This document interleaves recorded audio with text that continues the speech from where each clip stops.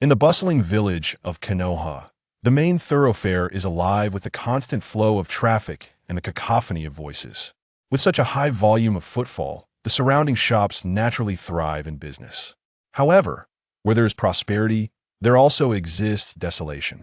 Continuing straight along the main road, past the renowned weapon shop YYY, and taking a right turn after a few miles, one can discover a narrow, secluded alleyway. Within this sparsely populated alley stands an eccentric establishment known as an internet CAF. Alas, it has been 3 days without a single customer. At this rate, I fear I shall become the first traverser to perish from hunger, lamented a seemingly ordinary young man seated at a chair outside the shop. This individual is none other than the proprietor of the internet CAF, and a traverser himself, Liang, an 18-year-old male, was once a lethargic recluse on Earth, living a life of idleness. After enduring 2 sleepless nights, he finally completed Mount and Blade 2, only to find himself transported to the world of Naruto, where he unwittingly activated his unique ability, the internet CAF system. Yet, Liang, well-versed in the tropes of various online novels, couldn't help but feel he ought to have been transported to the realm of Mount and Blade 2. Even if he had ended up in the Naruto universe, what was the meaning of this internet CAF system? Shouldn't he have acquired a power that allowed him to grow stronger through combat? After a moment of frivolous musings, Liang resigned himself to his fate. With the activation of the internet CAF system, he found himself the owner of this diminutive establishment. Indeed, the CAF is quite small, housing merely 3 computers and a cash register. To call an internet CAF would be a slight. The environment is starkly rudimentary. However, Liang feels powerless to improve his situation, for he dares not venture outside to attract customers, aware from his knowledge of the manga and anime that this world is fraught with danger. Fortunately, this modest internet CAF is a product of the system, and as its proprietor, he is invincible within its confines. Even Kaguya Tsutsuki would be compelled to kneel and sing his praises. Yet, his invincibility extends only within the CAF outside. He is but an ordinary individual. To gain strength, he must rely solely on his unique ability.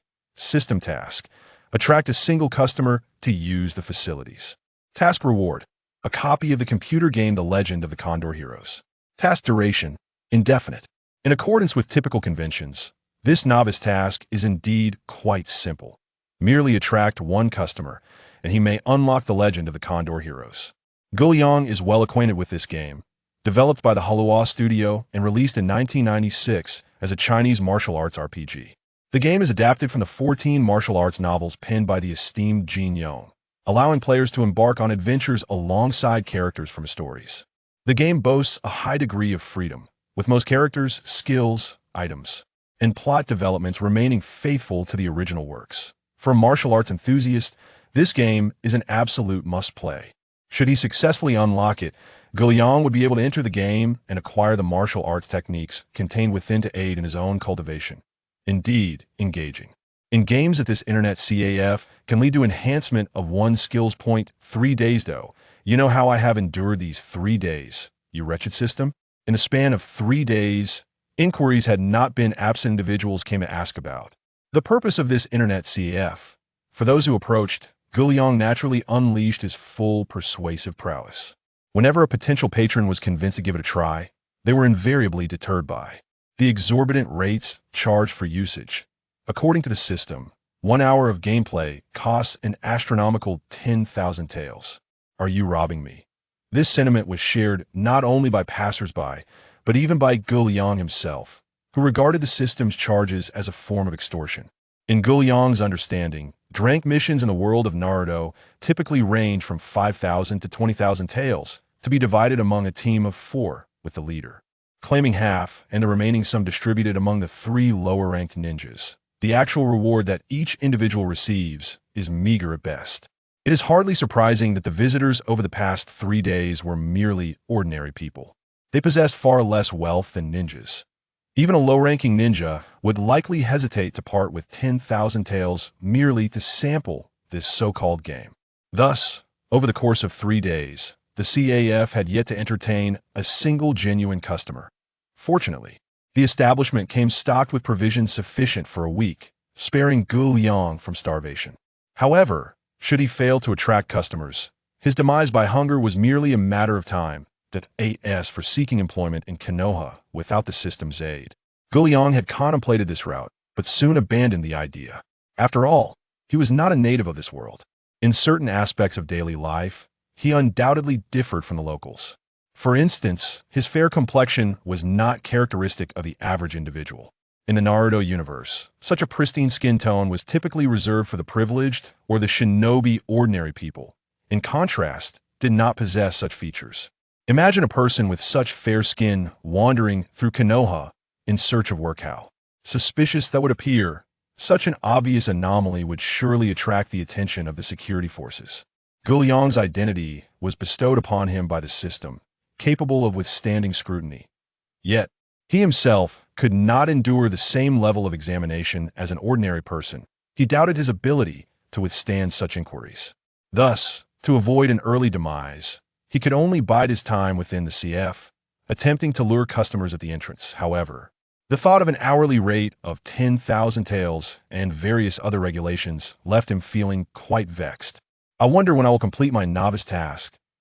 As Liang gazed skyward, he failed to notice a young woman approaching from a distance. She was clad in a form-fitting purple outfit, with waist-length ponytail, a fringe obscuring her right eye, and possessing a fair complexion, striking golden hair, and captivating blue eyes. When did such an odd establishment open here? Upon hearing her voice, Liang immediately sprang from his chair and instinctively replied, "This establishment is the first internet CAF in the entire shinobi world, primarily focused on gaming." Upon finishing his statement, Liang felt a sense of familiarity with the girl before him. It was not surprising. The transformation from two-dimensional characters to three-dimensional figures often involved subtle alterations in appearance, making it perfectly normal for Liang to momentarily forget her identity. The first internet CAF in the entire ninja world. Although I am unfamiliar with what internet CAF entails, it certainly seems impressive. Indeed, it is quite remarkable. Upon hearing the young lad's words, Liang readily agreed, going along with her enthusiasm. "Dear young lady, would you care to step inside and indulge in some games? You are our very first guest." "First, you say? That sounds rather delightful." Nodding in agreement, she thought that since she had nothing pressing to attend to, trying out the games here would be a worthwhile endeavor.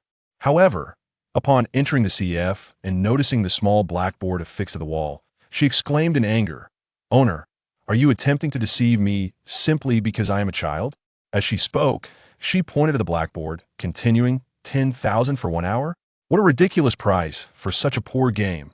Let me assure you, I, Ino Yamanaka, am not easily intimidated. Do not attempt to fool me." With that, she stormed out, determined to leave this unreliable establishment. In the midst of the mountains, Ino Yamanaka heard a newcomer proclaim his name, causing a spark of interest to ignite in the eyes of Liang, whose lips curled into a subtle smile. He believed that the crux of completing the novice task lay within Ino Yamanaka herself. Who is this Ino Yamanaka? She is one of the illustrious Konoha 12, hailing from the esteemed Yamanaka clan, and is a member of the Borin the Ino, Shika, Cho trio. This establishment is not a deceitful one, Liang assured her. The games we offer are undoubtedly worth every coin. Trust me, if you play for just an hour, you will surely fall in love with the games here. I do not believe you, Ino replied skeptically. She was no fool. It was evident that such an expensive game could not be of great value, and it seemed he was merely trying to take advantage of her youthful naivety. Seeing Ino's resolute demeanor, Liang pressed on. "How about this? If you play for an hour and find the game unsatisfactory, I shall allow you to destroy my establishment." "What do you say? Are you truly that confident, boss?" Ino inquired, her curiosity piqued. Liang harbored unwavering faith in the quality of the Legend of the Condor heroes, not to mention the fact that players could acquire secrets within the game that would aid them in real life. Such an engaging game that could enhance one's abilities, who could possibly resist? "Very well, since you are so confident, I shall give it a try. However, rest assured, even if the game does not meet my expectations, I will not vandalize your establishment." From the original narrative, it is evident that Ino Yamanaka is a compassionate and kind-hearted individual. She encouraged Sakura, who struggled with her self-confidence, urging her to be brave and embrace her true self. Even when they became rivals over Sasuke, Ino remained gracious. After their match ended in a draw during the Chunin exams, she complimented Sakura, saying, You have finally blossomed into a beautiful flower, acknowledging Sakura's growth. Boss, here you go. This is 10,000 Rio. Excellent. With her decision made, Ino was not one to hesitate and promptly handed Kage Liang the sum. At that moment, the system's notification chimed, indicating that he had completed the task, while a new one emerged. Novice task completed. Task reward: activate the game The Legend of the Condor Heroes. New task: achieve a total revenue of 1 million Rio in the internet CAF. Task progress: 100 task reward: complete collection of Jin Yang's novels and TV dramas, along with 3 sets of computers for the CAF. Casting a glance at the taskbar, Kage Liang felt a pang of discomfort. Reaching a revenue of 1 million Rio was a mere formality, with Ino's involvement. He was certain that the influx of patrons would only increase. It was simply a matter of time.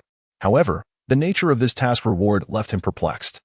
3 sets of computers were acceptable, but what utility did the complete collection of Jin Yang's novels and TV dramas serve? While playing games could indeed enhance one's skills, watching television? Well, it could not be deemed entirely without merit, at the very least. The television series would provide players of The Legend of the Condor Heroes with some insights. This collection would prove beneficial for players like Ino. Yet it held no value for Kage Liang. Perhaps it could be considered a supplementary guide to the game. Boss, how do I do this? Sitting in the chair, Ino appeared somewhat embarrassed as she faced the computer before her.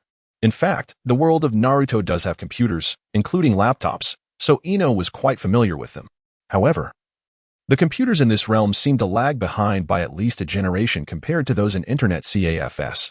Faced with such advanced technology, Ino felt an inexplicable sense of confidence about the games available in the CAF. This is the power switch, just press it, she thought. The computers here resembled all-in-one machines on Earth, integrating the main unit with the monitor. Therefore, when Ino attempted to turn on the device earlier, she had failed to locate the CPU. Boss, don't you think the selection of games here is rather limited? There's only one game, and what's the purpose of this helmet? After powering on the computer, Ino couldn't help but voice her thoughts upon seeing the empty and tidy desktop along with the helmet above her.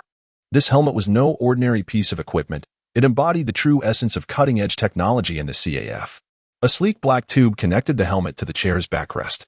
Wearing this helmet would allow players to enter the game in a spiritual form, akin to the legendary virtual reality headgear. It certainly seemed intriguing, but the design might lead one to feel as if they were at a hair salon getting a perm. In this internet CAF, there are essentially 2 modes for playing games. The first is the standard mode, where players utilize a mouse and keyboard. The second is the immersive mode, activated when players don the helmet. After explaining the helmet's functionality, Ino expressed her astonishment. Is there really such a thing? At that moment, Liang let out a sigh of relief. Ino had not misconstrued the helmet as a device for reading others' memories, which was quite fortunate. Had a more experienced ninja been present, navigating this situation might not have been so effortless. Encountering a mere student from the ninja academy like Ino was indeed a stroke of luck. What? You ask how Liang knows she hasn't graduated yet? Well, at this moment, Ino isn't wearing a Konoha headband, and without it, she cannot be considered a ninja. I want to try the immersive mode. Alright. Once you put on the helmet, simply click to start the game with the mouse. Is it really that simple? She murmured, extending her hands to lower the helmet before donning it. Just a reminder, when you wish to exit the game, you only need to silently think of quitting. Understood, boss. With that, Ino took control of the mouse and clicked on the sole game available on the computer. As the game launched, she felt a momentary blackout. After about a second, accompanied by the delightful melody of Bamboo Garden love song resonating in her ears, 2 options appeared before her. 1. Restart. 2. Load progress without hesitation. Ino chose to restart. Unlike the earthly version, the current iteration of The Legend of Jin Yang does not assign a name to the protagonist, nor does it provide a program for character attributes. The names within the game are intrinsically linked to the players, and the protagonist's attributes are tailored to reflect the players themselves. Immersed in this mode, Ino feels as though she has traversed into the realm of the game. Is this an illusion? Confronted with such a real world, Ino immediately suspects she may have fallen victim to an illusion, and thus she hastily disrupts the flow of her chakra in an attempt to break free from it. Yet, her efforts prove futile. Not only does her character lack chakra, even if she possessed it, she could not shatter this illusion, for it is not an illusion at all. What is happening? Where has my chakra gone? Ino glanced around, a flicker of fear creeping into her heart. At that moment, Liang, seated before the computer screen, noticed Ino's distress within the game and swiftly disconnected her helmet, forcibly kicking her out. Ino, Relax, it's merely a game. Don't be so tense. Just take it easy. After Liang's detailed explanation, Ino managed to calm herself, reopening the game for a second experience. Upon her second entry into the game, Ino was much more at ease, exploring the initial room meticulously until she could find nothing more of interest, prompting her to step outside. She then arrived at the legendary vast map. In this expansive landscape, Ino appeared as a giant, each step covering several miles, and before long, she reached the nearest inn. Upon entering the inn, she reverted from her giant form back to her original size. How remarkable! With a chuckle, Ino mused that such immersive technology, costing 10,000 taels per hour, was indeed worth the price. As the game continued, the inn was populated with numerous NPCs, and Ino engaged them one by one. Although these NPCs mechanically repeated the same phrases, it was enough to astonish Ino. After leaving the inn, Ino wandered aimlessly across the vast map and soon spotted another building. However, as she attempted to enter, she discovered that no matter what method she employed, she could not gain entry. This was not the only building. Many others in the vicinity remained inaccessible to her. Frustrated, Ino exited the game and voiced her dissatisfaction to Liang. Boss, I can't enter any of these places. Liang chuckled and replied, you must first visit Nanshan Residence to unlock all the buildings. Nanshan Residence? Where is that? Well, it might not be clear through words alone. Why don't you play in standard mode first, and I'll guide you.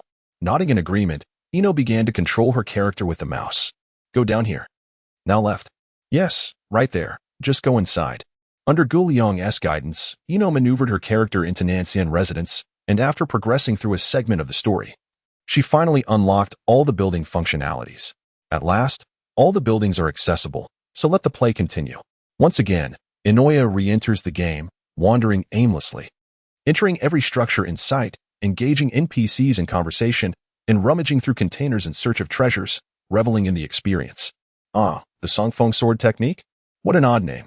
As she meandered about, Inoue stumbled upon Lin Pingji's residence, where she discovered this hidden martial arts manual in a rather secluded spot. It is worth noting that the Songfeng sword technique is arguably the weakest swordplay in the realm of Jin Yang's legendary heroes. Even when mastered, its attack power remains minimal, sufficient for dispatching minor foes but utterly inadequate for confronting formidable bosses. Liang is aware of its ineffectiveness, yet Inoue remains oblivious. After tirelessly searching, she finally unearthed the sword technique. Despite its peculiar name, nothing could deter her from practicing.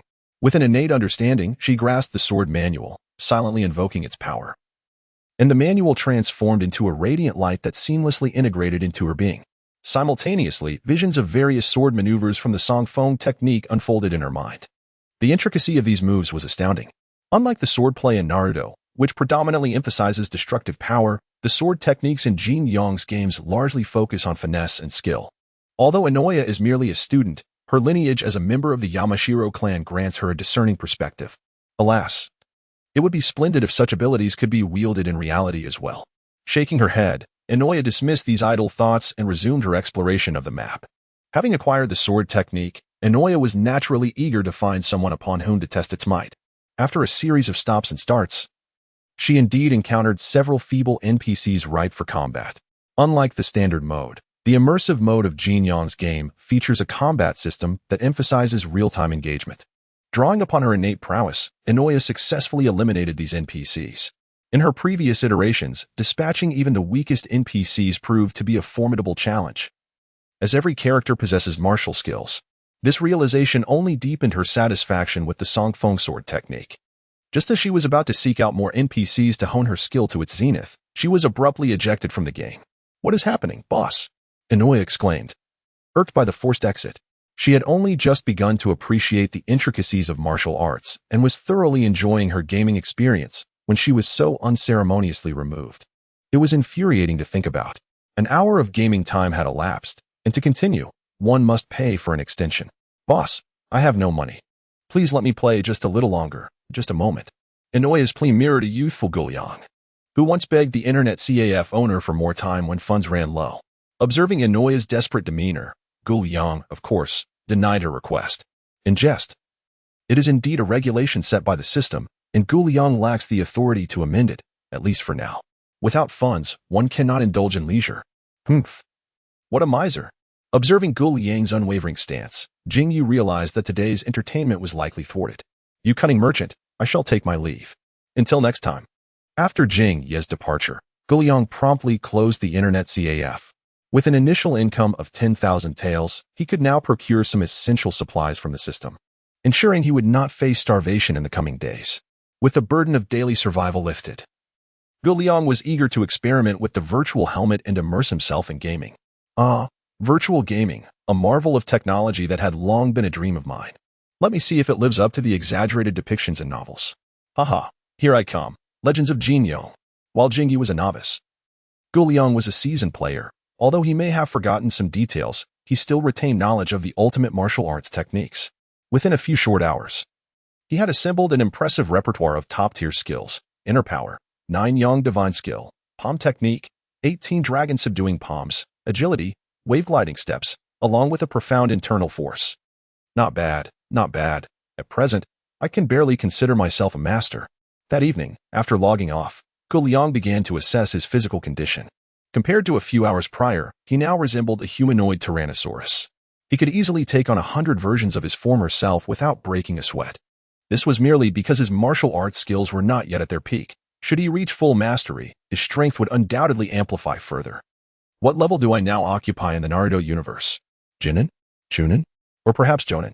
After estimating, Liang concluded that even if he mastered all 3 martial arts sets, he would likely only qualify as a special Jonin.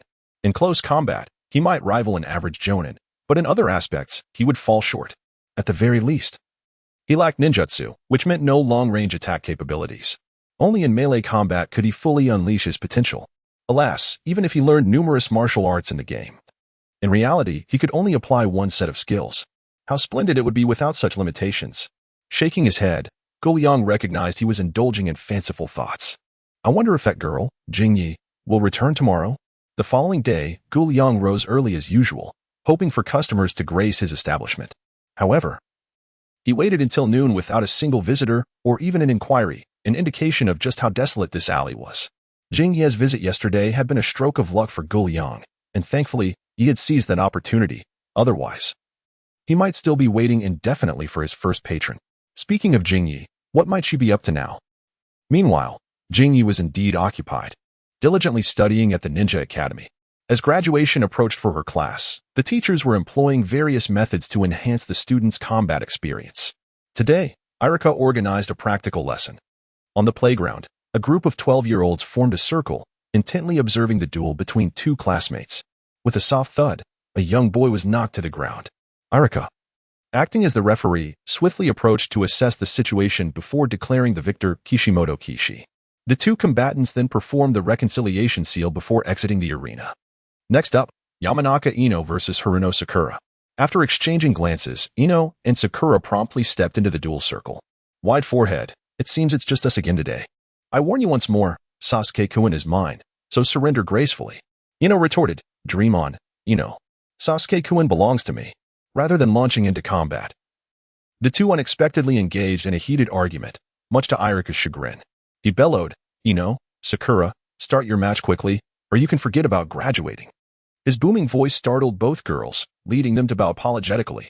We're sorry, Iruka-sensei. Once Iruka's demeanor softened, the duel commenced. Ino, here comes my attack, Sakura declared, brandishing a wooden kunai and launching the first strike, which Ino narrowly evaded. Unfazed by her miss, Sakura pressed forward with a barrage of attacks. On the surface, Ino appeared to possess superior skills, being from a prestigious clan in Konoha and wielding the family's secret technique, the mind transfer technique. However, Sakura was known for her alternate persona. In the original story, during the Chunin exams, when Ino utilized the mind transfer technique, she was swiftly countered by Sakura's alternate self. Thus, the technique proved ineffective against her. Aside from her secret arts, Ino held a slight advantage in physical combat. Just days prior, she had engaged in a fierce battle with Sakura, narrowly claiming victory.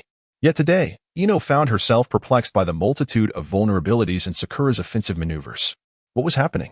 Why were there so many openings in Sakura's attacks? The kunai thrust lacked potency. A mere dip of my head and a swift jab to Sakura's armpit would easily dismantle her offensive. Ino was baffled. She pondered how, after just a few days without deliberate training, she could discern so many flaws in Sakura's fighting style. Could it be? Ino wasn't foolish. She concluded that yesterday's game must have played a role. With this revelation, she decided to put her theory to the test. With a sweeping kick, she forced Sakura back, then leaped away to the outer edge of the arena. Shikamaru, please fetch me a branch. I shan't go. It's too bothersome. Those familiar with the animation know that Shikamaru is particularly averse to trouble. If he can lie down, he will never sit up, embodying a notably languid disposition. Yet, when confronted with matters of great significance, he casts aside his disdain for inconvenience and transforms into a remarkably dependable individual. However, at present, Ino's inexplicable request for him to retrieve a branch strikes him as trivial, and thus he is disinclined to comply. Please, Shikamaru, this is of utmost importance to me. Ino, aware of Shikamaru's nature, reiterated her request with solemnity. Well then, if that is the case, I suppose I shall. Thank you, Shikamaru. And please find one that is relatively straight. Understood, you're so tedious. Recognizing Ino's earnestness, Shikamaru resigned himself to the task, grumbling about the hassle as he commenced his walk towards the edge of the playground. What are you up to, Ino? Iruka, having overheard the dialogue between Ino and Shikamaru, was puzzled by the request for a branch. It's nothing, Iruka-sensei. I merely asked Shikamaru to fetch me a weapon. A weapon? Iruka's lips twitched. Using a branch as a weapon? Surely you jest. Given the branch's fragility, it would likely splinter upon contact with Sakura's wooden kunai. Rest assured, Iruka-sensei, I simply wish to conduct a modest experiment. Very well. I hope you do not overstep your bounds. From Iruka's perspective, Ino, without employing any secret techniques, possesses skill comparable to Sakura. Now, abandoning her wooden kunai for a mere branch seems akin to courting disaster. Ino pig, I will not allow it. Sakura felt insulted. Who engages in a duel wielding a branch as a weapon? Nevertheless, she refrained from seizing the opportunity to attack further, choosing instead to remain stationary and await Shikamaru's return.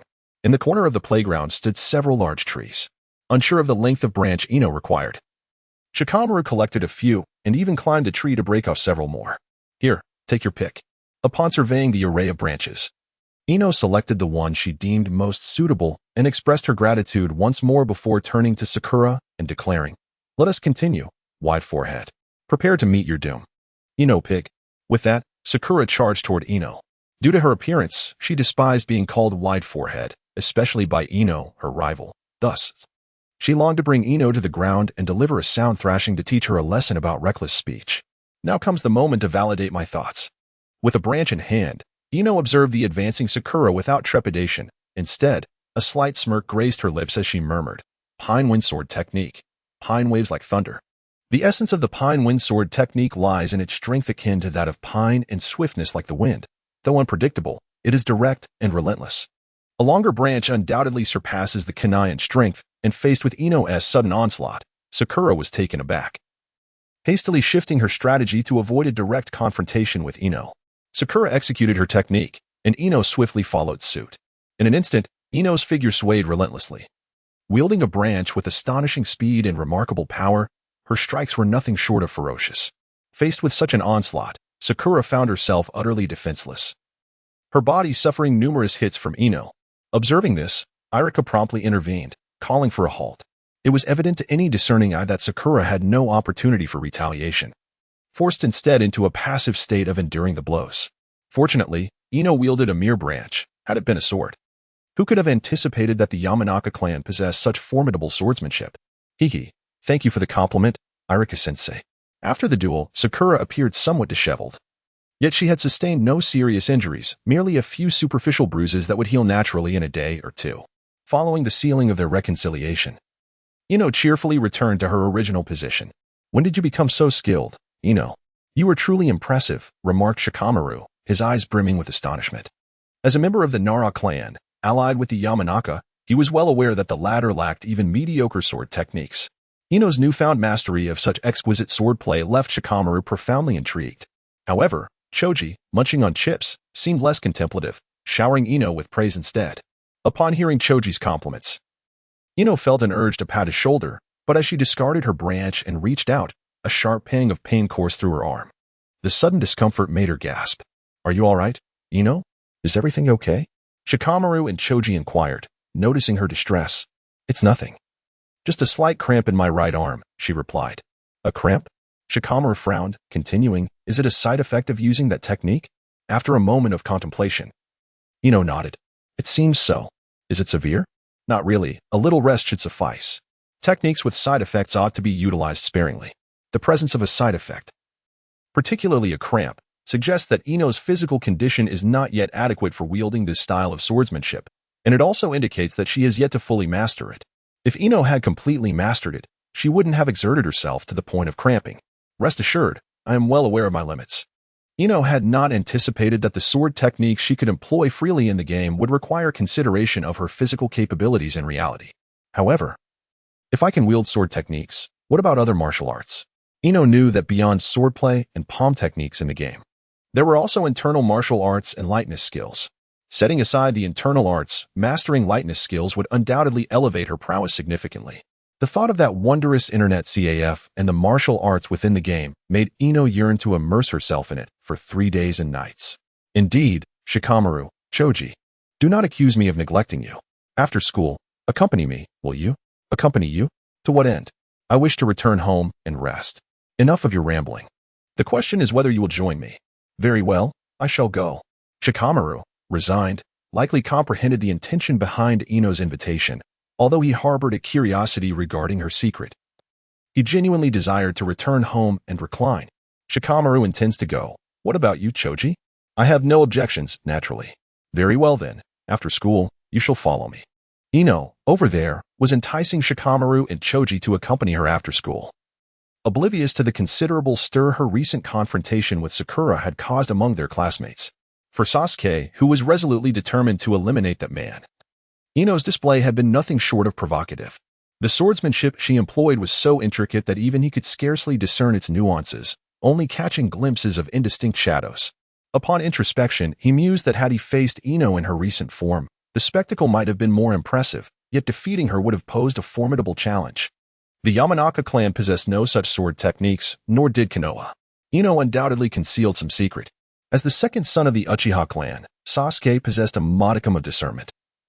He recognized that Ino's swordplay diverged significantly from the techniques employed by ninjas. In the earlier days of the Uchiha clan, there had been members who practiced the way of the sword, yet Sasuke had never witnessed such a style of swordsmanship before. After observing Ino for a considerable time, he silently resolved to act. Ding ding ding, the afternoon arrived, signaling the end of the ninja school's academic session, prompting students to commence packing their belongings for home. Meanwhile, Ino hastened to Shikamaru and Choji's side, inquiring, "Are you ready?"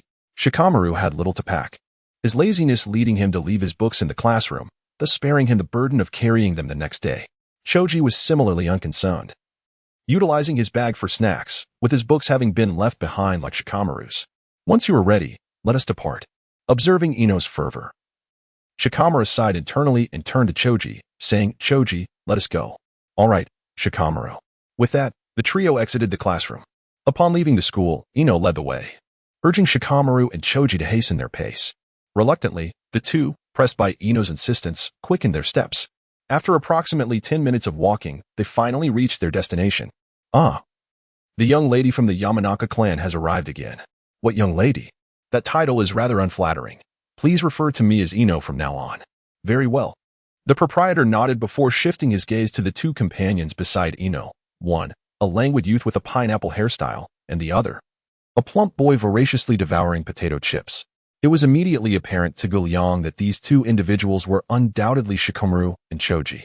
However, as he had yet to meet them, he felt it necessary to inquire, "By the way, who might you two be?" "They are my companions, Shikamaru and Choji." "Greetings to you, young friends," he continued.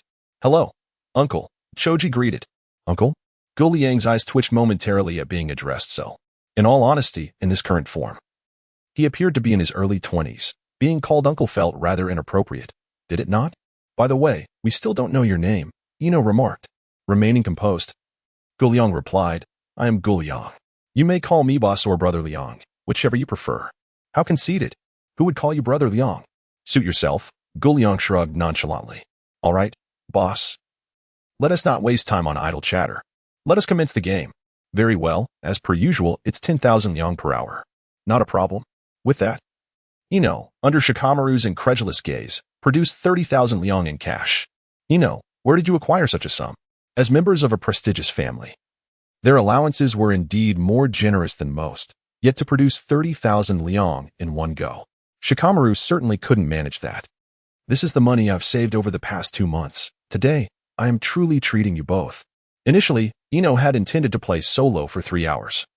Just enough time to return home for dinner. However, she had not anticipated that the skills learned in the game could be applied in reality. Naturally, her kind-hearted nature led her to think of her 2 childhood friends. 3 hours turned into 1 hour. How unfair. After paying, Ino adeptly guided Shikamaru and Choji to the computer. The high-tech computer left them both in awe. Strange, the environment here is rather poor, yet the computer is surprisingly advanced. Just as Liang was placing the 30,000 Liang into the cash register, he sighed at Shikamaru's complaint. I too wish to renovate properly, alas. The system does not permit it. Why doesn't the system allow it? Don't ask, the answer is simply a lack of permission. Shikamaru, Choji, let me tell you. This game is truly extraordinary. As they settled in, Ino assisted the two in starting the computer, providing a detailed overview of the game's mechanics and essential tips on item placements. Do you understand? Absolutely. Yes, understood. Receiving their affirmative responses, Ino helped them log into the game and then began her own session. This time, I aim to master even more formidable skills. Just imagine, mastering the Matsuke sword technique could significantly enhance Ino's prowess. If she were to learn additional techniques, her capabilities would surely expand even further. Thus, she resolved to engage earnestly in the game. Yesterday, she approached the game with a casual demeanor, lacking any serious intent. However, today her expression was strikingly earnest. For this pertained to her own abilities. Not to mention that Jingye was diligently searching for various martial arts techniques. As for Shikamaru, upon entering the game, his first reaction mirrored Jingye's from yesterday. He believed he had fallen under an illusion. Fortunately, he recalled Jingye's words, realizing that he was merely in a world of gaming. Aware of his situation, Shikamaru refrained from making hasty decisions. Instead, he took a moment to reflect on Jingye's advice and contemplated the general mechanics of the game before he began to explore the initial dwelling. Thanks to Jingye's guidance, Shikamaru swiftly completed his exploration of the starting house and ventured into the expansive map, arriving directly at Nanshan residence, where he unlocked all the buildings. With Jingye's preliminary strategy at his disposal, Shikamaru's journey through the game progressed smoothly. He avoided unnecessary detours and headed straight to the Fuwei Escort Bureau, where he discovered the Songfeng sword technique. Was this the swordplay that Jingye practiced? Holding the Songfeng sword technique in his hands, Shikamaru wasted no time and opted to cultivate it. In an instant, his mind was flooded with various sword moves, reminiscent of Jingye's experiences the day before.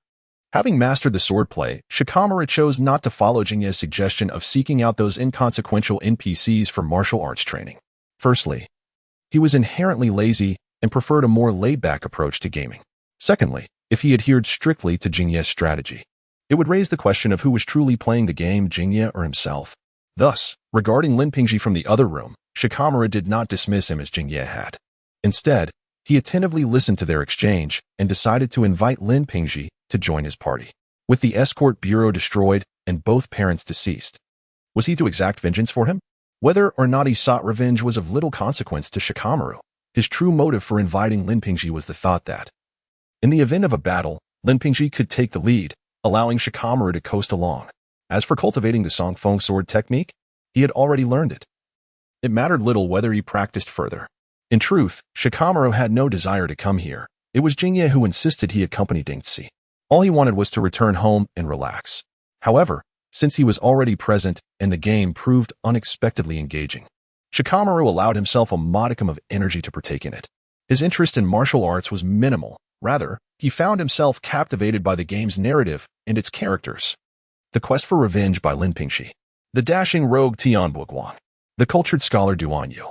While at Nanshan residence, Shikamaru learned that the ultimate objective of the game was to collect all 12 volumes of the celestial scriptures, which corresponded to 12 novels.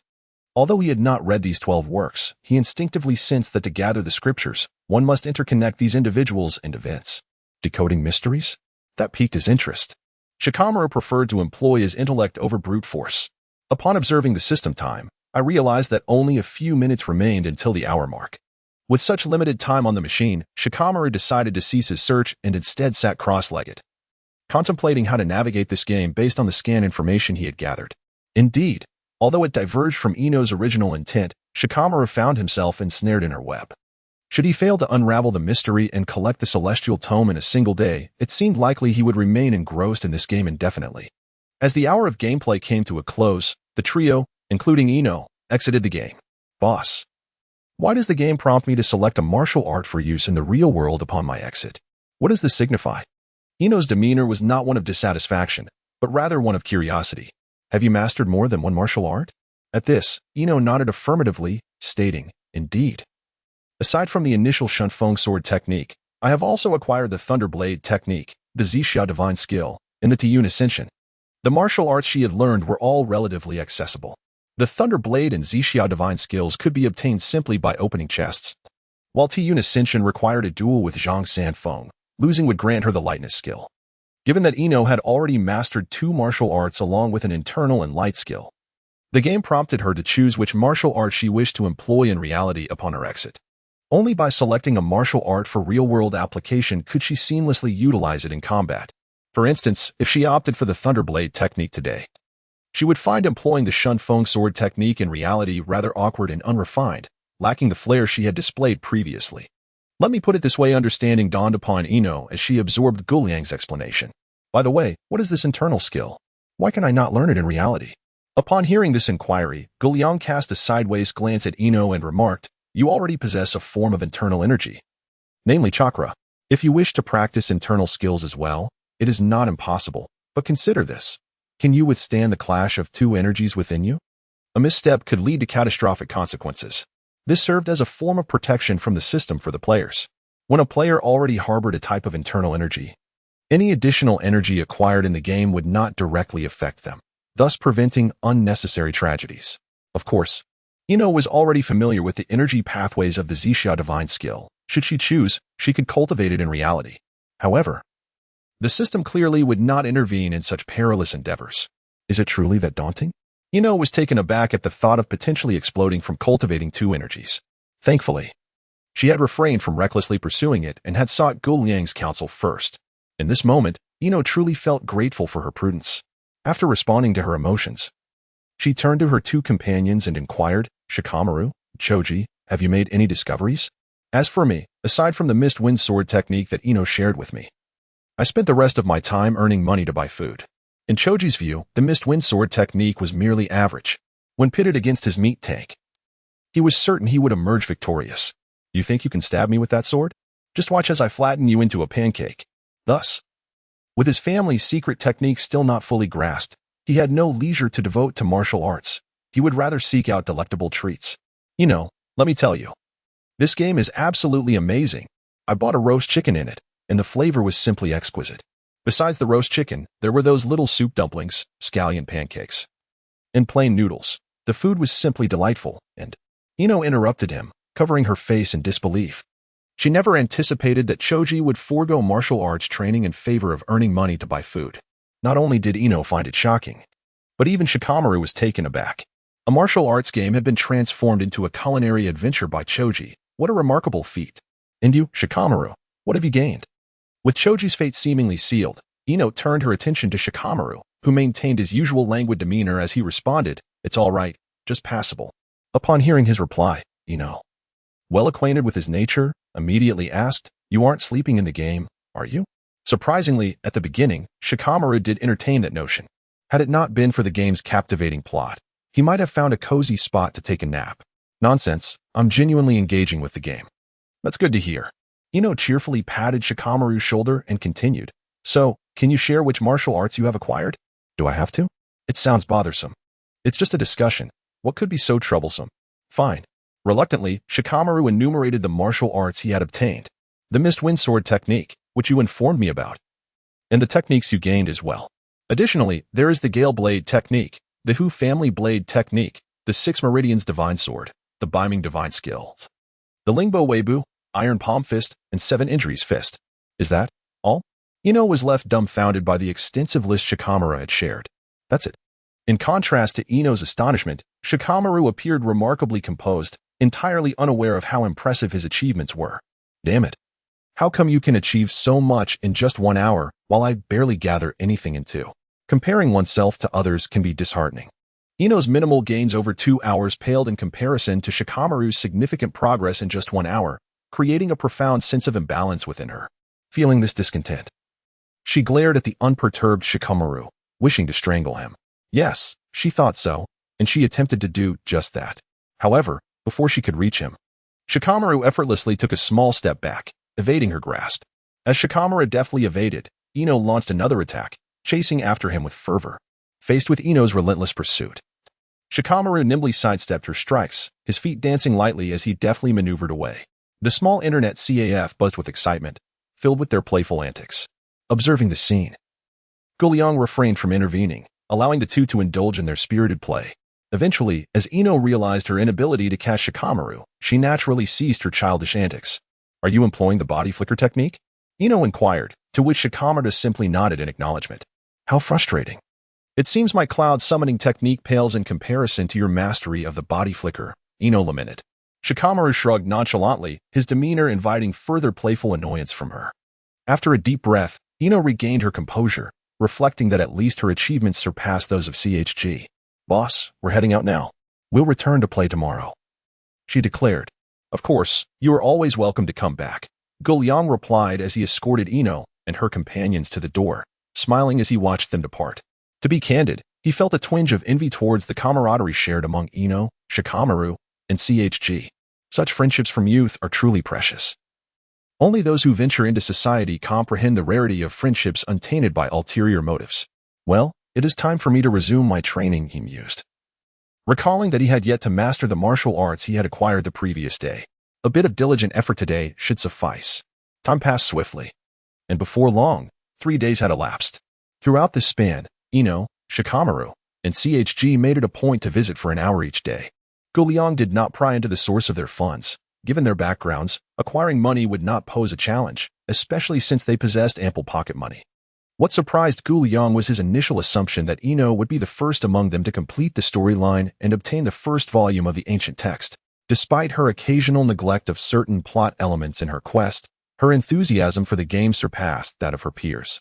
Ironically, it was the seemingly languid Shikamaru who first finished a volume of the ancient text's narrative. However, considering Shikamaru's formidable intellect, Liang came to terms with this outcome. As their game time concluded, Liang asked, "Would you like to extend your session?" "No, boss. We should be heading back," they replied. "Very well. I look forward to your next visit." After their departure, Liang chose not to close the shop immediately. Instead, he reclined in his chair, deep in contemplation. Having perfected his martial arts to their pinnacle, he felt he could no longer train further, until a new game emerged. He resolved not to engage with the Legend of the Condor heroes any longer. After all, even the most captivating game can become tiresome with prolonged play. To be honest, having spent so many days in Konoha, he had yet to venture beyond this alley. After estimating quietly, he concluded that with his current martial prowess, even if he were to be discovered, he could swiftly return to the internet CAF before anyone could react. As long as he could successfully make it back, he would be invincible. Moreover, it had been quite some time since any new patrons had visited the CF, and he yearned to venture outside to see if he could charm some new customers. However, he was apprehensive about encountering unforeseen circumstances that might lead to a confrontation with the ninjas of Konoha. Should I venture out or not? Just as Liang was grappling with this dilemma, Ino and her companions emerged from the alley, only to find Sasuke waiting for them. "Sasuke, were you specifically waiting for me?" Upon spotting him, Ino promptly abandoned her two companions and approached Sasuke, linking her arm with his. Sasuke had long since grown accustomed to Ino's exuberance. After all, how could one resist the allure of his striking looks? At this age, most young girls are captivated by appearances, and those with extraordinary beauty like Sasuke are simply irresistible. Yet, not all goddesses are superficial. Hinata certainly is not. If Naruto were to spruce himself up, he would likely look presentable as well. However, given that Naruto was currently struggling just to eat, he naturally had little interest in matters of fashion. Ahem, I digress.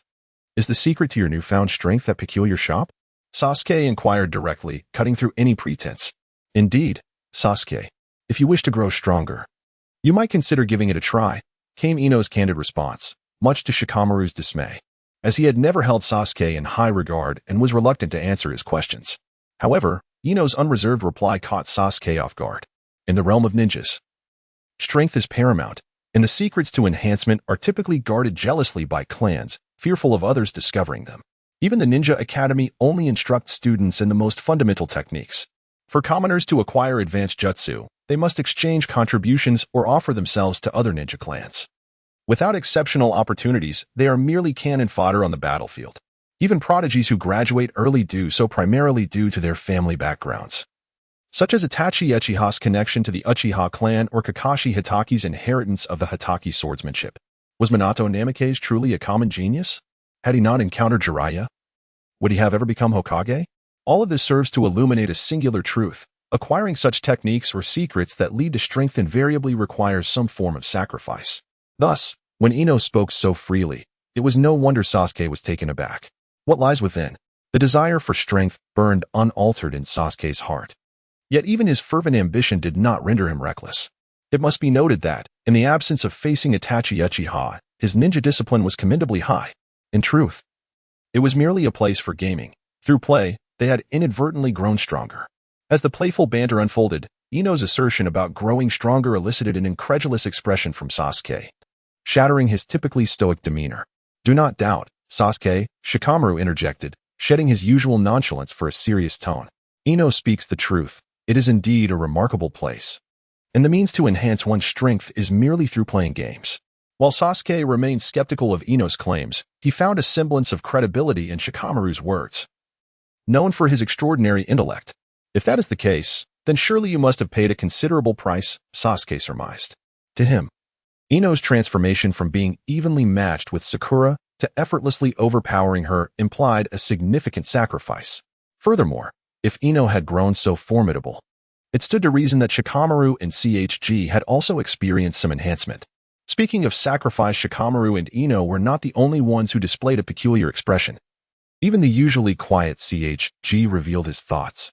You are not mistaken, I indeed incurred a heavy cost. The exorbitant fee of 10,000 Ryo per hour at the gaming parlor swiftly depleted our allowances. Fortunately, their families held considerable influence, allowing them to procure funds. Otherwise, the gaming fees would have been insurmountable. Moreover, as the strategist of the team, it fell upon Shikamaru to devise ways to earn money for their gaming sessions, resulting in a significant reduction of his leisure time. That certainly qualifies as a grave cost, he mused. Sasuke's countenance grew somber upon hearing Shikamaru's response. He resolved that he would pay any price, even surrendering his body to the devil, if it meant gaining strength. However, as he nodded and freed himself from Ino's grasp, taking heavy steps toward the internet CAF, Shikamaru spoke once more. But for you, such a cost may be negligible, considering the wealth your Uchiha clan possesses. Sasuke, having just passed Shikamaru, froze mid-stride, turning mechanically to inquire with a blank expression. Are you suggesting that this cost is simply monetary? Precisely, the trio affirmed. So, as long as I have money, I can become stronger? Sasuke pressed. Indeed. They echoed again in confirmation. Do I appear to be a fool? He retorted, gesturing to his strikingly handsome visage. I am not like that imbecile Naruto. With that, Sasuke launched an unprovoked attack on Shikamaru, throwing a punch. Had it been the old Shikamaru, he might have been caught off guard. Yet, in the present moment, he deftly evaded Sasuke's strike and created distance, flashing a middle finger in response. This was reminiscent of the six-pulse sword technique, particularly the thrust of the lesser merchant sword, characterized by its powerful trajectory, akin to a thunderous upheaval amidst a storm. Right-hand index finger, Sharingan sword. Characteristics: ingenious and nimble, elusive in nature. Right-hand middle finger, Zhangchong sword. Characteristics: bold and expansive, exuding a formidable presence. Right-hand ring finger, Guanchong sword. Characteristics: triumphs through clumsiness and antiquity. Right-hand little finger, Xiaochong sword. Characteristics: light and swift. Left-hand little finger, Xiaozi sword. Characteristics: appears and disappears with subtle transformations. Shikamaru did not intend to eliminate Sasuke, yet he also wished not to grant him an easy victory. Thus, employing the formidable Zhangchong sword was the most fitting choice. This was certainly not Shikamaru's intent to insult Sasuke, unequivocally not. Do not run. In response to Shikamaru's deft maneuver, a glimmer sparked in Sasuke's eyes. He was well aware of his opponent's caliber. He had not anticipated that, within just a few days, even this indolent individual could evade his ambush. If he were to learn of such a rapid method of ascension, he would never divulge it so readily to others. The more he pondered, the more Sasuke felt as though these three were toying with him. Thus, Although he found it peculiar that Shikamaru refrained from counterattacking and instead raised his middle finger at him, it did not deter him from continuing his assault. At that moment, Shikamaru's middle finger shifted, suddenly emitting a radiant white light directed at Sasuke's finger. With a swift byu, the brilliance from his middle finger surged towards Sasuke's left arm with astonishing speed. Caught off guard by such an onslaught, Sasuke was struck directly.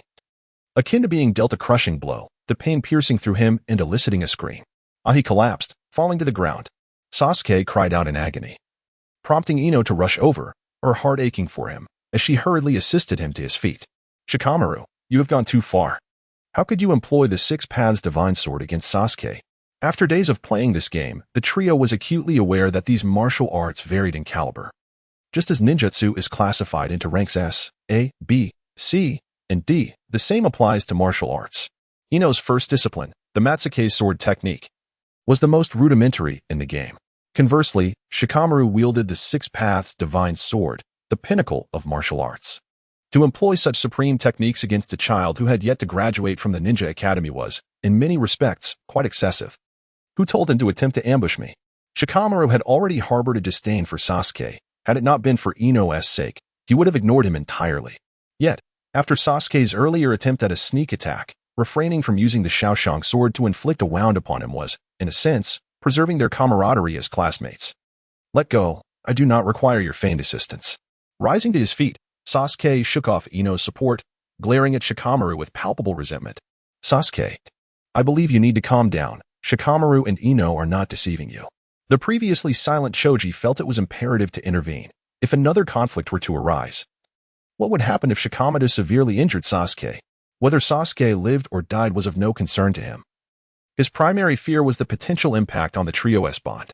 Shikamaru, Ino, let us depart for now. Once Sasuke enters the internet CAF, he will undoubtedly grasp that we have not deceived him.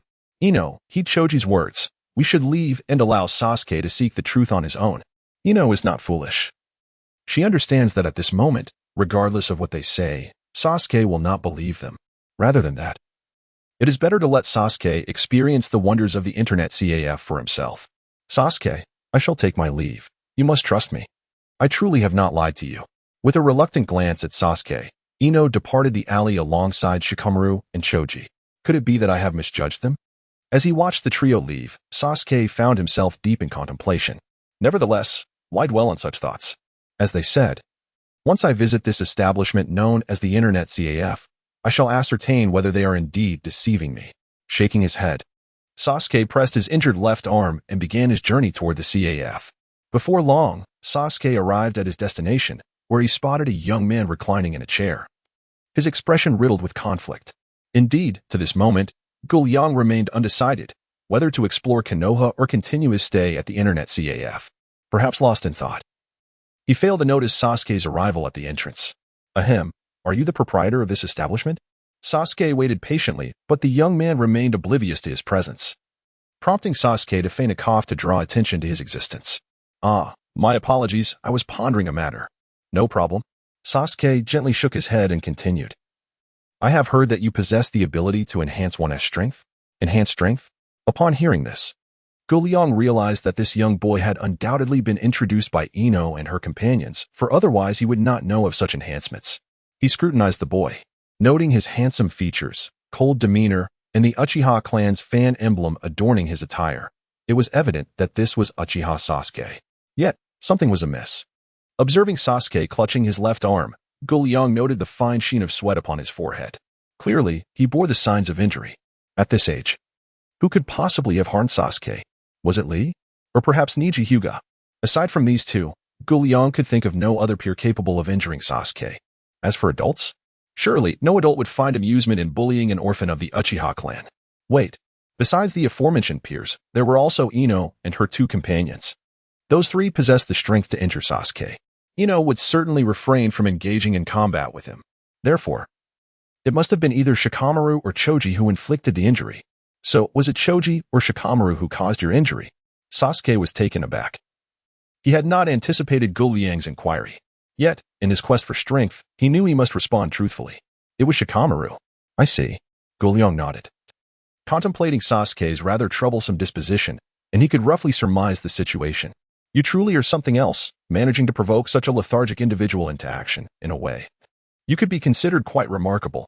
Upon hearing this, Sasuke clenched his teeth but remained silent. All right, I can indeed help you grow stronger. Come with me. Confirming his suspicions, Liang refrained from further inquiries and led Sasuke into the internet CAF. To be candid, when Sasuke stepped inside, he was rather disheartened. It was not surprising.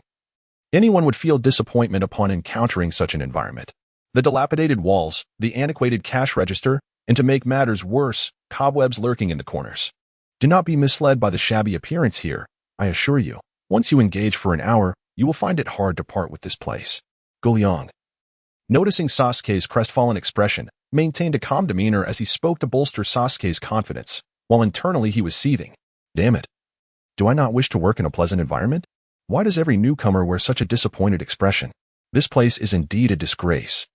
Liang vowed that once he gained the necessary permissions, he would prioritize renovations to transform this space into a luxurious establishment that would elicit exclamations of awe from all who entered. Are you aware of my pricing structure? No. Sasuke had not learned about the fees from Ino and her companions. He only knew that spending money here would grant him strength. Do you see those computers over there? They're your machines for gaining power, 10,000 taels for 1 hour of use. Let me assure you, despite the high cost, the value is absolutely. Before Liang could finish, he noticed Sasuke pulling out 2 10,000 tael bills. Here, I hope this truly enhances your abilities. Rest assured, you will be thoroughly satisfied. With newfound enthusiasm, Liang accepted the money, disregarding whether Sasuke had learned how to play the game from Ino. He eagerly began explaining the game mechanics. Allow me to briefly outline how this game works. He rambled on. Unlike Ino and her impoverished friends, Sasuke hailed from a family with substantial wealth. Even though Konoha had reclaimed most of the inheritance, leaving only a fraction for Sasuke, it was still an astronomical sum for an average person. Once he managed to persuade Sasuke, completing a task worth 100,000 taels would be a piece of cake. Liang's eagerness stemmed from his desire to expedite the task's completion, gain more permissions, and renovate this dilapidated establishment. By the way, could you tell me how Shikamaru was injured? Liang was well aware of Shikamaru's strength and was genuinely interested in how he had managed to injure Sasuke. Thus, after introducing the game, he posed the question. However, he did not expect that such a simple inquiry would earn him a middle finger from Sasuke. Curse it. Sasuke, you've gone too far. Don't push me to the brink of anger. Sasuke could not comprehend why Liang bore such an irate expression, observing his own hand. His astute mind quickly deciphered the reason this damned gesture. The look on Liang's face made it evident that this was not merely an initiation of attack, but rather a deeply insulting action. Realizing this, Sasuke hastily lowered his raised middle finger, attempting to maintain an outward calm while his inner turmoil brewed. Shikamaru made this gesture, and a white chakra emanated from his fingers, striking me with a bias sound. Acknowledging Sasuke's ignorance of the gesture's meaning, Liang magnanimously chose to forgive him, not out of consideration for Sasuke's status as a significant client. Certainly not. All right, I understand. Now, please hurry and enter the game. Initially, Sasuke wished to inquire if there was a first aid kit available to tend to his injured left arm, but Liang offered him no opportunity, urging him to dive into the game instead. Determined to grow stronger swiftly, Sasuke resolved to endure the pain. Since Shikamaru and the others had not divulged any strategies for the game, Sasuke found himself akin to an ordinary novice upon entering. Fortunately, Liang, being a decent person, provided Sasuke with some guidance, enabling him to successfully acquire the secrets of the Matsuke's sword technique. Is this the sword art that Ino once utilized? As he absorbed the sword techniques resonating in his mind, Sasuke, after an initial period of astonishment, concluded that the Matsuke's sword technique was rather unremarkable. While it exhibited a certain finesse compared to the sword arts within the ninja world, it fell short in other aspects, such as destructive power. This is aptly summarized as, the difficult cannot do, the capable find it easy. Having grasped the Matsuke's sword technique, Sasuke gained a fundamental understanding of this martial art. Following a rigorous bout with Shikamaru, he surmised that the level of the Matsuke's sword technique was not particularly high. Thus, a mere sword technique could hardly satisfy Sasuke's aspirations. After familiarizing himself with the game, Sasuke, much like Ino in the past, began fervently rummaging through various chests in search of martial arts manuals. Unlike Ino, however, Sasuke paid heed to the game's narrative while on his quest for knowledge. His method of gameplay seemed to Liang a blend of Ino and Shikamaru, searching for both story and strategy, grasping firmly at both. As for CHG, One who transforms a martial arts game into a culinary adventure should simply exit the group. 2 hours later, Sasuke successfully logged off. Boss, I shall return tomorrow. Aren't you going to continue playing? Liang expressed mild surprise at Sasuke's declaration to cease playing. He was well aware that, at this moment, Sasuke harbored an almost obsessive yearning for strength. The shortcut to power lay right before him, and yet, he managed to resist the temptation to play on. In truth, Sasuke yearned to continue playing. However, he found himself devoid of the funds necessary to access the gaming machine. Despite the substantial inheritance left by the Uchiha clan, it did not imply that he carried tens of thousands of Ryo on his person daily. Having 20,000 Ryo on him today was considered generous, typically. He only had a few thousand Ryo at his disposal. Boss, I have a question, though I'm uncertain if it's appropriate to ask, he began. Then perhaps you should refrain from asking, the boss replied. Sasuke was taken aback. Haha, I was merely jesting. Feel free to ask your questions. In that moment, Sasuke wondered if the boss had some peculiar inclination towards teasing. Was it truly entertaining to toy with others? You know, behaving like this in public could lead to a confrontation. After a deep breath to quell his urge to retaliate, Sasuke spoke again. Boss, as you are aware, my left arm is injured, yet within the game, I feel no pain from my wounds. I initially thought there was an issue, but it turns out it's quite simple. Oh? Sasuke leaned in, eager to listen.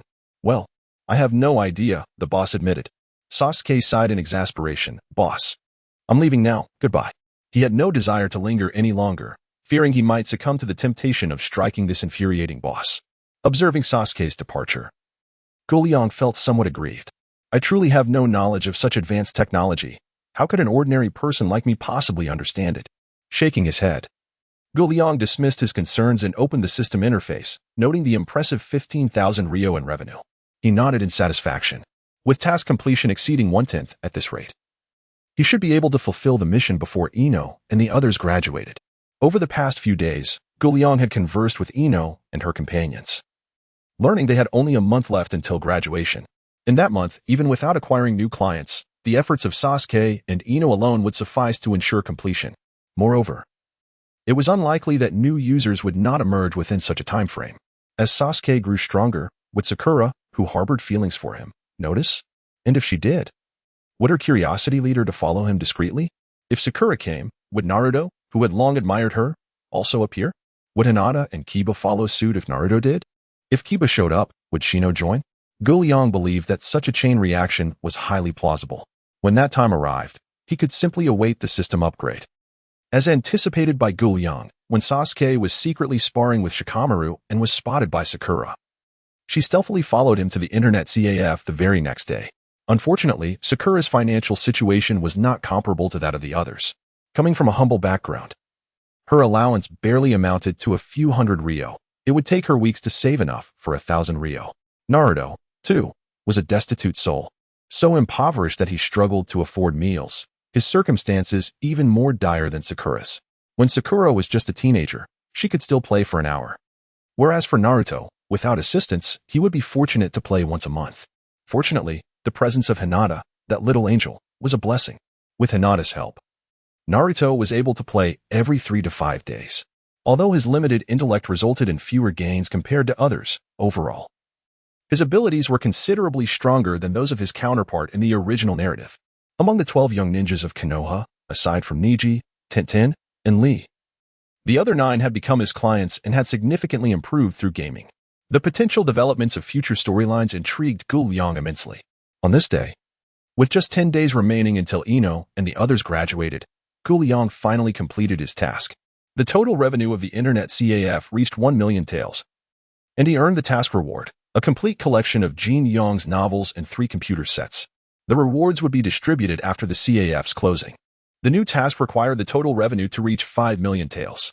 Task progress stood at 100-500, with a reward of a choice of 1 from 3 single-player games, 6 computer sets, and an elevation of his authority. The new task's revenue requirement was unexpectedly half of what he had anticipated, which was a pleasant surprise. The task's rewards, however, caught his attention. The distribution of computer games was not dictated by the system but left to his discretion, although he had to choose from 3 options. This enhanced his autonomy considerably, reducing the likelihood of receiving subpar games, unless all 3 options were disappointments. The additional computer sets were standard, as he assumed such rewards would accompany every task. The elevation of authority was of significant importance. Currently, Liang was more of a network administrator than an actual CAF owner. Besides collecting payments, he had no control over the finances. Well, he could use the funds to purchase daily necessities from the system's store, but that was the extent of his authority. Now, he had long desired to refurbish the CAF to eliminate its lowly appearance. To achieve this, he needed to elevate his authority, which felt like a fortuitous opportunity knocking at his door. He wondered to what extent this authority would be enhanced, hoping it would grant him the ability to renovate. Having completed the task of reaching 1 million taels in revenue and adding 3 computer sets, the CAF now boasted a total of 6 computers, finally resembling a proper computer room. Boss, what exactly is this complete collection of Jin Yong's novels and TV series? After school in the afternoon, the 9 young ninjas gathered at Liang's place. The addition of the 3 computers did not raise many questions among the youngsters, but the newly added film collection piqued Shikamaru's interest. Upon hearing this, Liang did not respond directly.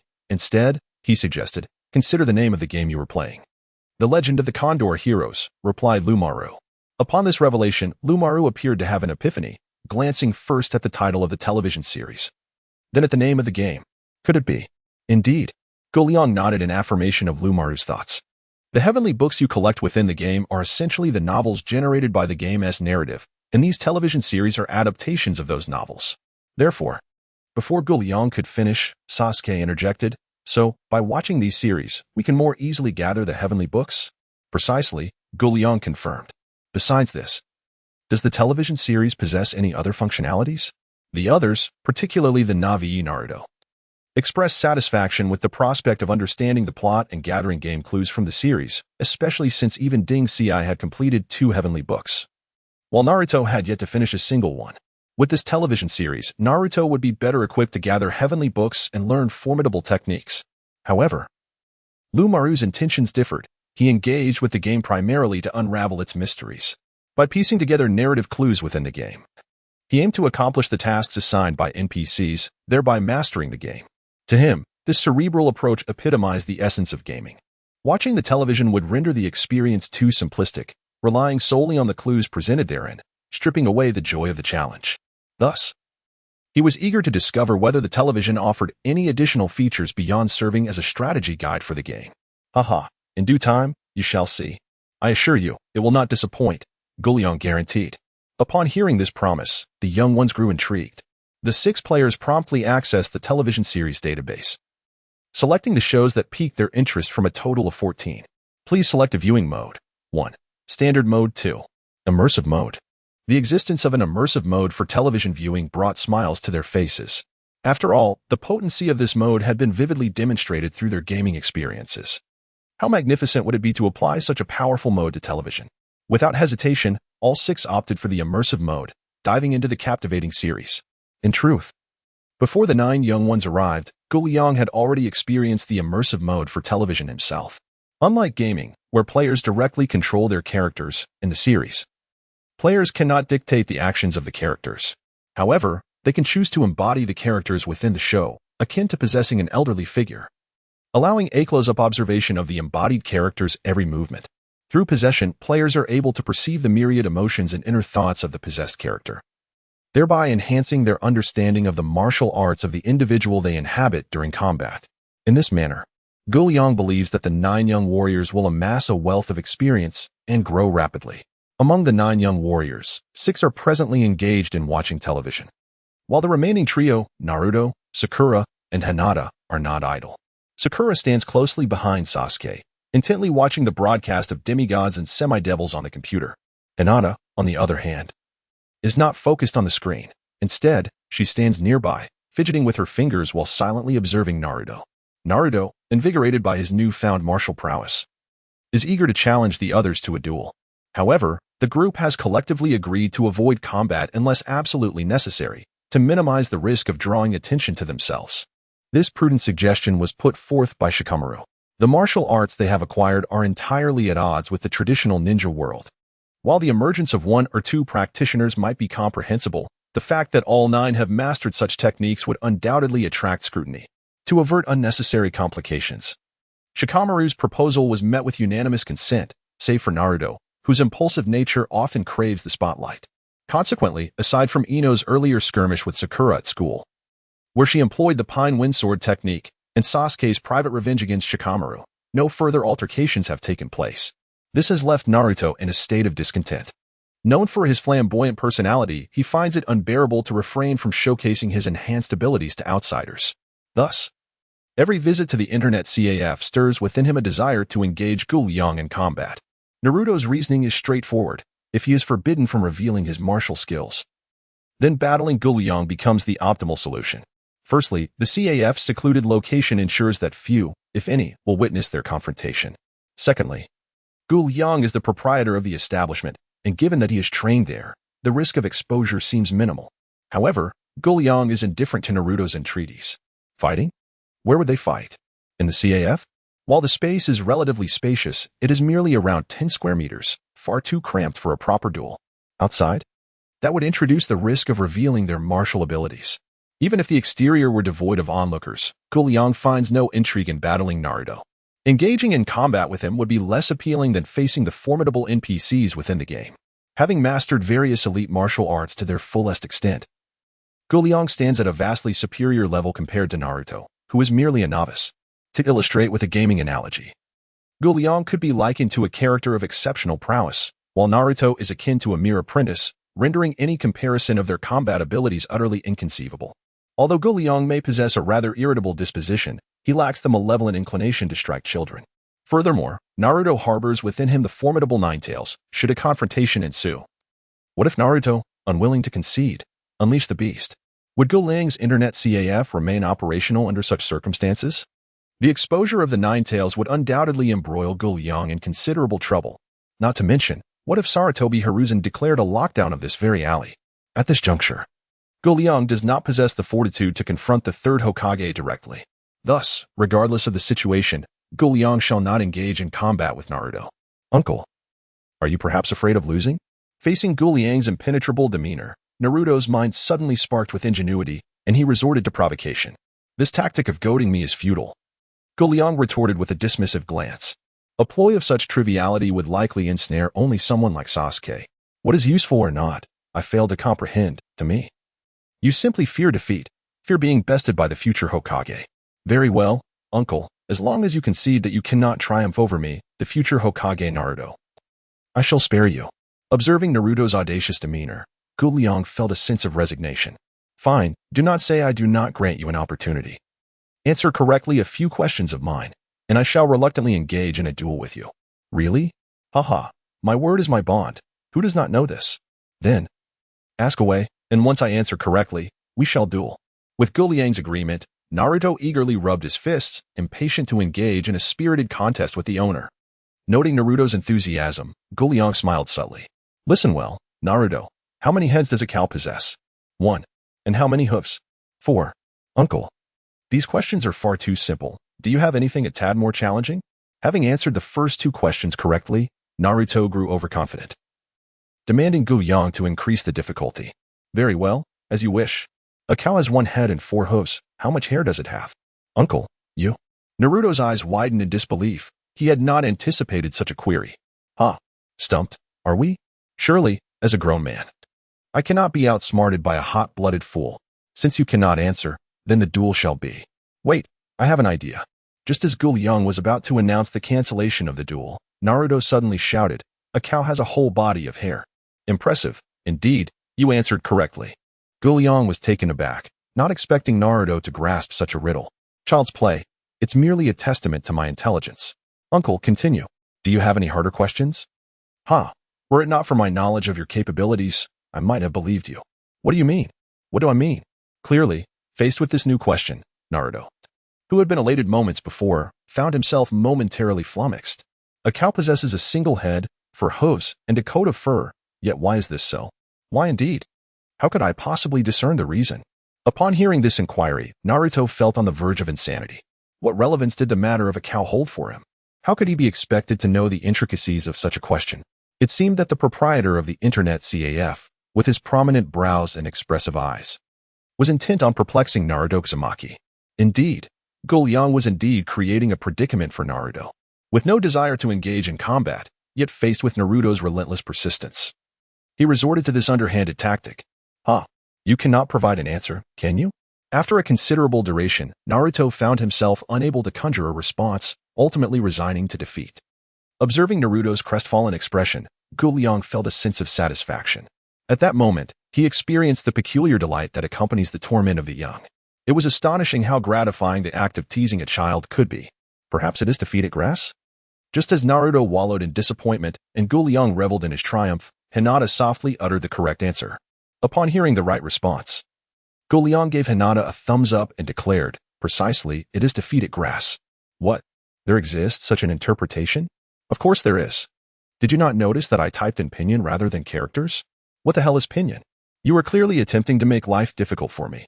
Naruto Uzumaki.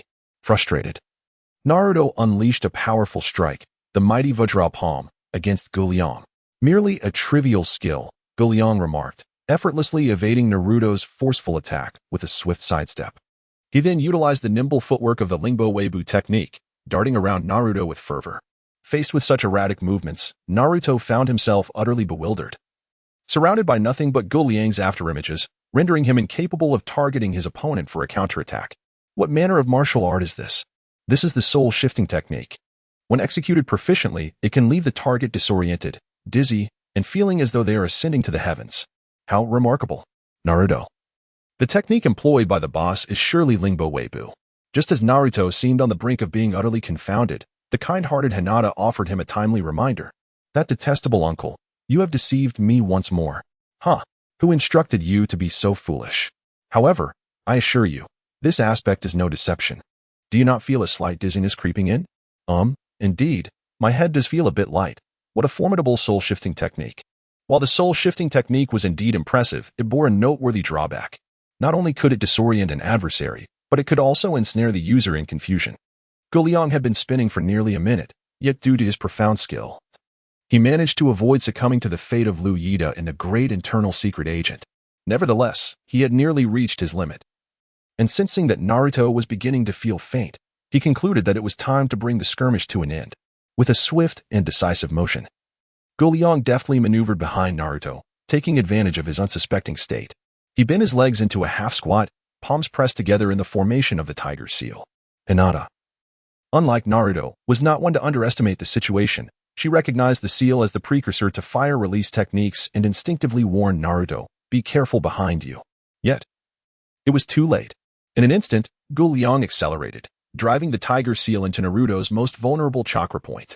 Allow me to give you a preview of Konoha's secret taijutsu, the 1,000 Years of Pain.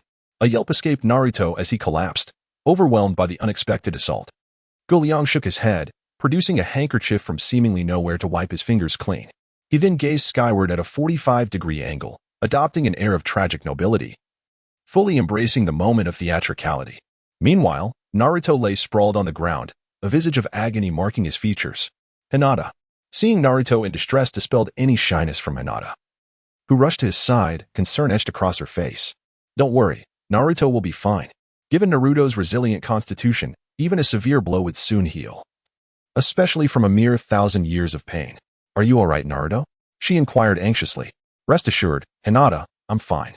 Naruto, embodying the spirit of a true man, despite his excruciating pain, endeavored to maintain a facade of strength in front of her. However, the torment etched on his face offered little in the way of convincing bravado. Are you two engaging in a display of affection? A display of affection? How absurd. Liang internally scoffed at their antics before deciding to leave them to their own devices. He made his way to the restroom, washed his hands, and disposed of the handkerchief in the toilet, flushing it away. Such a disgraceful relic should not linger in this world. Reflecting on his recent actions, he felt a pang of regret. What was I thinking, targeting Naruto in such a manner? This is undoubtedly a part of my dark history. The handkerchief, a vessel of such a memory, had to be eradicated. Yet, he couldn't help but wonder if Naruto would ever fall prey to Kakashi's tactics again. The same strategy, the same sting. He hoped Naruto wouldn't weep over it next time. Time passed swiftly, and before long, it was the day of the graduation exams for the young ninjas. As in the original tale, the exam focused on the shadow clone technique. Thanks to his time spent in the internet CAF, Naruto had not only honed his martial skills but also gained considerable experience. He had witnessed the indomitable valor of Xiao Feng, and felt the poignant sorrow of his downfall. He had encountered the carefree existence of Ling Huchong and sensed the melancholy of Ubuchuan's demise. Overall, Naruto had grown significantly stronger and more mature compared to his original portrayal. However, this did not imply that he had mastered the use of chakra. During the examination, due to the disruption caused by the Nine-Tails chakra, Naruto was unable to successfully create a perfect clone and was deemed unqualified by Iruka. As the sun dipped below the horizon, Naruto sat despondently on a swing at the edge of the playground, enviously watching as other students were greeted by their parents. Whether his disappointment stemmed from failing the exam or the sorrow of being parentless was a sentiment known only to Naruto himself. "Ah, so you are here, Naruto." At that moment, a man with silvery, shoulder-length hair and a gentle smile approached him, indicating that he had been searching for Naruto for quite some time. "Ah, it's Teacher Mizuki." Indeed, the visitor was Mizuki, the character who served as a training target for Naruto in the original story. "Are you still upset about your exam failure? It can't be that bad, can it?"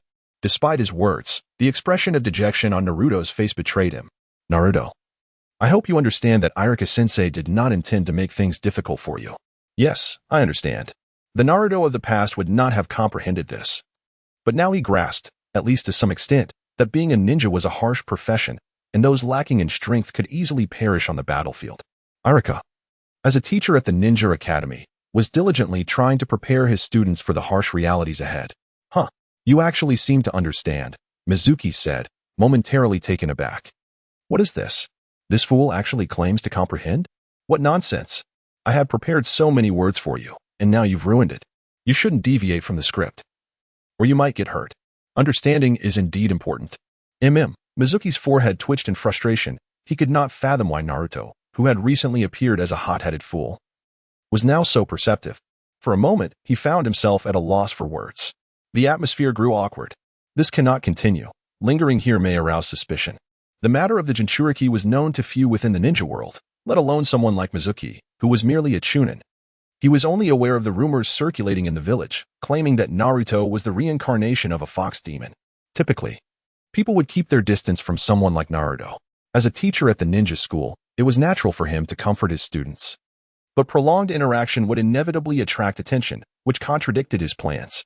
In truth, as the host of the Nine-Tails, Naruto was under the protection of the Umbu. When Naruto first visited the internet CAF, an Umbu had already reported it to Hiruzen Sarutobi. Upon hearing this, the third Hokage promptly made arrangements to discreetly inquire with Shikamaru, Ino, and Choji, who were also customers at the CAF, only to learn that it was a place for gaming. Unbeknownst to him, Shikamaru and the others had already agreed to keep the CAF's wonders a secret, especially from the Hokage. Yet, Shikamaru understood that the marvels of the CAF could not remain concealed for long, but for the moment, they would hide its true nature. Thus, Hiruzen Sarutobi decided against directly investigating the Internet CAF.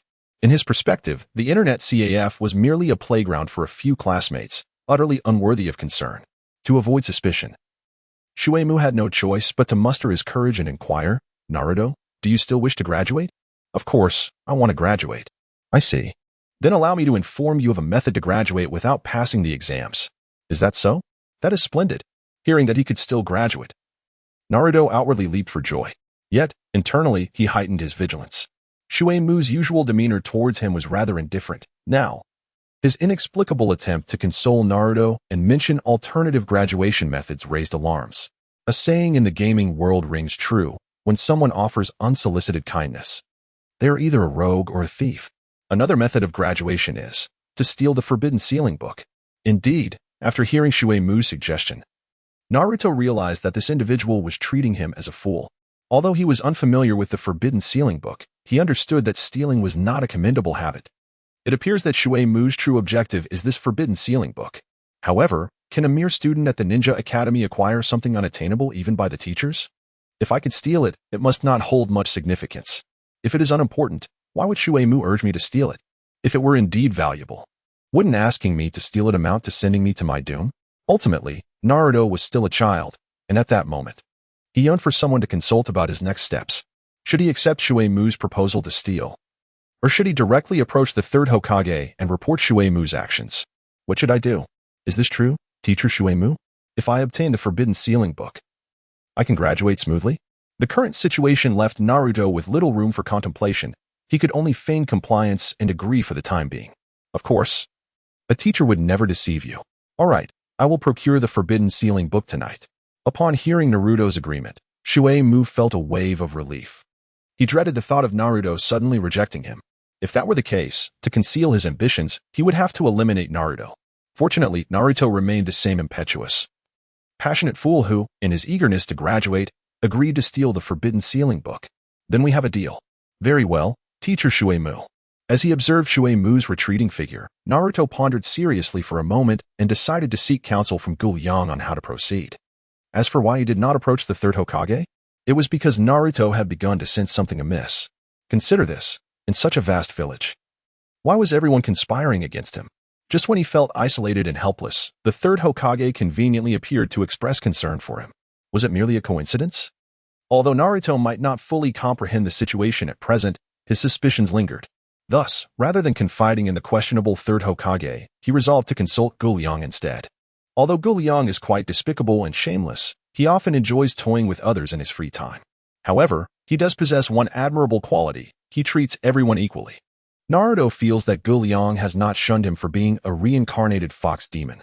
Rather, throughout their interactions, he has not shown any aversion. Sometimes, when Naruto appears lonely, Liang would even engage him in play. Although Naruto often finds himself at the receiving end of the jokes, this does not diminish Liang's standing in his heart. Hey, old man, I'm here. Oh, I thought you wouldn't show up today. What do you mean? Hearing Liang's response, Naruto was somewhat taken aback. He and his friends come here every day. Why would this old man think he wouldn't come today? Isn't there a graduation exam at your school today? How did the old man know that? Upon hearing Naruto's question, Liang gestured inwardly.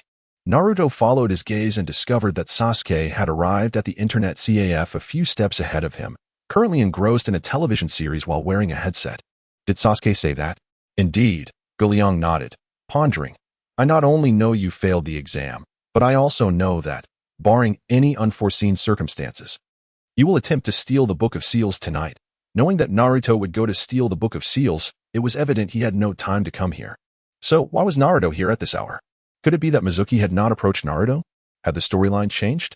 As Liang contemplated the potential shift in the narrative, Naruto displayed a hesitant demeanor and said, Uncle, I have something I wish to discuss with you. Seeking my counsel? How peculiar, Liang mused. Typically, Naruto kept to himself. Even when he had matters to discuss, he would bury them deep, fearful of being hurt. The heart of youth is often fragile, leading him to refrain from consulting others about his troubles. If Naruto has come to me now seeking advice, could it be interpreted that he regards me as someone important to him? With this thought, Liang's gaze towards Naruto revealed a hint of complexity. Liang, empathetic to Naruto's tragic past, found no disdain for him. In fact, when watching the anime, he had admired Naruto's confident and optimistic nature. Thus, when Naruto arrived at the internet CAF, Liang would occasionally engage him in play, ensuring that he did not feel lonely during his times away from the screen. Although Naruto often found himself the butt of the joke, that was inconsequential. What mattered was the significant place he held in Naruto's heart, leaving Liang with mixed emotions. Uncle, I need to tell you something. I actually failed my exam, and Iruka-sensei won't allow me to graduate. And then, Mizuki-sensei approached me and mentioned there was another way to graduate. So, he suggested you steal the Book of Seals? Huh? How did you know that? Don't concern yourself with how I know. First, tell me, what is your own answer? Upon hearing these words, Naruto looked at Liang with a troubled expression and said, I simply do not know what to do, which is why I came to seek your counsel. Liang replied, I see.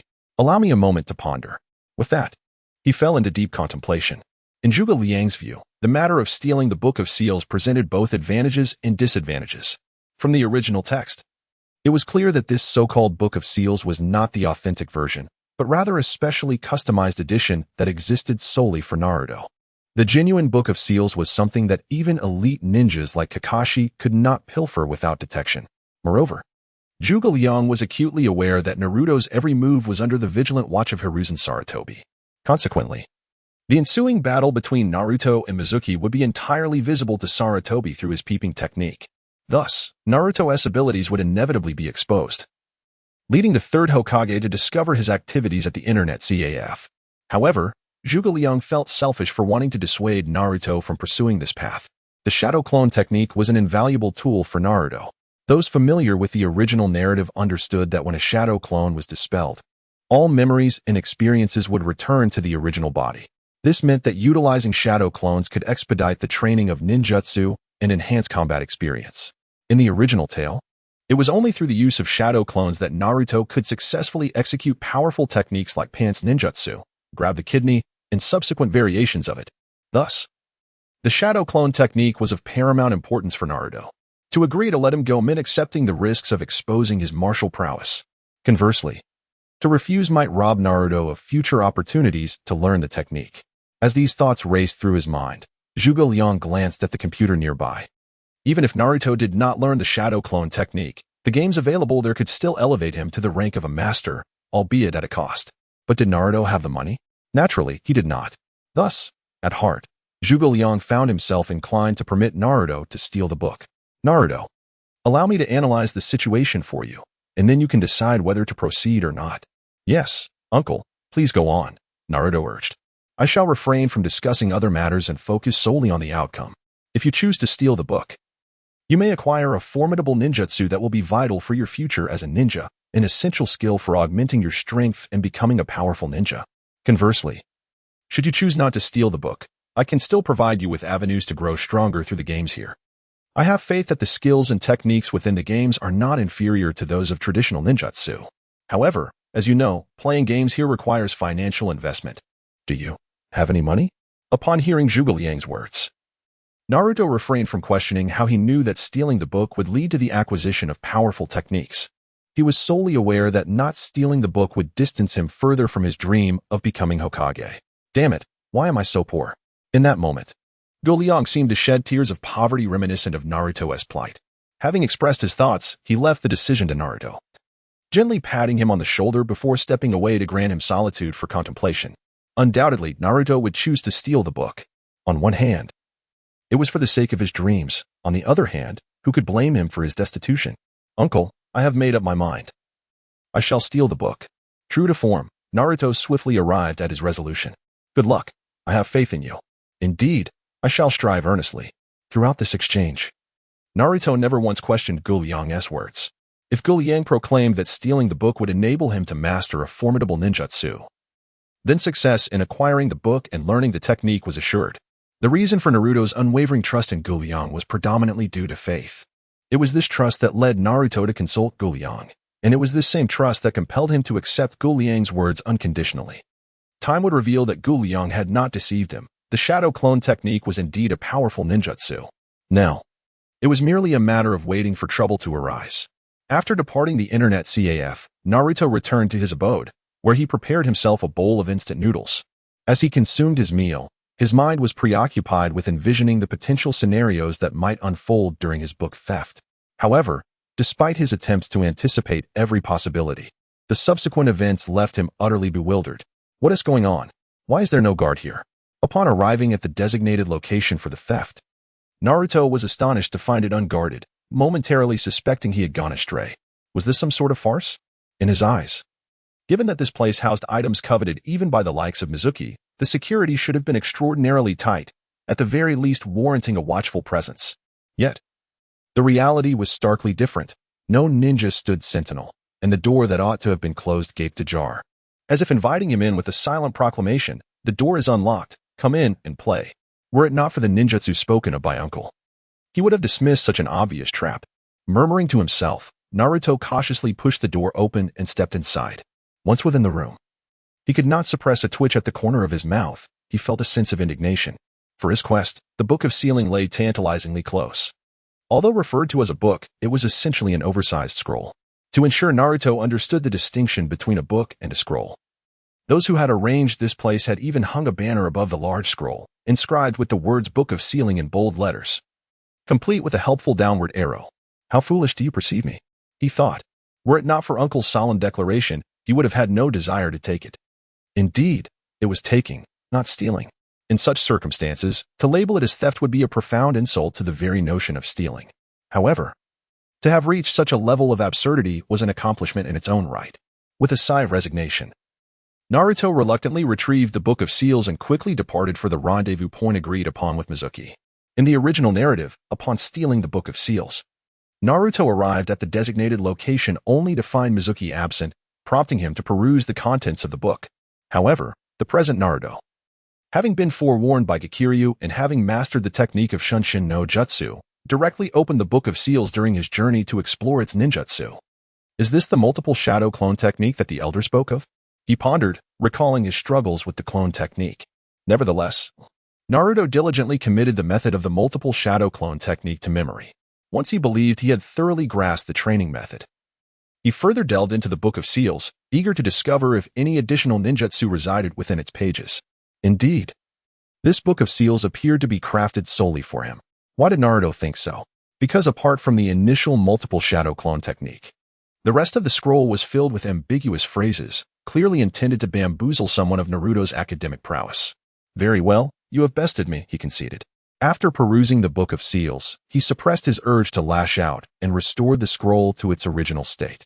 Now, he awaited the arrival of his teacher, Mizuki. Teacher, please do not let me down, he thought as he calmed his nerves at the agreed-upon location. Just then, he heard someone calling his name. Looking up, he was surprised to see not Mizuki, but Iruka. Iruka-sensei, what brings you here? Naruto exclaimed, genuinely astonished by Iruka's presence. He had anticipated waiting for Mizuki to arrive, engaging him in conversation, and then delivering a well-deserved lesson on why Naruto Uzumaki was not to be underestimated. Why hasn't Mizuki-sensei shown up? He wondered. Mizuki? What reason would he have to come here? Naruto was taken aback. He had assumed Iruka was aligned with Mizuki. Considering the remote location that seemed to attract only those seeking trouble, was Iruka truly the type to seek out such undue hassle? The situation surpassed Naruto's expectations, prompting him to probe further.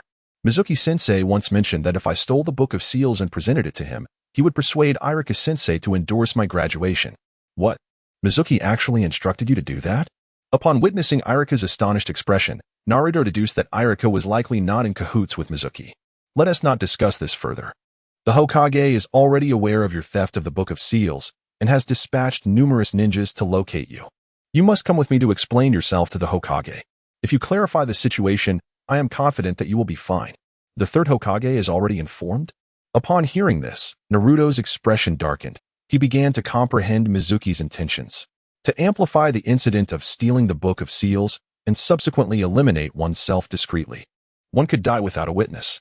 When everyone believes that one is absconded with the Book of Seals, unbeknownst to them, Shuei-mu emerges as the true victor behind the scenes. But that doesn't seem right. If that were the case, what then of this counterfeit Book of Seals? And what about that obviously fabricated setup? Could it be that all of Shuei-mu's actions have been under the watchful eye of the Hokage? Otherwise, how can one explain all of this? It must be said that the current Naruto is far more astute than his original counterpart, with but a moment's contemplation. He identifies the crux of the matter. The more he thinks, the more he senses something amiss. Since the Hokage is already aware of the origins of this incident, why does he simultaneously cooperate with me while orchestrating a grand manhunt for my capture? Is he merely putting on a show? If so, for whom is this performance intended? Is it for himself, or for the ninjas of the village? As Naruto delves deeper into his thoughts, 3 shurikens suddenly emerge from the nearby thicket. Be careful. Iruka, fearing for Naruto's safety, swiftly steps forward, using his back to shield Naruto from the impending assault. Iruka-sensei, you seeing Iruka injured while protecting him, Naruto is profoundly moved. What a touching display of teacher-student camaraderie. With a sinister grin, Shuei-mu emerges slowly from the underbrush, his intentions unclear. Shuei-mu, what is it you seek? Iruka struggles to rise, positioning himself protectively in front of Naruto, his expression a mix of fury and determination as he confronts Shuei-mu. What do I seek? Is it not obvious? Clearly, Shuei-mu regards both of them with disdain, his gaze rife with mockery. Indeed, in Shuei-mu's eyes, Iruka is but a mere ineptitude. In terms of strength, he is at best a low-ranking elite ninja, if not for his slight teaching talent. Aspiring to become a chunin would be nothing short of a dream. As for Naruto, a child who struggles even with the shadow clone technique, why should he be feared? Naruto, I will hold Shuei-mu off. Use this opportunity to escape quickly. Iruka-sensei Shuei-mu is merely a chunin, and Iruka is also a chunin. Thus, Iruka will be fine. Iruka-sensei, that's enough. Actually, Naruto has a reasonable grasp of Iruka's capabilities. Or perhaps he can merely envision the prowess of the Ninja Academy instructors. If these teachers were genuinely formidable, they wouldn't be relegated to teaching in a school. Moreover, Iruka has already sustained injuries. He is undoubtedly no match for Shuei-mu. Thus, Naruto intends to assert that he should confront Shueisha instead. However, before he can articulate his thoughts, Shueisha bellows, thinking of fleeing? Not a chance. With that, Shueisha retrieves a large shuriken from his back and hurls it directly at Naruto and Iruka. In the face of the incoming onslaught, Iruka leaps desperately, narrowly evading the attack. This is bad. After evading the attack, he finally realized that Naruto was behind him. With this thought, he quickly turned his head, only to be met with a scene that left him astonished. What? In his line of sight, Naruto stood resolutely in place, grasping the large shuriken that had been hurled at them, his expression one of grave seriousness as he regarded Mizuki. Naruto, you. Iruka was baffled. Even in his prime, he would not dare to catch such a massive shuriken with his bare hands. To his utter disbelief, the student he had deemed unfit for the exam had managed to catch this formidable weapon with his bare hands. Iruka-sensei, just watch me now. Smiling at Iruka, Naruto flicked his right hand. Here you go. The large shuriken, propelled by its original trajectory, once again hurtled toward Mizuki, just as Naruto had anticipated. The instructor from the Ninja Academy was not particularly formidable. Faced with the oncoming shuriken, Mizuki, like Iruka, chose to dodge it. This brat. Mizuki was genuinely taken aback by Naruto's ability to catch the large shuriken barehanded. However, there was no time for surprise as Naruto charged forward. Prepare to meet your end. Mizuki. Dragon Elephant Prajna Technique. The Dragon Elephant Prajna Technique is renowned for granting one additional dragon and elephant strength with each layer mastered. Upon completing 10 layers, one would possess the might of 10 dragons and 10 elephants. Of course, this power did not truly equate to that of a dragon or elephant. Yet each strike bore the weight of nearly 1,000 pounds, formidable indeed. In contrast to the similarly vigorous 8 dragon palms, the Dragon Elephant Prajna Technique lacked intricate maneuvers. Its essence could be distilled into a single word: brute force. You dare to engage me in a contest of physical prowess? You are courting death. Mizuki regarded Naruto's attack with disdain. A mere student from the Ninja Academy had the audacity to challenge him physically. It was a foolish endeavor. With that, Mizuki retaliated with a punch, banking on his Chunin strength to crush Naruto. Then, Mizuki was sent flying by Naruto's blow. It was no jest. Having mastered the Dragon Elephant Prajna Technique, as long as he had sufficient chakra, Naruto's strength was unmatched, save for Tsunade. Mizuki, of such low caliber, dared to exchange blows with him. That was the true recklessness. Impossible. How can your strength be so immense? Mizuki exclaimed as he was struck away by Naruto, feeling the weight of a profound blow. This impact was not only physical but also deeply psychological. You remain oblivious to so much, Mizuki. What else do you have to say? Heaving a series of derisive laughs, Mizuki struggled to his feet, observing that Naruto had not pursued him while he was down. First, he let out a mocking cackle, then continued, "Now, let me teach you another lesson. Do not presume victory and start babbling nonsense." With that, Mizuki swiftly retrieved a smoke bomb from his ninja tool pouch and, with a resounding snap, hurled it to the ground. At the moment the smoke bomb detonated, Mizuki deftly vanished from his original position and began to flee toward the depths of the forest. Foolishness. How easily I was allowed to depart. Students will forever be outmatched by their teachers. Regrettably, I have failed to acquire the Book of Seals, and I am left uncertain whether Lord Orochimaru would accept someone like me. Yet, I am a Chunin, and I possess the ability to teach. I am of great value. And I believe Lord Orochimaru would not dismiss my allegiance. When Mizuki initially chose this location, it was due to its proximity to the village exit of Konoha. Even if matters were to be revealed, he could swiftly escape, providing an avenue of retreat. Now, that very escape route has become essential. Mizuki-sensei, where are you going? As Mizuki fled with urgency, preoccupied with thoughts of how to gain Orochimaru's acceptance, he suddenly heard Naruto's voice to his left. He quickly glanced over, only to discover that Naruto had somehow caught up to him, standing less than 2 meters away. Mizuki-sensei, what are you looking at? As Mizuki turned to the left, Naruto's voice emerged from his right as well. He swiftly pivoted, and indeed, another Naruto stood there. Shadow clone? Mizuki was astonished. How could someone who could not even master the basic clone jutsu learn the B-rank technique of shadow clone? Surprised that I can use shadow clone? At that moment, Mizuki heard Naruto's voice ahead of him. Without responding, he hastily adjusted his pace and charged towards the left front. This path is blocked. Seeing a Naruto clone in that direction, he redirected himself toward the right front. This way is also obstructed. With no option to advance forward, he resolved to retreat. Heh, there's one behind you too. Surrounded by Naruto clones on all sides, Mizuki found himself trapped, perched atop a massive tree. He gazed in despair at the multitude of Naruto clones encircling him. 1,000 Narutos, assemble. Mizuki, surrender. Dragon Elephant Prajna Technique. 1,000 Narutos, barrage. Oh, please don't come any closer.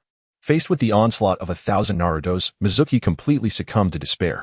The instigator of this affair, Mizuki, has been thoroughly beaten by Naruto. With the main culprit apprehended, the situation naturally simplified. Under Iruka's steadfast support, the third Hokage consented not only to absolve Naruto of his transgressions, but also to allow him to graduate successfully. The moment Naruto received his ninja headband, he leapt with joy. With this headband, he was now a registered ninja of the Hidden Leaf Village. Achieving the status of a ninja brought him a step closer to his dream of becoming Hokage, which filled him with immense excitement. Observing Naruto's elation, Sarutobi Hiruzen also wore a warm smile, and after offering words of encouragement, Iruka wisely took Naruto away. Once the two exited the Hokage's office, Sarutobi fell into contemplation. Just as Kakashi surmised, Sarutobi had been monitoring Naruto through a crystal ball all along, and thus had witnessed Naruto's impressive display of strength when he sent Mizuki flying. When had Naruto acquired such formidable power? Reflecting on Naruto's past, Sarutobi noticed that aside from frequent visits to a certain establishment known as an internet CAF, his behavior had remained largely unchanged.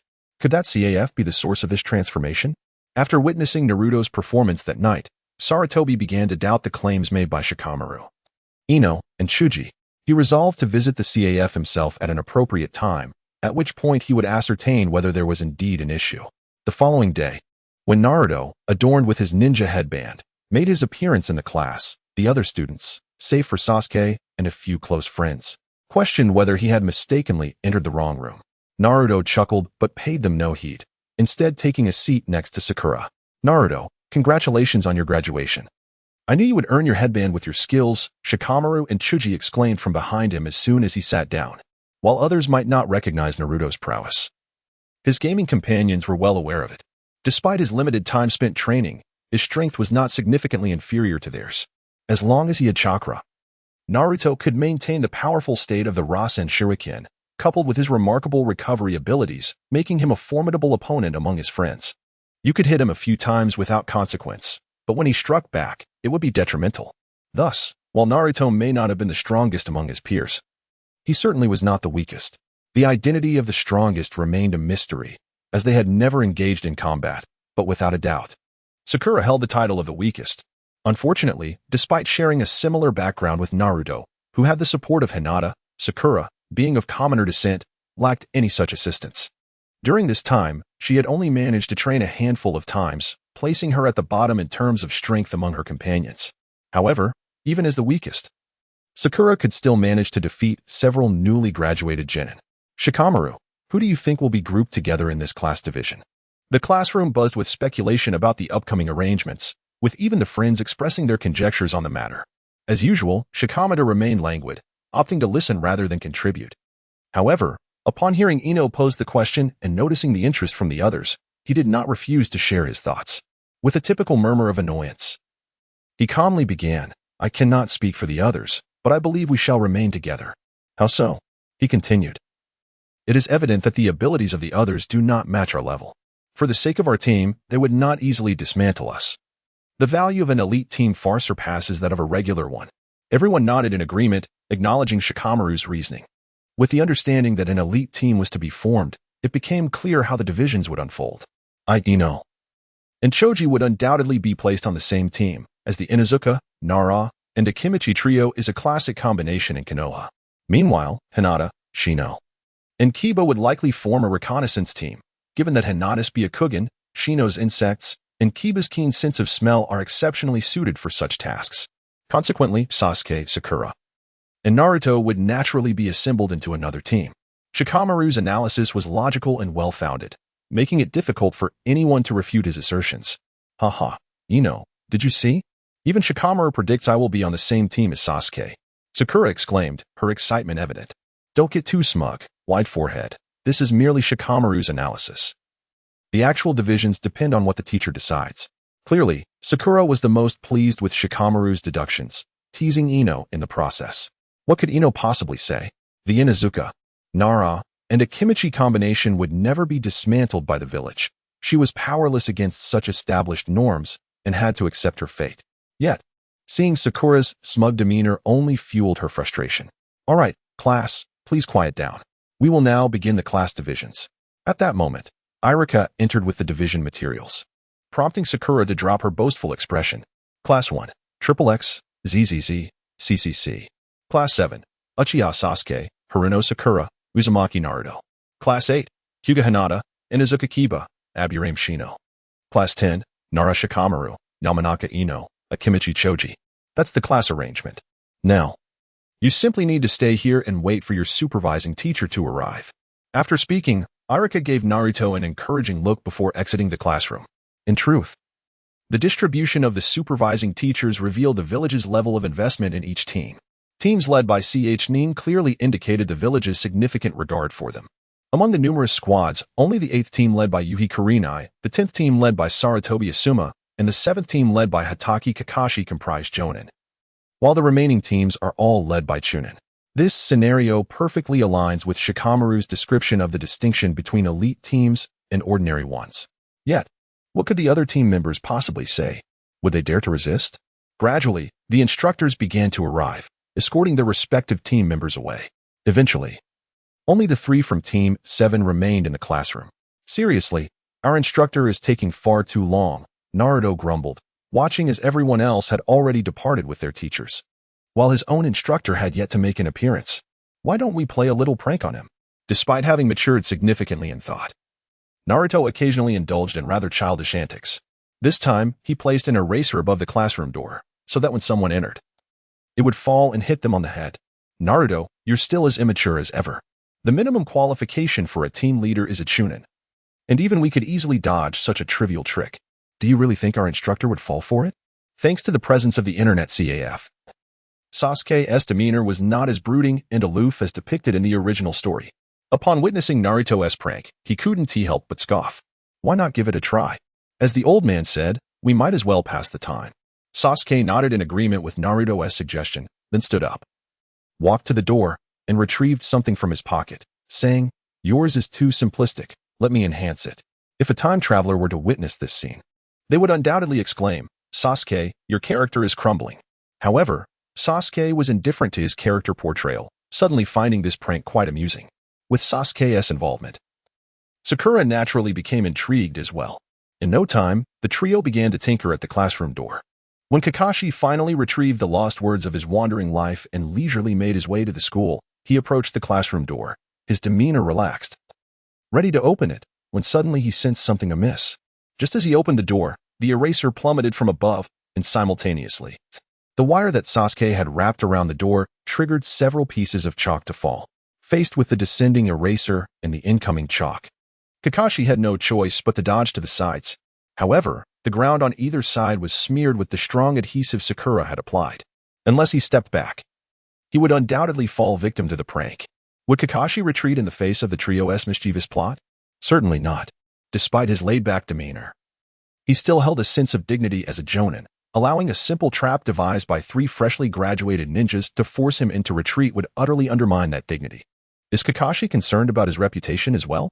Kakashi did not retreat nor did he evade to the sides. Instead, he chose to confront the situation head-on. Such a rudimentary trap was effortlessly handled by Kakashi's remarkable agility. However, whether it was the blackboard eraser in his left hand or the chalk in his right, both had been coated with glue by Sakura. Thus, in the end, Kakashi fell victim to the prank. Really? Is our team leader so incompetent as to be caught so easily? The prank succeeded, yet Naruto and his companions did not display even a hint of joy. Rather, they seemed somewhat displeased at Kakashi's misfortune. To put it mildly, my first impression of you all is quite unfavorable. Ignoring the sticky blackboard eraser and chalk in his hands, Kakashi merely stated with indifference, "I will be waiting for you on the rooftop. Hurry up." With that, he vanished with a puff. Shadow clone? When did he? Sasuke and Sakura were baffled by this technique, but Naruto understood. He had sensed something amiss just before opening the door, prompting him to have a shadow clone do the task without the trio noticing. This clever maneuver shifted Naruto's perception of the teacher from weakling to something more formidable. Naruto, do you know what this is? The clones learned in ninja school are intangible and only serve to divert attention, But the shadow clone possesses substance and can engage in direct combat. This is the shadow clone technique, a higher-level form of cloning. On their way to the rooftop, Naruto informed Sasuke and Sakura about the shadow clone's capabilities. Upon hearing that shadow clones could aid in training, both Sasuke and Sakura smiled with delight. However, their expressions soured upon learning of the technique's drawbacks. Nonetheless, studying it was essential. Even if chakra limitations prevented the creation of many clones, producing even one could hasten their training progress. To deepen my understanding of you, let's begin with self-introductions. On the rooftop, Kakashi, having already reviewed the trio's profiles, deemed it necessary to conduct this introductory segment. The primary objective was not merely to learn who they were, but to gather intelligence. The information he had was dated. It was time to update his knowledge as a foundation for future interactions. Shouldn't you be the one to introduce yourself first as our team leader? Naruto and his friends were eager to learn what kind of person their instructor truly was. Well then, I'll go first. My name is Hatake Kakashi. As for my likes and dislikes, I prefer not to disclose them.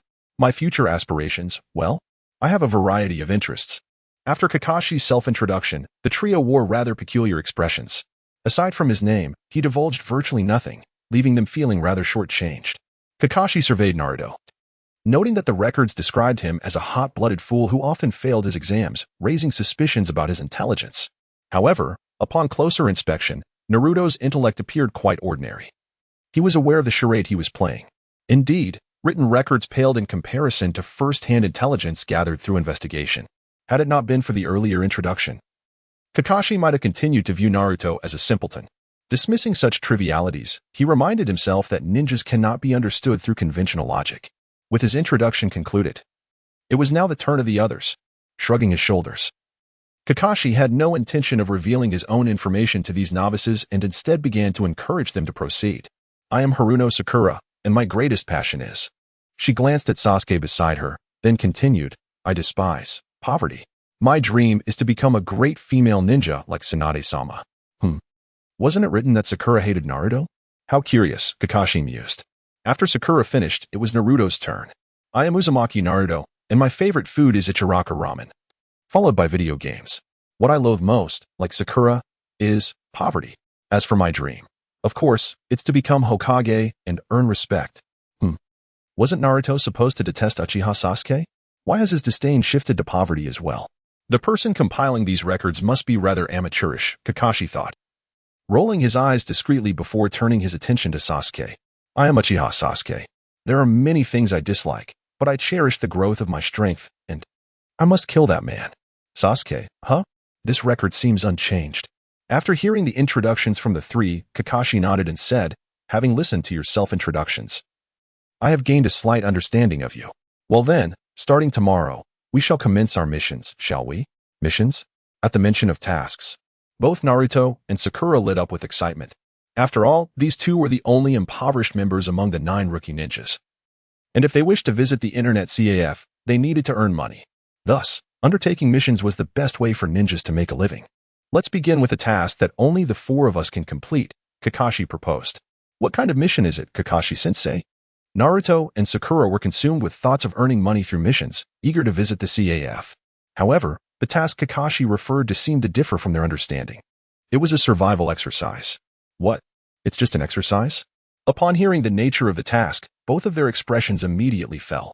Kakashi, believing that Sakura and Naruto might have dismissed this exercise, emphasized, this exercise is unlike any you have encountered in school.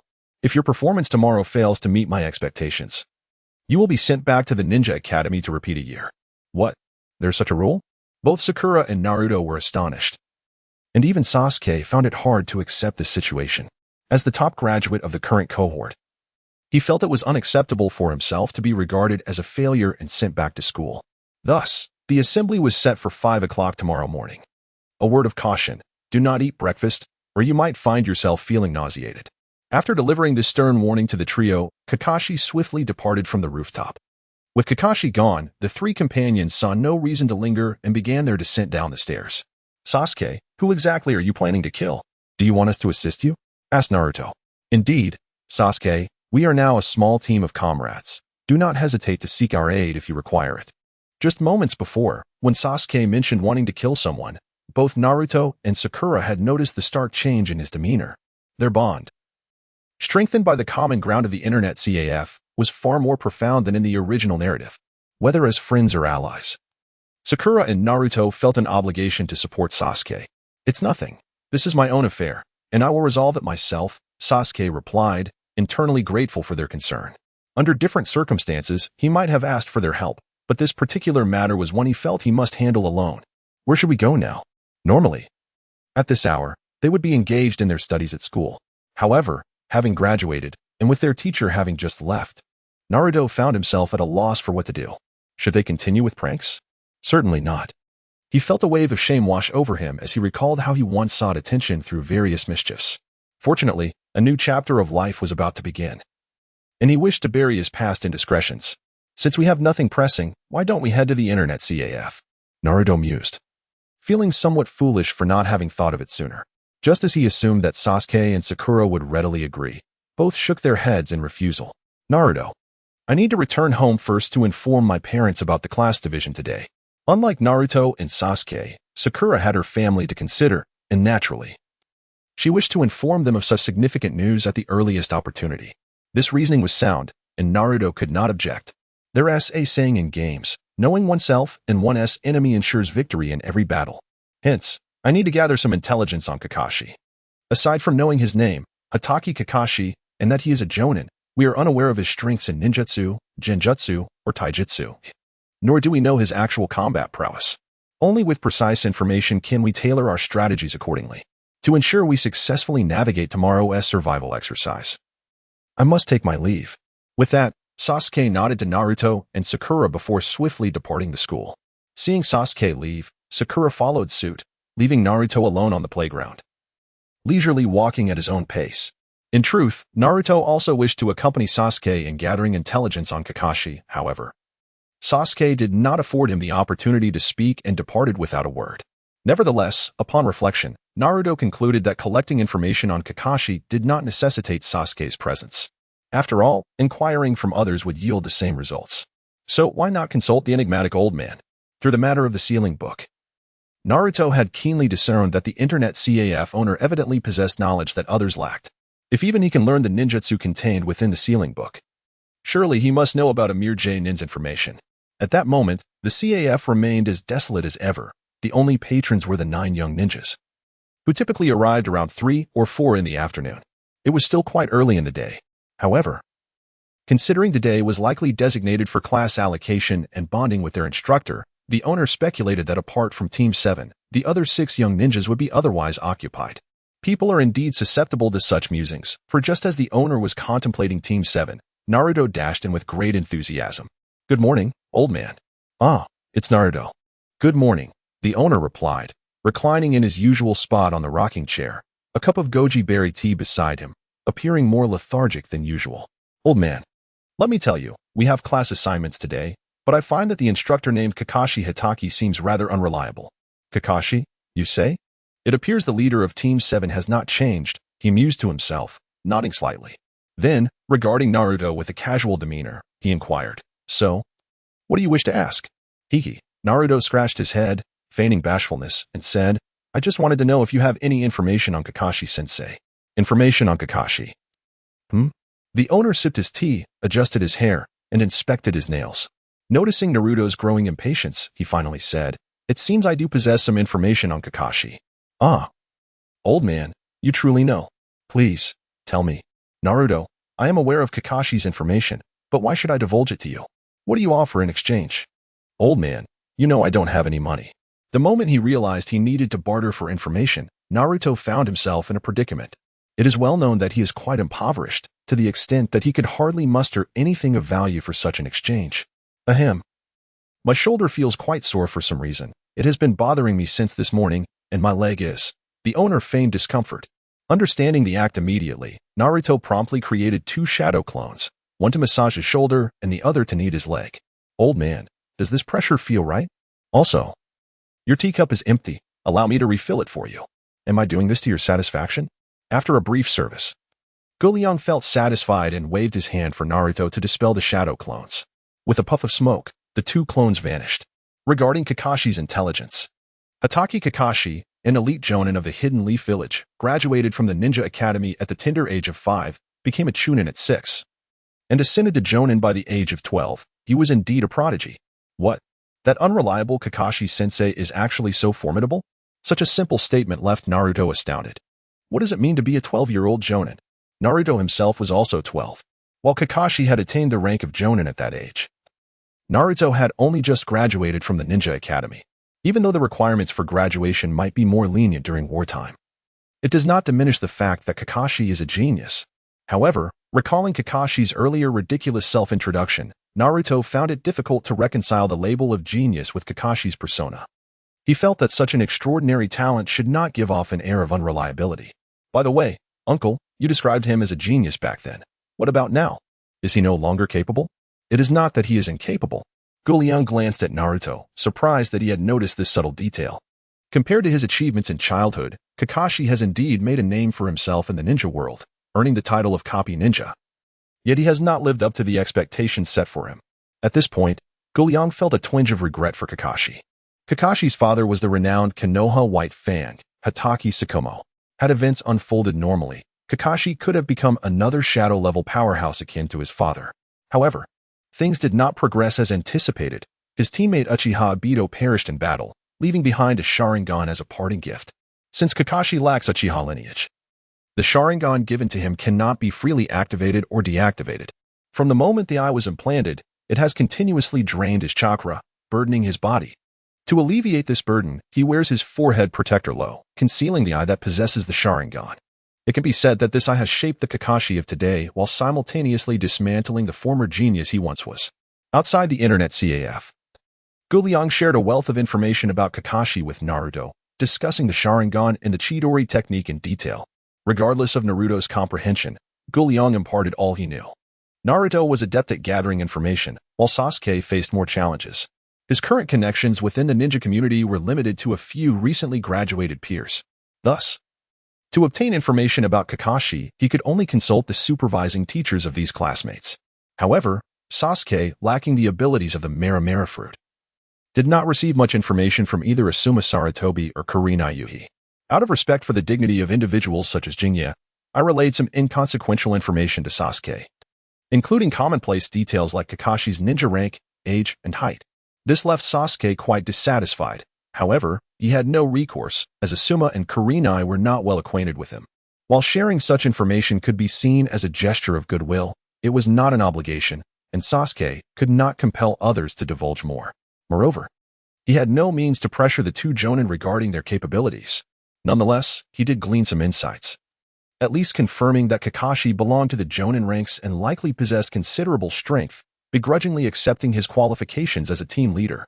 Before dawn on the following day, the 3 members of Team 7 arrived at the predetermined meeting spot with Kakashi. Sasuke, Sakura, have you had breakfast? Upon hearing Naruto's inquiry, both shook their heads in response. Didn't Kakashi-sensei say not to eat breakfast? Sakura found it peculiar, recalling that Kakashi had indeed stated this the previous day in Naruto's presence. Questioning the reason for his current query, Hige, Naruto chuckled, I knew you hadn't eaten. With that, he produced a large container filled with 6 rice balls. Naruto, you. Come on, let us each have 2 and chat while we eat. Although Sasuke and Sakura were somewhat perplexed by Naruto's actions, they did not refuse, believing he must have had his reasons. As they consumed the rice balls, Naruto shared the intelligence he had gathered from Guy. When he revealed that Kakashi graduated from the Ninja Academy at 5, became a chunin at 6, and attained jonin status by 12, both Sasuke and Sakura gasped in astonishment. However, when Naruto mentioned that Kakashi had mastered over 1,000 ninjutsu techniques, their reactions were less pronounced. Clearly still grappling with the notion of him becoming a jonin at such a young age, Naruto could empathize with their astonishment. After all, his own performance during the inquiry at Guy's was no better than that of his companions. Would you like to take a moment before I continue? Naruto suggested, noting their expressions, especially Sasuke's, as the information to follow could be particularly impactful for him. We're fine. Please continue, they replied, taking deep breaths to steady themselves and signaling for Naruto to proceed. Very well. In addition to what I've mentioned, Kakashi-sensei possesses a Sharingan. It is this eye that earned him the title of copy ninja and accounts for his proficiency in over 1,000 jutsu. Upon hearing that Kakashi had a Sharingan, Sasuke's eyes immediately turned crimson, his emotions visibly heightened. How did he acquire his Sharingan? Kakashi does not bear the Uchiha name, suggesting that he likely obtained it from one of Sasuke's clan members. If it were a gift, that would be one matter. However, if it had been taken by force, regardless of the disparity in their strengths, Sasuke would certainly confront Kakashi to address the situation. Do not be so agitated, Sasuke, Naruto said hastily as he noticed Sasuke's heightened emotions. In fact, Kakashi-sensei's Sharingan was gifted to him by his dear friend. With that, Naruto recounted the tale of Obito to Sasuke, which somewhat eased the latter's expression. However, the thought of the Uchiha Sharingan residing in the eyes of an outsider inevitably complicated his feelings. But perhaps this is for the best. I might seek his guidance on the application of the Sharingan, Sasuke mused, finding the prospect of having a mentor with such a power somewhat appealing. He nodded and continued. By the way, where did you gather this information? Sasuke was intrigued by how Naruto had managed to acquire such comprehensive details. After all, even his personal inquiries had only yielded trivial, widely known facts devoid of any real value. I obviously heard it from the remarkable uncle, Naruto replied. The wonders of the internet CAF were well known among them. Given the CAF's extraordinary nature, it was hardly surprising that its owner, Guy, could possess such intelligence. I see. I wonder if the owner is aware of that individual's information. Once the exercise concludes, I'll inquire with him, regardless of whether Guy possessed that knowledge. Sasuke felt it prudent to ask. After all, what was there to lose? Speaking of the exercise, Naruto's expression suddenly grew peculiar. According to the uncle, since Obito's demise, Kakashi-sensei's demeanor has undergone a significant transformation, shifting from a diligent, aspiring youth to a lethargic, indifferent man. Moreover, the uncle explicitly warned me that Kakashi-sensei's favorite pastime is being late. Therefore, we should prepare ourselves for his arrival at noon, or even in the afternoon. At that moment, both Sasuke and Sakura wished fervently to silence Naruto. To divulge such crucial information at the last moment was infuriating. So what shall we do now? Just wait idly. I long to return to my slumber, Sakura lamented. She had harbored grievances about rising so early, as insufficient sleep could adversely affect one's complexion. Now, hearing Naruto's words only intensified her discontent. No, if Kakashi arrives and we are not here, he might find an excuse to unleash his wrath. Sasuke and Naruto remained rational, understanding that they were at a critical juncture. Their ability to graduate and become ninjas hinged on Kakashi's attitude towards them. Should they provoke his displeasure, resulting in an outright declaration of their inadequacy, the consequences would be dire. Since we have some time, let us discuss how to handle Kakashi-sensei, Sasuke suggested. Agreed. The trio, now possessing considerable strength and new insights into Kakashi's intentions, realized that being prepared, regardless of the exercise's nature, was far better than being unprepared. As the sun ascended high in the sky, it was evident that noon was fast approaching. At this moment, Kakashi arrived in a leisurely manner. Casting a glance at the empty large lunchbox, he maintained an air of indifference, as if wholly unconcerned about the unfolding events. Apologies. I seem to have lost my way in life, he remarked, a statement that was evidently half-hearted, much to Naruto and Sakura's discontent. If you must concoct an excuse, at least devise one of merit. Such perfunctory words clearly indicate that you hold us in little regard. Seeing their vibrant energy reassured him. Paying no heed to Naruto and Sakura's dissatisfaction, Kakashi retrieved 2 bells from his pocket and announced, as it is nearly lunchtime. Let us simplify today's exercise and aim to conclude it promptly. Do you see these 2 bells? Regardless of the method you employ, as long as you seize these bells, I shall consider you successful. With that, he affixed the bells to his waist. Wait a moment, there are only 2 bells, yet there are 3 of us. Sasuke interjected, to which Kakashi nodded and replied matter-of-factly. Thus, one of you will be sent back to the academy. The question lingered in the air. Who among them would face this fate? Kakashi had anticipated that his words might evoke feelings of despair or anger from Naruto and the others. However, he discovered that the trio merely distanced themselves from him, engaging in hushed conversation. Their composure was commendable. Meanwhile, the trio began to deliberate quietly. Is Kakashi-sensei jesting with us? In this day and age, ninja teams are typically composed of 4 members. If one of us is eliminated, we would become a trio. Would Konoha permit such a team to exist? Naruto exclaimed, prompting Sasuke to assert, this brings forth a dilemma. The primary aim of this exercise cannot be as simplistic as merely seizing bells. It must hold a deeper significance. Otherwise, the elimination of one would render the exercise absurd, as at least one must be removed. Reflecting on Kakashi's past, Sakura surmised.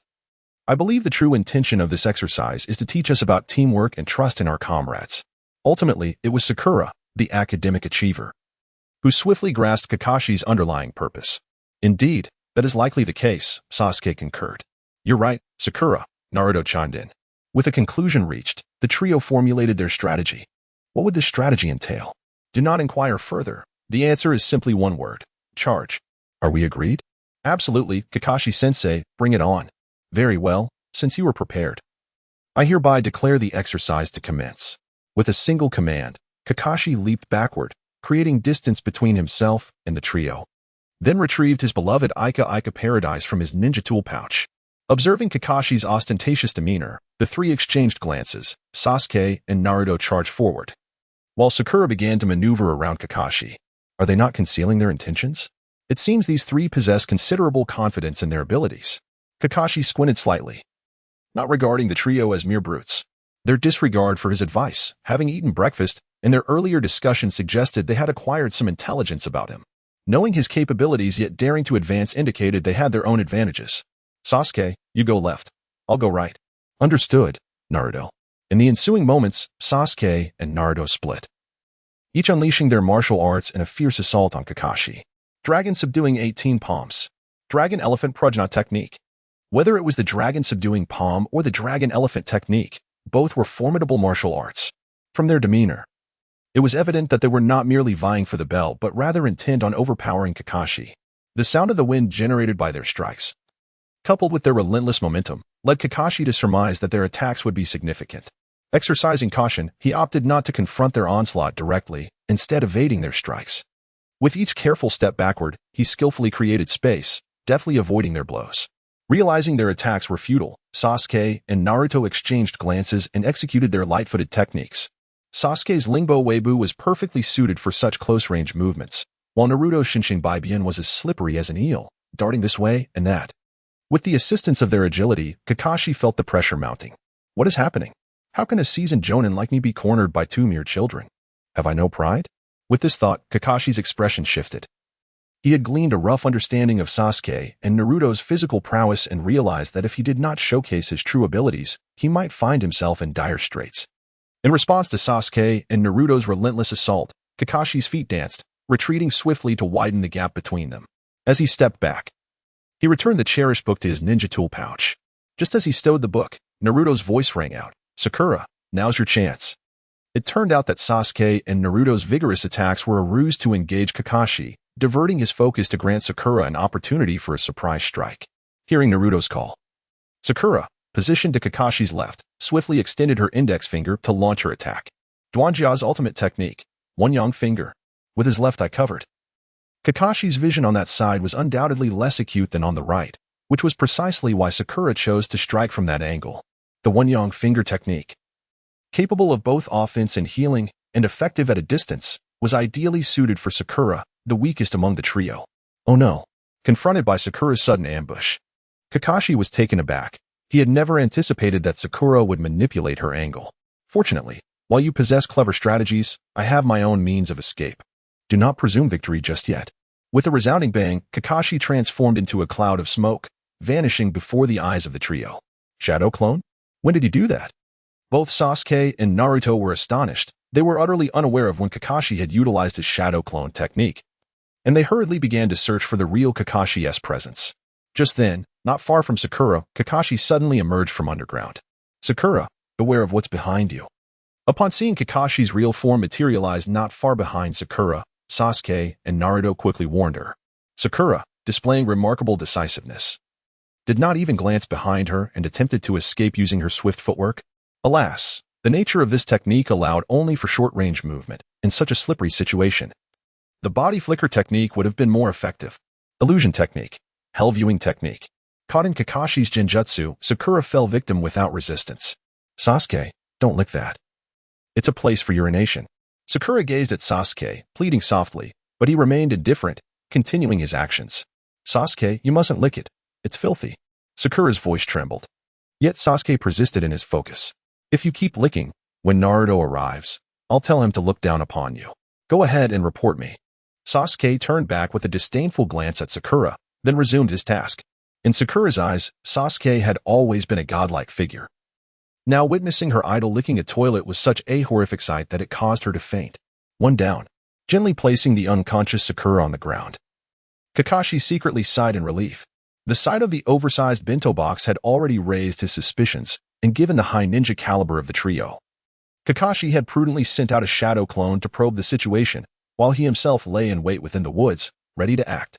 Upon discovering that the shadow clone was indeed unable to handle the three, he promptly dispelled it and swiftly moved behind Sakura using the earth release technique. Good thing I was cautious.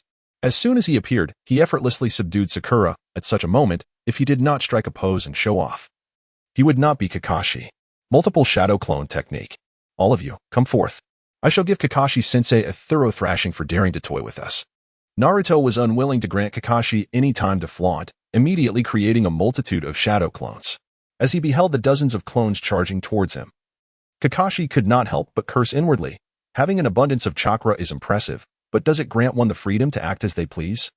If Naruto had heard Kakashi's thoughts, he would likely have retorted, "Sorry, but having an abundance of chakra indeed allows for such freedom." Presently, Naruto, if classified by ninja ranks, would be considered to possess the strength of a nin, not the kind of mediocre nin one might find among the academy instructors, but a truly formidable one. Faced with the myriad of shadow clones generated by his opponent, even Kakashi felt compelled to engage with utmost seriousness, for the sheer volume was overwhelming. With so many clones charging towards him, it would be foolish for Kakashi to confront them head-on with mere taijutsu. He leapt gracefully, distancing himself not only from Sakura but also from the throng of clones. In mid-air, Kakashi swiftly formed hand seals, and upon completing the final seal, he bellowed, "Fire style, great fireball technique." A colossal fireball erupted from his mouth, hurtling towards the shadow clones. A cacophony of explosions ensued, each bang resonating in the air. Before long, the smoke dissipated, revealing that Naruto's shadow clones had been utterly annihilated. Naruto and Sakura had been safely relocated. To avoid endangering Sakura, Naruto had previously summoned dozens of shadow clones merely to compel Kakashi to reposition himself. Once Kakashi was distracted, Sasuke could approach Sakura and secure her safety, thus preventing her from being caught in the ensuing chaos. With Sakura now safe, Naruto declared, "All right, let us advance." Without awaiting Sasuke's response, he unleashed the multi-shadow clone technique once more. This time, the number of clones surged into the hundreds. Charge forth, Naruto army. Over 100 shadow clones of Naruto boldly rushed towards Kakashi, their fervor palpable, as if they were on the brink of shouting an encouraging battle cry. Kakashi found himself in a rather vexing predicament. Having just dispatched dozens of Naruto's clones, he was now confronted with another 100.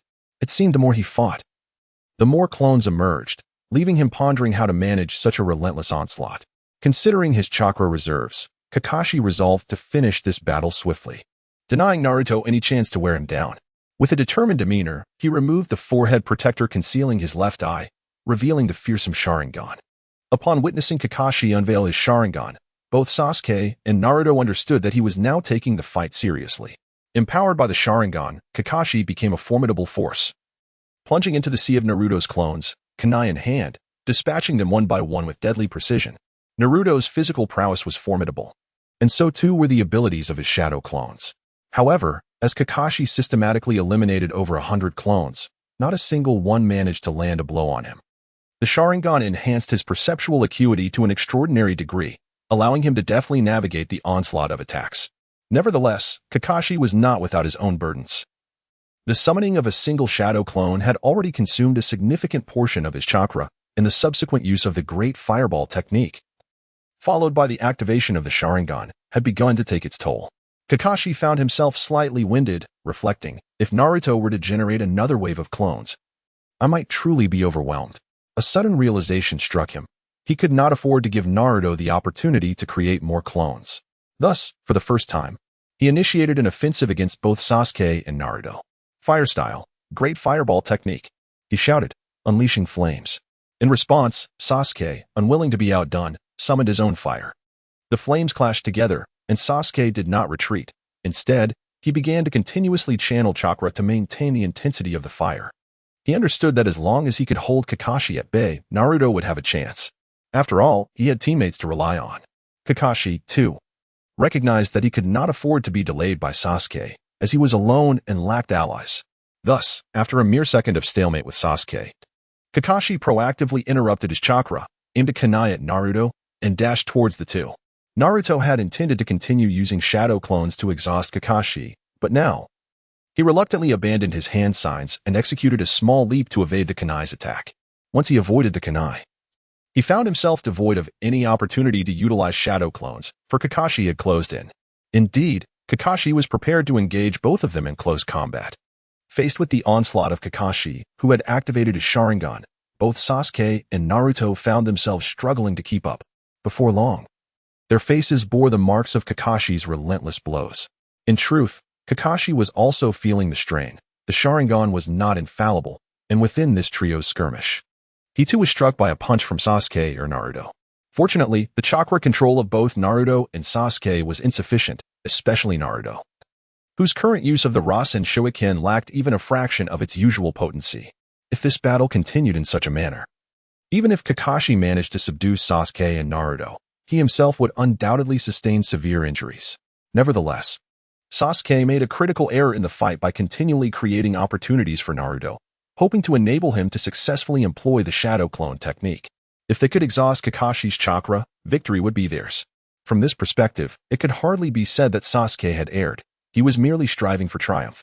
Regrettably, the experienced Kakashi was unyielding, denying Sasuke any chance, regardless of how he attempted to shield Naruto or entangle Kakashi with his swift movements. Ultimately, severely injured, Sasuke was caught off guard by Kakashi, who seized the opportunity to use Earth Release, inner decapitation technique, pulling him underground and rendering him unconscious. With two of the trio incapacitated, only Naruto remained. Kakashi initially intended to swiftly finish off Naruto, but then recalled Naruto's earlier reckless use of shadow clones. With chakra expended carelessly and extravagantly, it was a display that warranted some discipline. No, this was definitely not out of envy for Naruto's chakra reserves. Absolutely not. Now, Kakashi was determined to demonstrate the secret technique of Konoha, the ultimate 1,000 years of pain. At this moment, Naruto's reactions had dulled considerably, and he found himself unable to defend against Kakashi's assault. However, upon hearing the mention of 1,000 years of pain and realizing that Kakashi had maneuvered behind him, a peculiar smile crept across his face. Ding. Creak. Ah. The attack successfully landed, but Kakashi sensed something was amiss. Before he could comprehend why Naruto's defense felt so rigid, a sharp pain shot through his fingers, nearly prompting an involuntary scream from him. Suppressing the pain, Kakashi swiftly retreated a few steps, glancing at the index and middle fingers of both hands, only to discover they were fractured. Ha ha ha. Didn't expect this, did you? Teacher Kakashi? Noticing Kakashi's furrowed brow, Naruto chuckled heartily before beginning to remove his pants. Do not misunderstand. Naruto was neither a pervert nor possessed any exhibitionist tendencies. His actions were entirely prompted by Liang's instructions. It turned out that after gathering information on Kakashi the previous day, Liang had handed Naruto an object to wear before the exercise commenced. Had Kakashi not employed the 1,000 years of pain technique, Naruto would have had no reason to comply. However, should Kakashi choose to use it, Naruto was obliged to shed his trousers and deliver a fitting mockery. Fearing Naruto's potential reluctance, Liang had urged him, "Don't you wish to witness the discomfort on Kakashi's face?" To be frank, Kakashi held no animosity towards Naruto, and this scheme seemed excessively vindictive. Yet, unwilling to reject Liang, Naruto resolved that, regardless of Kakashi's actions, he would not remove his pants. Little did he anticipate the severity of the beating he would receive from Kakashi today. In a bid to reclaim his dignity, he felt compelled to ensure Kakashi witnessed his decision. To his astonishment, Kakashi was clad in iron undergarments. Indeed, what Liang had gifted Naruto was a pair of iron shorts. These were no ordinary shorts. They were a remarkable item produced by the system, heavily weighted. They not only protected his private areas but also served to enhance physical fitness. This was one of the few items Liang could procure from the system. Aside from basic provisions. Ha ha ha. You invoked the 1,000 years of pain. Now you face the consequences. Naruto found a peculiar amusement in witnessing Kakashi's discomfort. As he reveled in this entertaining scene, he laughed uproariously while patting his backside. Meanwhile, Kakashi paid Naruto no heed, his brow furrowed in contemplation. Whether it was Naruto's oversized lunchbox, Sakura's maneuvering, or the current situation with the iron shorts, they all pointed to one undeniable truth. His intelligence had been severely compromised. Most ninjas in Konoha were well aware of Kakashi's character, discerning that he would be late should not have proven difficult. The Sharingan was hardly a secret within the ninja community, yet the trio had only just graduated. What connections could they possibly possess? Moreover, information regarding another's strengths and weaknesses was typically withheld, even among fellow villagers. However, Sakura's earlier ambush had unmistakably indicated her awareness of his Sharingan. Coupled with the current predicament of the 1,000 years of pain, a technique invented by his father, Hatake Tsukumo, which had only been used sparingly by him. Kakashi found himself utilizing it for the first time against the legendary Iron Shorts. If he were to claim no one was targeting him, even he would not believe it. So, who could possibly be orchestrating this against him? Despite his occasional laziness, penchant for tardiness, and tendency to be dismissive towards others, Kakashi was well aware that he was a competent ninja. While he could overlook the antics of ninjas from other villages, there was no reason for him to be the target of such inexplicable animosity in Konoha. Was it possible that Asuma envied his charm? Or perhaps guys sought revenge for their unheld duel? Lost in thought, Kakashi became oblivious to his surroundings. Meanwhile, Naruto, who was laughing heartily, noticed Kakashi's pensive expression and seized the moment. Discarding his iron shorts to enhance his agility, he activated his body flicker technique and swiftly appeared at Kakashi's left rear. Reaching out to grab a bell. Not one to be easily ambushed, Kakashi instinctively swatted at him, landing a firm slap on Naruto's face, which sent him into unconsciousness. When Naruto regained consciousness, he found himself bound alongside Sasuke and Sakura to a tree stump. "Oh, you're awake." Sasuke, with a battered face, greeted him, unable to contain himself. Naruto burst into laughter at Sasuke's disfigured appearance. This silly grin only served to infuriate Sasuke further, prompting him to shout in indignation, "What are you laughing at? You think you're any better?" Indeed, given Naruto's own ridiculous visage, he had little right to mock Sasuke. "I don't care. You look hilarious right now." Sasuke, gritting his teeth, yearned to retaliate against Naruto but was restrained by Kakashi and unable to move. At that moment, Kakashi pulled out a mirror and silently presented it to Naruto. Gasping, Naruto's laughter ceased as he caught sight of his own ridiculous reflection. Now it was Sasuke's turn to revel in mocking Naruto. "Look at you. With that ridiculous face, how dare you laugh at me?" "Shut up, you insufferable Sasuke," Naruto retorted. "If you can, come and bite me." Ignoring the taunts from the infuriating Sasuke, Naruto turned to the calm Sakura and remarked, "Sakura's the best, even in our state. She has laughed at us." Naruto, Sakura replied, feeling bashful. "I actually laughed before you both woke up. I just don't have the energy to do so now." As Naruto and Sasuke exchanged glances of disbelief, the 7th Squad engaged in their survival training while Hiruzen Sarutobi reviewed information on a young man named Liang. According to the data, there seems to be nothing amiss with this Liang, he noted, realizing that merely relying on the intelligence gathered by the Umbu would not reveal any significant insights. After all, Liang is a man with a systematic approach. Upon his arrival in this realm, the system had already meticulously constructed a fictitious background for him. From his grandfather's generation, the Gu family had settled in Konoha. His parents perished during the Nine Taels incident 12 years ago, and Konoha provided some compensation, which, along with their savings, enabled Liang to establish a rather peculiar shop. His household registration and behavioral logic all appear reasonable and credible. Merely examining the documents reveals little. "I must see for myself." After putting away Liang's records, Sarutobi Hiruzen tidied up and departed from the Hokage's office, making his way to Liang's internet CAF. As Liang caught sight of the 3rd Hokage, clad in his Hokage robes, he understood that trouble was imminent. "Welcome, Hokage-sama," he greeted blandly, rising from his chair. Sarutobi Hiruzen, unfazed by Liang's indifference, understood that the village had failed to protect Liang's family. So he found the young man's grievances towards him as Hokage quite comprehensible. With a slight smile, he remarked, "Young man, your name is Liang, correct?" "Yes, Hokage-sama. I have heard that your business has been thriving lately." "Thriving?" Liang's lips twitched. "You must have a misunderstanding of what thriving entails." He did not respond further to Sarutobi Hiruzen, but instead ushered him into the internet CAF, pointing towards the empty establishment with an impassive expression, "Hokage-sama. Do you consider this to be thriving business?" Entering the CAF, Sarutobi Hiruzen felt a twinge of embarrassment. He had not anticipated Liang's forthrightness. Did he truly hold no regard for my status? After all, I am the Hokage of Konoha. Do I not deserve any respect? Fortunately, Sarutobi Hiruzen remembered his purpose for being there. After a dry chuckle, he continued to probe Liang. "Liang, you are aware of Shikamaru, Ino, and Naruto, right? Their recent transformations have been quite significant. Do you know what has caused such changes? Naturally, Liang was aware of their transformations.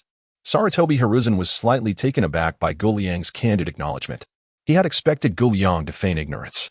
However, since Liang had admitted it, the matter became more manageable. Could you elaborate on the reasons? Of course.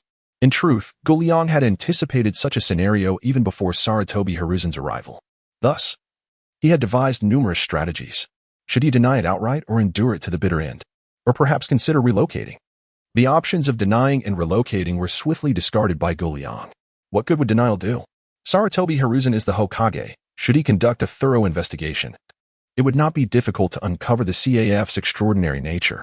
As for relocating, since its inception, this CAF had firmly established itself here. Moving to another village to reopen was simply not feasible. It may seem that there are several paths to choose from. Yet for Liang, there exists but one route, to endure to the end. Regardless of whether one is Sarutobi Hiruzen or Hashirama Senju, once they enter the internet CAF, their fates are no longer within their own grasp. Within the confines of the CAF, Liang assumes the role of a deity.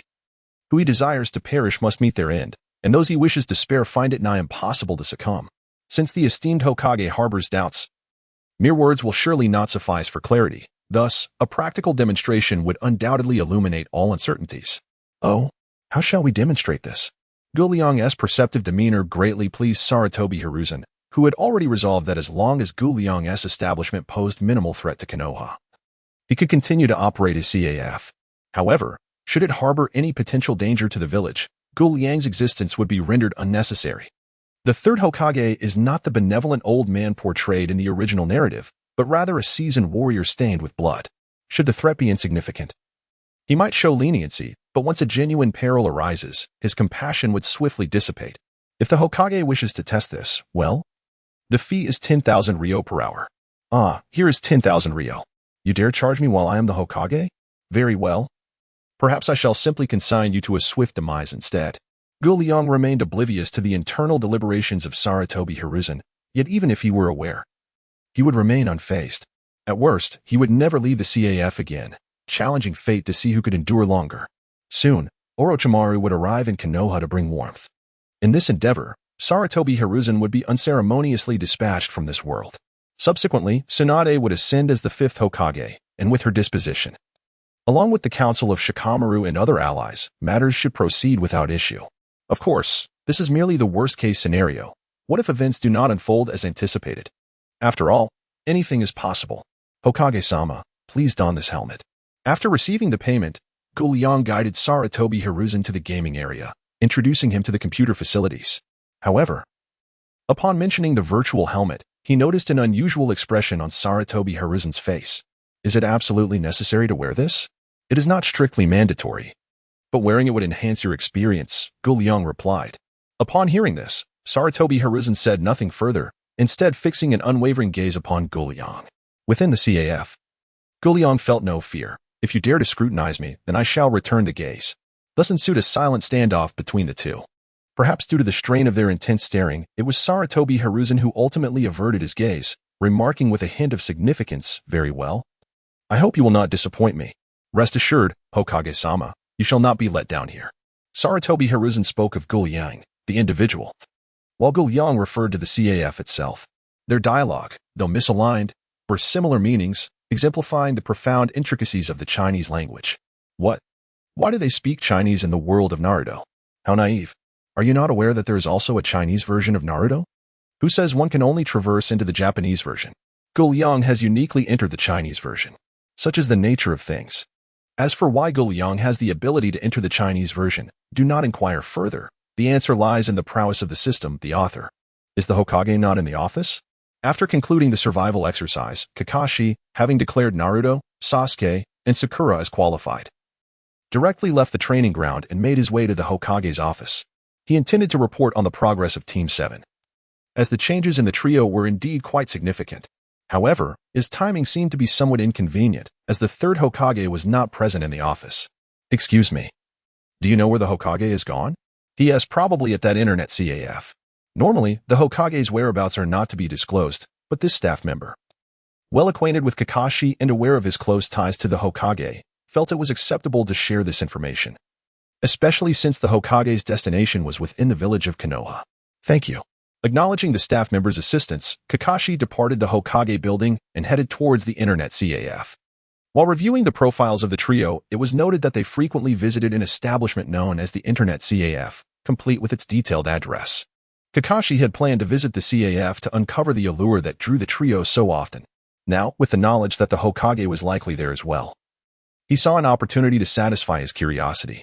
Meanwhile, on his way to the CAF, the third Hokage, Sarutobi Hiruzen, had, under Liang's persuasion, successfully entered the realm of Jin Yong's legendary heroes and had already been immersed in the game for half an hour. Aside from Liang's initial suggestion to visit the South Hero's residence to build, he had not provided any further guidance during this time. Through exploration, Hiruzen had grasped the fundamental mechanics of the game. Coupled with the remarkable martial arts within the game and Naruto's performance that night, a certain possibility struck him with astonishment. With a swift flick of his wrist, employing the Six Pulses Divine Sword to effortlessly dispatch a feeble NPC, his astonishment only intensified. Concurrently, in his mind, Liang's potential threat escalated rapidly. If he, after merely half an hour of casual play, could master such potent martial arts, how formidable would Liang be? As the proprietor of the Internet CAF, he surely had ample time and a deeper understanding of this game. Just how powerful could Liang's abilities be? This was precisely the reason for Hiruzen's apprehension. With such an unpredictable element in play, how could he find peace of mind? Fortunately, he managed to remain composed, choosing not to exit the game immediately, but rather to continue reveling in the enjoyment it provided. An hour later, Sarutobi Hiruzen successfully disembarked. After selecting his martial arts upon disembarkation, his complexion had improved considerably. In reality, one could not employ every martial art. Only one martial art and lightness skill could be utilized, rendering the scope of such martial arts rather limited. At the very least, in Sarutobi Hiruzen's view, mastering a top-tier martial art to its fullest extent would, due to the nature of its offensive capabilities, merely qualify as exceptional within the ninja realm. While this caliber of ninja cannot be deemed weak, they undeniably possess evident shortcomings that must be addressed to attain the status of a true jonin. Can one ascend to jonin status solely through martial arts? Sarutobi Hiruzen believed that relying solely on martial arts to achieve jonin rank held little promise. Firstly, the game employed internal energy, whereas in reality, ninjas utilize chakra. Engaging in the game would not enhance one's chakra capacity nor improve one's control over it. Secondly, the offensive methods of martial arts were relatively singular. Apart from a limited few, most martial arts lacked long-range capabilities, rendering them incomparable to the destructive power of ninjutsu. Given these two stark limitations, aspiring to jonin status through martial arts alone was virtually impossible. However, he would not deny the value of these martial arts. At that moment, he had already resolved that if Liang were sensible and remained in Konoha, he would spare Liang's life. Naturally, the Internet CAF would need to be handed over to Konoha's management. Should Liang prove to be obstinate and refuse to relinquish the CAF, he would, regrettably, have to express his apologies. Well, I shall leave this matter to Danzo. For the prosperity of Konoha, he would likely be quite willing. With this thought, Sarutobi Hiruzen smiled at Liang and remarked, "This game is truly remarkable. The formidable martial arts and ethereal lightness skills are simply unfortunate in that internal energy cannot coexist with chakra. Nevertheless, even so, it remains astonishing. As long as the Hokage is satisfied. Indeed, I am particularly pleased." Nodding with a smile, Sarutobi Hiruzen shifted the conversation, inquiring, by any chance, "Do you have plans to sell this Internet CAF, Liang?" Damn it, I knew this would come. Upon hearing this, Liang inwardly cursed. He had anticipated Sarutobi Hiruzen would continue to feign benevolence while secretly plotting against him, especially given that Konoha had a master of blame, capable of shifting any misdeeds onto Danzo. However, he did not expect Sarutobi Hiruzen to be so eager to probe at this moment. "Lord Hokage, you jest. I currently have no intention of selling the CAF." "I see. What a pity." Sarutobi Hiruzen shook his head, feigning a look of regret. From an outsider's perspective, he appeared to lament the inability to purchase the CAF, yet Liang perceived it as a lament for his own lack of insight. "In that case, Liang, should you ever wish to sell this CAF, you must come to me first. Rest assured, Lord Hokage, should I decide to close it, I will certainly seek you out at the earliest opportunity. Having taken up enough of your time, I shall take my leave now. Farewell, Hokage." As Liang escorted Sarutobi Hiruzen to the entrance, he happened upon Kakashi emerging from a nearby alley. Noticing that the third Hokage had exited the internet CAF, presumably to depart, Kakashi hastened over to offer his greetings. Hokage-sama. It's Kakashi. Have you also come to enjoy the internet CAF? Enjoy? Kakashi was unaware of the actual purpose of the CAF, but upon hearing the third Hokage's words, he gathered that it was indeed meant for leisure. Presumably, this was not an appropriate venue for a report, especially with Liang present. He felt somewhat embarrassed to admit he had come out of mere curiosity. So he simply echoed the Hokage's sentiment. Indeed, this CAF is quite splendid. Enjoy yourself. I shall take my leave now. At that moment, Sarutobi Hiruzen had begun to regard the CAF as his own domain, exuding an air of ownership. Moreover, since Kakashi was his direct subordinate, even if the CAF did not belong to him, he welcomed Kakashi's presence in such a place that could enhance his abilities. After all, the stronger his direct subordinates, the greater the power he could wield. Yes, Hokage-sama. Standing at the entrance, Liang felt a twinge of irritation at Sarutobi Hiruzen's demeanor. Does he believe he has me under his thumb? I shall observe what tactics he employs. A fleeting expression of ruthlessness crossed his face before he reverted to his usual demeanor. Kakashi, would you care to join me? Kakashi, who was watching the third Hokage depart, paused at the unexpected invitation. You know me? Given your masked appearance, it would be quite rare for someone not to recognize you. Kakashi nodded. Fully aware of the distinctiveness of his guise in Konoha, thus he did not find Liang's familiarity particularly surprising. If he were to learn that Naruto and the others had obtained their intel from Liang, his composure might falter. Oh, your hand is injured? Upon inviting Kakashi inside, Liang noticed the bandages wrapped around his middle and index fingers. Ah, something like that. Kakashi hesitated to divulge that he had been outsmarted by his own student. Quite frankly, who could have anticipated that Naruto would don iron shorts during a drill? Such behavior was utterly nonsensical. Seeing Kakashi's reluctance to elaborate, Liang chuckled. Having deduced the likely cause was Kakashi's infamous 1,000 years of death technique. This particular reason was indeed awkward to discuss, so Liang refrained from pressing further. Considering their limited acquaintance, 10,000 Ryo for 1 hour of access. Leading Kakashi to the gaming area, Liang began his introduction. Here, Kakashi promptly handed over the payment and, under Liang's guidance, donned the virtual helmet. Why was Kakashi so agreeable? Naturally, it was due to the endorsement of the third Hokage. If even the esteemed Hokage endorsed this place, Kakashi had no reason for skepticism. As night fell, Kakashi, having indulged in 5 hours of gameplay, felt a remarkable sense of refreshment. After selecting the martial arts and agility techniques he intended to employ in reality, he departed from the internet CAF. He had come to understand why there was such a significant discrepancy between the data and the experiences of Naruto and his companions. Even an elite J-nin like himself had become entangled in the game. One could only imagine the allure it held for freshly graduated youngsters like Naruto. It seemed that Naruto and Sakura's disdain for poverty was largely rooted in the exorbitant fees for internet access. As an elite J-nin, Kakashi was qualified to undertake so-called S-rank missions, a category notorious for its perilous nature. However, high risk typically promised high rewards, with such missions starting at a remuneration of 1 million Ryo. Yet, S-rank tasks were elusive and rarely encountered. Conversely, A-rank and B-rank missions were more commonplace, offering bounties ranging from 150,000 to 1 million Ryo and 80,000 to 200,000 Ryo, respectively. C-rank missions were less frequent, with rewards between 30,000 and 100,000 Ryo, while D-rank missions were merely a means for genin to hone their skills and augment their earnings. Hardly worth the attention of seasoned J-nin. It is essential to note that missions above C-rank required leaving the village, with durations measured in days. Thus, despite the seemingly generous rewards, the actual daily earnings, when considering the extended absence from the village, often fell short of expectations. The internet CAF charged a fee of 10,000 Ryo per hour. Even Kakashi found this rather burdensome. Today alone, his 5-hour session cost him 50,000 Ryo, an amount sufficient to post a C-rank mission to capture a ferocious beast. Nevertheless, Kakashi deemed this expenditure worthwhile, not a waste at all. His current abilities had reached a so-called bottleneck. Breaking through this barrier would elevate his strength significantly, potentially allowing him to match the prowess of his father from years past. However, failing to overcome this limitation would confine him to mediocrity for the rest of his life. The emergence of the internet CAF presented him with an opportunity to enhance his capabilities, a prospect he took seriously. He was determined never to relive the painful memories associated with Rin no era. He refused to remain a useless individual.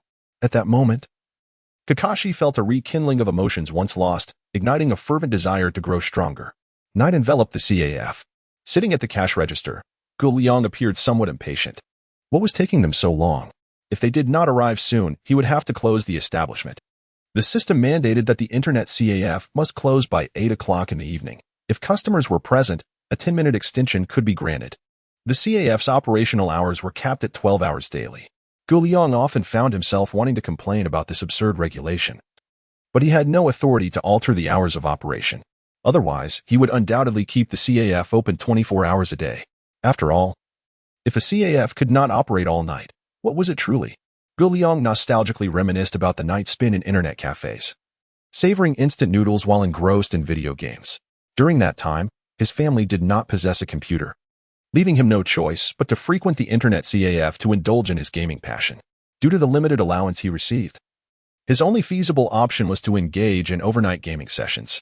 According to the CAF's pricing, it was merely 2 yuan per hour. Thus, an overnight stay from 10 in the evening until 8 in the morning spanning 10 hours cost only 12 yuan, which came with a complimentary box of instant noodles. For a student like him, this arrangement was extraordinarily cost-effective. Unfortunately, once his parents uncovered the truth behind his fabricated excuse of staying at a friend's house, realizing he had been spending his nights gaming at the CAF, he could no longer indulge in such escapades.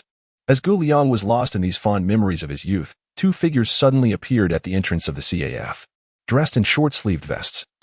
Each wielding a long blade and wearing ominous masks, they approached him. "Are you Liang? Come with us," he inquired. "Who are you?" To be honest, Liang felt somewhat disappointed by the arrival of these 2 ninjas. He had expected someone of greater significance, perhaps even Danzo himself.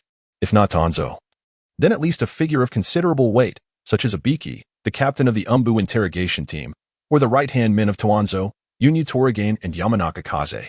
Sending these 2 underlings seemed to him a blatant insult. In truth, apart from the aforementioned 3, Liang regarded all other members of the Umbu and Danzo's route as mere foot soldiers. Although the Umbu had once been a breeding ground for prodigies, boasting talents such as Uchiha Shursui and Hatake Kakashi, since Itachi's departure from Konoha, the caliber of its members had significantly declined. The only notable exception remained a ninja known as Tenzo, later renamed Yamato. The rest were, in his eyes, nothing more than detritus. In the original narrative, during the Chunin exams, Sarutobi Hiruzen found himself ensnared in the 4 purple flames formation, while several Umbu operatives merely played the role of commentators, contributing little else. To be fair, they did ascertain the crucial information that the formation was untouchable, but at the cost of a fellow Umbu member's life. Given such lackluster performance, labeling them as mere amateurs could hardly be deemed a slanderous remark. It's also worth noting that most ninjas in the shinobi world had received little formal education, often resembling a collective of illiterates, and one could hardly expect more from such a populace. As for the route, aside from a few of Danzo's chosen subordinates, the remaining members paled in comparison to the Umbu. "Enough questions, just come with us," the 2 insisted impatiently, urging Liang to follow them. Their demeanor unmistakably suggested they were members of the route, for if they were indeed Umbu, they would have stated their identities outright. Despite their clandestine nature, the Umbu's status was still one that could be revealed. However, the roots are beyond redemption. They are like maggots lurking in the shadows, committing heinous acts, unfit to see the light of day. Do you not find your actions utterly absurd? You command me to depart, and I shall simply comply? Who do you believe yourselves to be? As for the 2 root ninjas, Liang did not even afford them the courtesy of consideration, speaking with utter disdain. Upon hearing such derisive words from Liang, the 2 root members launched an attack without the slightest forewarning. Outside a cyber CAF, it would have proven challenging for Liang to eliminate the 2 root members discreetly, yet within the confines of the CAF. Ha! Liang raised his hand. His index fingers pointed at the 2 root ninjas and softly uttered, "Annihilate." In an instant, both root ninjas felt their bodies lose all control. Their blood ceased to flow. Time stood still, and space began to warp. In less than a second, the 2 root ninjas vanished completely, evaporating from existence. Such power is truly unparalleled. The act of personally slaying 2 ninjas did not instill within Liang any sense of discomfort. On one hand, he had already experienced the thrill of murder within the game. On the other, the ability known as Annihilate was so overwhelmingly domineering. It eradicated individuals without any trace of bloodshed. What shall you do next? In a dimly lit basement within the Leaf Village, Danzo awaited Liang's arrival. Sarutobi Hiruzen had not disclosed any excessive intelligence to him. He merely hinted in casual conversation that Liang might pose a threat to the village. Having partnered with Sarutobi for many years, Danzo instantly comprehended the implication, which is why he dispatched 2 subordinates to extend an invitation that evening. As for why he did not simply opt for assassination, firstly, Danzo wished to meet Liang. Naturally, he was intrigued by someone whom Sarutobi had expressly cautioned him about. Secondly, the root organization thrived in secrecy. To kill in broad daylight would invite troublesome repercussions if witnessed by others. Have Oda and Kubo not yet returned? After waiting for an extended period, Danzo felt an overwhelming sense of dissatisfaction at their absence. Lord Danzo, Oda and Kubo have yet to return. I see. Danzo sipped his tea before calmly stating, dispatch 2 more individuals, and once Oda and Kubo return, let them face the consequences themselves. Yes, Lord Danzo. Yamanaka Takara received his orders and departed. As time dragged on for another half-hour, Danzo's patience was wearing thin. Are they still not back?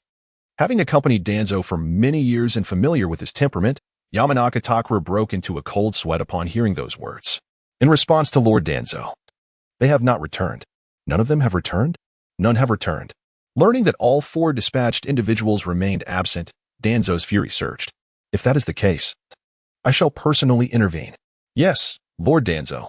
Seeing that Danzo did not blame him, Oil Girl Torian secretly breathed a sigh of relief and followed behind Danzo as they set off towards the internet CAF. The night is a time when many evils occur and is also the hour most familiar to the members of Root. On such a dark and windy night, their outing would undoubtedly be quite convenient. Before long, Danzo and Torian arrived outside the internet CAF, accompanied by a group of Root subordinates. Torian, go knock on the door. After dealing with the second wave of Root ninjas, the time mandated by the system had passed, and naturally, Liang closed the door. Knock, knock, knock. Is anyone there? Knock, knock, knock. Is the boss still awake? Knock, knock, knock. We have a guest. Torian knocked 3 times in succession but received no response from within. It was that Liang was ignoring them. Rather, he had already gone to bed, believing it was closing time. And whether the system would allow him to open the door was uncertain. Rather than respond and let them in, he preferred to remain oblivious and enjoy his sleep.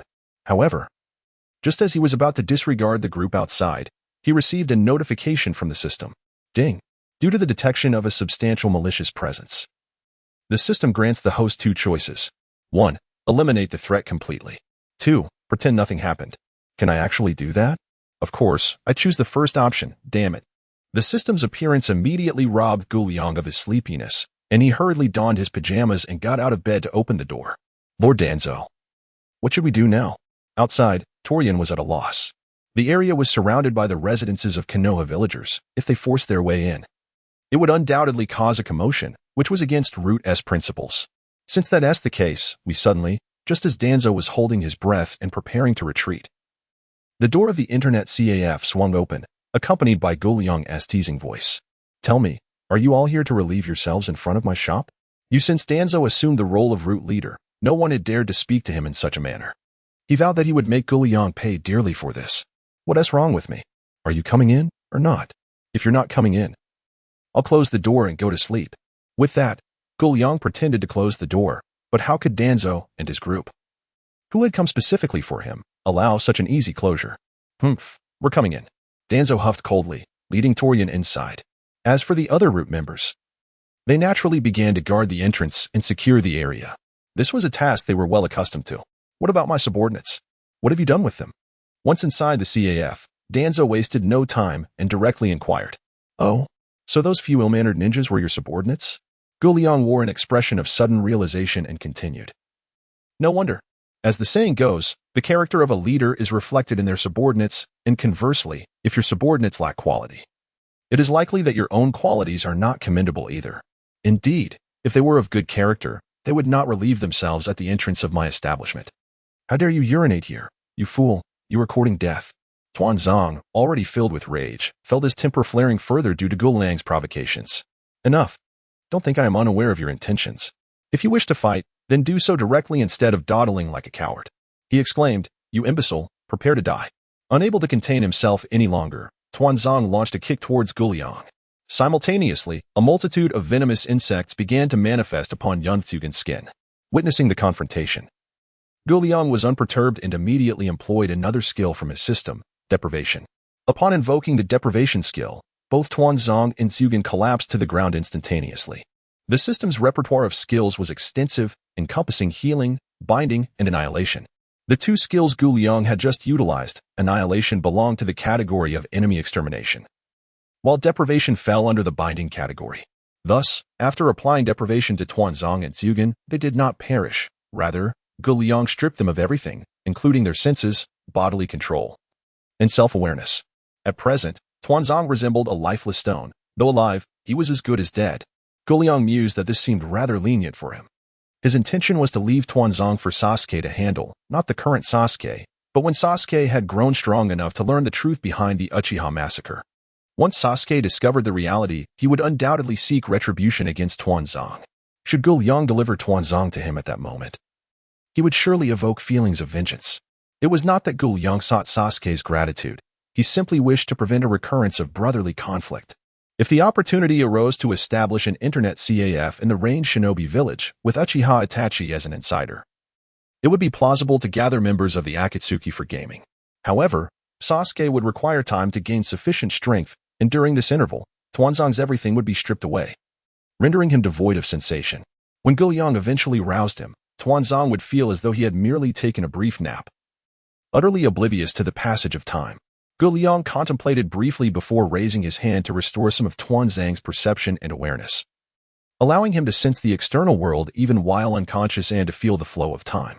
This state of possessing awareness yet being unable to act, trapped in darkness and awaiting death, would undoubtedly serve as the most fitting punishment for Tuanzong. A day or two might be manageable, but prolonged exposure could very well drive Tuanzong to madness. Gu Liang, however, remained indifferent to whether Tuanzong would lose his sanity, for in the end, he was destined to be slain by Sasuke. However, what shall we do about the extraction? Regarding the extraction of the oil woman, Gu Liang harbored no significant animosity. He was merely a subordinate executing the orders of Tuanzong, essentially a mere instrument in the hands of a butcher. Yet, to assert that he bore no guilt would be utterly erroneous. Never mind, when Zeno arrives, I shall hand him over.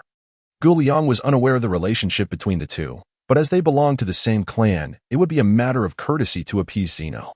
Now, where should I conceal them? This infuriating system has not provided me with a personal space or anything of the sort. After contemplating the layout of the internet CAF, Gu Liang ultimately decided to hide the two individuals in his bedroom. In the midst of the night, he suddenly remembered that he had two people concealed within his bedroom. Damn, the more I think about it, the more uneasy I feel. Shuddering, he hastily cast aside the terrifying imagery. After all, they were merely two immobile corpses. What was there to fear?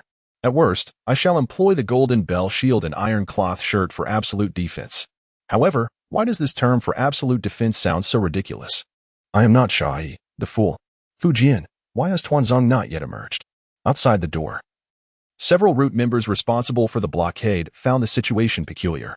Ordinarily, at this hour, the CAF's owner should have already been subdued by Tuanzong. Yet not only had Tuanzong not emerged, but the CAF itself was devoid of any commotion.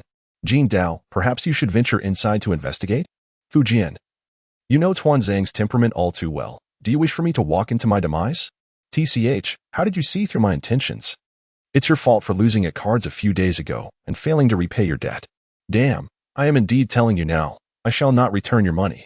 Fujian, you are courting death. Jin Dao, what do you intend to do about it? Very well, cease your bickering. I shall enter and take a look. As the captain of this small team, Inoue Yahiko sensed something amiss and resolved to boldly investigate. Captain, do exercise caution. Captain, give it your all. Shaking his head and ignoring the two, Inoue Yahiko strode purposefully toward the internet CAF. At that moment, Gu Liang had already dragged Tuanzong and the extracted one back to his bedroom. Upon Inoue Yahiko's entrance, he beheld Gu Liang calmly seated, sipping tea. Where's Tuanzong? What have you done to him? Seeing such a scene, Inoue Yahiko drew the blade strapped to his back, regarding Gu Liang with wariness. Tuanzong? I have already dispatched him. Impossible. Upon hearing such dire news, Inoue Yahiko disregarded everything else, letting out a cry to alert the others outside before launching an attack on Gu Liang. Overestimating yourself. Annihilation. Tuanzong still held value. The extraction, after all, was a clansman of Zeno, but what were this individual and the others outside worth? Aside from a few orphans who were deceived and coerced by Danzo, The majority of these individuals were merely discarded children from various clans. In regard to these people, Liang held no reservations to instill fear in Sarutobi Hiruzen. It seemed that he was poised to unleash a massacre. When the guards outside rushed in, they were met with the sight of Inoue Teihiko vanishing, causing them to break into a cold sweat. However, they were powerless. They had all been ensnared by Danzo's malicious curse marks. If something were to happen to Danzo, none of them would escape unscathed. Thus, despite their deep-seated fear, not a single member of Root dared to flee, with the enemies refusing to retreat. Liang found his task considerably simplified. He executed a singular move, Annihilation, eliminating all the Root members who had stormed into the internet CAF, erasing them from existence. Chuckling to himself, he mused over how Sarutobi Hiruzen would react to such a significant loss in his ranks. The next morning, as was his custom, Sarutobi Hiruzen rose early and leisurely made his way to the Hokage's office after breakfast. Just as he settled into his chair, a member of the Umbu appeared before him. Lord Hokage, last night, Danzo took a group of Root members to that internet CAF. Hiruzen raised an eyebrow, impressed by Danzo's efficiency. A smile crept across his face. It seemed his old comrade was increasingly in tune with his expectations. He had only hinted at the task, and Danzo had already undertaken it that very evening. Has the contract from the internet CAF arrived? Contract? What contract? Hiruzen, under the impression that Danzo had handled everything, was taken aback when the Umbu member revealed ignorance of what the third Hokage was referring to. Oh, it appears our friend Liang possesses quite a resilient spirit. No matter, I shall personally visit Root shortly to inquire with Danzo. Lord Danzo is likely not at Root right now. What do you mean? At this point, Hiruzen sensed that something was amiss. Given Danzo's secretive nature, he typically spent more time at Root than at home. It was improbable for him to be absent at this hour. Please elaborate. Yes, Lord Hokage. Well, to be direct, last night, Danzo and all the Root members he brought along entered the internet CAF and have not emerged since. What? Hiruzen stood up in shock. Are you certain that none of them have come out? Yes, Lord Hokage, I am quite certain. Very well, you may leave now. Understood. The Umbu member vanished in a flash, leaving Hiruzen alone in his office. His expression darkened as he contemplated the situation. To be honest, Hiruzen was genuinely taken aback by Liang's audacity. He was well aware of Danzo's strength. Even if it did not surpass his own, it was certainly formidable. Yet, despite Danzo's capabilities, he had led a group of Root members into a situation where they had failed to subdue Liang, ultimately ensnaring themselves. Moreover, what was particularly perplexing was the absence of any significant disturbances the previous night. The discord between them escalated into conflict, and while Sarutobi Hiruzen could comprehend the situation, the eerie silence surrounding it was perplexing.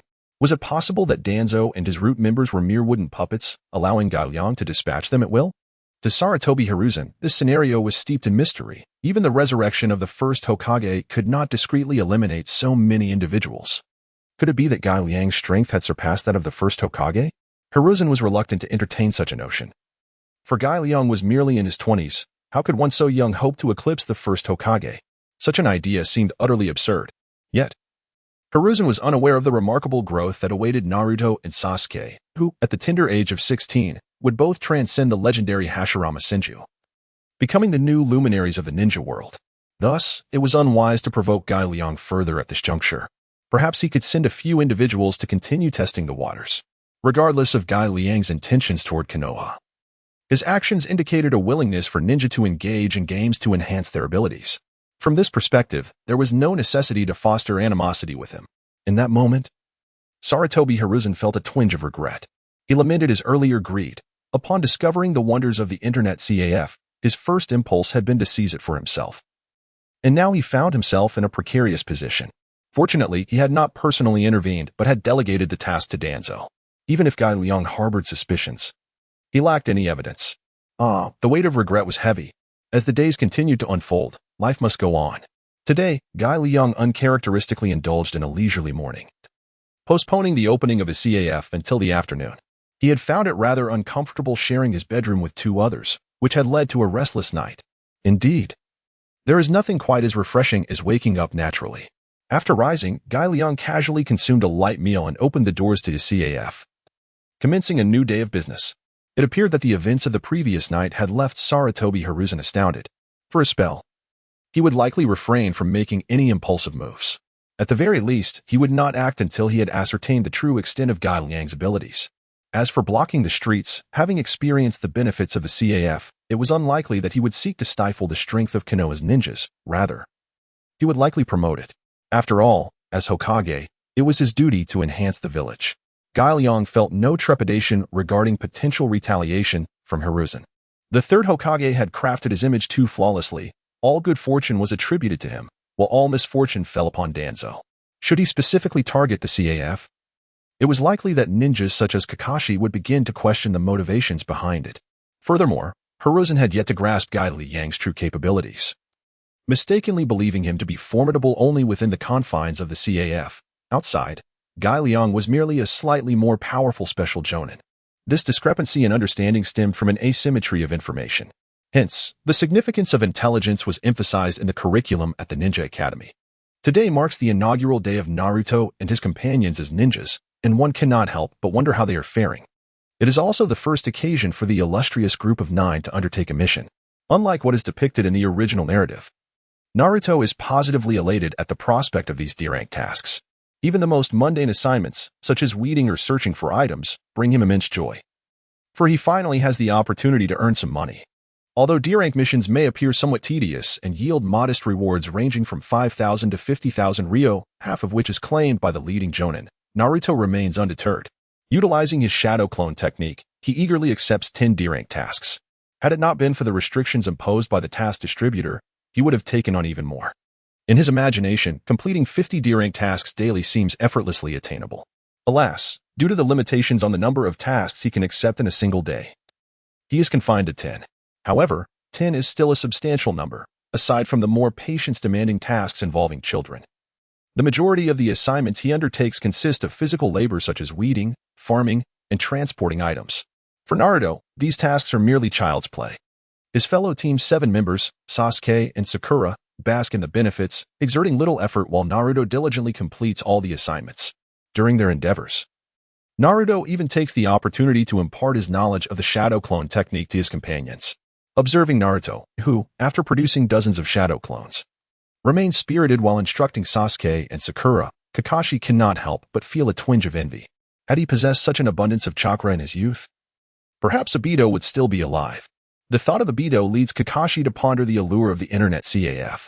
In the original narrative, Kakashi's fondness for Ica Paradise perhaps stemmed from his desire to immerse himself in literature, diverting his mind from sorrowful memories. Nowadays, the immersive experience of gaming at the internet CAF far surpasses that of reading. Thus, playing games not only enhances Kakashi's abilities, but also allows him to momentarily escape the tragedies of his past. By 3 o'clock in the afternoon, Team 7 has flawlessly completed 10 D-rank tasks.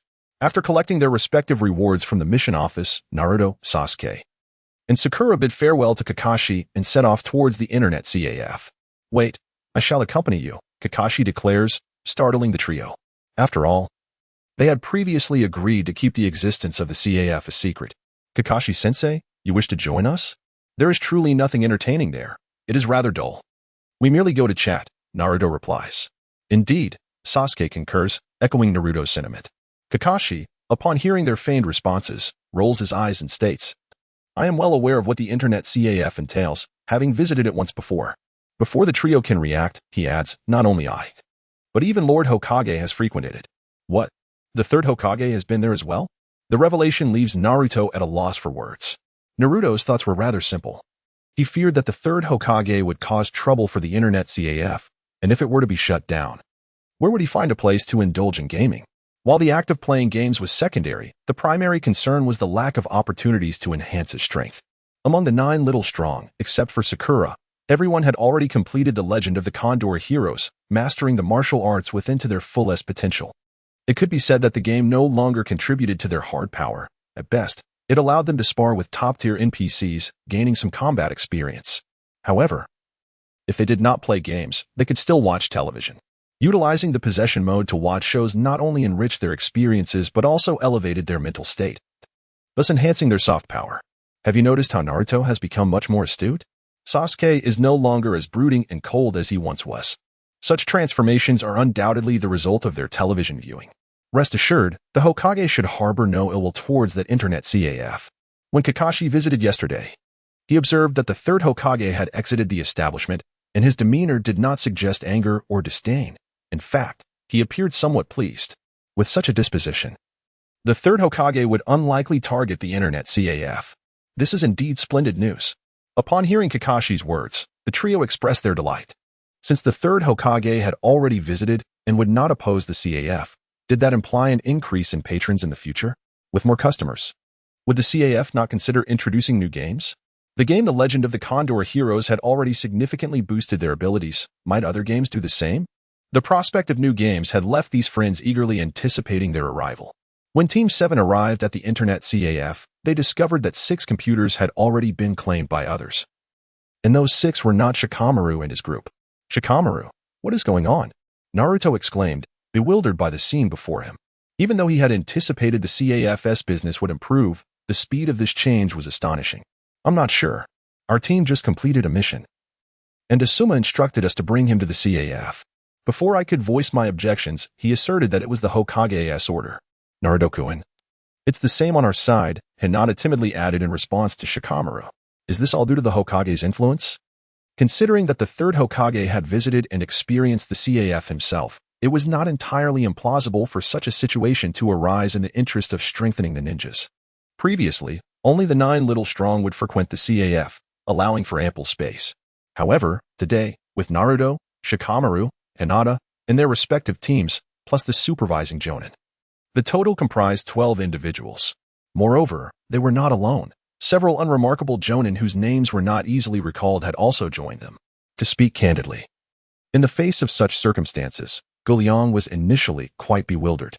It soon dawned on him that this was a goodwill gesture from Sarutobi Hiruzen. Nonetheless, the rapidity of the action was striking. He had scarcely opened the door when he spotted Asuma approaching with Shikamaru and the others, followed shortly by Kurenai and Hinata.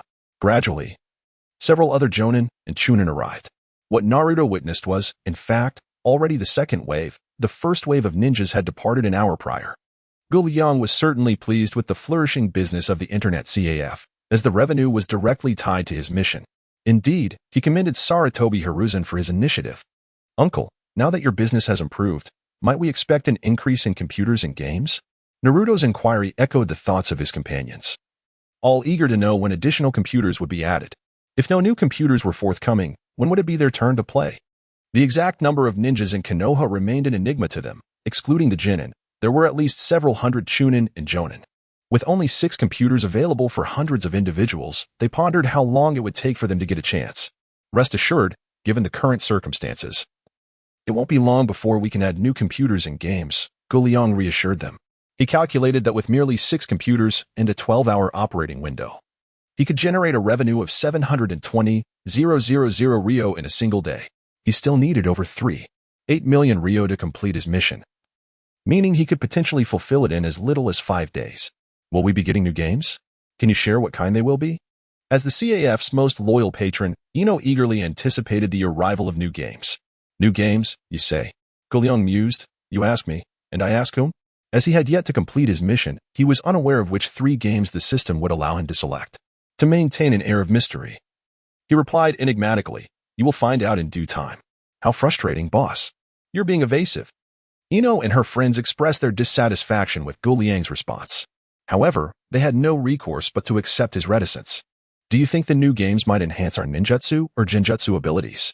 Though uncertain of what the new games would entail, their imaginations ran wild with possibilities. I find it quite likely. Shikamaru nodded in agreement with Ino's conjecture, continuing. In the game The Legend of the Condor Heroes, the martial arts and agility skills can be seen as enhancing our physical techniques.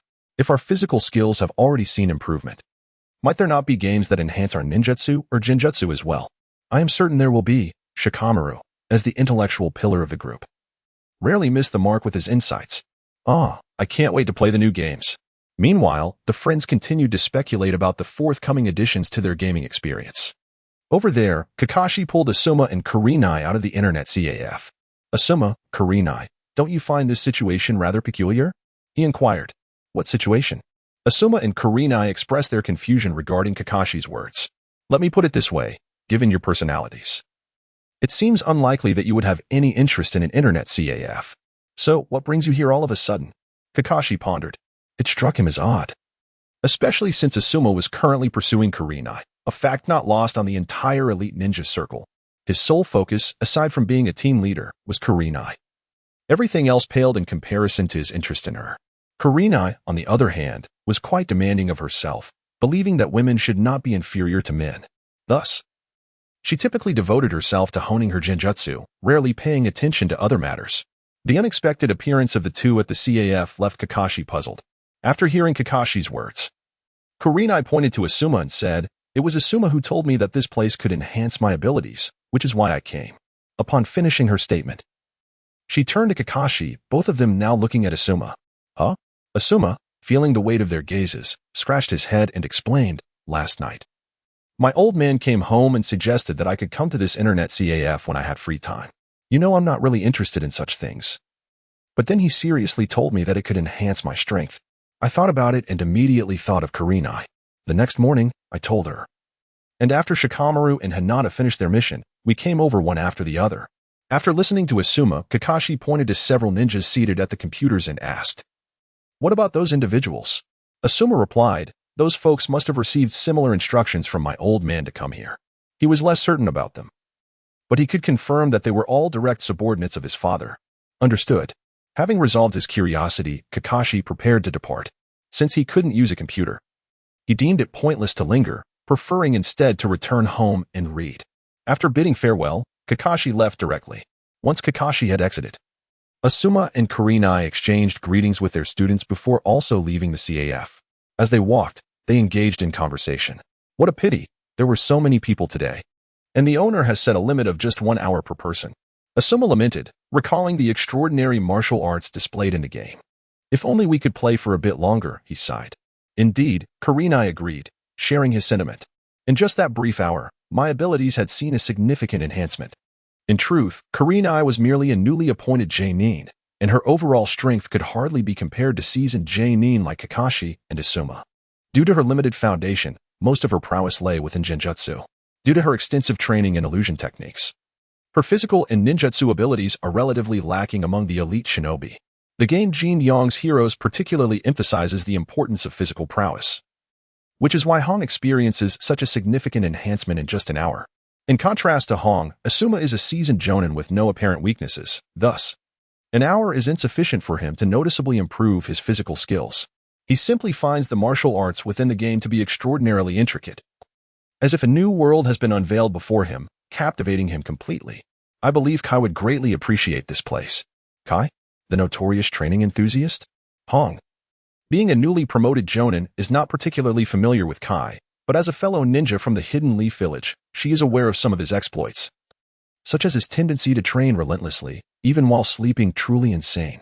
Indeed, that is him. Unfortunately, he is currently out on a mission. Or else one among the crowd here would certainly be him, for he would never refuse anything that could enhance his physical abilities. I see. Do you happen to know what mission he is undertaking? Hong is intrigued to hear, and naturally, Asuma is eager to share. I'm not entirely certain. I only know that he is likely off to thus. The two continue their amiable conversation while strolling through the streets of the Hidden Leaf. Meanwhile, the teacher in charge has left, yet the 9 young ninjas remain. Even without the ability to play games, they engage in lively discussions, sharing experiences from their missions. However, there is simply no comparison between them and Naruto, who is quite the anomaly. After completing their first D-rank mission, they have no desire to pursue any further, as they find such tasks to be not only low-paying but also rather cumbersome. Most importantly, they are not in need of money. Completing a D-rank mission seems less appealing than simply enjoying games or watching dramas at an internet CAF. Regrettably, this is no longer their secret base, and they must wait for Liang to increase the number of computers available. As the sun sets and dinner time approaches, the 9 young ninjas prepare to leave and head home for their meals. Just as they are about to depart, Liang suddenly appears before them, calling out to the rather inconspicuous Shino. "Shino, wait a moment, I have something to discuss with you." All right. Noticing that the boss wishes to speak with Shino, the rest of the group pays little mind and bids farewell to one another as they head home. "Shino, come with me." Ignoring the 6 ninjas still engrossed in their games, Liang leads Shino to his bedroom and retrieves something from beneath the bed. "Boss, what are you doing? Pulling that out?" Shino is perplexed as to why Liang has brought him into his room. and he is taken aback upon seeing what Liang has pulled from under the bed. "Oh, Shino, do you know him?" Shino nods. "Yes, he is my friend. It has just been many years since we last met." Despite the fact that Torai Kane is 3 years older than Shinobu, they had already forged a friendship before Shinobu enrolled in the Ninja Academy. Regrettably, after Torai Kane joined the Root organization, Shinobu never encountered him again. To his surprise, their reunion unfolded in such an unexpected manner. "It is fortunate that I am acquainted with him. I shall leave this individual in your capable hands." As he spoke, Zhelong pretended to fiddle with Torai Kane, but in truth, he was employing a system skill to restore Torai Kane's consciousness. Of course, this restoration would not be instantaneous. It would take approximately an hour for him to awaken. "Well, you may take your leave now." With a bewildered expression, Shinobu carried Torai Kane on his back and exited the internet CAF in a daze. As for the situation concerning Torai Kane, Zhelong had done all he could. If the other party, or the YN clan, were to seek an explanation in the future, he was not running a charitable organization.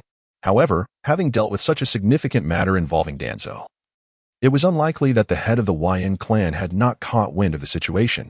Danzo, while serving as the leader of the Root organization, also held the position of advisor to the Hokage of Konoha. With such a prominent identity, his disappearance might be overlooked for a day or two, but eventually, suspicions would arise. Furthermore, some shinobi had witnessed Danzo leading a group of Root ninjas the previous night. Should he remain missing for an extended period, it would undoubtedly raise eyebrows. One could only hope that the head of the YN clan would not be foolish enough to act hastily. As time quietly passed, 5 days had slipped away in the blink of an eye. Just as Zhelong had anticipated, no one from the YN clan sought trouble. Instead, they sent Shinobu with a monetary gift of 1 million ryo as a token of gratitude for Zhelang's rescue of Torai Kane. After some reluctance, Zhelong ultimately accepted the sum, unable to refuse Shinobu's insistence. Unfortunately, this 1 million ryo could not be counted towards the internet CAF's revenue. Otherwise, he could have completed his task a day earlier. Nevertheless, he remained optimistic. As long as today's earnings mirrored those of the preceding days, he would still accomplish his objective. While Zhelong contemplated the rewards the system would bestow upon him upon task completion, Sarutobi Hiruzen arrived. Although he was not particularly eager to come, he had no choice. Danzo, his old acquaintance, had vanished without a trace, and both Mito Kazuma and Tino Kamachi, fellow advisors, were persistently inquiring about Danzo's whereabouts. Thus, whether out of concern for Danzo's fate or fulfilling his duties as Hokage, he had to attend. After a disingenuous exchange of pleasantries, Hiruzen finally broached the topic of Danzo. Naturally, Zhelong claimed that Danzo had perished, regardless of the truth of Danzo's demise. Hiruzen had no choice but to accept Zhelang's assertion unless he wished to provoke a conflict with him. Unsurprisingly, Hiruzen shifted all blame onto Danzo, claiming ignorance of the circumstances. Whether Zhelong believed him or not was irrelevant. He had chosen to accept the explanation. "I hope that the matter concerning Danzo does not adversely affect the village's relationship with you. Rest assured, I am merely seeking to conduct my business in peace. If you refrain from causing me trouble, I shall have no inclination to meddle in your affairs." Upon hearing Liang's final response, Sarutobi Hiruzen felt a sense of relief. As long as Liang did not cause any turmoil within Konoha village, all would be well. It was indeed a pity for Danzo, such a capable scapegoat, to meet his demise. Who would take on the filthy tasks in the future? It was truly a headache. Sarutobi Hiruzen departed, bestowing upon Liang a sum of 1 million ryo, ostensibly as an advance for his grandson's internet fees, but subtly serving as compensation for Liang. Calmly, Liang accepted the 1 million ryo. After all, when it came to the Hokage's money, one should seize the opportunity. At the very moment he accepted the funds, a notification from the system chimed in. To his surprise, even such an advance for internet fees could be counted towards the revenue? Perhaps he should consider introducing a membership card to secure some profit first? After a quiet chuckle, Liang began to examine the system. "Let me see which 3 games the system has bestowed upon me." To my astonishment, these are the 3 titles. Allow me to exclaim loudly, the system is truly remarkable. Task: achieve a total revenue of 5 million ryo at the internet CAF. Completed. Task reward: choose one from 3 single-player games, 6 sets of computers, and an elevation in host privileges. Options for the single-player game: Diablo 2 Story Mode, Resident Evil 1 Story Mode, and The Legend of Sword and Fairy 1 Sandbox Mode. Current host privileges: 1. Due to the host privilege surpassing 1 point, the beginner benefits have now been lifted. Various changes are to be experienced by the host at their discretion. New task: Achieve a balance of 10 million Rio at the Internet CAF. Task progress, 594-1000. Task reward, 12 sets of computers. The television series of The Legend of Sword and Fairy 1. Choose one from 3 single-player games and an elevation in host privileges. To be honest, upon seeing these 3 games, Liang felt an exhilarating thrill. After all, these titles are quite renowned back on Earth. The first game, Diablo 2, is an action role-playing game developed by Blizzard Entertainment in the United States. In this game, players create their own characters to traverse the Darklands, vanquish foes, seek treasures, and grow stronger, ultimately defeating the dark forces that dominate each continent and rescuing the various races within the game. While the storyline may seem somewhat glitch, the gameplay is undeniably exceptional. Moreover, this game allows for online play with friends, making it a perfect fit for an Internet CAF. The second game, Resident Evil 1, predates the previous title and was phenomenally successful upon its release, ranking among the classics that rival Diablo 2. However, as commendable as this game is, it may not be entirely suitable for the current Internet CAF environment. After all, the game features no magical techniques, only powerful firearms. While these weapons might appear formidable to the average person, they seem rather insufficient when compared to ninjutsu. Of course, this refers to conventional firearms and does not encompass nuclear weapons. The third game, The Legend of Sword and Fairy 1, holds a special place in Liang's heart as it was the very first RPG he played on his computer. The game narrates the tale of an ordinary innkeeper's assistant, Li Xiaoyao, who fortuitously encounters Zhao Linger, a descendant of the Nviwa clan. The serene island where Zhao Linger resides is unexpectedly attacked, prompting Li Xiaoyao to undertake the crucial task of escorting her to Miaojiang in search of her mother. Throughout their journey, Li Xiaoyao befriends Lin Yuru and Anu. Subsequently, as Zhao Lingo aids the Miao people in invoking rain to alleviate drought and punishing the wicked, the mysteries surrounding her lineage and the whereabouts of her mother gradually come to light. At this juncture, the malevolent schemes of the villainous by Yu Jiaozhu are unveiled. Yet Li Xiaoyao and Zhao Lingo remain unaware that their confrontation with him will culminate in an eternal tragedy. In summary, while the gameplay of Xianjian may first not possess the same intensity as Diablo 2, its narrative undoubtedly resonates with greater emotional depth. Furthermore, Xianjian 1 features elemental spells and sword mastery, which are forms of cultivation that can enhance one's lifespan.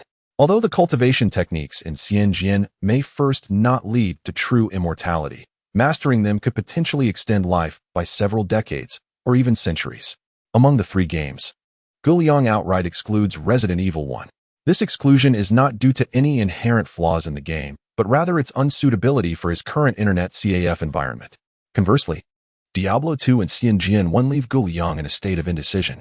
From a skill perspective, the former offers fantastical magic while the latter presents cultivation spells. Both possess considerable power and unique advantages, yet the lifespan-enhancing aspect of the cultivation spells captivates Liang's interest. In this regard, Xianjian 1 holds a distinct advantage over Diablo 2. However, in terms of gameplay quality, Xianjian 1 falls slightly short compared to Diablo 2, which allows for online play with up to 8 participants. This aspect gives Diablo 2 a competitive edge. The difficulty in distinguishing between the 2 games is what leaves Liang most conflicted. Curiously, what does the story version imply? Moments ago, due to his excitement over the new game, Liang overlooked the words in parentheses following the game title. Now, it seems that this game might differ slightly from those he has previously played. System, could you elucidate the meanings of story version and sandbox version? Clearly, as a non-intelligent tool, the system offers no response to Liang's inquiry. Nevertheless, this does not hinder his speculation. The story version likely guides players along the game's narrative, however. Isn't that similar to the standard version? Or perhaps his assumption is flawed. The sandbox version is more comprehensible, after all. The Legend of the Condor Heroes can also be regarded as a sandbox game, devoid of a fixed plot, allowing players to engage as they please. Could it be that in Xianjian 1, one could even assume the role of an emperor? If so, that would be quite intriguing. After much contemplation, Liang ultimately chose Xianjian Xixiajuan 1 from the 3 games. In contrast to the ambiguous narrative version, the concept of the sandbox version is readily comprehensible. Furthermore, considering that the previous game was a martial arts title, transitioning from martial arts to immortal fantasy should not appear jarring. Moreover, The Legend of Sword and Fairy 1 features cultivation manuals that can extend one's lifespan and the art of sword flight. Such an impressive technique of flying on a sword is something Liang is determined to master. Additionally, the next task reward includes the television drama of The Legend of Sword and Fairy 1. If he were to choose another game, well, what would become of the drama? Severing the connection between the drama and the game would strike Liang as a tremendous waste. Therefore, it follows that opting for The Legend of Sword and Fairy 1 constitutes the most favorable outcome. Having made the game selection, Liang commenced to examine his permissions. As previously mentioned, Liang could purchase some living supplies within the system, but the other items available for purchase were exceedingly limited, and even those were often disappointing. For instance, there was that iron undergarment. Now, however, his permissions had been elevated by one level, undoubtedly expanding the array of items he could acquire. He hoped that this newfound level 1 permission would enable him to renovate the Internet CAF. While he held no extravagant hopes for other functionalities, he earnestly wished for the renovation rights to be included this time. Host permissions, level 1 unlocked renovation rights. New room unlocked. Enlightenment chamber exclusive to the host. Enlightenment chamber. For skills the host struggles to master, the host can spend money to utilize the chamber, thereby increasing proficiency in those skills. New items in the shop. Sword, beginner, intermediate, advanced magical tools, Taoist robe, beginner, intermediate, advanced magical tools, food absorbing pill, hemostasis pill. 5 elements spirit pearls, water, fire, thunder, wind, earth. Immersion mode 2.0 version unlocked. After spending some time, Liang realized that this was far from a mere internet CAF system. It was evidently a pay-to-win system. Since he had surpassed the novice phase, items that were previously free in the internet CAF now required payment to utilize. For instance, the annihilation and deprivation skills he employed against Danzo now also necessitated payment. To use these 2 high-level skills, a cost of 1 million taels was required each time. Upon encountering such staggering expenses, Liang nearly erupted in expletives. Fortunately, the system boasted hundreds of skills, and apart from these 2 elite skills, there were numerous lower-tier skills with significantly reduced costs, which Liang could still afford. In addition to these unfortunate news, there was also good news. The unlocking of renovation rights and the introduction of the Enlightenment Chamber filled Liang with joy. However, upon seeing the financial demands required, he felt an urge to curse the dogged system once more. Internet CAF renovation, basic renovation, simple repair, intermediate renovation, refined repair, advanced renovation, luxurious. The 3 levels of renovation correspond to 1 million taels, 10 million taels, and 100 million taels, respectively.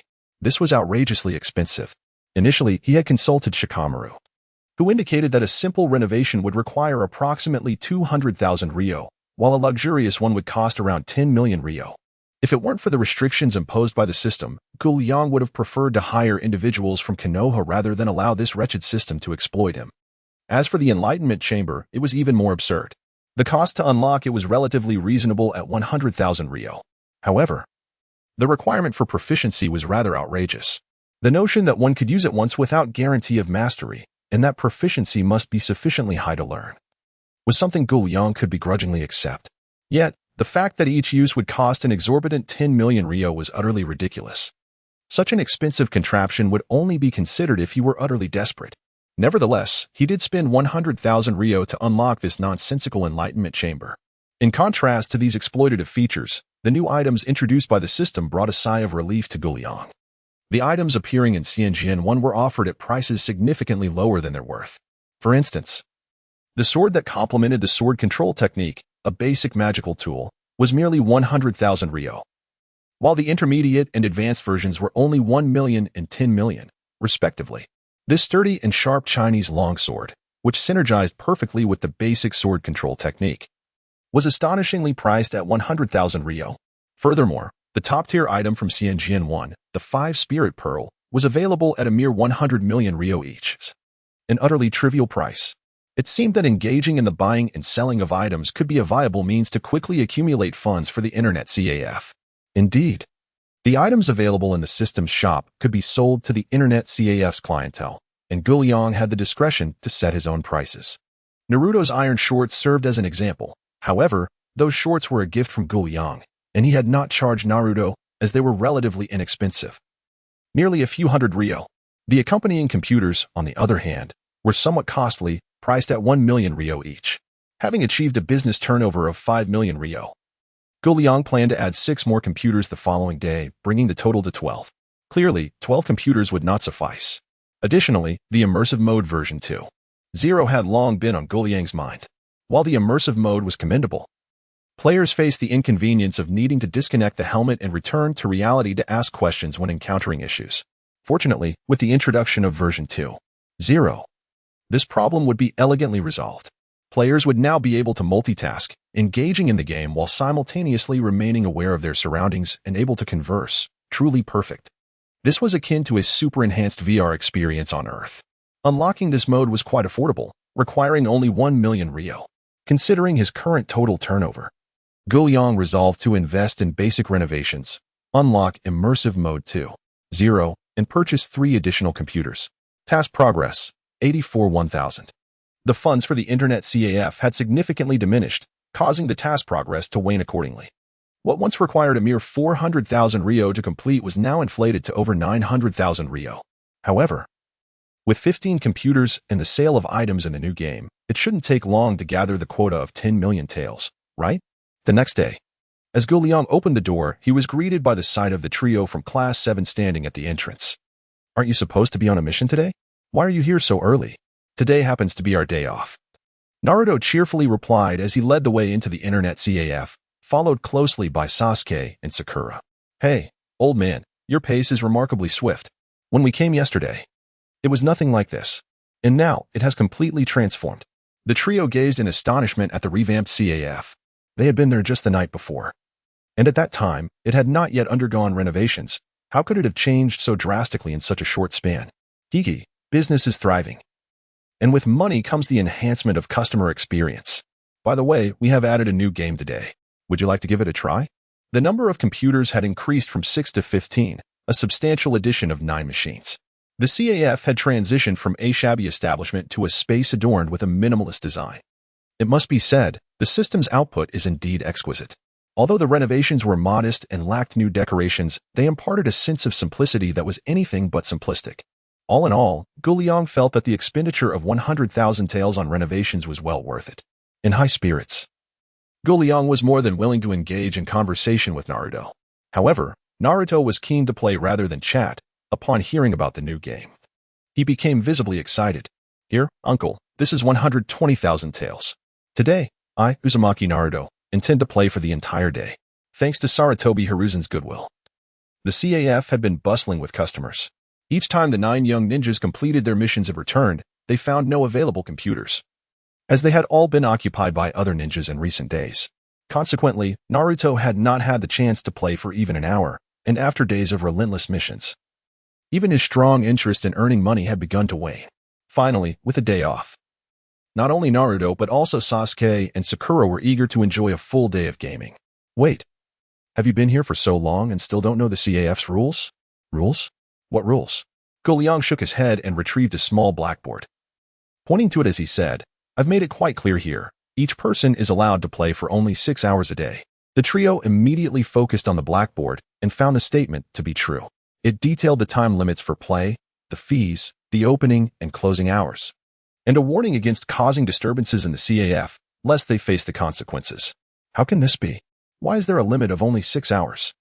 Liang thought to himself, I wish I knew the reason too, but the system stipulates that one must play less, not more. The maximum is 6 hours. And there's nothing I can do about it. Of course, in order to maintain his own prestige, Liang had his justifications. As you ponder the experience of engaging with internet CAF games, do you not find yourself yearning for an endless play? Naruto nodded in affirmation, stating, Indeed. If I had nothing to do and some money to spare, I would undoubtedly continue playing. Sasuke and Sakura concurred. Given this, one can surmise that if everyone indulged in such behavior, it would imply that those who arrive early could play, while latecomers would be left out. Upon reflection, the trio realized the truth in this assertion. On the day Asuma arrived, had it not been for Liang's imposition of time limits on each player, Asuma and Hong would likely have missed their chance to play. Very well, 6 hours it is. Despite Naruto's reluctance, he recognized he had no recourse. After the trio dutifully paid for their 6 hours of gaming, they proceeded to the gaming area. At that moment, another individual entered the CAF. Who is the owner here? The newcomer, a middle-aged ninja with 2 prominent scars across his face, exuded an intimidating aura. I am the owner. How may I assist you? He inquired. I have heard that one can gain strength here. Is that true? The man's demeanor was somewhat menacing, and his tone was far from cordial. However, as a customer, Liang was willing to tolerate a less-than-pleasant attitude, provided there was no trouble. Of course, as long as you pay to play, you will indeed grow stronger. He was about to quote a price when the man brandished a kunai and menacingly warned, "I hope you do not deceive me, otherwise." His threat lingered ominously in the air. "Our establishment is fair and honest, but we are concerned whether you can afford the experience." Liang discerned that this individual was not a direct descendant of Sarutobi Hiruzen. He had evidently heard rumors about the CAF's potential for strength enhancement, but had not bothered to verify the information before arriving. "Can I not afford it?" "Here." With a loud slap, he tossed the money onto the counter, attempting to convey his affluence. "Apologies, but it seems your funds are rather insufficient." Liang glanced at the cash. While the amount appeared considerable, it was largely composed of smaller denominations. There were few, if any, bills of 1,000. In total, it barely amounted to a few thousand. "Is a few thousand not enough?" "You must be jesting. This establishment is nothing but a scam." With that, the man snatched his money back and glared at Liang with an expression that suggested he was ready to take violent action. Meanwhile, Naruto and his companions refrained from proceeding to the gaming area and instead observed the unfolding drama. Witnessing the man's intent to harm Liang, they swiftly positioned themselves in front of him, shielding him, and confronted the aggressor with anger. "What do you intend to do? If you cannot afford to play, then do not. Leave at once, or do not compel us to take action." Upon the arrival of 3 children, the middle-aged ninja displayed an air of arrogance. "Do you wish to confront me? If so, come forth. Allow me, Master Honda, to impart a proper lesson to you 3 little brats, so you may learn the essence of respecting your elders." This unreserved proclamation incited the trio's ire. Sasuke, in a fit of anger, launched an attack, raising his leg to deliver a kick. Perhaps taken aback by Sasuke's sudden aggression, or perhaps due to his own lack of prowess, the man only reacted when the kick was imminent. Alas, it was too late. Just as the blow was about to land, Liang intervened, swiftly grasping Sasuke's attacking leg, preventing him from being sent flying. "Boss?" Sasuke inquired, bewildered by Liang's interference. "You are my guests. How could I allow you to handle the troublemakers on my behalf?" Liang's intentions were clear. Patrons visited the internet CAF to indulge in gaming, not to resolve disputes for him. In the future, should such incidents arise, you need not engage, simply enjoy your games. What about you? At that moment, the ninja named Honda stood frozen, his legs trembling in fear, on the verge of losing control. Naturally, such disruptive individuals warranted punishment. With a snap of his fingers, Liang summoned a jolt of electricity that coursed through Honda for approximately 10 seconds, causing a crackling sensation that left him in a state of euphoric shock. Fortunately, Liang exercised restraint. This mild electric shock would not render him unconscious. Should you contemplate causing trouble again, think carefully about the consequences. Now, be gone.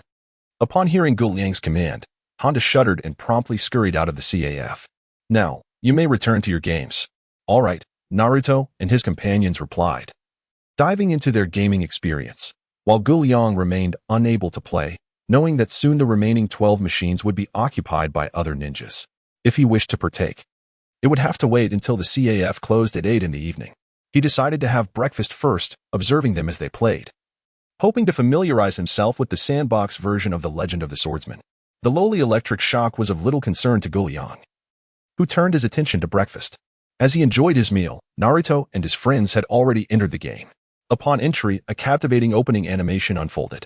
Accompanied by the sound of a flute, a man and a woman clad in ancient attire stood upon a small boat, gliding gracefully through serene waters. A gentle breeze rustled the willow branches, creating a picturesque scene. Suddenly, sensing an impending event, the man brought his index and middle fingers together and pointed upward, summoning a celestial sword that rapidly enlarged. He and the woman leaped onto the massive blade, soaring into the sky. Meanwhile, thousands of miles away in the kingdom of Nanzhao, a charismatic man was performing a ritual, exuding a potent aura of masculinity. With a flourish of flamboyant maneuvers, he successfully summoned a monstrous hydra with 8 heads. As the creature materialized, a tempest arose, the skies darkened, and torrents of water began to surge, threatening to engulf the entire realm of Nanzhao. Just then, the man and woman from the animated prologue finally arrived at the scene. The man wielded a celestial sword, engaging in combat with a dashing adversary, while the woman, eschewing weaponry, transformed into a serpentine form to battle the fearsome beast. In a dazzling display, various formidable spells erupted upon the battlefield, as if to rend the earth and cleave the heavens asunder. until the screen faded to black and the game commenced. Do not fade to black. I yearned to know the outcome. Upon finishing the opening animation, the trio was utterly awestruck by the wondrous spells displayed. Whether it was the sword energy surging forth in the spell known as Summon Sword Deity, or the cataclysmic elemental spells of thunder and fire, they were indelibly impressed. Most significantly, the prologue tantalizingly left a sense of suspense. The conclusion remained a mystery, beckoning them to uncover it themselves. Thud. The mischievous lad continued to slumber, oblivious to the call to action. In a modest chamber, Naruto lay upon his bed, yet before he could survey his surroundings, a frying pan collided with his head. Fortunately, the assailant did not strike with great force, otherwise he might have suffered quite a bump. What is happening? Did I just enter the game only to be attacked? Is this an enemy? Yet, it appears otherwise. Bewildered, Naruto found himself momentarily disoriented. Thankfully, he recalled that he was indeed immersed in the game, and that blow must have been part of the opening narrative. Realizing this, he disregarded the woman who had struck him and began to observe his surroundings with curiosity. Wait, why does everything feel different this time? As he scrutinized his environment, a subtle sense of change washed over him. It was not the game itself that had altered, but rather his perception after entering it. In his previous game, The Legend of the Condor Heroes, the moment he stepped into that world, his connection to reality was severed entirely. However, this time, he could still sense the external world. For instance, he could feel the presence of the uncle standing behind him. Uncle, what are you doing standing behind me? The moment the words left his lips, he froze. I can still speak in reality? Observing Naruto's bewildered expression, Liang discerned his thoughts and calmly explained, to enhance your gaming experience, I have upgraded the immersion mode. Now, should you encounter any issues within the game, you may inquire directly, rather than needing to sever your connection to the game as before. So that is how it is. This feels extraordinarily advanced. Upon hearing this, Naruto was awestruck by the technological marvel. He was not alone in this sentiment. Sakura and Sasuke shared similar reactions. Continue playing, Kakashi and the others have arrived. I shall greet them. All right, uncle. In the game, Naruto rose from his bed and, following Aunt Lee's instructions, attended to the guests. One cannot deny that the immersive mode 2.0 is indeed a significant improvement over its predecessor. As Naruto engaged in gameplay, he conversed with Sakura and Sasuke, merely inquiring about their progress and the locations of treasure chests within the game. Remarkably, this method of play proved far more convenient than in version 1.0. At least Naruto gleaned from Sasuke and Sakura where treasures lay and what treasures awaited upon their discovery. Hey, Naruto. Don't you think this game is much more free compared to the last one? Sakura mused, her thoughts more nuanced than those of Naruto and Sasuke, as she was not yet the formidable Sakura of the future. After interacting with several NPCs, she noticed a variation in their responses depending on the nature of her inquiries. For instance, when Sakura asked a visiting guest what they would like to eat, the guest naturally responded. However, if Sakura bypassed the question and bluntly declared, "Eat this," the guest would promptly brandish a stool and initiate a chaotic brawl. In the previous game, The Legend of Jin Yong, interactions were far less dynamic. Regardless of the protagonist's dialogue, NPCs repeated the same few lines ad nauseum. In essence, the game had evolved from a mere trigger mechanism to an interactive and intelligent system. After Sakura shared her insights, Naruto and Sasuke began their own experiments. Sasuke behaved relatively normally, conducting standard dialogues, while Naruto exhibited more mischievous antics. He dashed out of the inn, spotted some children playing by the roadside, and began bouncing a small ball off the ground while laughing exuberantly. When the bewildered parents finally reacted, he deftly employed his skills to escape the scene. On another occasion, while opening a chest in a humble abode, Naruto was caught in the act by the returning homeowner, who armed himself and commenced a pursuit of Naruto. Fortunately, Naruto could utilize the martial skills he had acquired from the previous game. Otherwise, he would have likely faced a furious mob. However, these skills were limited to the realm of reality. Sasuke and Sakura chose not to comment on Naruto's antics, as they had fully immersed themselves in the game. The passage of time within the game differed from reality. A single day in the game equated to merely 10 minutes in the real world. Moreover, should they find the game's pace too sluggish, they had the option to set the game to fast forward. Immersed in the gaming experience, the trio remained oblivious to any discrepancies. After engaging in conversation with Kakashi and Asuma and facilitating their entry into the game, Liang approached Naruto from behind to observe the progress of Team 7. However, upon witnessing the unfolding events, he was taken aback. The original storyline dictated that the protagonist offered a bottle of wine to a disheveled Taoist who, unbeknownst to them, was the renowned sword immortal of the Shushan sect. Consequently, the protagonist would naturally learn swordsmanship from this illustrious figure. Liang was perplexed by the manner in which Naruto and his companions were engaging with the game, as it appeared that none of them had mastered the art of sword control. Observing the situation, Liang furrowed his brow and inquired, "Sasuke, Naruto, Sakura, how did you all handle the Taoist priest we encountered at the inn's entrance yesterday?" "Huh?" The trio paused momentarily before responding. Sakura replied, "The priest was rather disheveled, so I ignored him."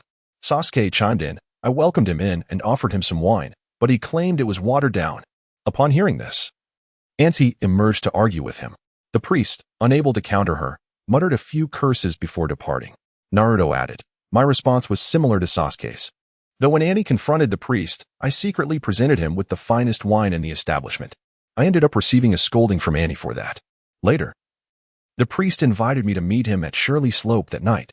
I went, but there were lantern monsters there, and in my eagerness to level up by defeating them, I lost track of time." After listening to their accounts, Liang felt a deep sense of incredulity. Sakura had not engaged, Sasuke had failed to trigger any follow-up, and Naruto had indeed triggered an event but missed it due to his leveling pursuits. What an extraordinary trio they were. "Well, as long as you are content," he muttered. After all, it was a sandbox game, and there was no requirement to adhere strictly to the original narrative. Perhaps Naruto and his friends would discover unique pathways to explore. As Liang observed Naruto and his companions indulging in their game, in a modest old house at the same moment, Honda, who had just been dismissed by Liang, was reporting to someone. Thus and so, this is what transpired at that internet CAF. Upon concluding his report, the corpulent man before him revealed no discernible emotion, merely stating calmly, "I understand." He then produced a package brimming with gold and silver treasures and handed it to Honda. "Here is your reward." Without a moment's hesitation, Honda opened the package, and upon confirming that the employer had not cheated him, he nodded in satisfaction, saying, "Boss, if such opportunities arise again, do remember to seek me out." To Honda, it was merely a matter of asserting his presence at the CAF while gathering information. Even though an unexpected misfortune had jolted him along the way, the bounty of gold and silver rendered the task commendable in his eyes. "If you have no further matters, I shall take my leave." "Yes, you may go." With the task completed and no additional requirements from the employer, Honda, delighted, prepared to depart. However, as he turned to leave, the man suddenly drew a shuriken and, with a swift motion, plunged it into Honda's back. He turned his head with great difficulty, and Honda gazed at the man in disbelief, as if questioning why he had to meet such a grim fate. "Apologies, but you have outlived your usefulness." With a resounding thud, Honda collapsed, his eyes forever closed in death. Observing the lifeless form of Honda, the man suddenly formed a series of hand seals, and with a soft pop, he transformed into a different visage. It became evident that the man who had just encountered Honda was not his true self, but rather a disguise crafted through transformation techniques. Once the transformation was undone, his genuine appearance was revealed. He had a mane of silvery white hair, striking features, and donned a pair of round spectacles. Who was this enigmatic figure, Liang, who appeared so brazenly? One could only hope he would not jeopardize the plans of that esteemed individual. After all, Honda was a registered genin of the Hidden Leaf Village, and Liang's reckless use of lightning techniques within a cyber CAF was nothing short of a provocation against the ninja hierarchy of Konoha. The intelligence was insufficiently comprehensive. "Perhaps I should personally investigate further," he mused, adjusting his glasses and revealing a self-assured smile. Meanwhile, 2 hours had elapsed since Naruto and his companions began their session of playing Xianzhen 1. During this time, Liang found himself increasingly at a loss as he observed their gaming antics. Could one truly envision Naruto penning a letter to the Ant the very next afternoon, only to dash out of Yuhang Town to embark on a heroic journey? Could one fathom Sasuke discovering that Shirley Slope was a prime leveling spot, subsequently training there for 3 consecutive days, game time, leading to the Ant's demise at the hands of the Moonlight Cult? And could one possibly imagine Sakura, in her quest to rescue the Ant, accidentally causing the death of Zhao Lingere's grandmother upon setting foot on Sailing Island? It was undeniable that a game enhanced by a system could be astonishingly robust. Even when the plot had unraveled to the point of absurdity, the game continued to function seamlessly. Liang, though bemused, watched with keen interest, eager to uncover what further absurdities these three would conjure. "Boss, this new game feels incredibly challenging. I can't seem to grasp it," remarked a nearby ninja. Judging by his appearance, it was evident that he was not a character from the anime, thus Gu Liang was unfamiliar with him. However, as a guest, Gu Liang felt compelled to assist. What part do you find perplexing? I can't comprehend any of it, the ninja replied. Sensing a hint of mockery, Gu Liang's irritation flared, yet he continued to inquire. Are you new to this? I just started playing yesterday. Nodding, Gu Liang began to understand. I suggest you first try Jin Yong Kun Xiaojuan once you familiarize yourself. You can come back to Xianjian. Is that so? The man contemplated this advice and ultimately decided to heed Gu Liang's counsel. Exiting Xianjian to open Jin Yong Kun Xiaojuan.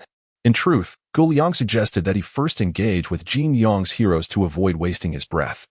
Although Jin Yong is also a sandbox game, its NPCs do not exhibit the same level of intelligence as those in Xianjian. Furthermore, the main storyline of the former is clearly defined at the outset, the quest to collect 14 tomes of heavenly texts. In contrast, Xianjian offers NPCs that behave almost like real individuals, and the main plot is not explicitly presented from the beginning. For a novice encountering games for the first time, diving straight into such a complex game could provoke existential questions. Who am I? Where am I? What am I to do? To prevent unnecessary expenditure of words, Gu Liang deemed it prudent for newcomers to familiarize themselves with the first game before transitioning to the second. Additionally, this approach not only conserves verbal energy but also increases player engagement time, thereby generating greater revenue. After 6 hours of relentless effort, Naruto successfully established himself as a somewhat renowned hero within Xianjian. Sakura, having inadvertently caused the death of Zhao Linger's grandmother, found herself at odds with the female protagonist, relentlessly pursued by Zhao Linger. On the other hand, Sasuke harbored no thoughts of avenging his aunt. Instead focusing solely on leveling up through fierce battles, he progressed from Shirley Slope all the way to the Serpent Cave. In terms of levels, he surpassed both Sakura and Naruto significantly. However, due to his lack of mastery in swordsmanship, his upgrades merely enhanced his basic attributes without imparting any skills or spells. The art of swordsmanship encompasses more than just the sword control technique, extending to sword flight, the myriad sword technique, celestial sword, demon conquering sword, and the complete manual of the sword god. It must be said, the character Li Xiaoao in the game is virtually a bug. He is able to learn from a complete manual after merely a single reading, showcasing an understanding that far exceeds that of so-called prodigies. Uncle, this game is simply delightful. Far surpassing the previous one, Naruto exclaimed, clearly relishing his role as a hero within the game. Conversely, Sakura found her gaming experience utterly dismal. Perpetually harried by Zhao Linger for an entire month, after finally escaping her, she fell into the clutches of another enchantress. Unlike Naruto, Sakura's experience was thoroughly frustrating. I believe there is an issue with this game, she remarked. Observing Sasuke's furrowed brow, Gu Liang wore a knowing smile. Oh, what seems to be the problem? Do share your thoughts. I initially aimed to raise my level and then seize some manuals for training. But why, after defeating so many monsters, beasts, and bandits, have I not obtained any manuals? Sasuke expressed his frustration. Indeed, in Jin Yong's Heroes, defeating certain NPCs allows players to acquire manuals from them. However, Xianjian operates differently. Defeating monsters yields only currency, items, and experience, without dropping any manuals for cultivation. Regarding this issue, you might consider observing how others navigate the game. In the current realm of ninjas, there remain some remarkable talents, such as Kakashi and Izuma, both of whom have ascended to the rank of Jonin. After navigating through their initial explorations, they have successfully mastered the art of sword manipulation.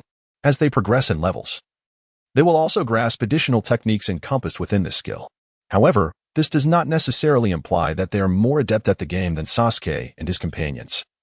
After all, Naruto has also triggered the task associated with the drunken swordsman, albeit his progress has been hindered by leveling up. Boss, there seems to be an issue with your game, remarked Gu Liang, who had just managed to divert Sasuke's attention. Meanwhile, Kakashi, having logged off, approached Gu Liang and echoed Sasuke's sentiments. Kakashi-sensei, what brings you to this game? By the way, have you managed to rediscover your lost self? Perhaps due to Kakashi's frequent tardiness, even Naruto could not help but jest at him. Rolling his eyes, Kakashi disregarded Naruto's remark and directed his attention to Gu Liang. I have acquired the sword manipulation technique within the game, yet I feel unable to utilize it in the real world. Unable to utilize it? That is precisely the case. Upon completing a task and perusing the introduction to the Enlightenment Chamber, Gu Liang had already formed a preliminary conclusion. Hearing Kakashi's words only solidified his thoughts. In the beginner phase of the game, known as the Legend of the Condor Heroes, any martial arts learned could be instantly acquired by players. The sole distinction lay in the matter of proficiency. As for Sword of the Immortal, this game transcends the novice stage. Mastering the spells within necessitates personal cultivation. Indeed, one must substitute chakra for true essence and practice according to the methods outlined in the manuals. You recall the training content of the sword manipulation technique, do you not? Kakashi reflected for a moment and, upon realizing he did indeed remember, nodded in affirmation. Since you remember, why not attempt to cultivate it in reality? After all, you have already acquired knowledge about meridians and acupoints from the previous game. If your comprehension is sufficient, you should certainly be able to master it. Is it not possible to learn it outright as in the Legend of the Condor Heroes? Kakashi questioned, not doubting Liang's sincerity but voicing his concerns nonetheless. Not only this game, but I surmise that in future games, you will also need to cultivate on your own. Is that so? Even you, the boss, cannot dictate the cultivation methods within the game? In response to this inquiry, Liang simply smiled, feeling no obligation to answer Kakashi's probing question. Noticing Liang's silence, Kakashi refrained from further questioning, recognizing that excessive probing might disrupt their rapport. If the boss has nothing else, Asuma, Hong, and I shall take our leave.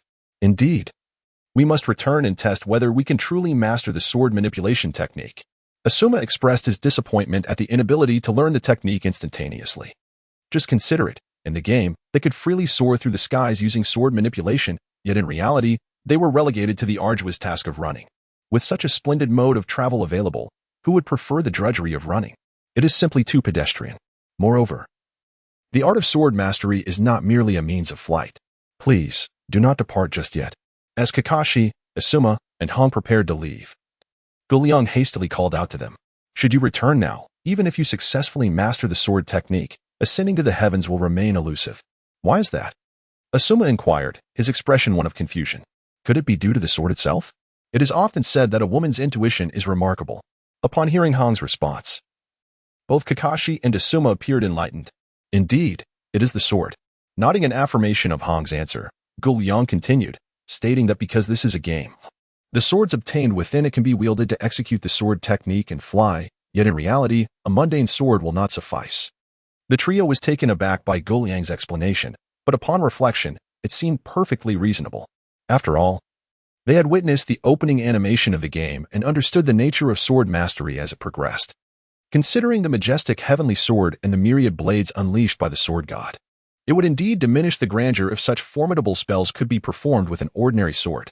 Not to mention, the inherent quality of a common sword is simply inadequate to channel such spells.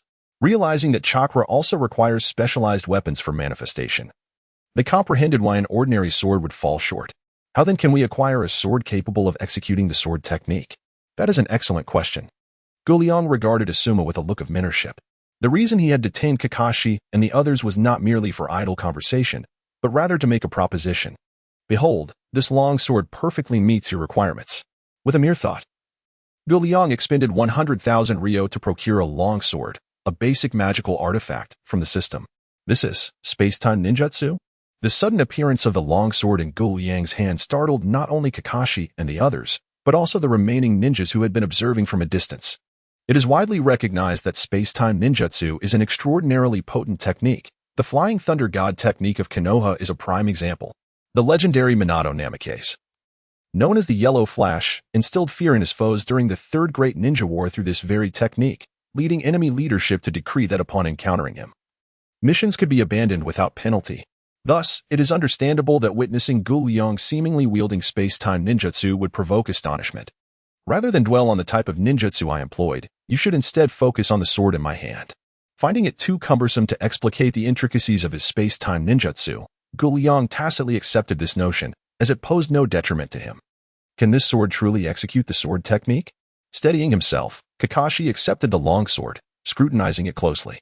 This sword is not an ordinary one. It is a magical artifact. A magical artifact? As the crowd displayed expressions of confusion, Liang offered no elaborate explanation but merely shrugged his shoulders and remarked, "Your gaming progress has yet to reach that stage. When the time comes, you shall naturally understand what a magical artifact is. Boss, you harbor ill intentions. Seeking to drain our wallets," someone quipped. "Huh, will you play or not?" Of course, only a fool would abstain. The ninjas comprehended the significance of the game. Thus, even if it truly meant depleting their finances, they accepted it willingly. After engaging with the customers, Liang noticed that Kakashi had completed his assessment and casually inquired, "Kakashi, what do you think of this sword?" "Excellent," Kakashi replied. Before awakening his Sharingan, he was also an adept swordsman. In the land of the rising sun, the distinction between swords and blades is often blurred. For instance, in a certain anime, a character dubbed a sword master wields a blade instead. Therefore, Kakashi is more than qualified to appraise a sword. "Oh, in what way is it excellent?" Upon hearing Kakashi praise the sword, Asuma couldn't help but interject. "First, the sword's material is exceptional, resilient yet flexible." As he spoke, Kakashi flicked the blade with his finger, producing a clear, ringing sound. Ding ding. "Second, this sword possesses remarkable chakra conductivity." Afterward, Kakashi infused his own chakra into the weapon. As the chakra flowed in, a faint blue aura enveloped the blade. This glow was no mere sleight of hand. It was the manifestation of high-density chakra emanating from the weapon, a phenomenon observable only in weapons with excellent conductivity. The appearance of this chakra signified not only an enhancement of the weapon's power, but also an extension of its striking range.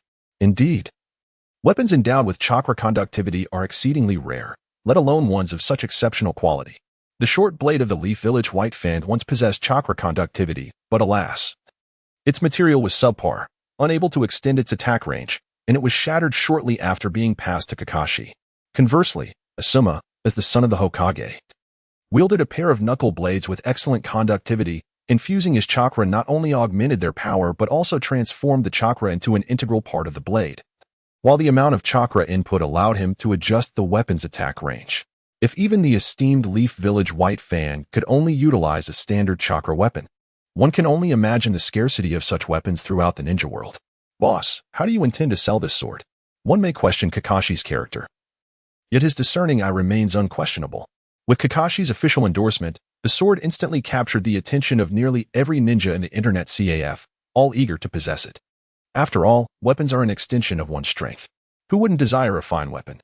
Especially since a quality weapon can prove to be a lifesaver in critical moments. This sword is being offered for sale by a mysterious proprietor, and with Kakashi's endorsement, they naturally harbor no fear of being deceived. "This rudimentary magical sword I shall sell to you for 1,000,000 taels each. What say you? For merely 1,000,000 taels, you can acquire such a remarkable weapon. Are you not thrilled? Are you not tempted?" Thus, it would be prudent to act upon such temptation. 1,000,000 taels, you cannot find yourself at a loss. 1,000,000 taels, you will not be taken in. A sword of exceptional quality for the modest price of just 1,000,000 taels. Do not let this opportunity pass you by. Should you purchase 10 swords at once, a group discount awaits you. Miss this chance, and you shall find no similar establishment. Initially, the crowd was quite intrigued by the sword, with some contemplating whom they might borrow from if the price were to escalate. However, upon hearing the announcement of an unprecedented clearance sale, their interest surged even further. "Sir, are you certain you did not misspeak? Just 1,000,000 taels? If there are rudimentary magical swords, might there be advanced ones as well? Do you possess many rudimentary magical swords here? All right. Pose your inquiries one at a time." In light of the heightened enthusiasm among the crowd, Liang swiftly gestured for silence. The audience complied, closing their mouths in deference. Once the atmosphere had settled into tranquility, he declared, "The price for a rudimentary magical sword is indeed 1,000,000 taels, and I assure you responsibly that alongside these, I also offer intermediate and advanced magical swords. I shall elucidate the distinctions between these 3 types of magical swords. The rudimentary magical sword is crafted from resilient yet pliable material, inherently possessing a sharp attribute, and exhibits excellent chakra conductivity, enabling the user to proficiently execute the techniques contained within the swordsmanship manuals, including the sword control technique and the art of sword flight. Should you not mind the potential damage to the sword, it can even be utilized for the 10,000 swords technique once, albeit at the cost of its integrity. The intermediate magical sword boasts further enhanced quality, in addition to the aforementioned techniques. It allows for the use of the 10,000 swords technique and the art of sword subjugation, albeit it can only withstand one use of the heavenly sword, resulting in its complete destruction. The advanced magical sword, however, is truly extraordinary. It is practically indestructible, withstanding even the ultimate mastery of the sword god without sustaining any damage whatsoever. Some may inquire, if the rudimentary magical sword is merely 1,000,000 taels, what then of the intermediate and advanced magical swords? An astute question indeed. The intermediate magical sword is priced at 10,000,000 taels, while the advanced magical sword is a mere 100 million taels. To acquire such quality weaponry at these prices is an unparalleled fortune for you. Initially, the crowd's enthusiasm was remarkably high, for chakra weapons are exceedingly rare and notoriously expensive. To illustrate, Asuma's fist dagger once cost 35 million taels, precisely as bounty. Therefore, upon learning that the rudimentary magical sword was available for only 1 million taels, the crowd was genuinely captivated. Moreover, the intermediate magical sword at 10 million taels is indeed worth its price given its quality. However, the price for the advanced magical sword is quite outrageous, 100 million taels. The annual funding that Konoha village receives from the daimyo amounts to approximately 1 billion ryo. This single sword alone could account for 1/10 of Konoha's yearly budget. Among those present, it seems that only Asuma could possibly afford such an item. The others would need to resort to extreme measures, even selling their blood, to make such a purchase. Fortunately, they currently do not require a sword of intermediate rank, as they have yet to master the art of swordsmanship in reality. As for wielding an intermediate sword for combat, they certainly do not possess the financial means to indulge in such a luxury. However, a basic sword, priced at 1 million ryo, though not an insignificant sum, is within the reach of all ninjas present, save for Naruto and his fellow genin. Even if they have not yet learned the art of flying sword techniques, utilizing the sword as an ordinary chakra weapon is still a worthwhile endeavor. In an instant, the ninjas present express their intentions to return home and fetch money, requesting Liang to reserve a basic sword for them. Liang, envisioning the bustling scene of sword sales, could not have anticipated the overwhelming demand. In a brief period, he had sold 10 basic swords and had several others pre-ordered. When it came time to collect payment, Liang was beaming with joy. By the way, I also have basic robes that complement the basic swords. Would you be interested in purchasing them? The assembled ninjas. Meanwhile, as Liang sold swords and robes in the internet CAF, Sarutobi Hiruzen sat in the Hokage's office, appearing quite despondent. The unfortunate truth was that since Danzo's death some days ago, he had yet to identify a suitable scapegoat, resulting in a lack of leadership within the Root organization. Consequently, the operations of Root had nearly ground to a halt, and without their support, many covert activities that Sarutobi Hiruzen wished to undertake were severely hindered, leaving him quite displeased. Cursed be Mito-gaiden, who had outright refused to assume the leadership of Root when asked. And then there was Tsunade Koharu, who seemed to fear being implicated in wrongdoing. She had dismissed him before he could even finish his proposition. Alas, it appeared that these two old companions had lost their former ambition and had become exceedingly cautious. Such individuals were no longer fit to serve as Hokage advisors. It seemed necessary to seek new candidates. Sarutobi Hiruzen felt a profound dissatisfaction with the repeated refusals from Mito-gaiden and Tsunade Koharu. Was it so terrible to be a scapegoat occasionally? Everyone was working towards the betterment of Konoha. What was wrong with bearing a little blame? Did one not see how content Danzo had been with his role? Why was it unacceptable for them? At this moment, aside from continuing his search for a leader for Root, Sarutobi Hiruzen also contemplated replacing the two advisors. Since they were no longer united in purpose, there was no need for them to complicate matters further. Change was indeed necessary. However, who could possibly succeed in leading Root? The matter of replacing the advisors could be deferred, but the situation with Root could not be allowed to linger any longer. At that moment, Sarutobi Hiruzen's mind raced as he considered various qualified ninjas who could inherit the responsibilities of Root. After an intense brainstorming session, he concluded that, apart from his two trusted companions, the remaining individuals were either lacking in experience or insufficient in strength. What was he to do? Just as Sarutobi Hiruzen pondered over this dilemma, the office door was abruptly flung open.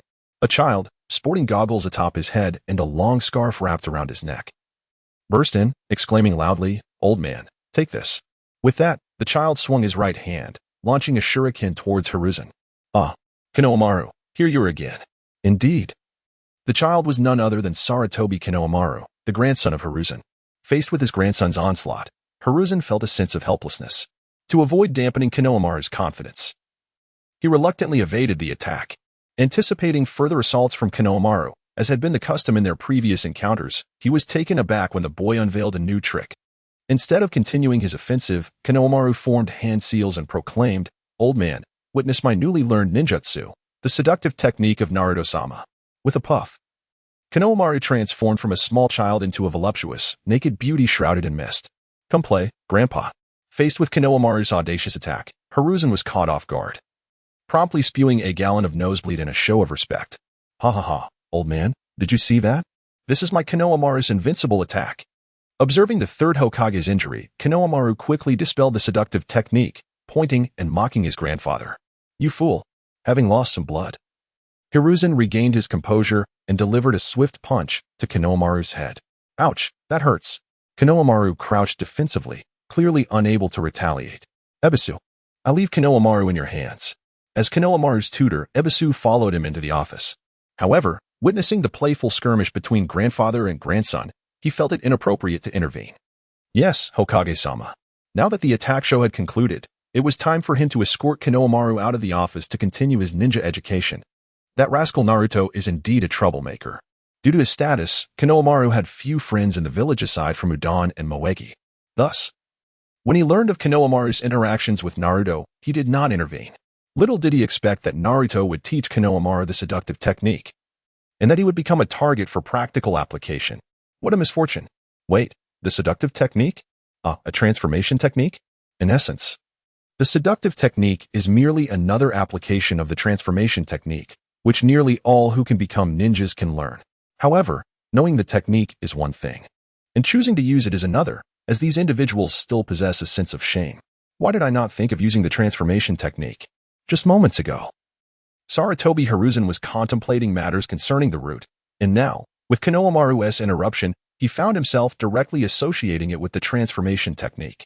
By employing this technique, I could easily alter my shadow clone to assume the appearance of Danzo, thereby taking control of the route. Moreover, given Danzo's esteemed reputation, no ninja within the route would dare to employ sensory ninjutsu against him. Thus, I would not have to fear being exposed. The more he pondered, the more Sarutobi Hiruzen felt this plan was feasible. He and Danzo had been old friends for decades, and he was well acquainted with Danzo's character. Even if he were to imitate him, he was confident in his ability to replicate it convincingly. Therefore, rather than painstakingly searching for someone to take the blame, he might as well take it upon himself. I will bear the burden myself. This maneuver, if known to Liang, would undoubtedly elicit a remark of admiration. Impressive. Without delay, Sarutobi Hiruzen instructed the hidden Umbu in his office to refrain from following him, and he set off to a secluded area of Konohagakure. Utilizing the shadow clone technique and the transformation technique, a brand new Danzo materialized before him. Danzo, it has been a while, said Hiruzen, nodding in acknowledgement. Thank you for your hard work these past few days. Welcome back to the village. On that day, Danzo re-emerged, successfully reclaiming his position as the leader of the route. Simultaneously, Sarutobi Hiruzen explained to certain individuals that Danzo had been on a secret mission, and until its completion, he could not disclose details to avoid leaking sensitive information. Now that the mission was accomplished, Danzo had naturally returned. This explanation effectively silenced some dissenting voices. Even if Tkk Rin and Mito Minen harbored suspicions regarding this Danzo, they dared not voice their doubts. After years of acquaintance, they understood that Sarutobi Hiruzen was not as benign as he appeared on the surface. A glance at the fate of the Senju and Uchiha clans during his tenure would reveal the truth. As the two founding families of Konohagakure, they had long since vanished. In contrast, the Sarutobi clan had only grown in prominence. Undoubtedly, the pivotal role in this transformation belonged to the third Hokage, Sarutobi Hiruzen. Hence, even though the two harbored suspicions about this Danzo, they could only prioritize their own safety to avoid jeopardizing themselves and their families. Take care, everyone. We welcome you back tomorrow. That evening, after closing the internet CAF, Liang sat in his chair, observing the figures within the system, a smile creeping upon his lips. This is quite a windfall. In just a single day, he had sold 18 basic magic swords. After deducting the expenses incurred for stocking up, he netted a staggering 16,200,000. Regrettably, not a single robe had sold. The price of the robes was akin to that of the magic swords, and their functionality was quite robust, yet none had found a buyer. Nevertheless, he felt satisfied with the substantial sales of basic magic swords that day. The profits from selling swords, combined with the machine fees and the remaining balance from the previous gaming session, have brought the total amount in the internet CAF to 18,930,000. Without hesitation, Liang opted to complete the task. Achieve a balance of 10 million taels in the CAF completed. Task reward, 12 sets of computers. The television series of Xianjian Qixiaozhuan, a selection of 1 out of 3 single-player games, and an elevation of host privileges. Single-player game options, Diablo 2, Story Mode. Resident Evil 1, Story Mode. The King of Fighters 97 Team Mode. Current host privileges. Level 2. New task. Achieve a balance of 50 million taels in the CAF. Task progress. 893-5000. Task reward. 24 sets of computers, a selection of 1 out of 3 single-player games, and an elevation of host privileges. The new single-player game options have already been mentioned previously, so there is no need to reiterate them. However, the King of Fighters 97 Team Mode invokes nostalgic memories of his youth. In truth, the King of Fighters series originally thrived as arcade games rather than computer games. Nonetheless, with the availability of compatible joysticks, players can enjoy this game even in standard mode, not to mention the immersive mode. The introduction of this game significantly compensates for the lack of competitive games in the CAF. Furthermore, according to the description in parentheses, this game allows for a team of 3 players, making it a suitable option for playing with friends online. However, the game's power ceiling is exceedingly high. It would be preferable if players could select their characters for combat. The concern lies in the possibility that players may only rely on their abilities without character selection, which could be rather frustrating. The ultimate boss of the game, referred to as the Will of the Earth, is Orochi, a formidable foe far more prestigious than the extraterrestrial Kage. In the original narrative, the combined strength of the 3 sacred artifacts was barely sufficient to seal Orochi away. In addition to this major boss, there are also minor bosses such as the 8 Masters. Regardless of whether it is the desiccated Earth Shiji, the tempestuous Lightning Xiaomei, or the Flame of Fate Chris, none are adversaries that players can currently contend with. Thus, in comparison to the King of Fighters 97, Liang is more inclined to select Diablo 2. This game is not a sandbox version. Liang suspects it is merely an optimized version of the original game, where players can progress through the narrative to complete the entire experience. Unlike Stengen 1, where players may spend a day enjoying the freedom to engage in various activities without clear knowledge of the main quest, Diablo 2 provides a more straightforward path. Liang surmises that it might take over a year of gameplay for players to fully grasp the main storyline, which ultimately revolves around defeating the great boss Baiwei, especially when they summon the water monster to bring about the end of the world. Alternatively, after watching the CNGN 1 television series the following day, they might gain a clearer understanding. Having decided on Diablo 2, Liang proceeded to examine his newly acquired privileges. Current host permissions: 2 unlocked new room. Training room, for players only. Training room. Players may expend wealth to accelerate their spell, skill, cultivation within. New items in the mall: sword, blue, purple, orange. Random teleportation scroll. Return scroll. Life potion, small, medium, large. Heraldric cube. New feature: space expansion. There is little to say about the training room. It is essentially a player version of the Enlightenment Chamber. However, unlike the Enlightenment Chamber, which can only be constructed once, multiple training rooms may be built provided the Internet CAF has sufficient space. In addition to the potential for increased quantity, the costs differ as well. Utilizing the Enlightenment Chamber costs 1,000 taels per use without time constraints, while the training room imposes a time limit, requiring 100,000 taels for an hour of use. As for the efficiency of cultivation in both, Liang remains uncertain, as he has yet to experience the Enlightenment Chamber for himself and cannot attest to its efficacy. Regarding the newly added items in the mall, they are largely reminiscent of those found in Diablo 2. Among these, aside from the customary red and blue potions, Liang deems the most practical to be the teleportation scrolls and return scrolls, essential tools for survival. With these 2 scrolls in hand, one need not fear ambushes. If confronted by foes and sensing danger, one can swiftly employ a random teleportation scroll to escape, leaving enemies bewildered. Lastly, the newly introduced feature of space expansion, as the name suggests, allows for the enlargement of the CAF's interior. With the increasing number of computers, the CAF has become quite crowded. Even without this new feature, Liang had intended to inquire next door about the availability of additional space. Fortunately, there is no longer a need for inquiries. He can simply utilize the system. The cost for expanding space is reasonable at 100,000 taels per square meter. Without hesitation, Liang purchased 55 square meters of space, along with 3 additional computers. Augmenting the systems provided 12 to elevate the total number of computers in the CAF to 30, observing a remaining balance of 430,000 taels. He expended 300,000 taels to establish 3 training rooms. Upon reviewing the CAF's spatial layout provided by the system, Liang noted that despite the acquisition of 55 square meters, the addition of numerous computers, and 3 training rooms still rendered the upgraded CAF somewhat cramped. A little crowded is acceptable. After all, the upgrade affords more space than before. With the CAF matters settled, Liang finally found the time to indulge in the game. He had played the game Xianjian 1 more than once and was thoroughly familiar with its plotlines. With the same amount of time, his efficiency far surpassed that of Kakashi and his companions. In just 4 hours of real time, Liang vanquished the Red Demon King in the General's Tomb. There is no way around it. The difference between immersion mode and ordinary mode is indeed quite substantial. Yet, Liang harbors some dissatisfaction. When he wed Zhao Linger, he anticipated a storyline that one might expect, and he was genuinely looking forward to it. However, to his dismay, the system abruptly blacked out, and he found himself thrust into the following day in an instant. This was rather absurd, leaving Liang infuriated. And he spent an entire hour venting his frustrations at the inept system in the game, feeling no sense of relief. The next day, Liang rose an hour earlier than usual.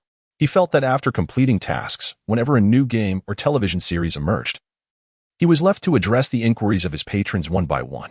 If only a few individuals asked, he could manage to explain patiently. However, as the number grew, he found it genuinely bothersome.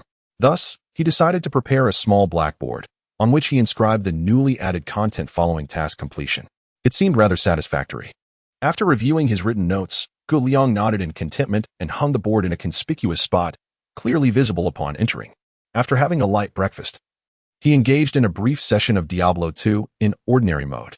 As the clock struck 8 in the morning, Liang logged off and opened the doors of the internet CAF, commencing operations. To his surprise, there were no patrons waiting outside, which was a stark contrast to the usual scene since the day when Sarutobi Asuma had shown goodwill. Typically, there would be a number of customers, some familiar and others unfamiliar, eagerly awaiting the opening.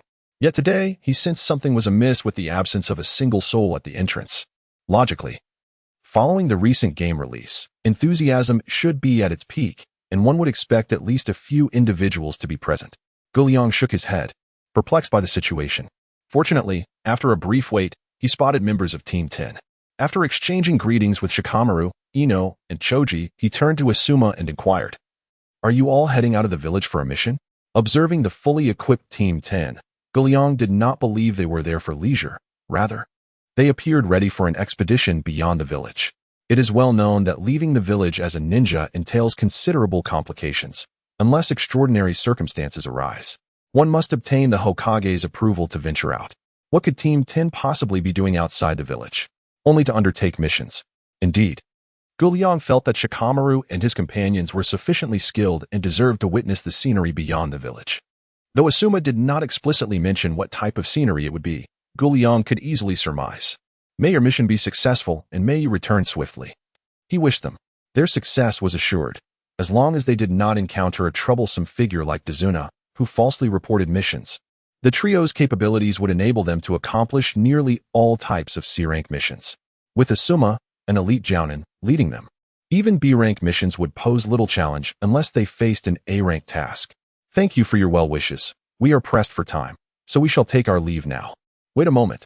Turning his head to survey the empty internet CAF, Liang suddenly recalled a question he had yet to pose. What is the matter? The members of Class 10, who had already walked several meters away, turned back upon hearing Liang's call. It's like this. Liang stepped forward a few paces and gestured towards the desolate CAF, inquiring, "Do you know what is going on here?" The astute Shikamaru immediately comprehended the situation. "Boss, even ninjas need to earn a living. When they run low on funds, they naturally must undertake missions to make money." Upon hearing Shikamaru's response, Liang slapped his forehead, realizing his folly. So that is how it is. Including the members of Class 7, Class 8, and Class 10, the CAF had approximately 40 regular patrons. Aside from these 3 classes, the remainder were direct disciples of the 3rd Hokage, namely members of the Umbu. Yesterday, 18 basic magic swords were sold, apart from Kakashi, who purchased one. The remaining 17 were acquired by those Umbu members. The sum of 1 million ryo is not a trifling amount. Having expended such a significant sum, coupled with the fact that Umbu members are not particularly free, the desolate state of the CAF today becomes understandable. Returning to the CAF, Liang played Diablo 2 while awaiting customers. It wasn't until past 9 that the CAF welcomed its first guest of the day. "Welcome." Liang naturally stood to greet the newcomer, as it was his duty as a service provider. However, when he discerned the visitor's appearance, he squinted his eyes. The squint did not go unnoticed by the individual, who adjusted his glasses with a chuckle and asked, "Do you know me, boss? If I am not mistaken. You are called Yakushi Kabuto?" The unexpected recognition from the boss surprised Yakushi Kabuto, a professional spy, who remained remarkably composed. "I am quite certain I do not know you. So could you enlighten me as to how you came to know of me? How did I know? If I were to say I learned about you through anime, would you think I am mad?" "Oh, it is nothing. I merely overheard a ninja mention your name. Having consecutively participated in multiple CH9 exams yet failing for 4 years, I found such a lower ninja rather intriguing. So I took the liberty of inquiring about your appearance. Generally, a lower ninja aspiring to become a CH9 must not only participate in the CH9 exams held by various villages, but also obtain special permission from the village's Hokage. An ordinary lower ninja, after failing 1 or 2 CH9 exams, would typically refrain from participating in further exams for the next couple of years, only returning when they felt their abilities had sufficiently improved. Yet, for Yakushi Kabuto, he would attend every CH9 exam he heard of. Over the span of 4 years, he failed every exam he entered. Such a persistent individual, despite repeated failures, inevitably piques the curiosity of others. When hearing Gu Liang's words, Yao Shurdo felt no skepticism, merely feigning a hint of embarrassment as he remarked, "Unfortunately, my family's financial situation is rather dire. You, the boss, are aware that becoming a chunin significantly improves both the task remuneration and the village's benefits compared to being a genin. Thus, my aspiration to attain the chunin rank stems from a desire for a better life." "Ah, I see," Gu Liang nodded, proceeding to elucidate the wonders of the internet CAF to Yao Shurdo. "Is it truly that miraculous?" Upon learning that playing games could enhance one's strength, Yao Shurdo exhibited no trace of doubt, instead displaying palpable excitement. This reaction aligned perfectly with the persona he had crafted for himself. "Of course, everyone who has tried it speaks highly of it. I have yet to receive a single negative review." "Very well then."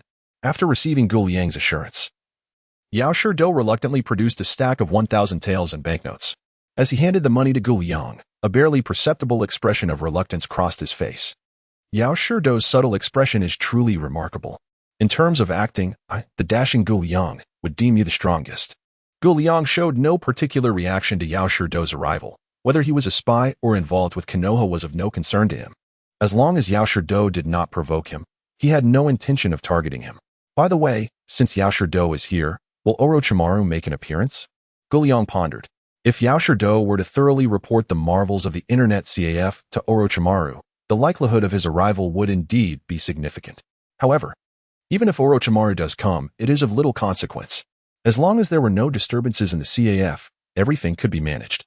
Should any trouble arise, they would merely serve as examples of what not to do, much like Danzo, who lay beneath his bed. After an hour had passed, Yao Shurdo finished his session, bid farewell to Gu Liang, and exited the CAF. Today, Naruto was as spirited as ever. Upon leaving the CAF yesterday, Kakashi had informed the trio about the method to acquire the sword control technique. Naruto was eager to master this technique that would allow him to soar through the skies. Unfortunately, even if he learned it in the game, he would need to relearn it in reality. Moreover, to truly fly, he would require a basic magic sword. The price of the basic magic sword was deemed quite reasonable by many of the upper ninjas. However, for Naruto and his fellow genin, it was far from ideal. Despite Team 7 completing 10 D-rank missions daily, earning upwards of 200,000 to 300,000 taels per day, amounts surpassing those of B-rank missions, this sum had to be shared among all members of Team 7. Consequently, Naruto's share was barely sufficient to cover his gaming expenses. It remained uncertain when he would amass enough funds to purchase a basic magic sword.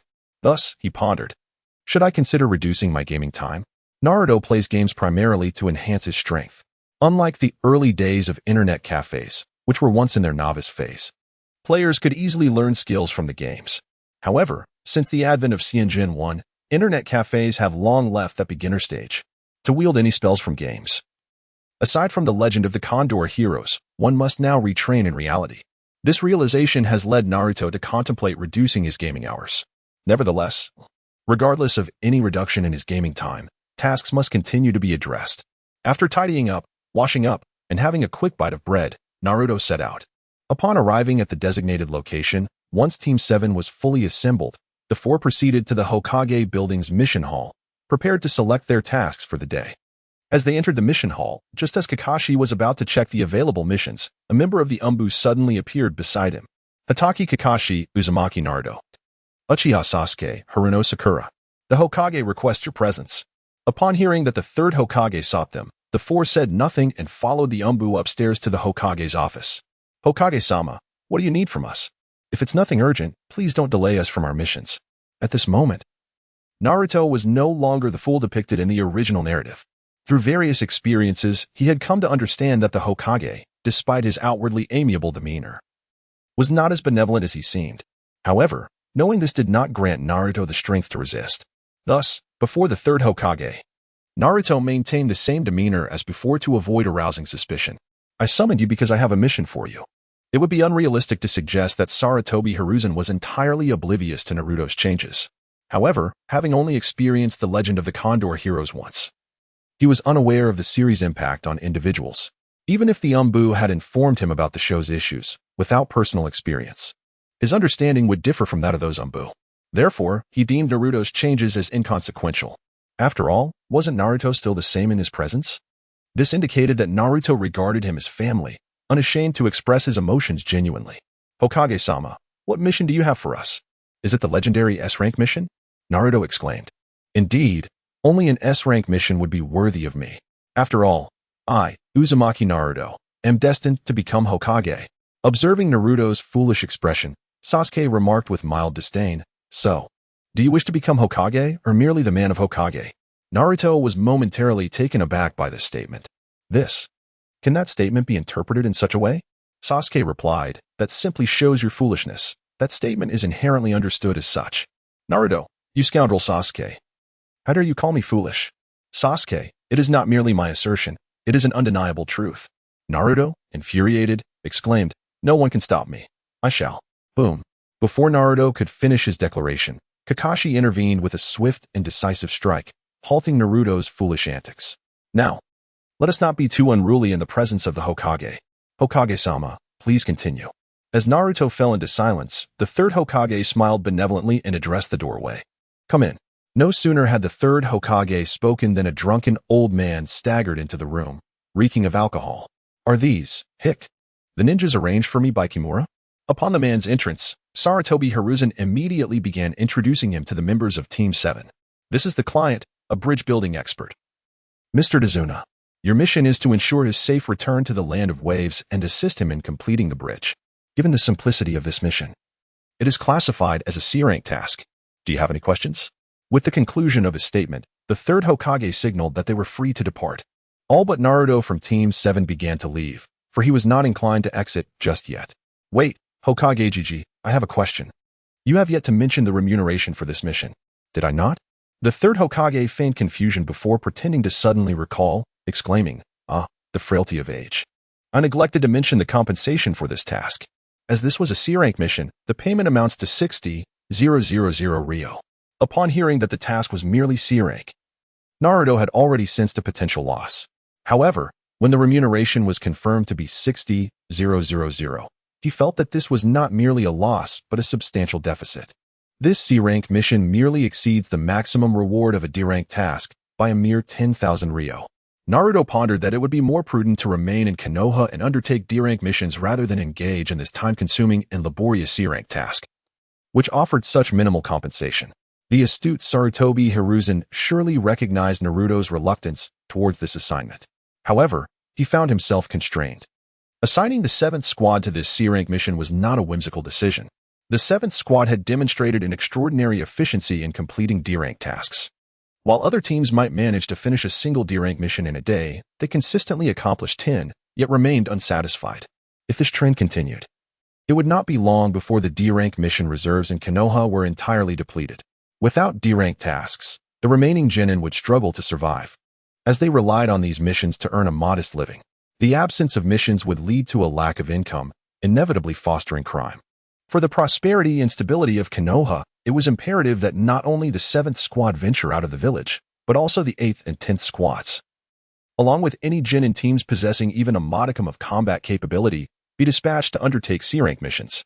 The third Hokage had devised a commendable strategy. By sending these elite genin teams out of the village, he could broaden their horizons while simultaneously utilizing their absence to bolster the reserves of D-rank tasks. It was a perfect two-for-one solution.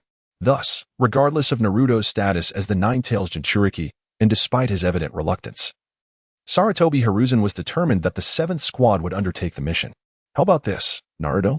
Sarutobi Hiruzen remarked with a smile, observing the sulking Uzumaki Naruto. If you successfully complete the mission, I will personally reward you an additional 40,000 Ryo, bringing the total to the maximum compensation for a C-rank task. What do you think? In the Hokage's view, the root of Naruto's discontent stemmed solely from financial concerns. By offering an additional 40,000 Ryo, reaching a total of 100,000 Ryo, he believed Naruto would have little objection. Yet, Naruto's dissent was far from trivial. A mere 100,000 Ryo was something he could earn in 2, at most 3 days. Now, he was to leave the village for an unknown duration. What could he do? The metaphorical arm could not surpass the thigh. After all, Sarutobi Hiruzen was the Hokage, while he was merely a genin. At that moment, Naruto's aspiration to become Hokage intensified. Reluctantly accepting the C-rank mission, Kakashi instructed everyone to return home and prepare, convening at the village's exit in 1 hour. Naruto and Sasuke had little to prepare. A single kunai was sufficient. Thus, they headed directly towards the internet CAF. As their path out of the village led through that alley. As for Sakura, she needed to inform her parents and procure some military rations for unforeseen circumstances. Oh, Naruto. Sasuke, you both arrived quite early today. Are you not undertaking any missions? Liang, engrossed in playing Diablo 2 on his keyboard and mouse, was somewhat taken aback by their presence. He was aware that Team 7 typically returned around 3 or 4 in the afternoon when they had assignments. Their morning visit suggested they were free of duties. Sasuke seemed unfazed, as he had ample resources. However, Naruto, is it truly acceptable for you to forego your missions? Don't mention it. The Hokage insists we embark on a C-rank mission outside the village. We are merely in the preparation phase, and will be departing shortly. In the original narrative, Naruto was eager to pursue more advanced tasks, yet this version of him was disinterested in such endeavors. Apart from the time consumption and meager rewards, the absence of a computer for gaming was a significant drawback. Hey, have you released a new game? Naruto's spirits lifted upon catching sight of the game displayed on Liang's screen. Boss, is business at the internet CAF particularly sluggish today? Sasuke inquired, more attuned to the CAF's fortunes. You are aware of yesterday's events. Those ninjas who purchased the basic magic sword also require a means to earn a living. As for those who did not buy, they are likely out on missions today. Liang first explained the situation to Sasuke before turning to Naruto. Indeed, this is the new game released today. Not only is there a new game, but a television series of Sword Fairy 1 has also premiered. With this series, your experience with Sword Fairy 1 will be more cohesive. Liang's words elated the two. The arrival of a new game signified an additional avenue for growth. While the series would expedite their game completion and training progress, they recalled that utilizing the possessed mode to watch the series would deepen their understanding of the abilities possessed by the characters they embodied. A thorough comprehension would naturally enhance their training speed. Had Liang been privy to their thoughts, he might have remarked that they were indulging in fanciful delusions. If mastering skills could indeed be accelerated this way, there would be no need for training rooms. Everyone would simply gather to watch television. While it was true that possessing the ability to better grasp the martial arts of the characters through possession was valid, this was contingent upon having foundational knowledge of those skills. If one lacked the ability in reality, how could understanding be attained? By the way, may I inquire if your mission involves protecting a bridge master named Dasna? As he posed this question, Liang employed a soundproof skill to ensure their conversation remained private from the other patrons in the CAF. The primary intention behind this skill was merely to minimize disturbances. Otherwise, upon receiving a report from the Dark Faction, Sarutobi Hiruzen would undoubtedly wonder how Gaara had learned of the mission so swiftly after its announcement. Could it be that he had an undercover agent within Gaara's ranks? In pursuit of the truth, Sarutobi would certainly come to investigate personally, inevitably posing some insincere inquiries. What a predicament! "Huh, uncle, you already know," exclaimed one of them. "How does the boss know?" The two were oblivious to the fact that their voices had been isolated. At that moment, both appeared quite astonished, especially Naruto, who had recently been informed by Gaara about the Book of Seals, and now learned the name of the mission's initiator. This was utterly absurd. What are you also surprised about? Particularly you, Naruto. Did I not mention that there are very few things in this world that escape my knowledge? I don't believe it. Naruto shook his head resolutely, expressing his disbelief in Gaara's words. TSK, now when I speak the truth, no one believes me, Gaara sighed, indicating the harshness of the world where honesty seemed to be met with skepticism. Very well, since you claim to know everything, do you know who my parents are? Huh? Is this kid trying to trick me?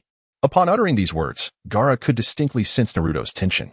It was evident that Naruto was attempting to ensnare him. He feigned disbelief in Gaara's omniscience, only to suddenly pose a question that could catch the unprepared off guard. Was Gaara unprepared? Certainly not. Had he been ensnared? Absolutely not. However, Gaara thought that since Naruto had already broached such a topic, and given his own discontent with the various actions of Konohagakure, revealing Naruto's lineage was of little consequence. All right, since you wish to know, I shall tell you. Rising to his feet, Gaara instructed, follow me. The two trailed after Gaara to the entrance of an internet CAF, where he gestured towards the distant Hokage rock, stating, your father's likeness is up there. Huh? Upon hearing Gaara's assertion, not only was Naruto taken aback, but Sasuke also expressed profound surprise. At present, there were only 4 Hokage visages upon the rock. The first, second, and third Hokage could not be Naruto's father. Thus, the 4th Hokage must indeed be Naruto's progenitor. This revelation was utterly unexpected for both. Why you're saying my father is the 4th Hokage? Indeed, Gaara affirmed with a nod. Your father is the 4th Hokage, Minato Namikaze. Your mother is the 2nd Jinchuriki, Kushina Izumaki, and you, my friend, are the 3rd Jinchuriki. Jinchuriki? What is that? As mentioned earlier, the concept of Jinchuriki was generally unknown to most ninjas, and being mere novices who had recently graduated from the Ninja Academy. Naruto and Sasuke were naturally unaware of its significance. The so-called Jinchuriki refers to individuals possessed by tailed beasts or their chakra, serving as vessels for sealing the tailed beasts or their chakra. However, I doubt you would grasp this concept. Perhaps it would be best for you to seek understanding of what a Jinchuriki truly is. Before Naruto could fully comprehend, Liang suddenly appeared within his heart, pulling his conscious self along. Where is this? This is the depths of your heart. Did you not wish to understand what a Jinchuriki is? Come. Approach the massive door ahead, and you may begin to comprehend. Surprised by the cold and damp environment reminiscent of a sewer, Naruto pondered. Is this truly the depth of my heart? But why does it appear in such a state? Despite his confusion, he obediently approached the imposing door. Why is there a door within my heart? He mused as he reached out to touch it. However, before he could make contact, sharp claws suddenly burst through the gap of the door. Fortunately, Naruto reacted swiftly, utilizing his transformation technique to evade the attack. What is happening? Why am I being assaulted? Calming his thoughts, Naruto gazed up at the massive door, only to witness a colossal fox gradually emerging from the shadows behind it. Little brat, come here. Let me end you. Uncle, what is this? This is a tailed beast, and the most powerful among them, the Nine Tails. The Nine Tails, observing Liang beside Naruto, calmly remarked, I did not expect outsiders to enter here. It seems you possess some uniqueness.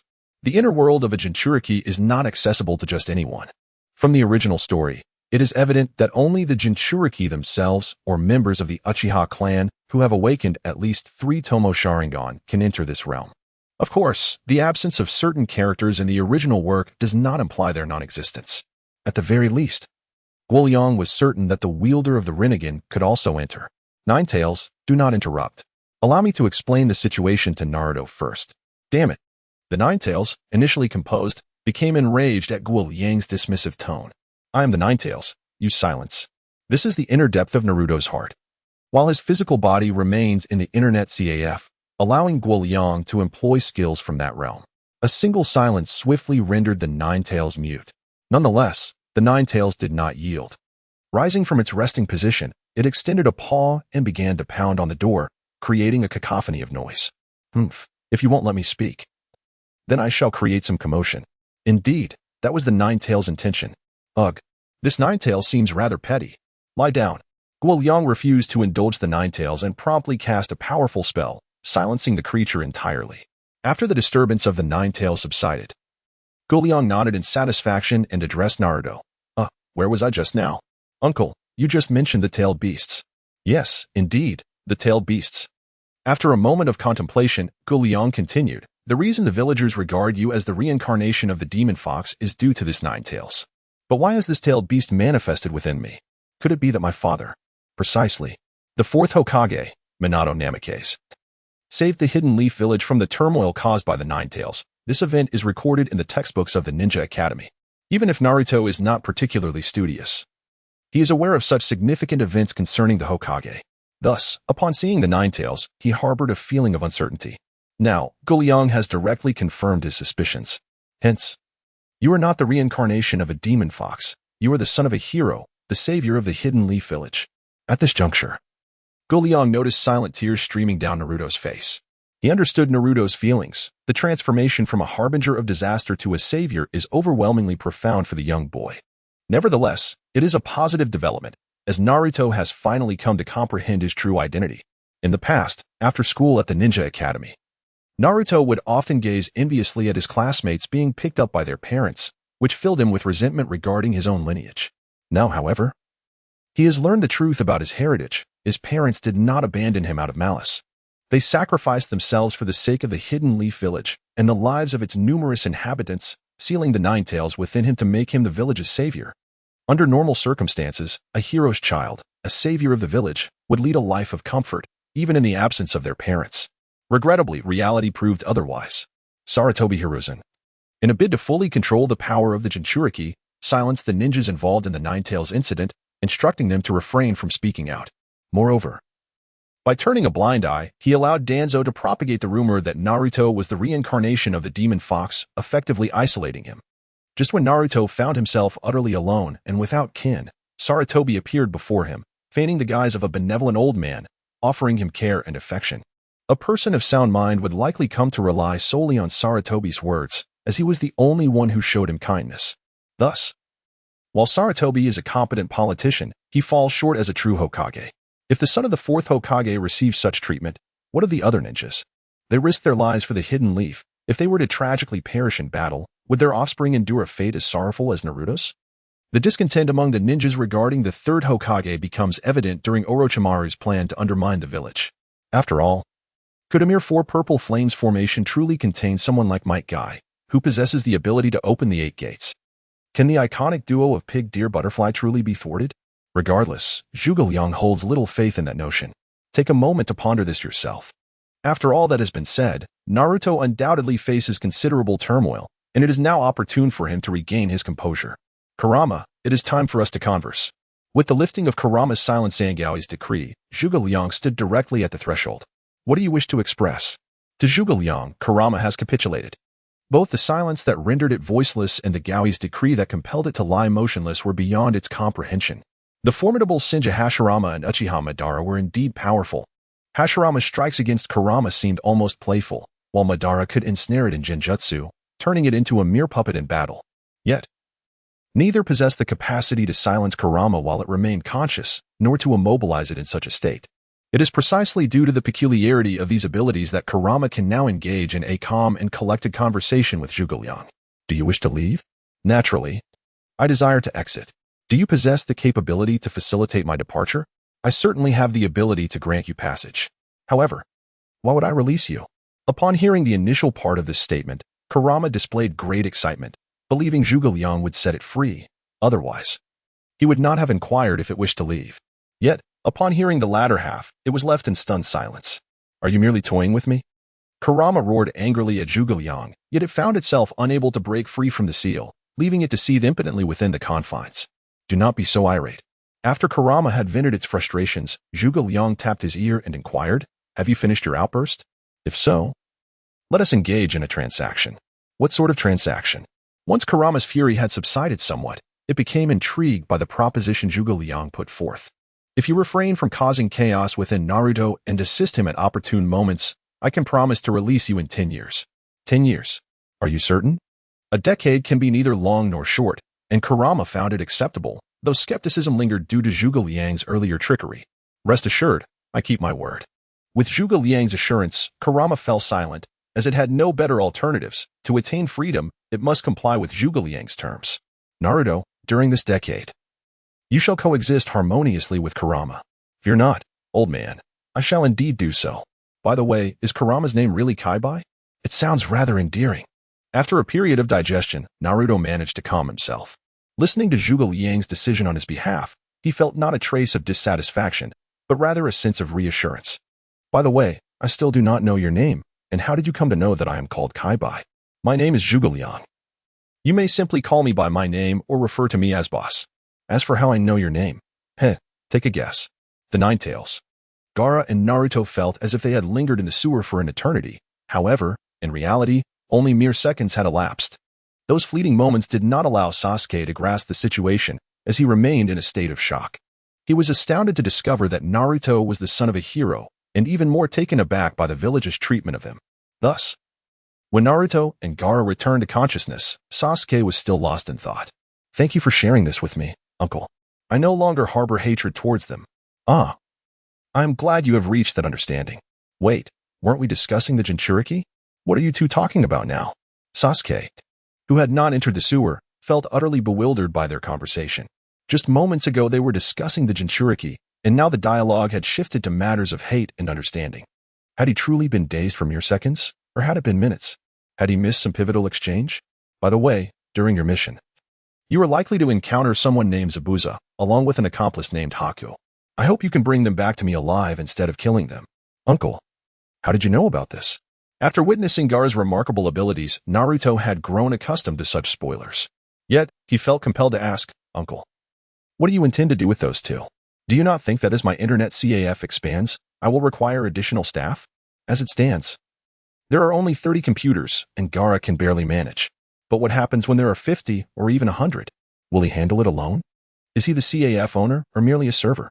Speaking of expansion, boss, I've been meaning to ask, has this place grown significantly since I last visited? Sasuke did not dwell on the previous topic but posed a fresh question.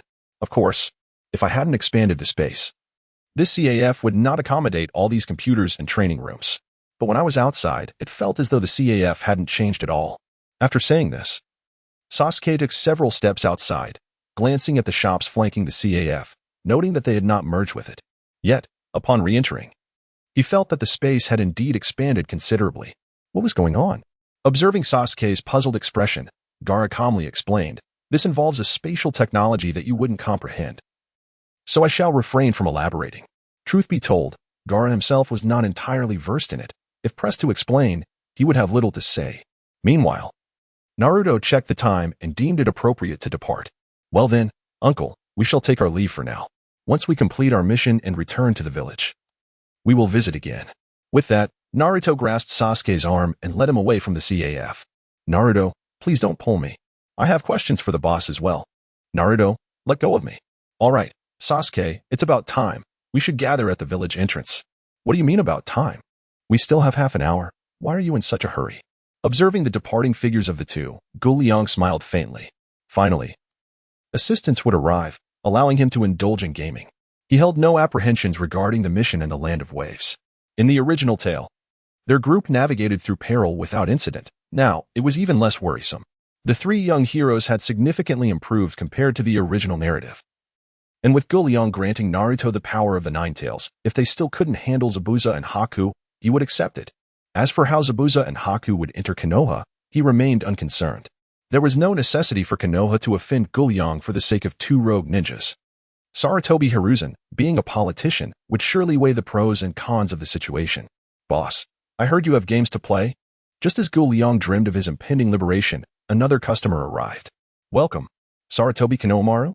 Time passed swiftly, and soon Team 7 had assembled and successfully exited the village. The trio was quite curious about the world beyond the village, their journey filled with playful banter, akin to an outing. In Kakashi's eyes, their behavior seemed rather amateurish. However, considering this was merely a C-rank mission, the description suggested they would only encounter some bandits, not a cause for concern. Even if an unexpected situation arose. Kakashi was part of the team. What kind of trap could elude the eyes of copy ninja Kakashi? It seems that thinking about something brings it to fruition, he mused. Glancing at two small puddles ahead, Kakashi was utterly speechless. The weather had been clear and sunny for days, with no rain. Where could these puddles have come from? The ninja's ambush tactic was utterly ludicrous, deserving of criticism. Kakashi noticed the puddles, and naturally, the three young heroes did as well. Sasuke subtly signaled to Sakura and Naruto. And upon receiving the message, they maintained their demeanor. As they passed the puddles, it was uncertain whether Sakura's hand trembled, but she inadvertently dropped an explosive tag, which landed perilously close to one of the outer puddles. As the group walked past the puddles, just as the explosive tag was about to detonate, The transformed figures of the demon brothers immediately dispelled their transformation, reverting to their original forms. However, it was too late. With a resounding boom, the explosive tag detonated, severely injuring one of the brothers, rendering him incapable of combat. The other brother seized the opportunity created by the explosion's shockwave, rushing toward Dazuna, intent on eliminating him swiftly. Of course, the three young heroes had been on high alert. They would not allow such an easy victory. Dragon descending 18 palms. Elephant's might. One young finger. Before Kakashi made his move, the three young ninjas had already brought their adversary to the ground, incapacitating him entirely. TSK, are the ninjas from other villages truly this weak? Do not be so harsh, Naruto. Have you not noticed their headbands? They are from the hidden mist of the land of water. Their leader is called the Mizuki. So it is understandable that their strength is somewhat lacking. You mentioned their leader. What an unfortunate name, Mizuki. Is it not a blatant admission of their village's weakness? Naruto and Sasuke remarked. Look, they are rogue ninjas. Rogue ninjas? Huh. Would they rather be rogues than remain in their village? It seems that the Hidden Mist village is indeed lacking in prowess. The trio exchanged barbs, belittling the Hidden Mist and the so-called Demon Brothers, nearly causing the two to burst with rage. Although the Demon Brothers were not particularly renowned in the ninja world, they were not without their share of misfortune. Otherwise, they would not have been assigned this task. Now, in this moment of humiliation, being ridiculed by three younglings, they felt a desperate urge for mutual destruction. If you three continue, they will truly perish. The severely injured Mingtu was already rolling his eyes, while Yuto was in slightly better condition, though he looked as if he were on the verge of expiring from sheer frustration. Rest assured, Kakashi-sensei, they are not in immediate danger of death. Sakura, defining her role as a support, had chosen the Liang finger technique, which allowed her to output damage, control the battlefield, and provide healing. After Sakura unleashed several Liang finger strikes upon the two brothers, their expressions improved considerably. If I recall correctly, Yuto's primary target was our client, Dazna. Kakashi-sensei, do you know these two rogue ninjas? Upon hearing Sakura's inquiry, Kakashi nodded and replied, both of these rogue ninjas are Chunin. They have given themselves the moniker of the Demon Brothers. The one you severely injured is named Mingtu, while the one you nearly drove to despair is Yuto. After this brief introduction, Kakashi turned to the now frightened client, who was cowering on the ground, and asked, Mr. Dazna, do you have anything to say? What can I say? Dazna feigned ignorance, appearing as if he did not comprehend Kakashi's question. The reason I did not act the moment I discovered these rogue ninjas was to ascertain their target. If their target were us, the ninjas, there would be nothing more to discuss. However, since Yuto's primary target was you, it raises some doubts. A C-rank protection mission typically does not involve combat. Even if there were a confrontation, it would usually be against common bandits or thieves. Now, we are confronted with two Chunin-level rogue ninjas, which exceeds the scope of a C-rank mission. Mr. Dazna, if you do not speak the truth, we reserve the right to refuse to continue with this task. At this juncture, Kakashi found the individual before him to be rather foolish. Did he not comprehend the repercussions of misrepresenting the mission's difficulty? It was fortunate for him that he encountered the elite team of the 7th Squad. Had a standard team led by a Chunin been assigned, he would undoubtedly have met his demise at the hands of the notorious brothers. I apologize for misrepresenting the mission level. I beseech you not to abandon this task. Upon hearing Kakashi's intent to decline the mission, Dazna panicked, kneeling before the gathered individuals in supplication. If you wish us to proceed with the task, you must elucidate the details, and remember, do not speak falsely this time. With no alternative, Dazna recounted the circumstances surrounding the mission. The destination, the Land of Waves, was a small island devoid of any ninja villages. The number of ninjas within was nearly non-existent, and the economy was in dire straits, leaving the populace in abject poverty. Only by constructing a grand bridge to connect with the outside world could the Land of Waves hope to escape this destitution. Regrettably, a merchant named Kato was intent on thwarting their efforts to build the bridge, dispatching ninjas to eliminate Dazna. Should Dazna perish, the Land of Waves would lose its bridge-building expert, enabling him to maintain his monopoly over the region's marine resources. Our nation is impoverished, thus, we lack the financial means to commission high-ranking missions and can only muster the funds for a C-rank task, a gamble on fortune. The trio was incensed by Dazna's explanation. If matters were to unfold as he described, it would not only jeopardize his own life but also endanger the ninjas accompanying him on the mission. Were it not for the influence of their companion, they might have opted to abandon the mission altogether, for Dazna's demeanor was utterly repugnant to them. Please take a moment to rest. I need to confer with my team. With that, Kakashi hurled 2 shurikens towards the brothers. Now that the true nature of the mission was unveiled, there was no longer any need to spare their lives. What do you all think? Do you wish to continue with the mission? The demise of the brothers did not disturb the trio, rather. They were taken aback by Kakashi's inquiry. Typically, when significant disagreements arose during a mission, the leading instructor made the ultimate decision. Given their wealth of experience and maturity compared to the students, the fact that Kakashi sought their input indicated that he regarded them as true companions rather than outsiders. Truthfully, I do not wish to continue, stated Sasuke, articulating his stance. Naruto nodded in agreement. Yes, I feel the same. Very well, I shall proceed to refuse. Kakashi began, but was interrupted as Sasuke urgently interjected. However, Naruto and I promised the owner of the internet CAF that we would bring back 2 individuals. If we cease our mission now, I fear it would be difficult to explain to him. Sasuke was correct. Kakashi observed the 2 of them harmonizing and found it somewhat peculiar. What did you promise to Mr. Go? Sasuke and Naruto exchanged glances. And then Naruto spoke. The uncle mentioned that we would encounter a rogue ninja named Zabuza, and he needs us to bring him and his assistant back. Zabuza? Are you certain Mr. Go said Zabuza and not Bye-Bye Jean? Or perhaps another Jean? Kakashi-sensei, do you know this individual? Yes, I am familiar with him. Kakashi nodded and continued. This individual is one of the 7 ninja swordsmen of the mist, a wielder of the decapitating sword, and due to his brutal demeanor. He is known as the Demon of the Mist. His frenzied nature renders him uncontrollable, and during his tenure in the assassination squad, he has eliminated countless significant figures using the silent killing technique of the mist. He is a notorious figure within the ninja world. Why would the owner wish for him to serve as a waiter? Initially, Kakashi was puzzled as to what Mr. Go wanted with Zabuza and his assistant. But upon hearing Sasuke's murmurs, he was genuinely speechless. This is Demon Zabuza we are speaking of, not just some ordinary chicken to be slaughtered. Employing such a character as a CAF waiter, wouldn't that frighten away the customers? Zabuza is indeed a terrifying individual. Are you certain you wish to proceed with the mission? Kakashi did not comprehend why Naruto and Sasuke agreed to Mr. G's demands, but he reiterated his inquiry. If they wished to withdraw, he would refuse to execute the mission. Rest assured, Kakashi-sensei, we are quite formidable, and even if that Zabuza is powerful, can he rival your strength? Naruto subtly praised Kakashi, making it difficult for him to decline the mission. If I refuse, wouldn't it imply that I, Kakashi, fear Zabuza? Very well, since you have all made your decision. We shall continue with the task. As night fell, Mr. G's internet CAF was preparing to close.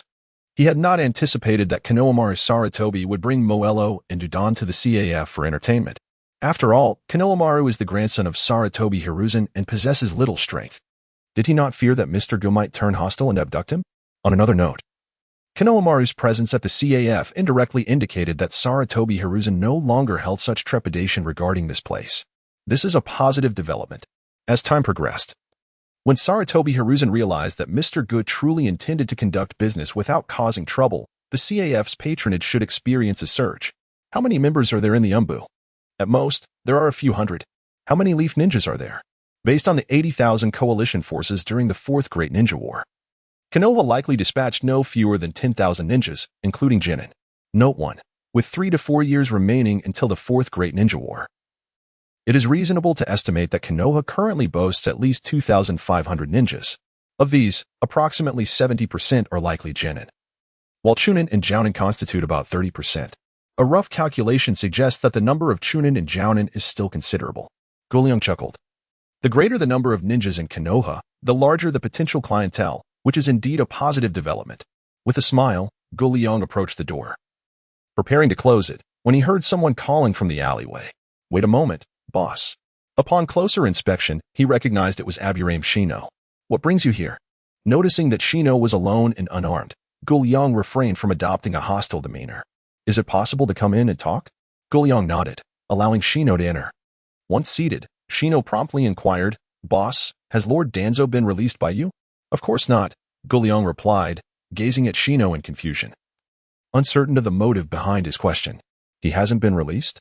Upon hearing this, Shino exhaled in relief, muttering, so the Danzo at the root is an imposter then? There is another Danzo at root? Liang's curiosity was piqued further by Shino's murmurs.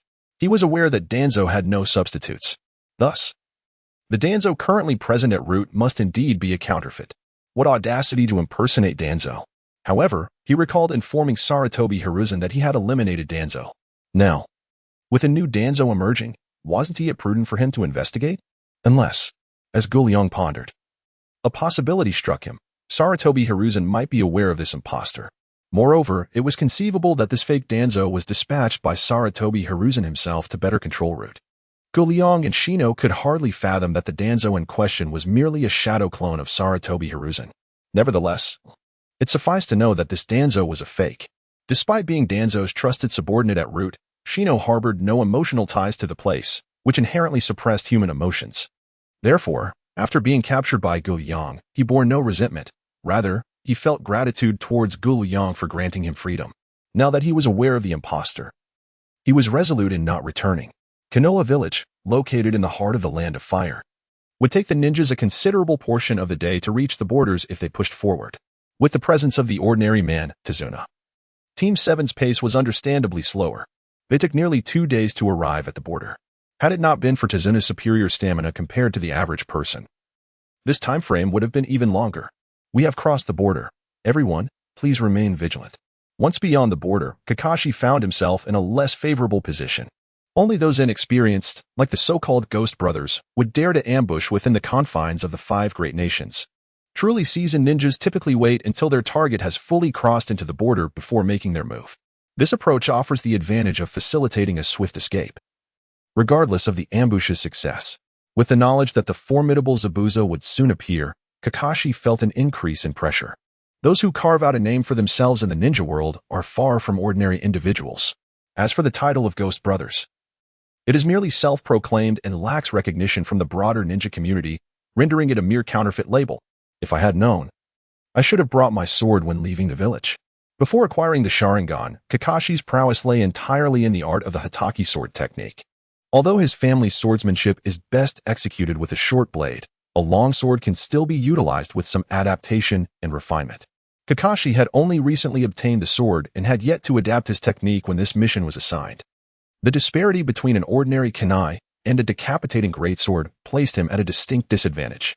Kakashi-sensei, rest assured, we understand. Upon receiving Kakashi's warning, Naruto and his companions immediately dispelled their carefree demeanor and began to cautiously scan their surroundings. By the way, Kakashi-sensei, should I create a few dozen shadow clones to scout ahead? After walking for a while, Naruto suddenly recalled that the shadow clone technique was originally devised by the second Hokage to enhance intelligence gathering. Using it for reconnaissance now seemed quite reasonable. Naruto's suggestion was indeed creative, but after a moment's contemplation, Kakashi shook his head. This refusal was not merely to conserve Naruto's chakra, he deemed it unnecessary. While they were aware that Zabuza intended to attack, Zabuza remained oblivious to their knowledge. To avoid alarming him, it was prudent to feign ignorance and maintain heightened vigilance discreetly. As Kakashi noted, Zabuza believed he was operating in the shadows while Team 7 was in plain sight. In truth, they had already revealed themselves. Should Naruto inadvertently alert Zabuza, unforeseen complications could arise. For the present, maintaining a discreet state of readiness was optimal. Even if Zabuza attempted a surprise attack, he would find little opportunity. Though Kakashi dismissed Naruto's proposal, the latter did not exhibit any signs of disappointment. Instead, he turned to quietly confer with his other 2 companions. After their discussion, Naruto silently formed a hand seal, and the team returned to their initial state of readiness. Kakashi, naturally aware of Naruto's subtle actions, chose not to dwell on them. He simply needed to trust that Naruto would not act recklessly. The 5 companions continued their journey, and at their current pace, it would not be long before they reached the shores of the Land of Waves. Just then, a large sword came spinning toward them from ahead. Duck! Kakashi immediately commanded everyone to take cover. Fortunately, his timely warning prevented any casualties from the oncoming blade. Once they stood up, they beheld a man standing atop the massive sword lodged in a tree, his face obscured by bandages. Zabuza Momochi, the demon of the mist. Who would have thought we would encounter the illustrious copy ninja, Kakashi Hatake? It seemed the 2 brothers of the mist had met their demise unjustly. I have no desire to engage you. Might you hand over the old man over there to me? Zabuza, perched on the sword, crossed his arms defiantly, exuding an air of superiority. I'm afraid that individual is our target to protect. Perhaps you should reconsider your mission? Kakashi, of course, had no intention of relinquishing Tazuna to Zabuza. He was quite willing to engage in conversation and subtly gauge Zabuza's attitude towards the task at hand. Then it appears we are enemies. Clearly, Zabuza was not about to abandon this mission. Having already faced reprimand from Kato due to the failure of the brothers, he had personally come to eliminate Tazuna and fulfill the task assigned to them. After speaking, He lowered his arms and prepared to perform hand seals for his jutsu when suddenly, a figure surged forth from behind him. What are you trying to portray? Bandage Mask Man? Do you not know that showing off may bring misfortune? For some reason, upon hearing those words, Kakashi felt as though Naruto was directing them at him. Indeed, the figure that had burst forth was none other than Naruto. With his appearance, the Naruto in the team transformed into a puff of smoke. Simultaneously, Sasuke and Sakura began their assault. It turned out that Naruto's earlier antics were merely a ruse to create a shadow clone to take his place within the group while he concealed himself at the rear. With Zabuza now present, it was the perfect opportunity for a surprise attack. In response to Naruto's onslaught, Zabuza remained unperturbed, retrieving a shuriken from his pocket and hurling it toward Naruto. Shifting shadows, the eel digs a hole. The shuriken struck Naruto but inflicted no harm. The principle behind this technique involved rotating and vibrating one's chakra to dissipate incoming force. In that moment, Naruto was as slippery as an eel, the shuriken's impact merely causing him to jolt aside.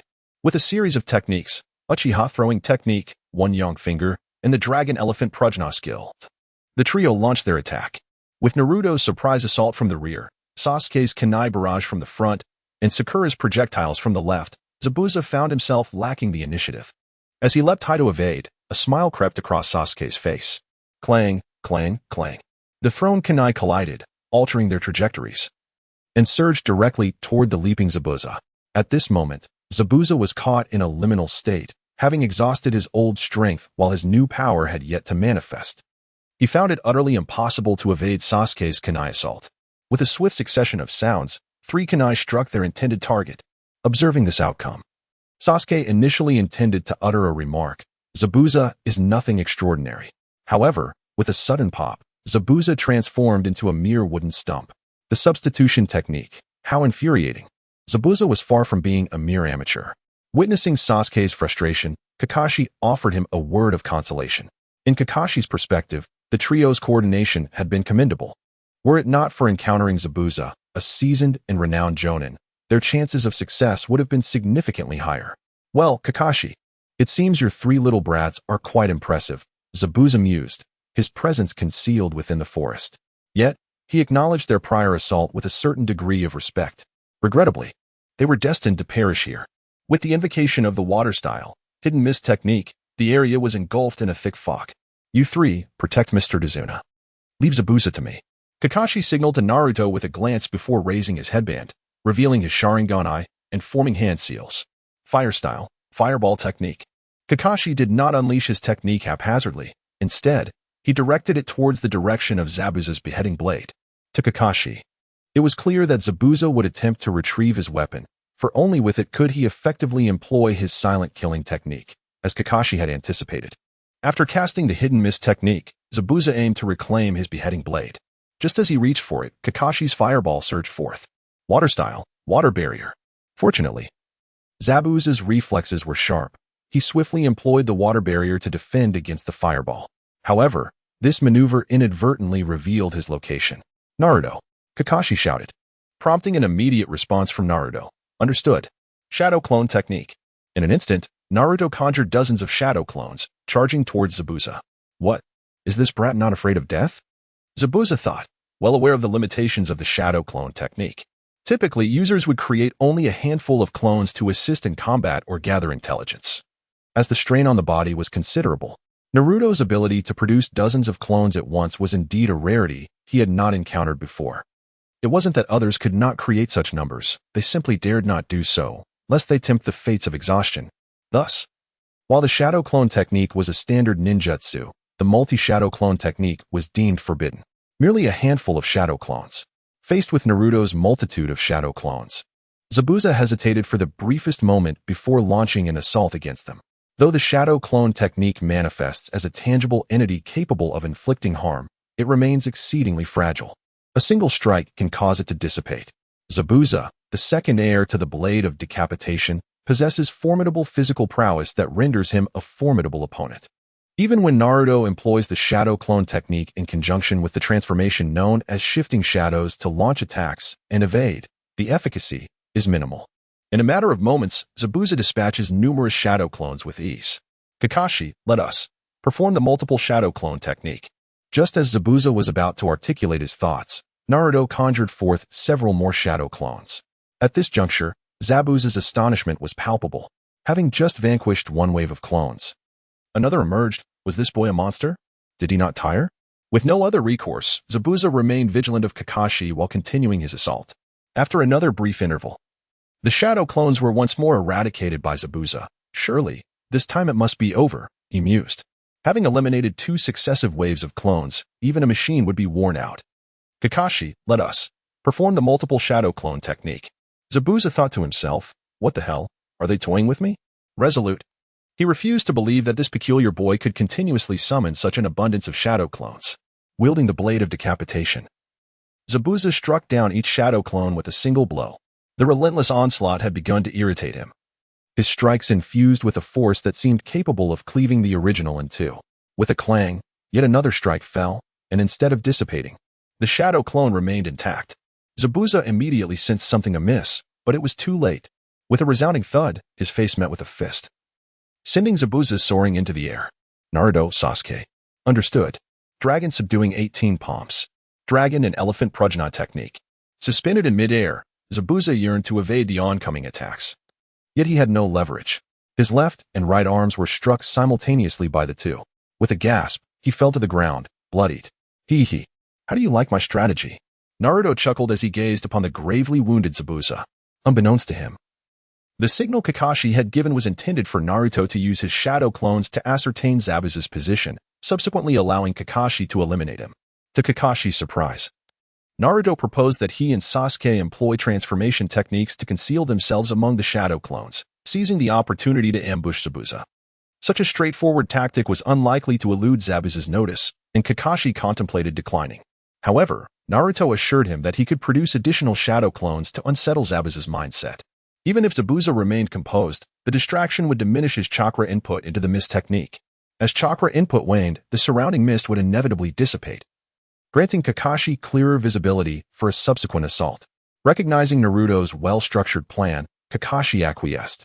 As long as Naruto could maintain his resolve, the situation might unfold precisely as he envisioned. Naruto had originally intended to create several shadow clones, fully prepared to summon the chakra of the Nine Taels for support. However, he was taken aback by Zabuza's deteriorating mental state. Consequently, Naruto only managed to create 2 rounds of shadow clones, and his own composure began to waver. There was little left to say. It was simply a matter of enduring. Little brat, may I ask your name? Zabuza's arms had been rendered useless by Naruto and Sasuke. Yet, he bore no resentment. The life of a ninja entails either taking lives or losing one's own. Having killed many, he was naturally prepared for the possibility of being killed in turn. In these final moments, he wished to know the identity of the one who had bested him. You ask me? Listen well, I am Naruto Uzumaki, destined to become Hokage. Thus, a question arose. Were you truly aiming to become Hokage or merely a man destined for that role? For reasons unknown, every time Sasuke heard Naruto utter those words, he felt an overwhelming urge to retort. Damn it, Sasuke, do you want to fight? Huh, you think I fear you? Not afraid? Then come at me. I've longed to punch you for ages. Only if you're willing to humiliate yourself. As Zabuza observed the playful banter between Sasuke and Naruto, he was inexplicably reminded of the comrades he had once trained with. In truth, he too yearned to grow alongside friends and thrive on the grand stage of the ninja world. Alas, upon learning the graduation rules, that dream became unattainable. The sole rule of the Mist Village Ninja Academy was to kill at least one of your peers. Thus, in a bid to survive and express his disdain for this rule, Zabuza had no choice but to ruthlessly eliminate all of his classmates. Swish, swish, swish. Just as Zabuza reflected on his life, several Senbon needles found their way into his neck, plunging him into a state of apparent death.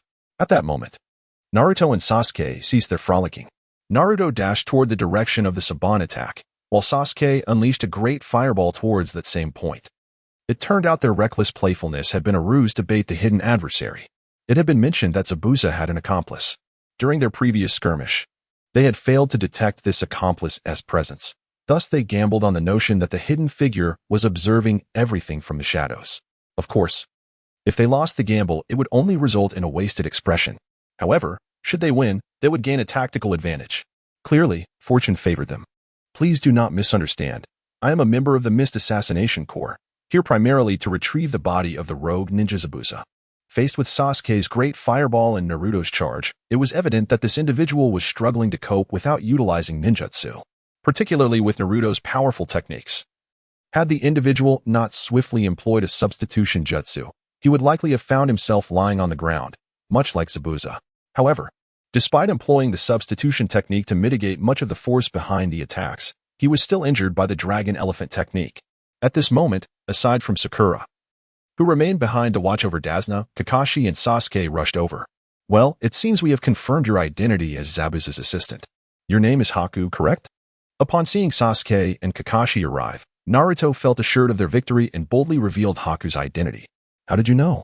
Haku was astonished, unaware of how he had been discerned. Guess, Naruto replied with a grin. Haku surveyed the three encircling him. Rather than choosing to retaliate immediately, he calmly stated, "If you can spare Lord Zabuza, I am willing to trade my life for his." Haku had already contemplated that if these individuals were resolute in their intention to kill Zabuza, he would have no choice but to fight to the death. Believe it or not, we never intended to kill you.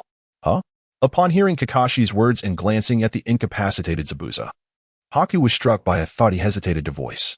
You never intended to kill them? Yet you have rendered Zabuza's arms useless? After his appearance, Naruto's attacks had been relentless. Had it not been for Haku's quick reflexes, he too would likely be lying down now. Is this what you call not wanting to kill us? I assure you, as long as you and Zabuza return with us to Konoha, we will not harm you. To Konoha? If we go to Konoha, will we even be alive? Haku thought, as Zabuza was a rogue ninja. He believed Konoha would surely seek to use Zabuza to barter for some advantage with the Mist Village. Handing Zabuza over to the Mist Village would surely mean death. Rest assured, I understand your concerns. However, we cannot clarify everything at this moment. If you come with us to Konoha, you will understand. I do not trust you. Seeing Haku still on guard, Kakashi could only respond with resignation. What difference does your distrust make? Do you truly believe you can rescue Zabuza from the four of us? Kakashi's statement held a ring of truth. With an elite Jonin like him present, it was virtually impossible to extract the seemingly lifeless Zabuza. Kakashi had allies. Thus, since it is a deadlock regardless, why not choose to trust us? The situation cannot worsen, can it? Haku pondered for a moment, then removed his mask, his expression serious. Very well, I hope what you say is true. He found himself with no other choice, unless he truly wished for mutual destruction. He had to place his trust in Kakashi. Big sister, you are so beautiful, Naruto exclaimed. Haku, resigned to his fate, smiled faintly in response. I'm sorry, but I'm a boy. You're lying. Thus, Haku and Zabuza joined Team 7, embarking on their journey to the Land of Waves. In truth, they were not far from the Land of Waves. With merely an hour's boat ride, they would set foot on its shores. On board, Zabuza had regained consciousness. After White explained the situation, Zabuza refrained from any acts of defiance. After all, both of his arms were incapacitated, even if he desired to resist. He lacked the means and thus chose to accept his fate. Throughout the journey, Zabuza remained taciturn, while White and Naruto engaged in lively conversation, occasionally joined by Sakura and Sasuke. Their exchanges not only helped pass the time, but also deepened their mutual understanding. In the eyes of the three young ninjas, Zabuza and White had become akin to allies. Given their newfound bond, they were now considered comrades. Zabuza's reticence made him difficult to approach, yet White was quite loquacious. So, the reason you spared us is because of that individual named Kaguya? During their dialogue, after gauging White's character, Naruto boldly articulated Kaguya's expectations of them. While that may indeed be accurate, dear Sister White, your kindness assures me that even without the uncle's intervention, we would not harm you. Would we? White paid little heed to Naruto's words. Instead, her thoughts were consumed by Kaguya. She was acutely aware that neither she nor Zabuza had ever heard of this name before, leaving her puzzled as to why Kaguya would wish to protect them. Could it truly be as Naruto suggested, merely a need for 2 internet CAF attendants? Not to boast. But although White was unfamiliar with the concept of an internet CAF, she was confident in her ability to fulfill the role of an attendant. However, the thought of Zabuza as a service staff member, with his fierce demeanor, sent a shiver down her spine. The image was simply too surreal to contemplate. Sister White, are you feeling cold? I do not feel cold, and Naruto, I am male. I don't believe you, unless you show us your little. Otherwise, I shall remain unconvinced. White thought to herself, what a vexing person. I am tempted to strike him. Time flew by, and it had been a week since Team 7 had departed the village for their mission. During this week, Kaguya had appeared increasingly melancholic. Not due to missing Naruto and the others, but because the business of the internet CAF was dwindling. Several factors contributed to this downer. For instance, Kagaya had sold some magical swords, taking advantage of a favorable market. Additionally, the three young ninjas, along with their teacher, had gone on missions, resulting in a loss of 12 customers all at once, which significantly impacted the CAF's business. However, the decline in business was not without its silver linings. At the very least, Kagaya could now indulge in gaming during the day. After days of dedicated effort, Kagaya had successfully completed the game Stanjian 1. Upon finishing, not only had he recorded the methods of swordsmanship in his mind, but he could also now practice the spells and skills of Zhao Linger and Lin Yuru. Of course, being able to practice was one thing. Whether he could master it was an entirely different matter. In reality, he also attempted to cultivate his skills and discovered that he was far from the so-called genius. It took him several days to master the rudimentary spell of sword manipulation, the sword control technique. Reflecting on how, in the game, Li Xiaoyao merely observed the wine sword immortal perform it once and effortlessly learned the technique. He couldn't help but feel a twinge of envy at such remarkable insight. Lacking the same innate understanding as Li Xiaoyao, he, as an ordinary individual, could only rely on the Tao Enlightenment Chamber to learn higher-level spells. The cost of 10 million taels per use was quite disheartening. Currently, his funds at the Internet CAF barely sufficed for a single session in the Tao Enlightenment Chamber. Yet he had not mustered the resolve to proceed, as he felt he had not yet reached that level. Shaking his head, he decided to set aside the matter of spells for the time being. Observing the bustling scene outside the narrow alley, another thought crossed his mind. At this juncture, it was likely time for the Chunin exams. Another significant reason for the decline in business at the Internet CAF was indeed the impending Chunin exams. The patrons of the CAF had flocked to assist in maintaining the peace in Konoha, leaving little time for leisure activities. The Chunin exams had unexpectedly attracted a substantial influx of visitors to Konoha.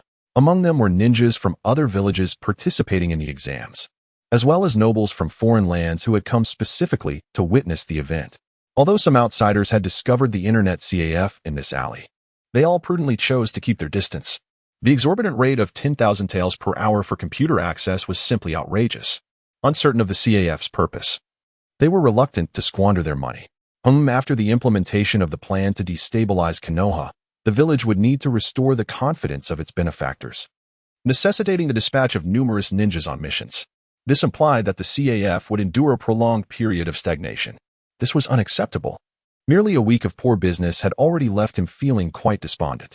If this continued for an extended duration, how could he hope to earn a living? He needed to devise a strategy to rekindle the enthusiasm of the patrons.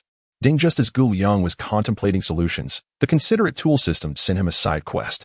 Side quest: successfully host an event at the Internet CAF.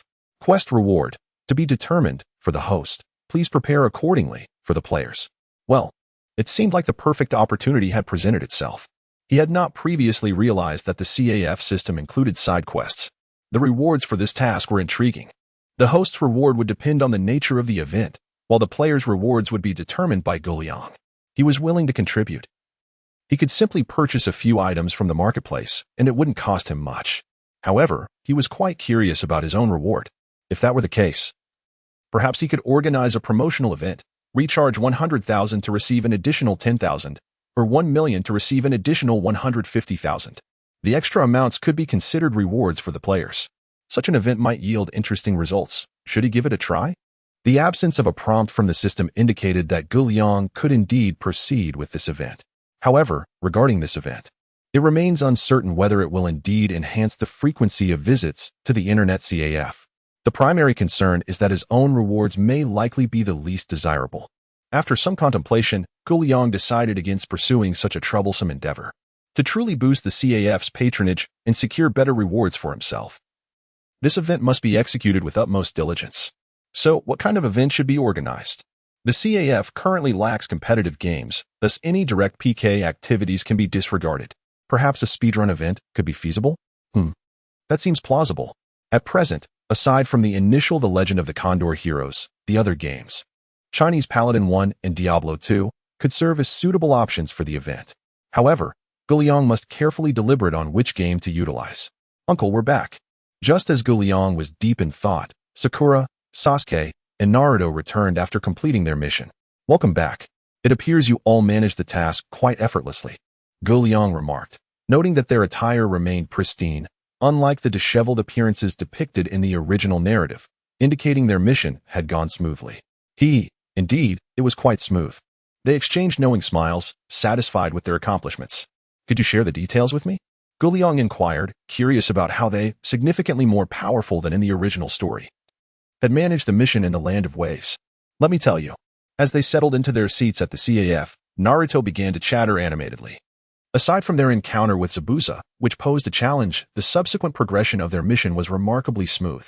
Accepting Zabuza and Haku into their team, they swiftly arrived at the Land of Waves.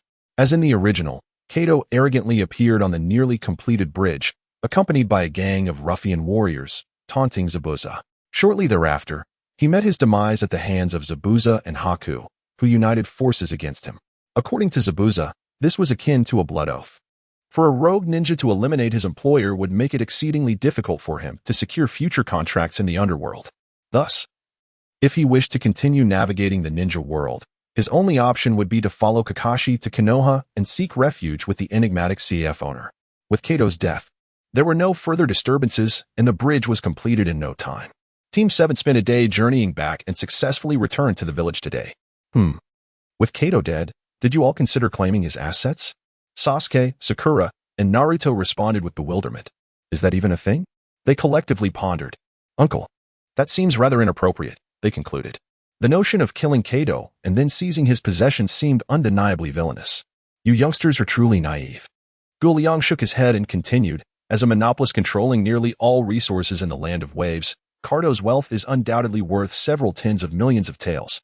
I wouldn't be surprised if it surpasses 100 million, even if most of it is tied up in real estate. His liquid assets should not be less than 5 million taels. Even if you fear that taking action might tarnish your reputation, you could still enlist Zabuza and Haku.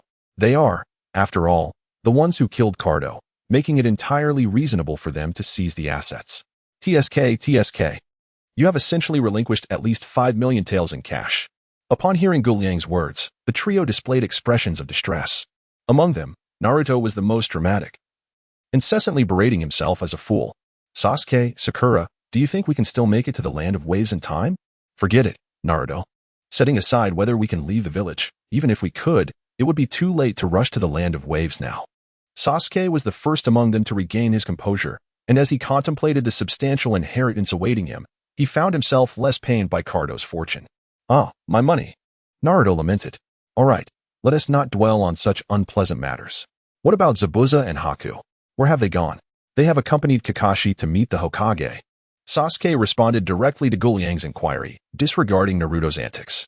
At that moment in the Hokage's office, the third Hokage, Hiruzen Sarutobi, appeared quite troubled in the presence of the two individuals Kakashi had brought back. You see, if Kakashi had returned with ordinary people, it would be one thing.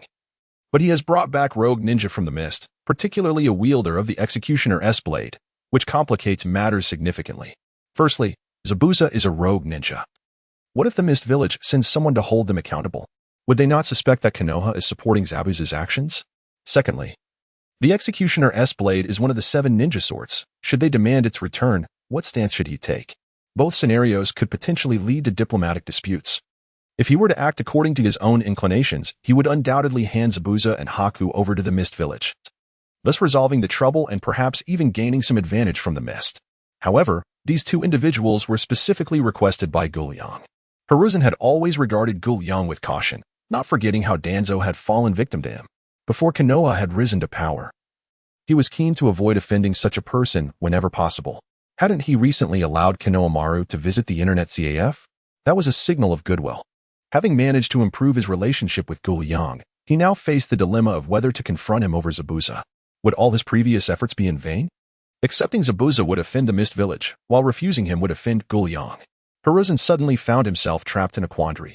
At the desk stood Kakashi, Zabuza, and Haku, awaiting the third Hokage's decision. Kakashi and Zabuza appeared remarkably indifferent.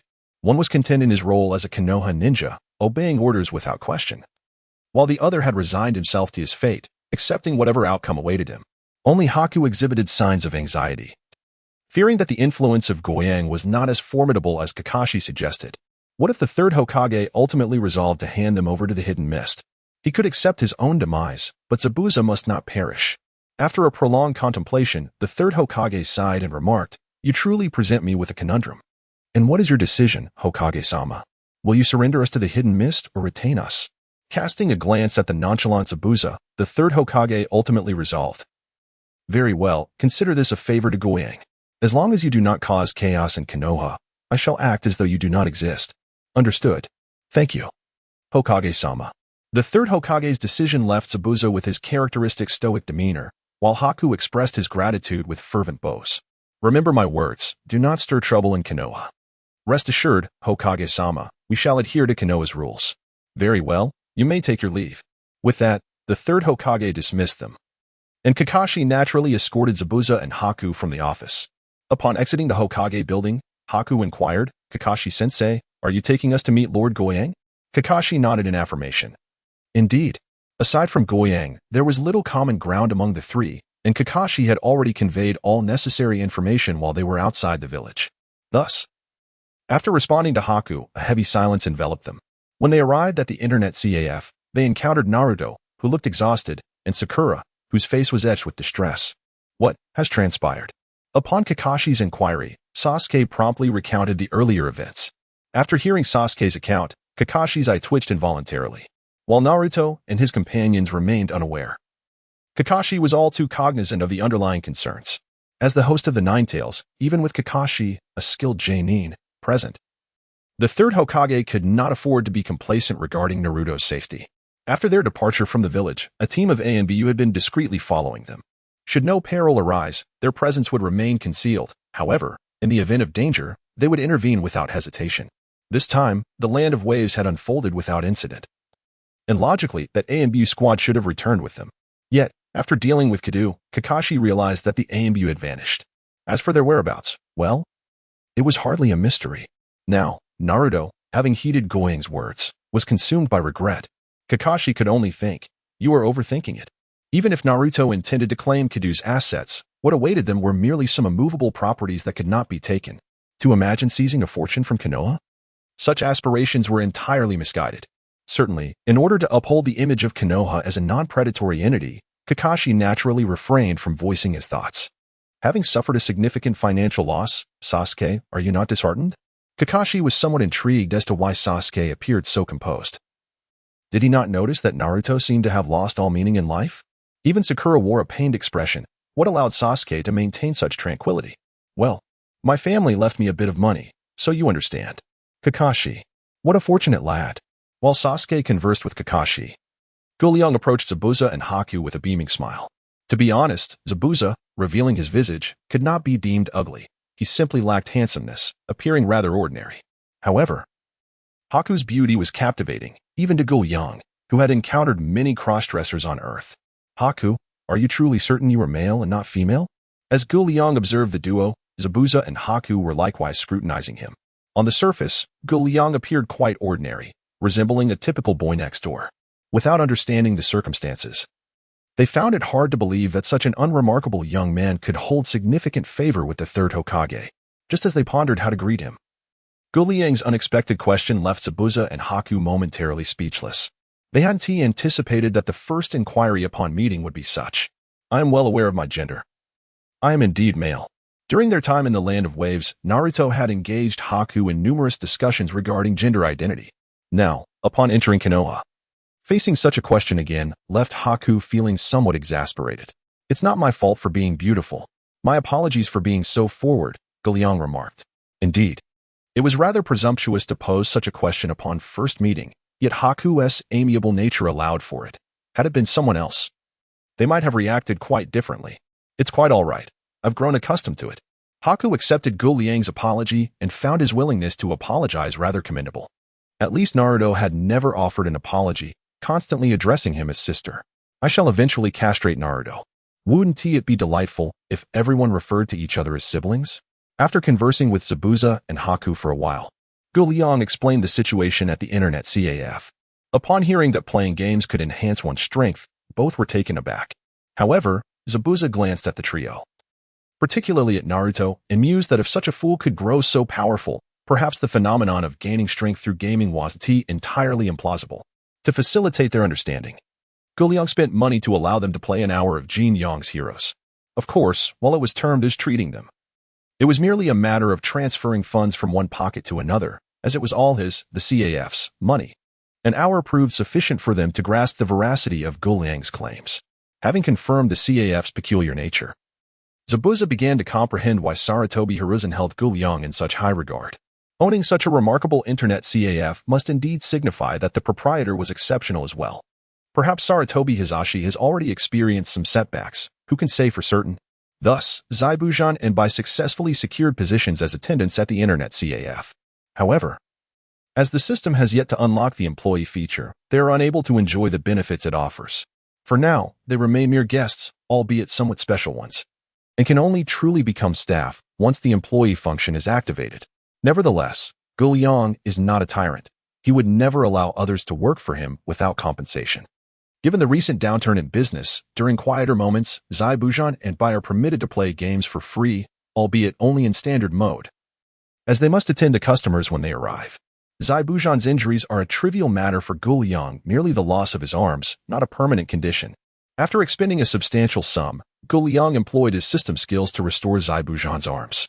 As for their living arrangements, since they are not officially recognized employees, both Bai and Zabuza must vacate the CAF by 8 p.m. when it closes, unless they wish to emulate Tuanzong and stay overnight, which would hardly be a choice for any reasonable person. This presents a dilemma.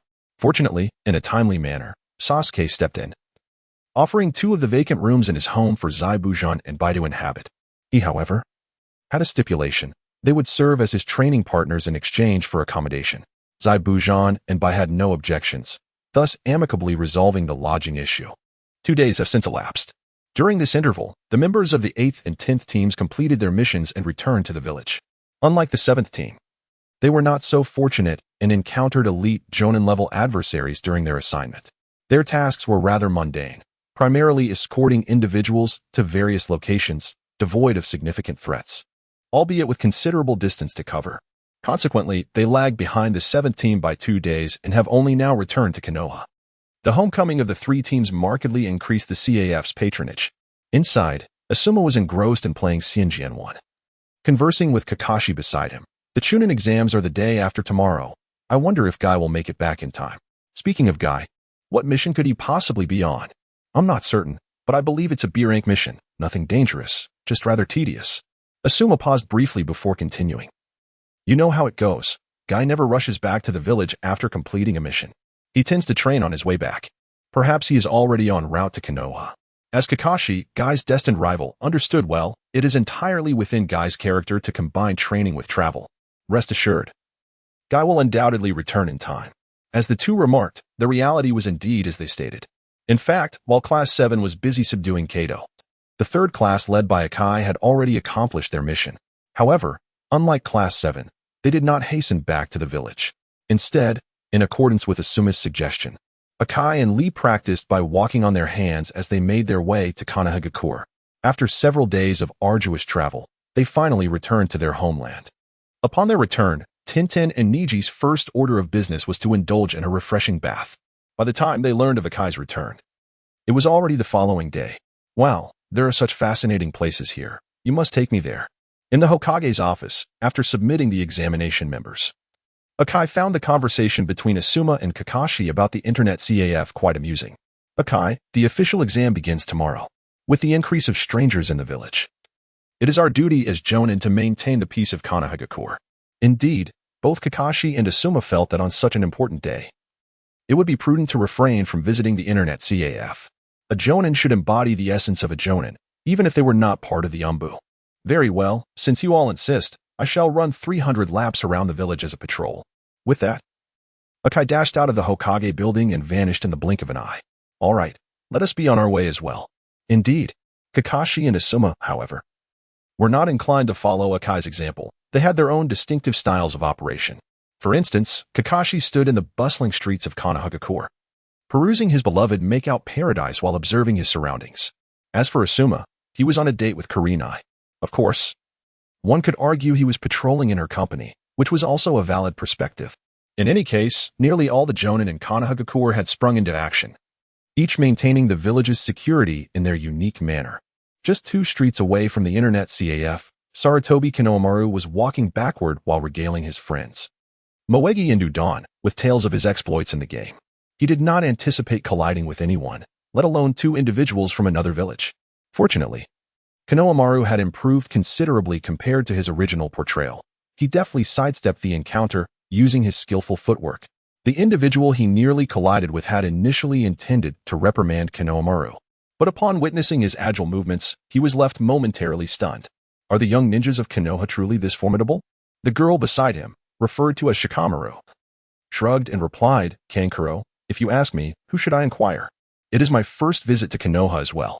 Well then, allow me to give it a try.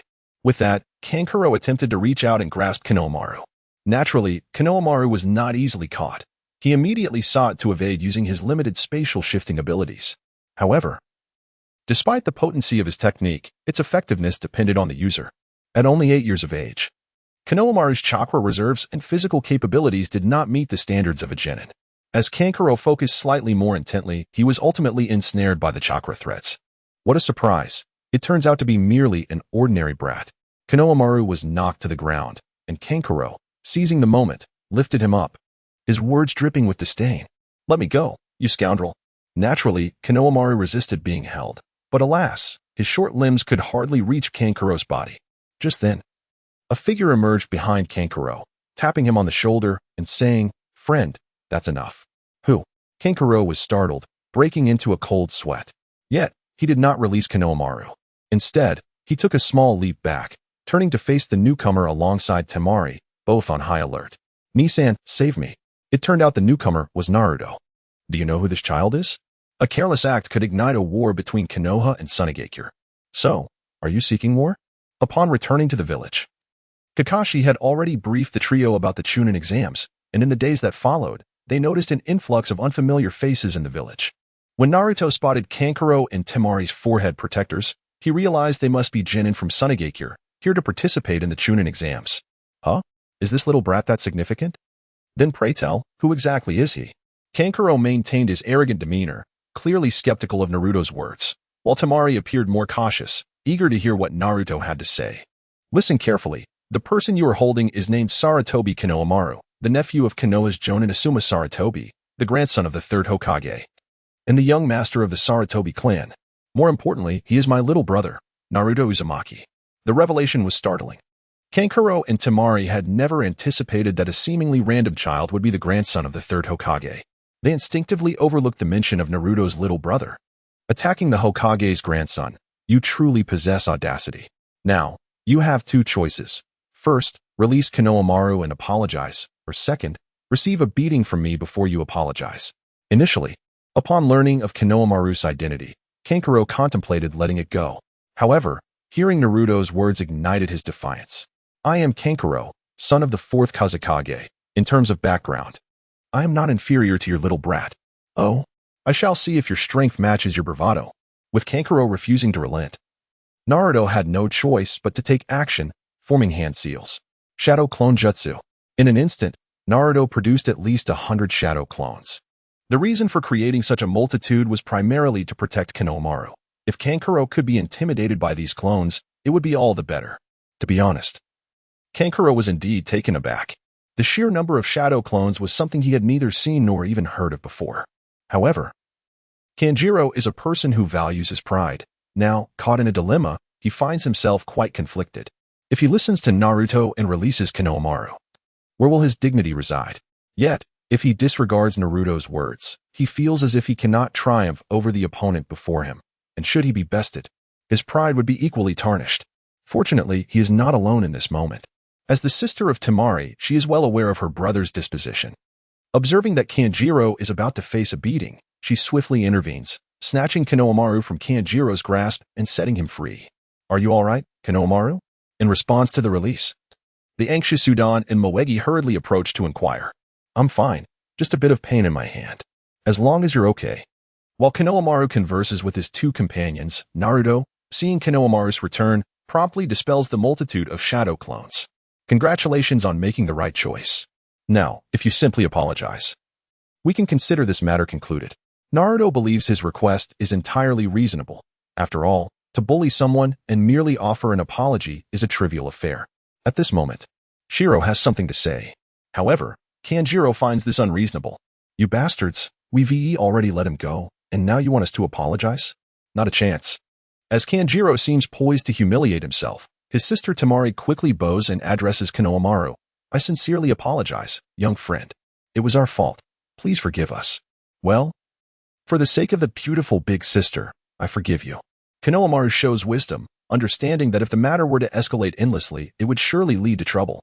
Given that it is the time of the Chunin exams, he wishes to avoid causing any inconvenience to his grandfather. All right, Konohamaru has forgiven you. This matter is settled. Sakura, you need not keep watching. Sasuke, you can disregard that person with the gourd. We may leave. What? Upon hearing Naruto's words, Temari and Kanjiro are once again taken aback. Following Naruto's gaze, they notice a girl with pink hair standing atop a nearby building, observing them intently. Not far from her, perched on a large tree, stands a handsome man, vigilantly scanning the shadows nearby.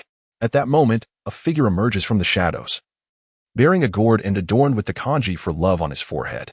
Gaara. Kanjiro and Temari are astonished, both by the fact that the girl has been watching them and by the realization that the usually uncontrollable Gaara is being restrained by the handsome man. Indeed, they presume that Gaara would have acted by now, were he not constrained. How intriguing. The ninjas of Konoha are truly fascinating. Tell me your names.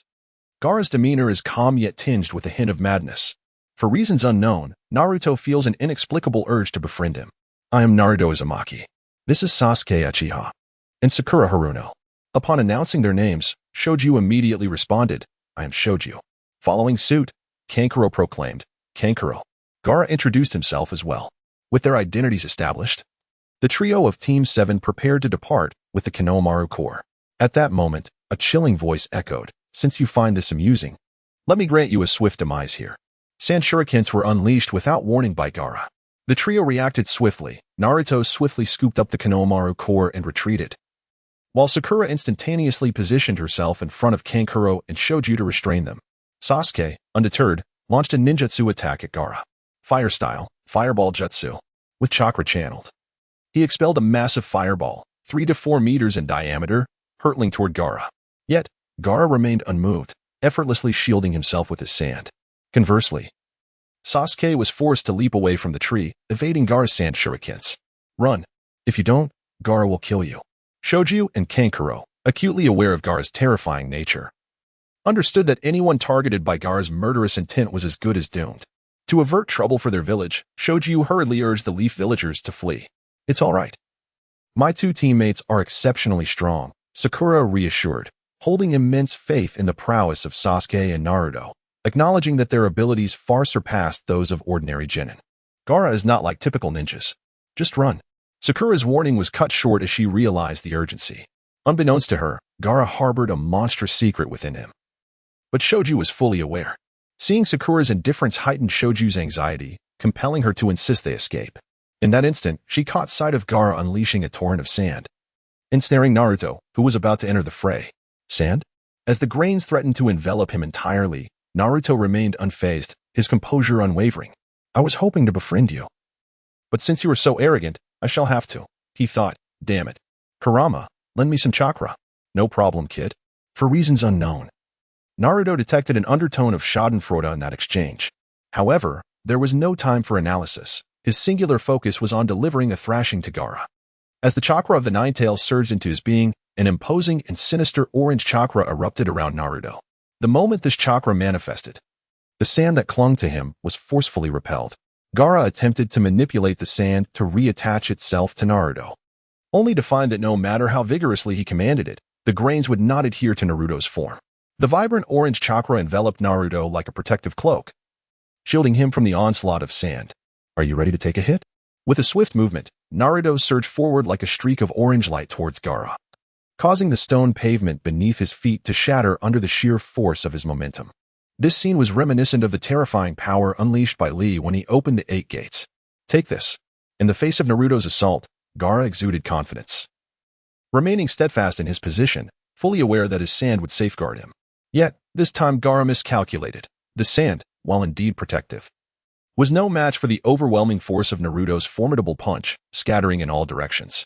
With a resounding thud, Gaara was sent sprawling. The onlookers were left in stunned silence. Kankuro and Temari were astonished that Gaara had been so effortlessly knocked away, while Sasuke and Sakura were taken aback by Naruto's eruption of such potent and sinister chakra, which seemed markedly different from the Naruto they once knew. Meanwhile, the Konohamaru Corps remained unfazed, rallying behind Naruto with fervent cheers. "You bastard, Naruto Uzumaki. I will kill you. I am determined to end you." Naruto, somewhat bewildered, noted that although he had not exerted his full strength, his punch was sufficient to incapacitate a mere genin. Upon closer inspection, he realized that Gaara had not lost consciousness. Instead, he appeared even more agitated. "Does your body have a layer of sand for protection?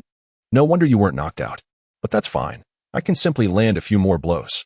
As Naruto prepared to advance and continue his assault on Gaara, the Nine Tails suddenly retracted its chakra. "What's wrong, Kurama? I was just getting into the groove." Naruto, caught off guard, wondered what prompted this abrupt withdrawal.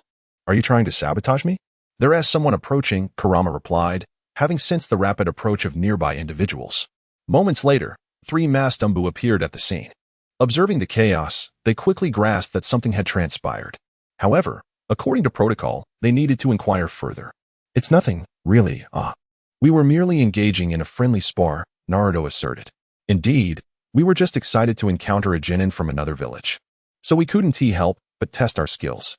Upon the arrival of the Konoha Umbu, fearing Gaara's identity might be revealed, Temari and Kankuro hurriedly clarified that it was merely a sparring session and nothing of great consequence. "Yes, we were just sparring," Naruto nodded in affirmation of their explanation. While the rationale behind Naruto's agreement to their statement remained unclear, the fact that he endorsed it led Sakura and Sasuke, as his teammates, to refrain from contradicting him. "A spar, indeed?" Gazing upon the ravaged street, still ablaze with flickering flames and strewn with debris, can you truly claim this is mere practice? Fortunately, this area is somewhat isolated, with few inhabitants, or else the toll on innocent civilians would be incalculable.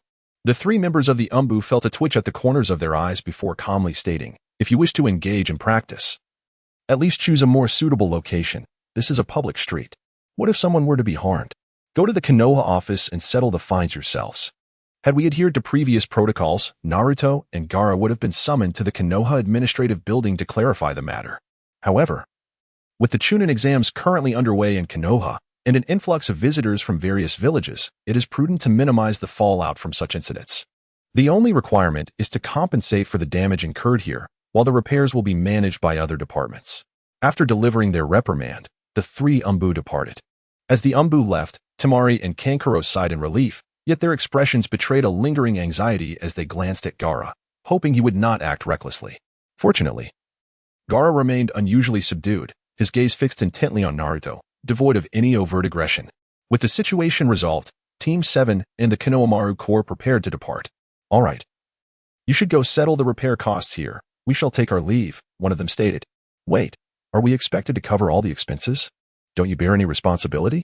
Temari retorted. "It's not that we can't pay, but this is clearly a shared responsibility. Why should only our side be accountable?" Naruto chuckled in response to Temari's words. "Firstly, you know very well how this all began. Should I send Konohamaru to inform his grandfather? And you can discuss it directly with him? Secondly, it was that one with the gourd who attacked us first. We merely retaliated in self-defense. If you're not satisfied, shall we settle it with another fight? It is widely acknowledged that Uzumaki Naruto is not one to part with his money easily. He is open to brawling. But when it comes to finances, he draws the line. Furthermore, his reasoning is sound. The conflict was instigated by your side, and the first blow was struck by your comrades. Why should the financial burden fall on me? I, Uzumaki Naruto, am a reasonable individual. If you can convince Konohamaru's grandfather or defeat me, I wouldn't mind contributing a single yen. The notion of persuading the 3rd Hokage? Such an outcome is utterly implausible. As for defeating Naruto, judging by the vibrant orange chakra emanating from him, it is evident he may be a formidable opponent. Even if Temari holds great confidence in Gaara, revealing his full capabilities at this stage would be unwise. Thus, they must accept this unfavorable outcome. Seeing that Temari and Kankuro had fallen silent, Naruto nodded and beckoned to his companions, departing from the scene. With the Chunin exams commencing tomorrow, they intended to unwind at an internet CAF today.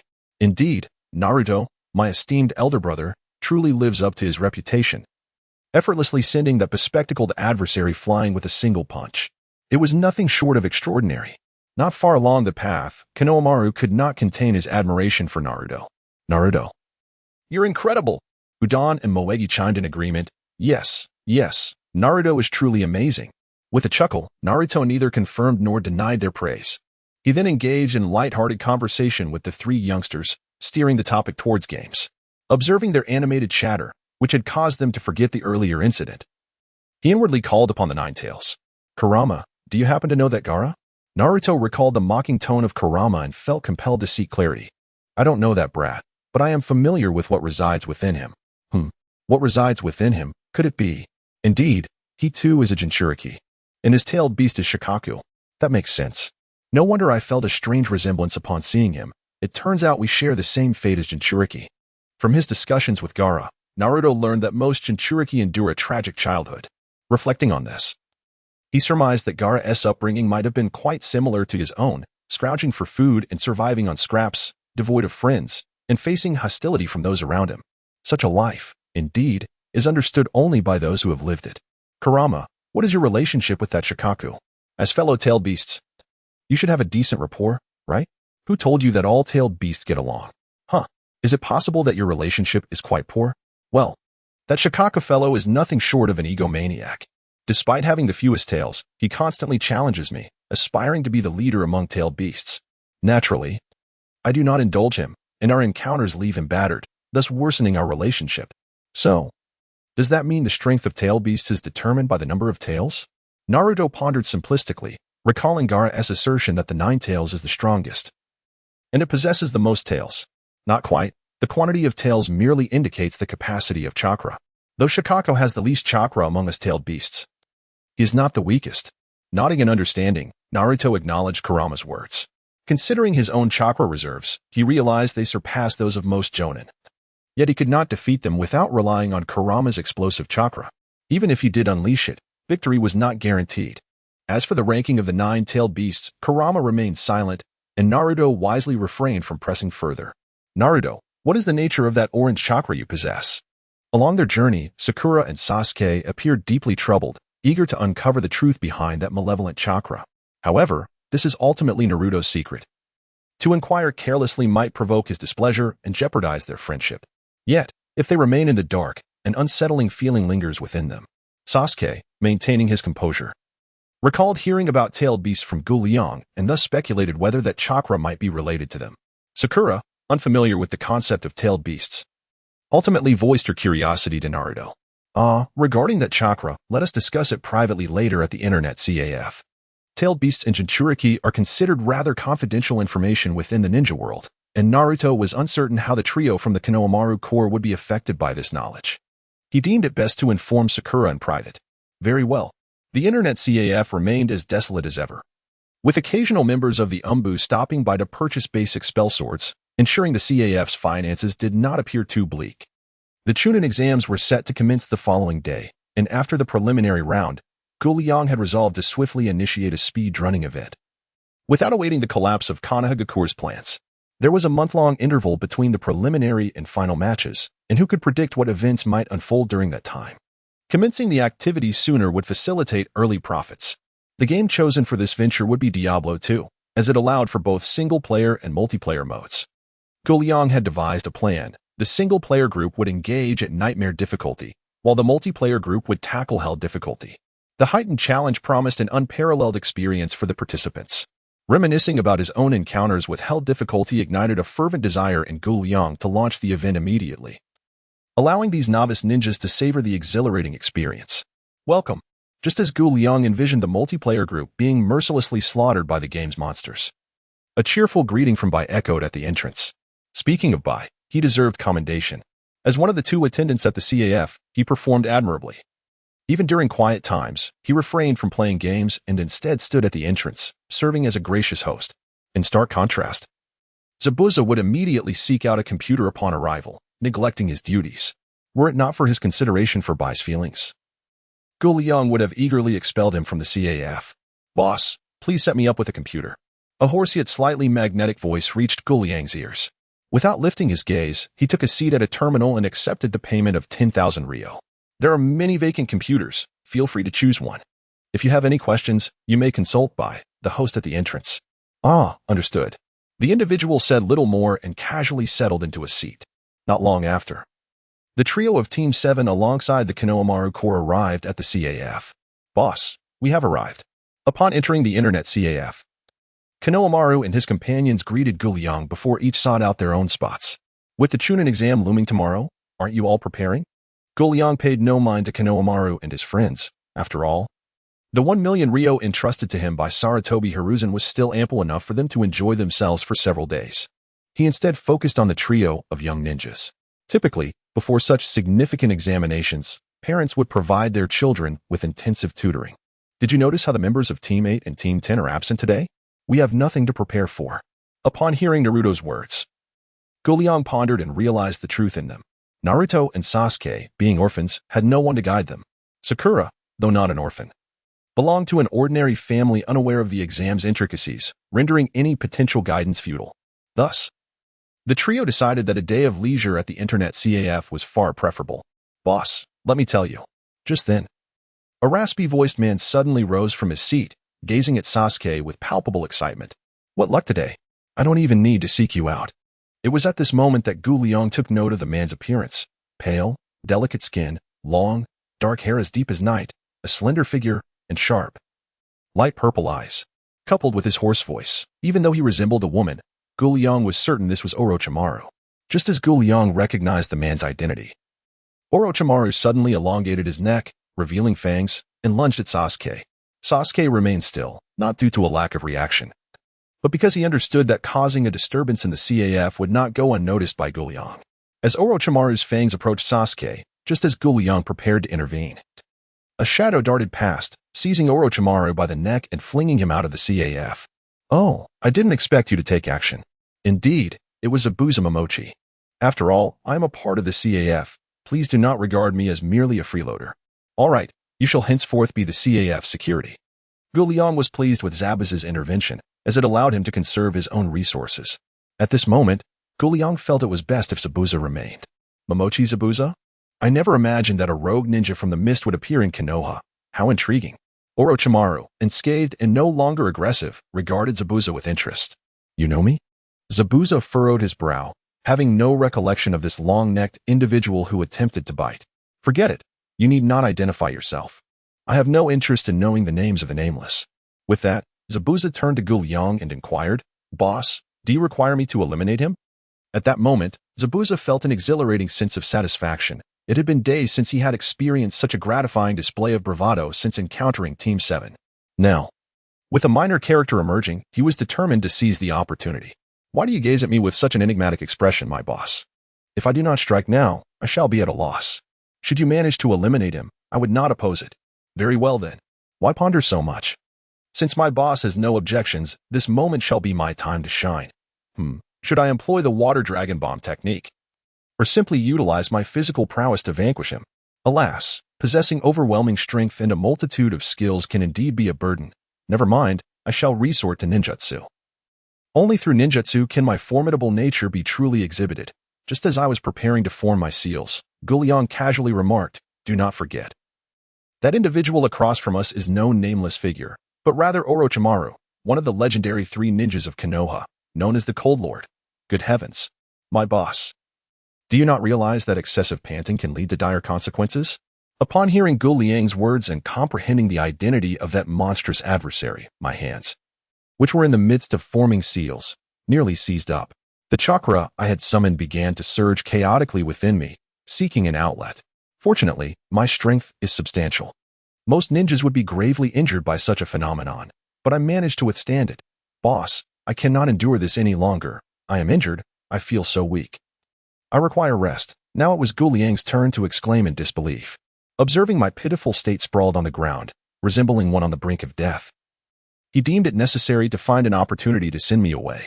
Alas, my performance had indeed been rather disconcerting. Just moments ago, I had appeared so self-assured. But upon discovering my opponent's identity, I instantly transformed into a beggar. Such a shameless display. One might wonder if I were possessed by Wei Xiaobao while watching a drama. Unexpectedly, Orochimaru was not in his usual form, but instead bore an alluring visage. Come now, who else but you, Orochimaru, could possess such an elongated neck? Rolling my eyes, I continued, regardless of your intentions towards Sasuke, they hold no weight here. Is that so? Orochimaru did not contest this. He had just experienced a moment within the realm of Jin Yang's heroes, and although he had engaged in ordinary mode, mastering the Matsu wind sword technique had inexplicably imprinted that very swordplay in his mind. Having witnessed such a miraculous occurrence, Orochimaru naturally elevated Liang's capabilities in his estimation to an exceedingly high degree. Thus, when Liang adopted a stance of protecting Sasuke, Orochimaru lost any inclination to pursue further. In that case, I look forward to our next encounter. With that, Orochimaru began to descend slowly, seemingly preparing to depart. Wait, your hour of gameplay is not yet over, and you wish to leave? Do you not consider that a waste? Upon hearing this, not only was I taken aback, but even Orochimaru paused in surprise. I can continue to play? Indeed. Liang nodded thoughtfully and remarked, since you have come to my internet CAF, you are my guest. I have always treated my guests with equality. What a commendable sentiment of impartiality. Had it not been for the absence of Zabuza's intervention, he might have almost believed it. However, upon reflection, it appeared that throughout the encounter, Liang had not displayed a single trace of hostility towards him. Casting a glance at Zabuza, who lay on the ground feigning death, Orochimaru smirked and said, very well, I shall continue to indulge for a while longer. With that, he called to the others, all right, everyone, let us return to the internet CAF. As Liang turned to leave, the crowd, having lost interest in the spectacle, followed suit and entered the CAF. Wait a moment. At that instant, Orochimaru's voice rang out, halting their departure. What do you intend to do? Liang questioned, observing only half of Orochimaru's body protruding from the shadows. It seems I am somewhat stuck. Could you lend me a hand? Seriously? Are you all sent from the heavens to amuse me? Liang sighed inwardly. First, it was Zabuza, and now it was the illustrious Orochimaru himself. While Zabuza, a minor boss, was one matter, Orochimaru's antics were entirely unexpected. Does Kabuto know about your antics? Covering his face, Liang turned to Naruto and said, Naruto, would you assist him in getting out? Sure thing, sir, Naruto readily agreed. However, confronting such a peculiar individual, he did not approach recklessly. Instead, he summoned 2 shadow clones to assist. The clones approached Orochimaru, each grasping an arm. And with a firm pull, they successfully extricated him. Fortunately, he didn't attempt any further shenanigans. Liang watched anxiously as the shadow clones assisted Orochimaru, fearing that his arms might stretch as awkwardly as his neck. Thankfully, all was well. Upon returning to the internet CAF, the Konohamaru Corps eagerly dashed off to play games, while Zabuza, after some deliberation, opted to stand guard at the entrance alongside Bai, likely feeling a bit embarrassed from the earlier incident. Once inside, Orochimaru intended to pass the remaining time, genuinely intrigued by the game. However, it was not the martial arts within the game that captivated him. Rather, he sought to comprehend its underlying mechanics. Why did it seem that by merely dabbling in the game, he had inadvertently learned a sword technique? For a scientist like Orochimaru, the distinction between a game and reality was trivial. Understanding the principles behind it was paramount. If he could grasp the principles, could he not also create such a computer? Might he not establish his own internet CAF? At that moment, Sasuke approached Orochimaru, his expression cold as he inquired, why did you attack me earlier? I did not expect you to possess such audacity, Orochimaru replied, refraining from directly answering Sasuke's question. Instead, he offered a compliment before continuing. If I were to state that it was due to Itachi Uchiha, what would you do? According to the intelligence relayed by Kabuto, Sasuke would fall into a frenzy upon hearing Itachi's name, losing the calm demeanor he typically maintained. As long as Sasuke loses his composure, there exists an opportunity for Orochimaru to seize him. However, this time, Orochimaru miscalculated. Upon hearing that name, Sasuke did not succumb to a fit of rage. Tell me, where is that man now? Sasuke is no longer as reckless as he was in the original narrative. He has begun to question the truth behind his clan's extermination. There are simply too many illogical aspects. For instance, amidst such a monumental event, what were the other ninjas of Konoha doing? Why did Itachi spare him alone after annihilating their entire clan? Upon learning about Naruto's origins, Sasuke increasingly feels that the darkness within Konoha exceeds his imagination. If Konoha is so corrupt, can the truth he has uncovered truly be considered authentic? Perhaps the Uchiha massacre was orchestrated by sinister forces lurking behind Konoha. One need only look at Naruto, the son of the 4th Hokage and a hero of the village, to understand the treatment he receives. It is even more concerning for someone like Uchiha, who has had significant conflicts with the village. Why should I tell you? Orochimaru could answer Sasuke's inquiries, but he adheres to the belief that one must give to receive. He has provided information about Itachi, and thus seeks an equivalent return. What do you desire? Upon hearing this, Orochimaru licked his lips and replied, your body. Such a pervert. Were it not for the awareness of his own inability to defeat Orochimaru, Sasuke would have certainly struck him as he departed. What the hell do you want with my body?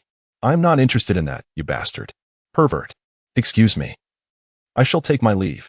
Sasuke resolved to keep his distance from Orochimaru in the future, not for any other reason than to preserve his own virtue. After all, his virtue is meant for Naruto, for the continuation of the Uchiha lineage. As Sasuke left, Orochimaru bore no ill will. In truth, many have regarded him as a pervert. Why should Sasuke be any different? He does not mind being perceived as such, as long as he achieves his objectives. Is that so? He stated so directly. It matters not. I trust that as long as Sasuke harbors a desire to grow stronger and an obsession to kill Itachi, he will inevitably come to me. Initially, Liang had expected Orochimaru to have some grand scheme, but it turned out to be this? Indeed. You must be the foolish version of Orochimaru from the neighboring rock, Li's ninja tail. Orochimaru. What do you mean? Liang, do you think I operate this internet CAF for nothing? The Uchiha clan has left Sasuke a substantial inheritance. Do you really think he cannot grow stronger here with all that wealth? Orochimaru. All right. I admit I have become rather foolish. With such a remarkable internet CAF in existence, it is merely a matter of time before Sasuke becomes stronger. However, the question arises, without the pretense of enticing him with the promise of power, how will Orochimaru manipulate Sasuke? Your desire for Sasuke's body primarily stems from the Sharingan. I see that nothing escapes your keen perception, boss. Before the narrative commences in the original text, Orochimaru exhibited no particular desire for the Sharingan. Had he wished for it, collaborating with Danzo would have made acquiring a pair of 3-tomo Sharingan a trivial matter. At that point, he had yet to confront Itachi Uchiha's Meijiki Sharingan. It was only after being swiftly defeated by Itachi's ocular prowess within the Akatsuki that he recognized the formidable strength of the evolved Sharingan. This revelation ignited a profound interest in the Sharingan within him. If I were to bestow upon you a pair of Sharingan, would you relinquish your pursuit of Sasuke's body? The boss. Do you have Sharingan here? Orochimaru pondered momentarily with keen interest, then remarked, it seems rather challenging. After all, I lack the Uchiha bloodline. Even if I were to obtain the Sharingan, I would not possess the ability to activate and deactivate it at will. Moreover, what I truly seek is the Meijiki, for I have little regard for ordinary Sharingan. Liang nodded in agreement, acknowledging that those without Uchiha lineage often found utilizing the Sharingan rather inconvenient. A glance at Kakashi served as an illustrative example. Typically, he would shield his left eye with a forehead protector, only revealing the Sharingan during combat. The inability to freely deactivate it is indeed a vexing drawback.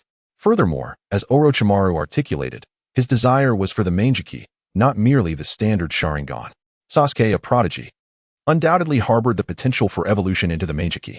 However, as the conversation shifted to the Sharingan, Liang suddenly realized he seemed to have overlooked a matter of considerable significance, the issue of Sasuke's Sharingan. In the original narrative, Sasuke's Sharingan had awakened during the night of the Uchiha massacre when Itachi cast the Genjutsu Tsukuyumi upon him. At that time, he had only manifested a single tomo and remained oblivious to it. It was not until their arduous battle in the Land of Waves that both of his eyes awakened into Sharingan, one bearing 2 tomo and the other one. Yet, presently, their mission in the Land of Waves had proceeded smoothly, devoid of any fierce conflicts. Consequently, Sasuke's Sharingan remained incomplete, and he remained unaware of it. Could this be construed as a disservice to Sasuke? It is indeed difficult to ascertain. Boss, I must admit I find it perplexing. You profess to treat all customers equally, yet why do you show such favoritism towards Sasuke? Upon hearing Orochimaru's words, Liang contemplated and realized that there was, indeed, an element of bias in his treatment of Sasuke. After all, Orochimaru's ambition to seize Sasuke's body had no bearing on him, yet he intervened to thwart Orochimaru's plans, which felt somewhat unjust. Very well, since you are so insistent, I shall not impede you further. Ha ha ha, then I must extend my gratitude, boss. With Liang's response, Orochimaru's demeanor transformed, radiating excitement. In his view, without the protection of the internet CAF proprietor, capturing the mere Uchiha Sasuke would be a simple endeavor. If you have no further matters to attend to, I shall take my leave. The matter has been settled, and and naturally. Orochimaru wishes to depart as he must return to refine his plan for the downfall of Konoha. Wait a moment, allow me to show you something. Upon seeing Orochimaru's intent to leave, Liang immediately called out to him and led him to the bedroom, where he was introduced to Danzo, who had now become a vegetable. Danzo? At the moment Orochimaru laid eyes on the man, his pupils constricted sharply, followed by a wave of relief. It was fortunate that he had refrained from taking action against Liang. Otherwise, he might have shared Danzo's fate. To have Danzo stored in his bedroom while Sarutobi Hiruzen remained unperturbed, what kind of strength must one possess to achieve such a feat? After feeling relieved for not having acted rashly, confusion soon followed. It was not the presence of Danzo that perplexed him, but rather the realization that there appeared to be another Danzo at the root. This Danzo is indeed the real one. Noticing Orochimaru's bewilderment, Liang promptly unwrapped the bandages that encircled Danzo's right arm. Upon witnessing the multitude of Sharingan embedded in the arm, Orochimaru was convinced of this Danzo's authenticity, as he had been the one to assist in affixing those very eyes. A fact unknown to others. What does this mean, boss? Nothing much. I simply wished for you to see, Liang replied, though Orochimaru remained skeptical. For a person of Orochimaru's caliber, every action is driven by ulterior motives. To assert that Liang had no purpose in revealing this vegetable was simply unbelievable. In truth, Liang indeed had his objectives, albeit ones that were not easily articulated. Fortunately, Orochimaru was astute enough to deduce the implications. Licking his lips, he remarked, "It seems you two harbor discontent towards the third Hokage and wish for me to eliminate him." Why did Orochimaru make such a statement? It was evident that Liang was aware of the collusion between Orochimaru and Danzo. Danzo had undoubtedly played a role in the assault on Konoha. Otherwise, why did Danzo not appear during Orochimaru's attack in the original narrative? Not to mention, none of the root ninjas under his command made an appearance either. Clearly, Danzo aimed to pit Orochimaru and Sarutobi against each other, intending to reap the benefits from their conflict. Given the collusion between Orochimaru and Danzo, it was reasonable to surmise that they would be in communication during this period. Such exchanges would inevitably lead to Sarutobi, in his role as Danzo, learning things he was previously unaware of. Would Sarutobi still meet the same fate as depicted in the original tale?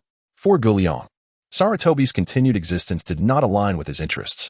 Hadn't he noticed how the ordinary ninjas remained oblivious to the wonders of the internet CAF? He believed that only with Tsunade ascending to the position of 5th Hokage could such a situation be altered. Moreover, the prospect of Tsunade as Hokage was far more pleasing than that of the old relic, Sarutobi. I see. Initially I merely intended to send someone for a brief discussion. Yet he expressed a desire to meet me. TSK, it seems he wished to lure me out under the pretext of a meeting. Perhaps to eliminate me under the guise of an encounter. Upon hearing this, Liang furrowed his brow and inquired, "Have you already sent someone?" Orochimaru, aware of Liang's concerns, calmly replied, "Rest assured, those I dispatched are entirely oblivious to the situation. They are merely a liaison." At this, Liang nodded, relieved that Sarutobi Hiruzen remained unaware of the plan to dismantle Konoha. "That false Danzo has requested a meeting. Will you attend?" "Of course, why not?" Orochimaru licked his lips, revealing a sinister smile as he remarked, "I am quite curious to discover who is impersonating Danzo."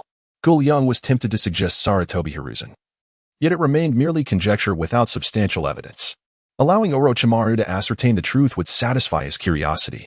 With that, it was time for Orochimaru to take his leave. However, as he approached the door, he suddenly recalled something and turned back to Liang, asking, "Boss, would you be interested in opening a branch in my village?" "The Sound Village, you say? I shall consider it."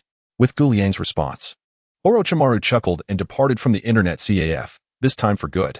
"Boss, are you planning to open a branch?" The last words of Orochimaru were overheard by Sasuke, who had been attentively listening. I am still contemplating. Opening a branch? Liang was intrigued, yet he currently lacked the authority. Moreover, even if he were to establish one, the Sound Village was hardly an ideal location. This village bordered the land of rice and had little renown within the ninja world, resulting in a scarce number of task requests. Consequently, the Sound Village relied heavily on funding from the daimyo of the land of rice to survive. Unfortunately, most of these funds were siphoned off by Orochimaru for research, leaving only a meager portion for the ninjas residing in the village. Thus, the ninjas there shared a common trait: they were impoverished. In such a destitute village, Liang would only consider opening a branch as a last resort. His primary preference would undoubtedly be one of the 4 remaining great nations. Excluding these 4, even the Rain Village and the Grass Village surpassed the Sound Village in merit. Especially the Rain Village, where Sister Nan reigned as the wealthiest in the ninja world. With 600 billion explosive tags at her disposal, the mere thought was daunting.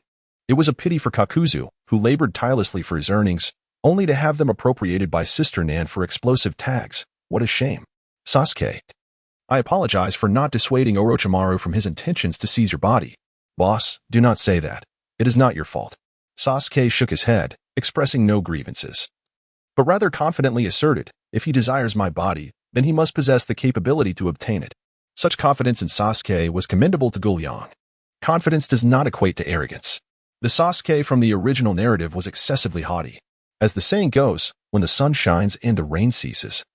The second pillar believes himself capable once more. This phrase aptly encapsulates Sasuke's character. As soon as he acquires even a modicum of power, enhancing his own strength, he becomes inflated with arrogance. A few examples illustrate this. After awakening his Sharingan in the Land of Waves, Sasuke began to regard his peers, the lower-ranked ninjas, with disdain, only to be soundly defeated by the equally low-ranked Lee. Upon mastering the Chidori, he felt emboldened to seek revenge, only to be schooled by Itachi with his Tsukuyami. After awakening the Mangekyou Sharingan and joining the Akatsuki, he again perceived himself as formidable, nearly meeting his demise at the hands of Killer Bee. Overall, the Sasuke of the original narrative is either on the path to being beaten or is currently being pummeled. The present iteration of Sasuke, however, is undeniably superior to his original counterpart. At least he embodies confidence rather than arrogance. Out of admiration for Sasuke, Kakashi cautioned him. Orochimaru is, after all, one of the legendary Sannin, his prowess far exceeding that of an average J-nin. In a direct confrontation, Team 7 stands little chance. Does that mean Naruto's explosive power is also insufficient? As Kakashi conversed with Orochimaru, Naruto clarified the nature of the fiery chakra he unleashed during his confrontation with Gaara to Sasuke and Sakura. While Sasuke remained relatively unfazed, Sakura appeared quite astonished. Hearing about the Jinchuriki for the first time, Naruto's mastery of the Nine Taels chakra is still in its nascent stages. Thus, unless he reaches an intermediate level, revealing 4 taels, their odds against Orochimaru are slim. Upon receiving Kakashi's response, Sasuke bowed his head in contemplation. He believed that with Naruto's explosive potential and Sakura's support, even if they could not repel Orochimaru, they should be able to protect themselves.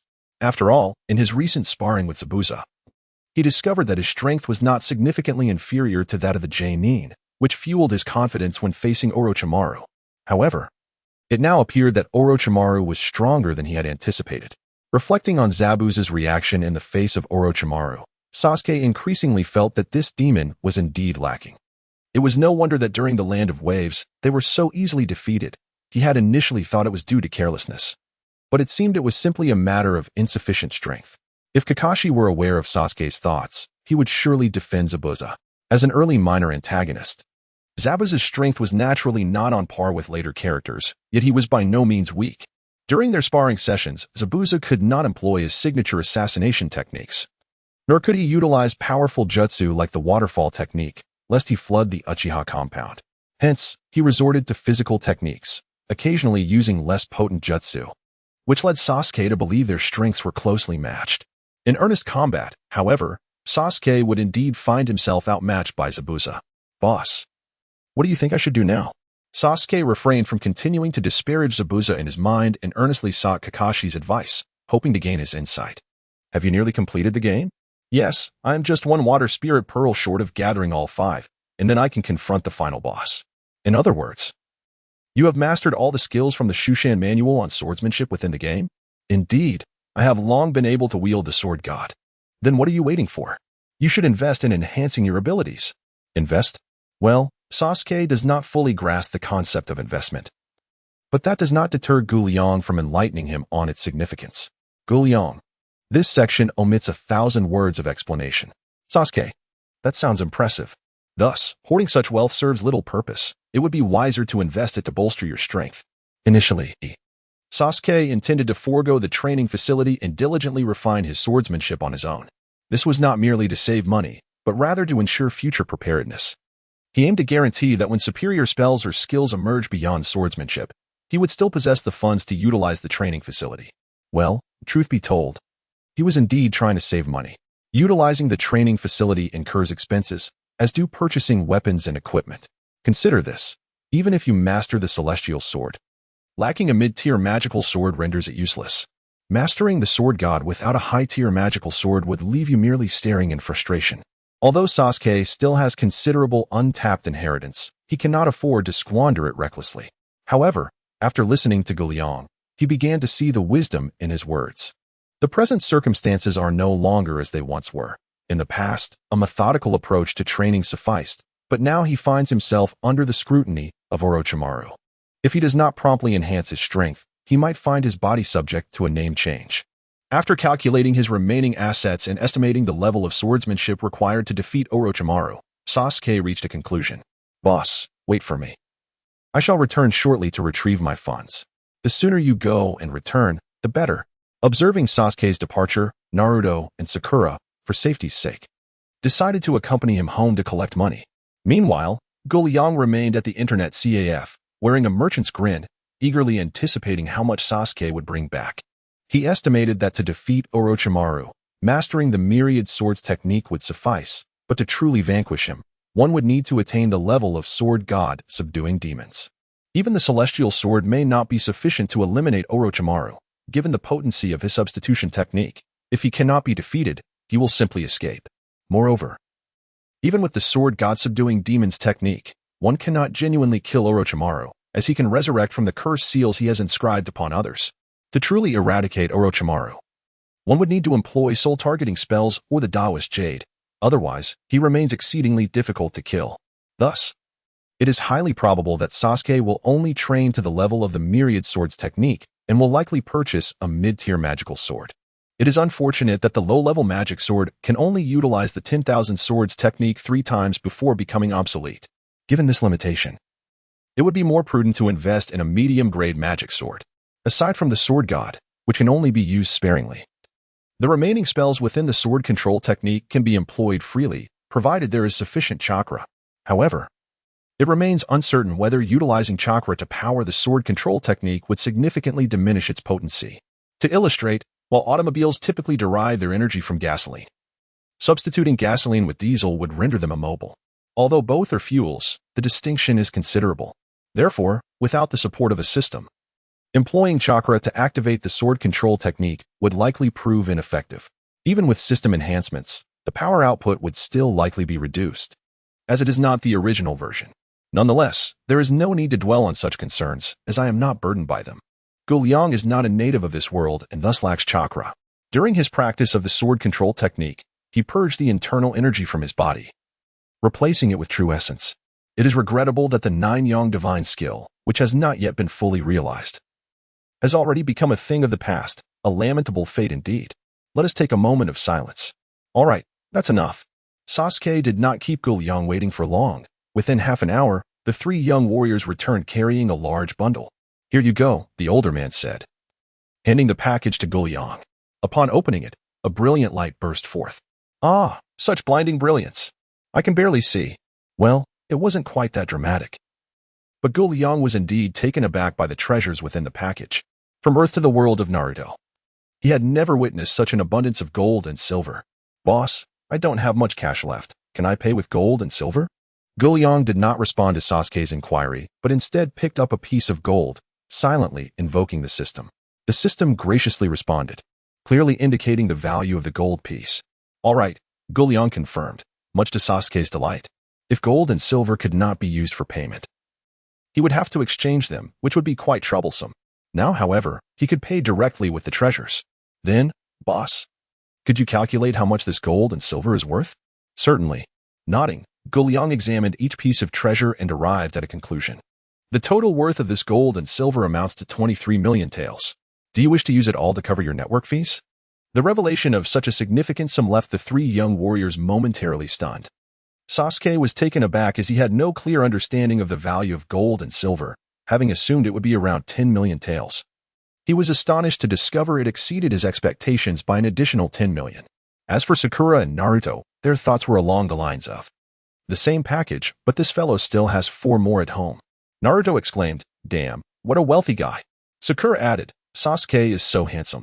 Hey, snap out of it. With a diversion from Liang, the three young ones managed to regain their composure. Sasuke, with a grand gesture, declared, "Boss, please convert all this gold and silver into internet fees." Certainly, Liang replied with a chuckle as another 20 million flowed into his account, bringing him closer to completing his task. "Boss, I wish to use the training room immediately. By the way, is there anything I should be mindful of while training there?" "Not at all. You will understand once you enter," came the response. Having spent 600,000 taels to secure 6 hours of training room access, Sasuke stepped forward, ready to delve into his practice. Observing Sasuke's retreating figure, Naruto and Sakura expressed their envy. Fortunately, Sasuke did not forget his two companions.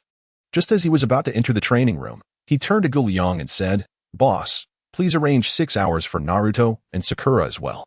Without waiting for a reply, he entered the training room. Naruto exclaimed, "From now on, Sasuke, you are my brother by different parents."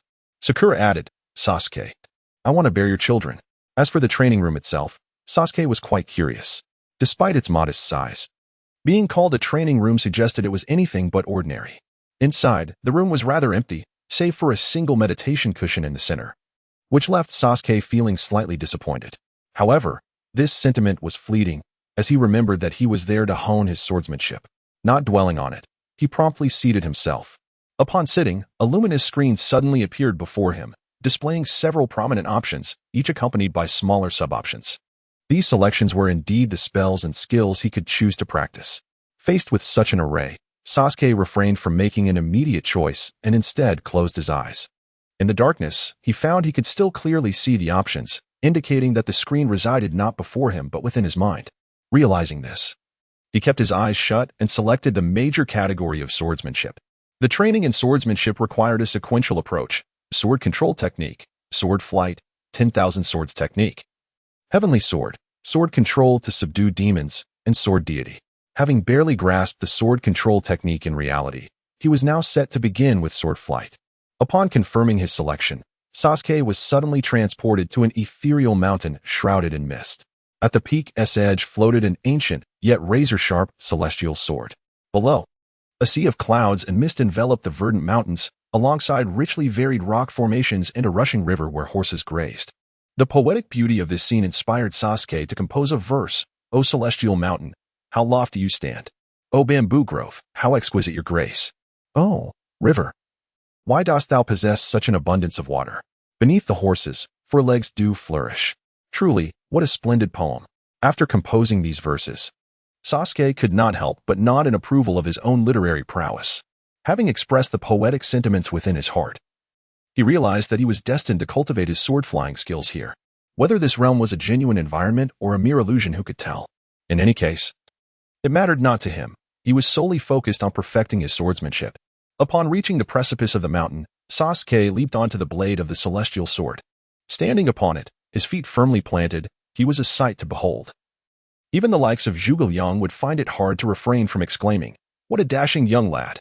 Alas, the moment was fleeting. Just as Sasuke prepared to employ his sword-flying technique, the celestial sword suddenly tilted downward. Sasuke, help. Sasuke met a most unfortunate demise. A death so tragic that it left him in pieces. Fortunately, this was merely a training chamber, not a reality, and soon enough, he reappeared atop the mountain once more.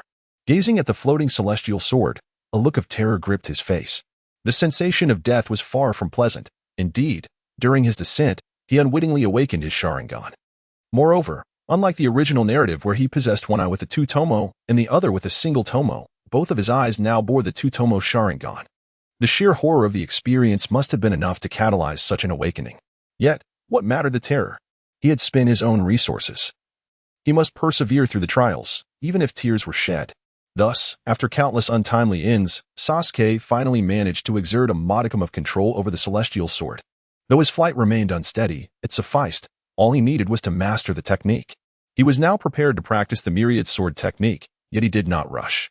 Instead, he familiarized himself further before transitioning to the next stage of the myriad sword art. With the shift in training, the scenery transformed abruptly. The ethereal celestial mountains gave way to a graveyard filled with an array of broken swords. In this new tableau, Sasuke was no longer alone. At the periphery of the sword grave, a shadowy figure, cloaked entirely in black, vaguely humanoid in form, lingered. before Sasuke could ponder whether to greet this entity. The silhouette summoned a sword using the sword flying technique and launched an assault upon him. Faced with the onslaught of flying swords, Sasuke initially contemplated evasion. However, to his astonishment, the singular sword multiplied into 2, then 4, and subsequently 8 before long. The sky was a flurry of flying blades. Overwhelmed by this torrent of attacks, Sasuke could only curse silently before he was once again pierced to his demise. Indeed, Sasuke met his end once more, in a manner most gruesome, nearly reduced to a bloody pulp by the flying swords. By heavens, he finally comprehended the nature of this training chamber. To avoid being slain, he had no choice but to push himself to the limits, striving for swift mastery. This was no ordinary training space. It would be more aptly described as a chamber of self-inflicted torment. Despite the complaints, Sasuke earnestly practiced the sword technique and began his training in the 10,000 swords technique. 6 hours can be considered neither long nor short. As the clock struck 5 in the afternoon, while Liang pondered what to have for dinner, the trio concluded their training and re-emerged in the internet CAF. Among the three, Sasuke and Sakura appeared pale, their condition seemingly poor, while Naruto's complexion was rosy, brimming with excitement. Observing the trio exiting the training room, Liang promptly approached them with inquiries regarding their experience. "How do you feel?" Sasuke and Sakura exchanged glances and shook their heads, indicating their reluctance to speak. Only Naruto, with a face full of enthusiasm, exclaimed, "Uncle, this training room is so much fun. I find it even more interesting than playing games." Sasuke and Sakura were left utterly perplexed, their minds swirling with questions. "Naruto, could you share how you trained in there?" Well, Uncle Naruto naturally recounted his training experiences. The first scenario involved practicing flying with the sword. Most people, upon seeing a flying sword, would instinctively want to step onto it, which was precisely the case for Sasuke and Sakura. However, Naruto took a different approach. He utilized his shadow clones instead of his main body. Indeed, Naruto was employing shadow clones for his training. Since his main body was unharmed, he could continuously utilize shadow clones without interruption in his training progress. Whenever one clone fell, another would immediately take its place. When fatigued, he would simply leap off a cliff, respawn, and continue creating clones. The second scenario involved training the 10,000 swords technique. This time, Naruto was even bolder. Using his shadow clones as shields, he boldly charged towards the shadowy figure. With a deft dodge, that shadow was swiftly pierced by the flying sword pursuing Naruto. The shadow remarked, "I stabbed myself. Is this even acceptable?" Remarkably, after vanquishing that shadow, Naruto inexplicably mastered the 10,000 swords technique. The third scenario involved the heavenly sword. This scene mirrored the second, set in a sword tomb with a shadowy figure present. However, this time, the shadow switched its attack method from the 10,000 swords technique to a heavenly sword that measured 40 meters in length. The shadow proclaimed, "Ha ha ha. Since you dared to kill me, I shall wield this mighty sword to slay you." Faced with such a colossal sword, Naruto found himself utterly defenseless. At the moment his training time concluded and he was expelled from the training room, he was still being pursued by the shadow. Nevertheless, the training itself was not the main concern. He thoroughly enjoyed the experience. Upon hearing Naruto's training saga, Sasuke and Sakura were left questioning their own existence. Is this even possible? Who would have thought to use shadow clones to ride a flying sword? Who would have imagined that defeating an opponent could lead to immediate mastery? Sasuke and Sakura were left in utter disbelief, their mindset crumbling. After absorbing Naruto's experiences, both Sasuke and Sakura felt significantly disheartened. Fortunately, neither of the two harbored any jealousy towards exceptional talent. After delivering a sound thrashing to Naruto, they found themselves not only unperturbed but rather exhilarated. Naruto inquired, "By the way, why did you strike me?" Sasuke and Sakura merely chuckled, ignoring Naruto's bewildered expression. Sasuke cast a glance at Sakura, signaling her to report on her progress. Slightly embarrassed under Sasuke's gaze, Sakura confessed, "In truth, I have not practiced swordsmanship. Instead, I have chosen to cultivate Zhao Ling's elemental spells." Zhao Ling's elemental spells are equally formidable as swordsmanship. Mastering them to a profound level allows one to summon divine manifestations akin to the thunder god or the fire god, placing them on par with the sword deity. Aside from boasting remarkable offensive capabilities, elemental spells also possess potent supportive attributes. Sakura views her role within the team as that of a supporter. She does not require overwhelming offensive strength. Her goal is to quietly follow behind her two companions, providing ample logistical support. Thus, the ability to heal, deal damage, and assist makes elemental spells her preferred choice. Moreover, elemental spells have an exceptionally overpowered skill, the resurrection spell. In the game, this spell enables the revival of fallen comrades during battle, restoring 10% of their health. If such a skill can resurrect others in the game, it stands to reason that it should be feasible in reality as well. While the practical application would undoubtedly come with formidable limitations, it remains a genuine resurrection spell, and neglecting to learn it would be a significant loss. Regrettably, while the resurrection spell can be learned early in the game, acquiring such a powerful ability in reality would undoubtedly be far more challenging. The study of elemental spells is akin to that of swordsmanship, commencing from the very basics. However, unlike swordsmanship, which follows a singular path, Sakura must select one of the 5 elemental spells, wind, thunder, water, fire, or earth, to begin her training. Once she masters the foundational skills of elemental spells, she can then pursue supportive and restorative magic. Sakura's intentions are crystal clear: to serve as the team's support. Consequently, in the training room, she opted to focus on the most rudimentary elemental spells. Fortunately, as a ninja, although ninjutsu is not the same as magic, there exists some overlap. Thus, she accomplished the mastery of the fundamental elemental spells in merely 5 hours. In the remaining hour, she chose to practice the Avalokiteshvara spell. In the game, this spell provides a single target healing function. In reality, the Avalokiteshvara spell not only heals internal and external injuries, but, more importantly, it can also restore a portion of the user's chakra. It is akin to allowing the user to draw upon Sakura's chakra while also mending certain injuries. If Sakura possessed a substantial amount of chakra, this ability would be nothing short of miraculous. Unfortunately, unlike Naruto, she estimated that after using it 5 times at most, her chakra would be entirely depleted. As for the healing ability, due to the absence of injuries, she remained uncertain about its efficacy. Sakura chose not to pursue swordsmanship, opting instead for elemental magic, a decision undoubtedly advantageous for the team. Sasuke did not reproach Sakura. He merely advised her to swiftly learn the resurrection spell, as he wished to ascertain whether the skill could revive his parents. He was acutely aware that such a potent ability would undoubtedly come with limitations, and should it ultimately prove ineffective, he would not hold Sakura accountable. Now that everyone had acquired the skills they desired, it was time to select their weaponry. The conversation among the trio came to a close, making way for Liang to interject. "Boss, I would like an intermediate magic sword for myself, a novice magic sword for Naruto, and a novice staff for Sakura." The intermediate magic sword cost 10 million coins, while the 2 novice weapons amounted to 2 million coins, alongside the cost of their training room usage, totaling 180 million coins. Thus, the overall expenditure reached a staggering 13 million coins, truly befitting of the wealthy patron. Such lavish spending was indeed impressive. Upon exchanging the 3 weapons from the store, Liang directly handed them to his companions. In contrast to the unremarkable weapons of Naruto and Sakura, Sasuke's intermediate magic sword emanated an air of superiority, evident even from its exterior. The hilt was adorned with additional carvings compared to the novice sword, and the blade appeared more radiant and sharper. These engravings not only enhanced the sword's aesthetic appeal but also improved chakra conversion, thereby reducing the spellcasting cost for the wielder. For instance, if Sakura wished to use a basic wind spell, she would typically expend 100 points of chakra. However, with the novice staff, her consumption would diminish to 90 points, reflecting a 10% reduction. While the novice weapons offered a 10% savings, Sasuke's intermediate weapon provided a remarkable 30% reduction, thus conserving an additional 20% compared to the novice variant. Furthermore, in addition to conserving chakra, intermediate weapons also augmented spell potency by 10%. Therefore, the higher price of superior equipment is justified by its benefits. "Boss, it's getting late. We should take our leave," Liang observed the time, noting it was past 5 in the afternoon. Was it truly late enough to warrant a return home for dinner?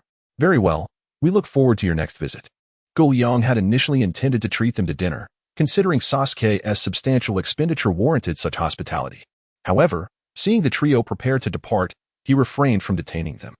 The reason the members of Team 7 were leaving was not to rush home for dinner, but rather to seek a secluded spot where they could thoroughly practice the spells they had just learned. Given the vastness of the Hidden Leaf Village and the abundance of surrounding woods, finding a quiet, uninhabited area was rather simple. "Come on, Naruto. Let us first try the sword technique." "All right, Sasuke." With that, the two began to manipulate their magic swords, causing the blades to dance gracefully in the air. In terms of rank, Sasuke's sword technique undoubtedly surpasses Naruto's by a level. If they were to engage in a direct confrontation, it wouldn't be long before Naruto's sword would be marred with wounds. Fortunately, their current endeavor was merely to test the various parameters of the sword art, thus both refrained from any fierce exchanges. After a brief period of flamboyant manipulation of their flying swords, Sasuke was the first to cease. Observing Sasuke's pause, Naruto naturally followed suit. Judging by my current chakra levels, I estimate that I could sustain the use of the sword art for approximately an hour. This consumption is even less than I had anticipated. Naruto, how about you? Never mind, disregard my inquiry. Just as the words were about to escape his lips, Sasuke recalled that Naruto was anything but ordinary.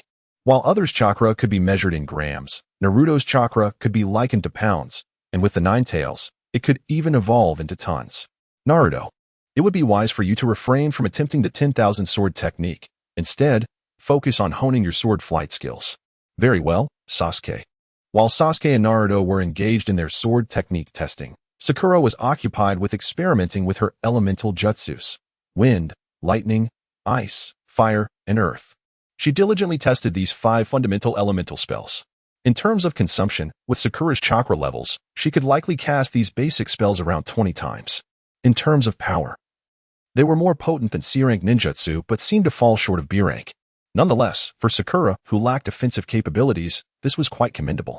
Regarding the cannon spell, Sakura summoned Naruto, delivered a few solid punches, and then utilized the spell, finding its effects notably impressive. With the presence of a staff, the chakra consumption was reduced, allowing her to employ the cannon spell approximately 6 times. The trio experimented with their jutsu for over 2 hours, and as dusk approached, they each returned home. The following day, the Chunin exams finally commenced. Having passed the previous day's tests, the trio donned their weapons and entered the ninja school with a spirited resolve. As per the original narrative, they encountered Rock Lee lying on the ground in the hallway leading to the examination room. However, the trio was unfamiliar with the members of Team 10, and thus paid little attention to the fallen Lee. As they attempted to push through the crowd, 2 boisterous individuals boldly proclaimed to everyone, "You won't pass once you get inside anyway, so you might as well stay out here." The surrounding candidates clenched their fists, glaring at the arrogant duo, yet no one dared to retaliate. Clearly, many had already faced the same fate as Lee before Team 7's arrival. Enough of this nonsense. Step aside. We need to reach room 301, and good dogs shouldn't obstruct the way, gentlemen. Naruto felt that the two were excessively arrogant, prompting him to speak more brusquely. A mere brat fresh out of ninja school dares to act so cocky? Today, as a senior, I shall impart a lesson to you, so that you may understand that freshly graduated youngsters ought to remain humble and composed. Upon hearing Naruto refer to them as dogs, the 2 individuals were immediately incensed. One of them swiftly charged forward, traversing the short distance to the trio of Team 7 in the blink of an eye. Such speed was clearly beyond the capabilities of an ordinary genin. It seems that one who can withstand the onslaught of numerous candidates must possess extraordinary strength. Witnessing the approaching ninja, Naruto remained utterly unperturbed, calmly delivering a punch. The assailant, seeing Naruto's fist, decided to retaliate in kind, intending to meet fist with fist. Just as their fists were about to collide, a figure suddenly appeared between them, poised to halt their confrontation. Naruto's punch was not something to be taken lightly. Sasuke observed with clarity that the person intervening between Naruto and the ninja was none other than Rock Lee. A smirk crept across Sasuke's face as he murmured to himself, recognizing the folly in Lee's attempt to intercept Naruto's punch. Bam! As Sasuke had predicted, when someone stepped in to intervene, Naruto had intended to retract some of his force to avoid injuring anyone. Unfortunately, Lee was too close. Naruto managed to withdraw a fraction of his power. Yet the majority still struck Lee's hand. In that instant of contact, Lee was sent flying, colliding with the wall. Tintin, who had been tending to Lee just moments before, rushed to his side upon witnessing his predicament, desperately pulling him down from the wall. At this moment, the ninja who had previously sought to engage Naruto, upon seeing Lee's unfortunate state, was drenched in cold sweat and fled the scene without uttering a single word. "Sakura, please attend to that brow-furrowed fellow," Sasuke suggested. With no one blocking the exit, he naturally considered leaving. However, given that the injured individual had good intentions despite his inferior abilities, and that he was hurt by Naruto, Sasuke deemed it necessary for Sakura to provide him with some healing. Very well, Sakura agreed, promptly approaching Lee to cast a healing spell. It is worth noting that utilizing elemental techniques does not require hand seals. As long as the chakra flows swiftly within, it can theoretically be executed instantaneously. Sakura had not yet reached that level of mastery. Currently, her spells required approximately 0.7 seconds to cast. Nevertheless, this speed was still significantly swifter than conventional ninjutsu. As she performed the healing incantation, Lee, who had been gushing blood, immediately ceased his bleeding, and the bruises adorning his body began to fade rapidly. "All right, let us depart," Sakura announced. "Wait," just as the trio prepared to leave, a voice called out to them. "Is there something you need?" They turned to find a striking youth with white pupils and long brown hair approaching. Upon seeing this individual, Sasuke's brow furrowed in displeasure. He did not recognize the individual but merely noticed the person's striking white eyes. It is well known that Konoha is home to two prominent clans renowned for their ocular techniques. One is the Uchiha clan, to which Sasuke belongs, and the other is the Hyuga clan, represented by the youth before him. Given their shared lineage as ocular clans, the relationship between the two is rather tenuous. Upon encountering this individual, Sasuke presumed he might be seeking trouble. "You think you can just walk away after injuring my teammate?" Upon hearing these words, Sasuke dismissed his earlier conjecture and, pointing at the now upright Lee, remarked coolly, "Does he appear to be injured to you?" The individual turned to look and noticed that apart from some dirt on Lee's attire, he bore no injuries whatsoever. "Lee, what happened?" asked Niji, who had just arrived. The situation is as follows. It turned out that Niji, from a distance, had only seen Lee being knocked away and had not witnessed Sakura employing the healing jutsu, leading him to confront the trio in search of retribution for Lee. Now, hearing Lee's explanation, Niji realized that it was entirely Lee's own doing. What business did he have meddling in a duel between two others? Now, instead of looking impressive, he merely appeared foolish. "My apologies for the misunderstanding. I am Hyuga Niji, and you must be this year's top graduate, Uchiha Sasuke."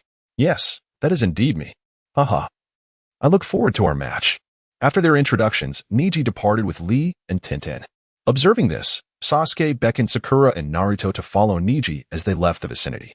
In the original narrative, Lee would have challenged Sasuke on the way to the examination venue, yet now, Lee had no such intention. It was absurd. If he couldn't even best Naruto, the class underachiever, how could he hope to contend with Sasuke, the top graduate? "Hey, I feel somewhat offended," exclaimed Naruto. "Onward," Lee urged. As classes 3 and 7 successfully arrived at the written examination location, which was a large classroom. Upon entering, Sasuke, Naruto, Sakura, and several other strong peers exchanged greetings before taking their seats. The usual raucous atmosphere depicted in the original work did not materialize. After all, Naruto was no longer the hot-headed fool he once was. If the classroom atmosphere persisted in this manner, it seemed unlikely for Kabuto to make an appearance. He could hardly approach Sasuke and engage in awkward small talk, could he? Fortunately, he was not alone. He had a divine teammate. "Are you Uchiha Sasuke?" Upon hearing someone call his name, Sasuke turned to see a brash individual clad in a garish yellow outfit, adorned with 3 ominous characters. "Who are you?"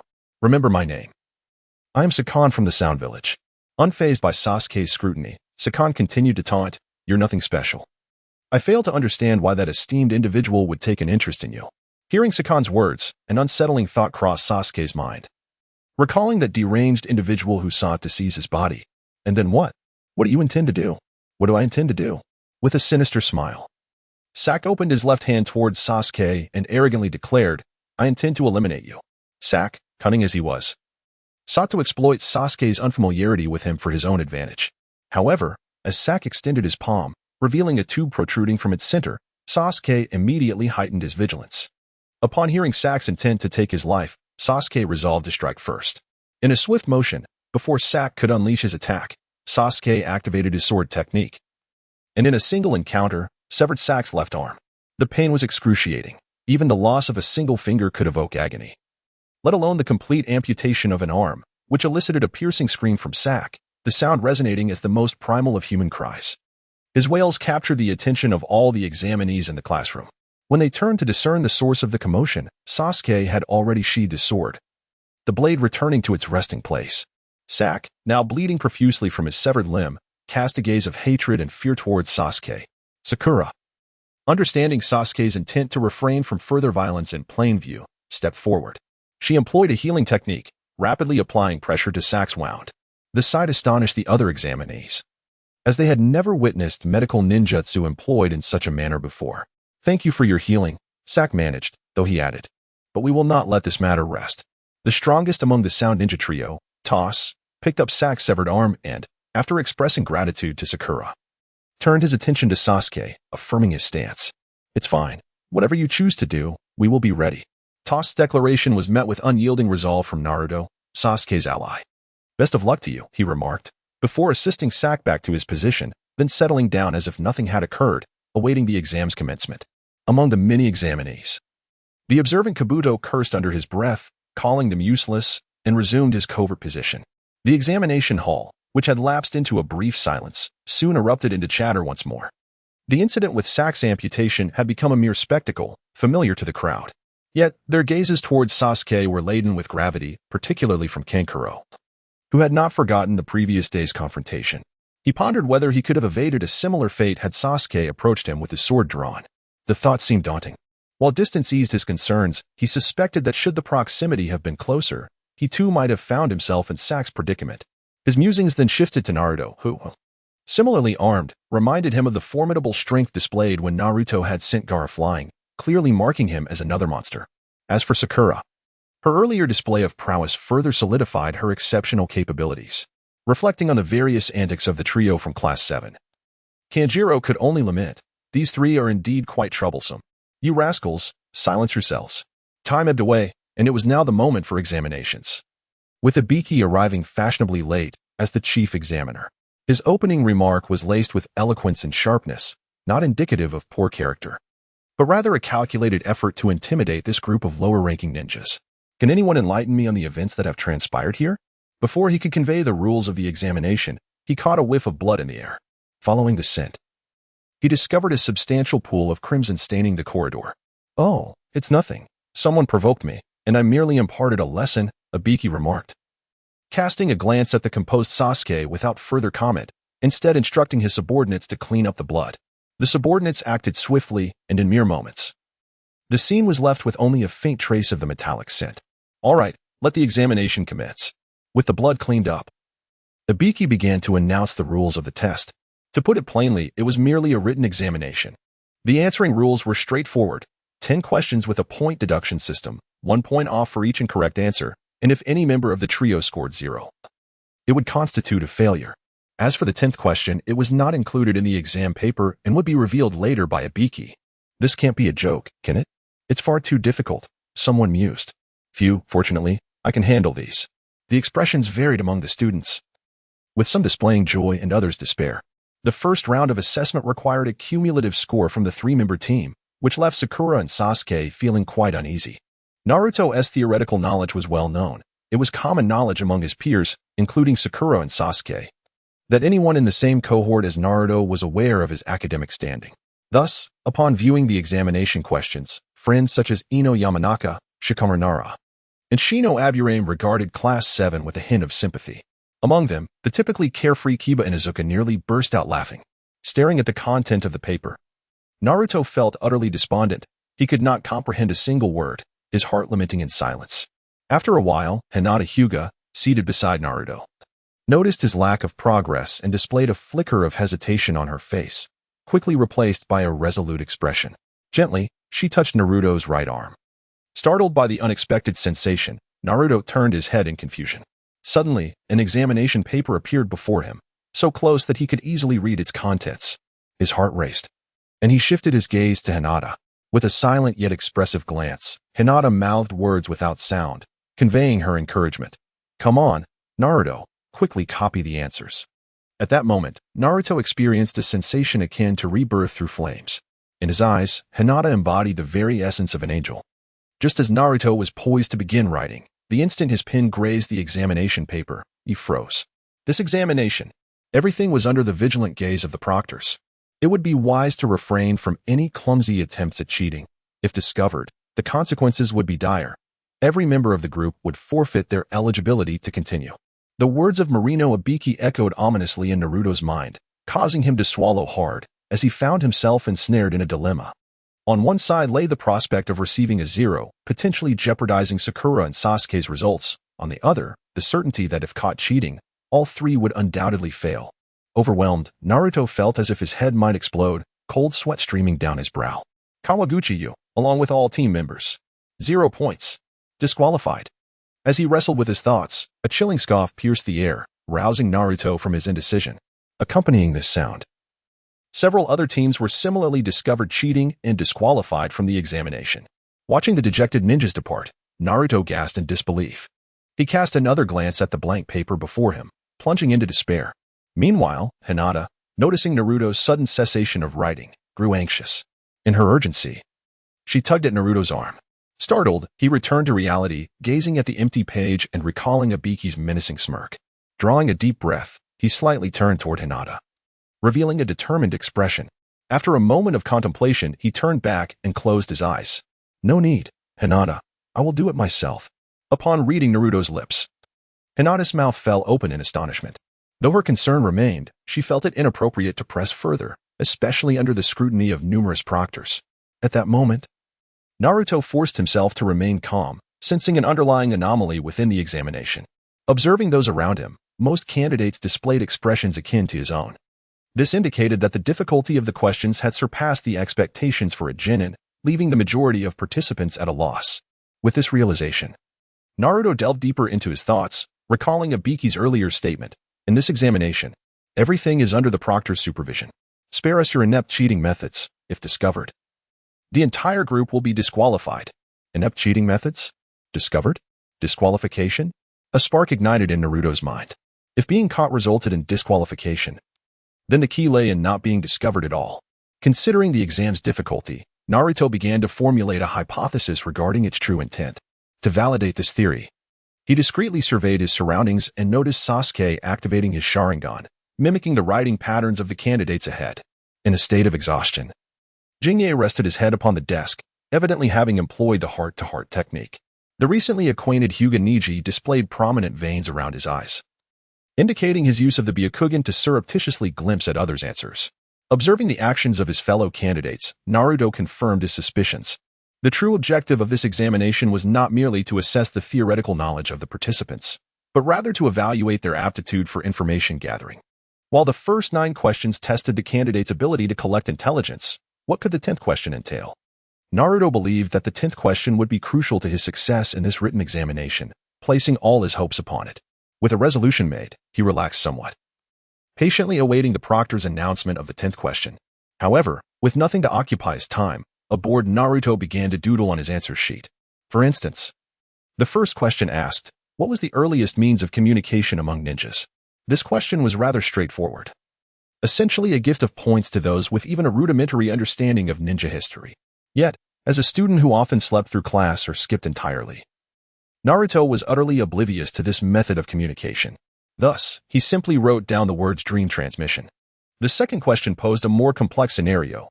There is a river with 8 individuals needing to cross: a father, a mother, 2 sons, 2 daughters, a ninja, and a criminal. A boat is available that can carry a maximum of 2 people at a time, but it must include either the mother, father, or ninja to operate. The boat cannot return automatically, and the following conditions must be avoided. 1. If the ninja is absent, the criminal will harm the family of 6. 2. If the father is absent, the mother will harm the sons. 3.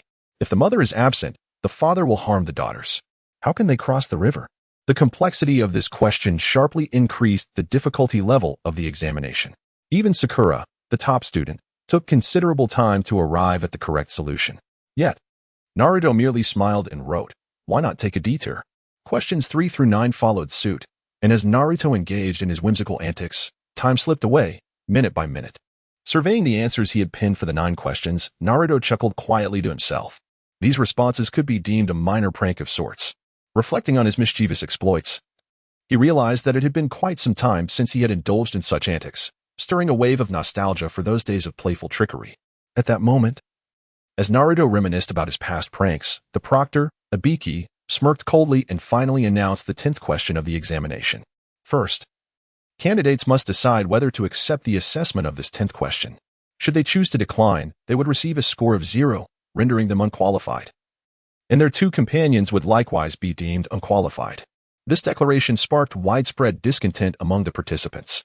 Ibiki paid no heed to the grievances of the examinees and continued, stating that should the candidates accept this question, those who failed to answer correctly would forever lose their eligibility to participate in the Chunin exams. As soon as his words fell, the entire hall erupted in chaos. Silence. Cease your whispering, or face a score of 0. Kamihotoma, you receive 0. Ito Makoto, Likewise. 0. Tsubasa. Sakurai Tomoki. After Ibiki assigned several students their bento boxes, the candidates finally quieted down, beginning to contemplate whether to accept this 10th question. No. I cannot accept the consequence of never being able to participate in the Chunin exams again. I choose to withdraw. I too withdraw. So do I. Same here. The serene environment for contemplation did not calm the students. Rather, it intensified their agitation. Before long, some candidates began to abandon the 10th question and exited the examination hall. Naruto, seated in his place, raised an eyebrow, feeling both elated and disappointed by this 10th question. He was pleased that he had secured his position in this examination, but disheartened by Ibiki's somewhat unrefined remarks. In Naruto's view, Ibiki's earlier statements were commendable. Yet he erred in imposing such a severe penalty. It was absurd. The Chunin exams were not exclusive to Konohagakure. Other ninja villages could also host them.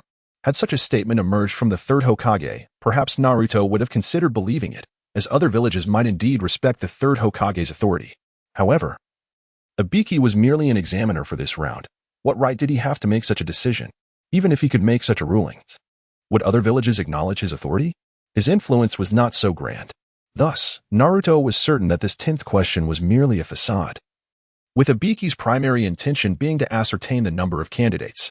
A glance around the examination hall revealed a significant reduction in numbers. Most of these individuals had not been caught cheating. Rather, they had been intimidated by the choice presented in the 10th question and opted to forfeit the exam.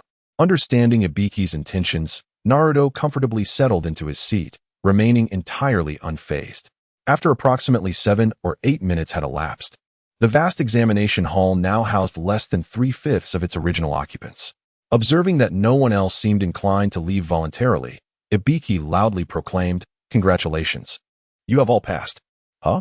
The candidates who had resolutely prepared to tackle the 10th question were initially bewildered upon hearing Ibiki's announcement, followed swiftly by elation.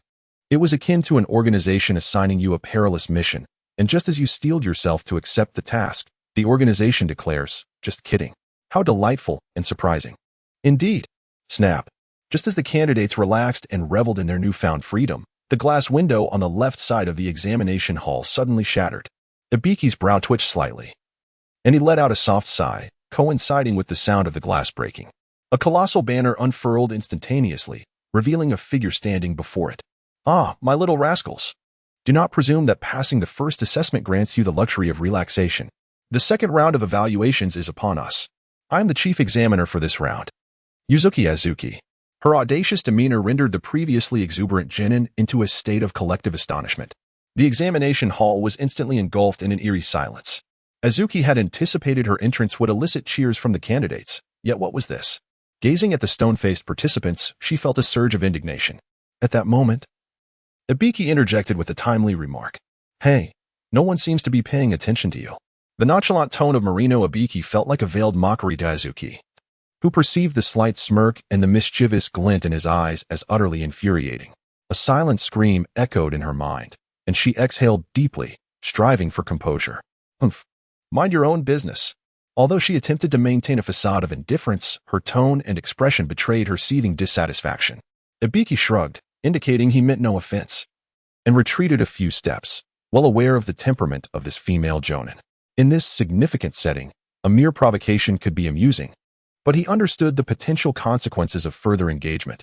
Azuki was known for her volatile nature, often resorting to violence over trivial disagreements. Thus, he chose to disengage from her comments. Observing Ibiki's retreat, Azuki huffed, deciding to let it go, for the presence of numerous candidates constrained her options. However, should he dare utter another word, she vowed to make him regret it. Clearing her throat, she surveyed the crowd and frowned slightly. "Ibiki, why is it that this first round of assessment seems so simplistic, yet there are still so many remaining?" "Too many? Are you jesting?" Before Ibiki could respond, the candidates exchanged incredulous glances, their eyes wide with disbelief. Despite their silence, disdain brewed within them. Fewer than 3/5 remained, and she deemed that excessive. They cast wary looks at Azuki, hesitant to voice their grievances due to her authoritative role. "Hiki, this year's candidates are particularly exceptional, hence the larger turnout." Ibiki replied with a carefree smile. Azuki, however, scoffed dismissively, a sinister grin creeping across her face as she retorted, "Regardless, in the second round, I shall ensure that your numbers dwindle to below half." The voice of Red Bean had lost its initial clarity. replaced instead by a chilling smile that instilled a sense of dread in onlookers. What? Below half. The distinction between 1/2 and 3/5 is negligible. Yet they have just endured a brutal written examination, leaving them utterly exhausted both physically and mentally. Now, in the second round, we must eliminate over half of the participants again. Is this even feasible? Well, you have no time to rest. Please follow me as we relocate to the venue for the second round of examinations. Red Bean paid little heed to the reactions of those present, merely curling his lips in a slight smirk as he spoke. With a swift motion, he vanished through the shattered window, departing the examination hall, a wicked grin lingering on his lips as he declared, "Those who cannot keep up will cause their entire group to be disqualified, haha." Only after Red Bean's departure did the crowd react. A sudden jolt of alarm coursing through them. They hurriedly followed in his footsteps towards one of the forbidden areas of the hidden leaf village, the Forest of Death. Once the candidates had left, Ibiki began collecting the answer sheets.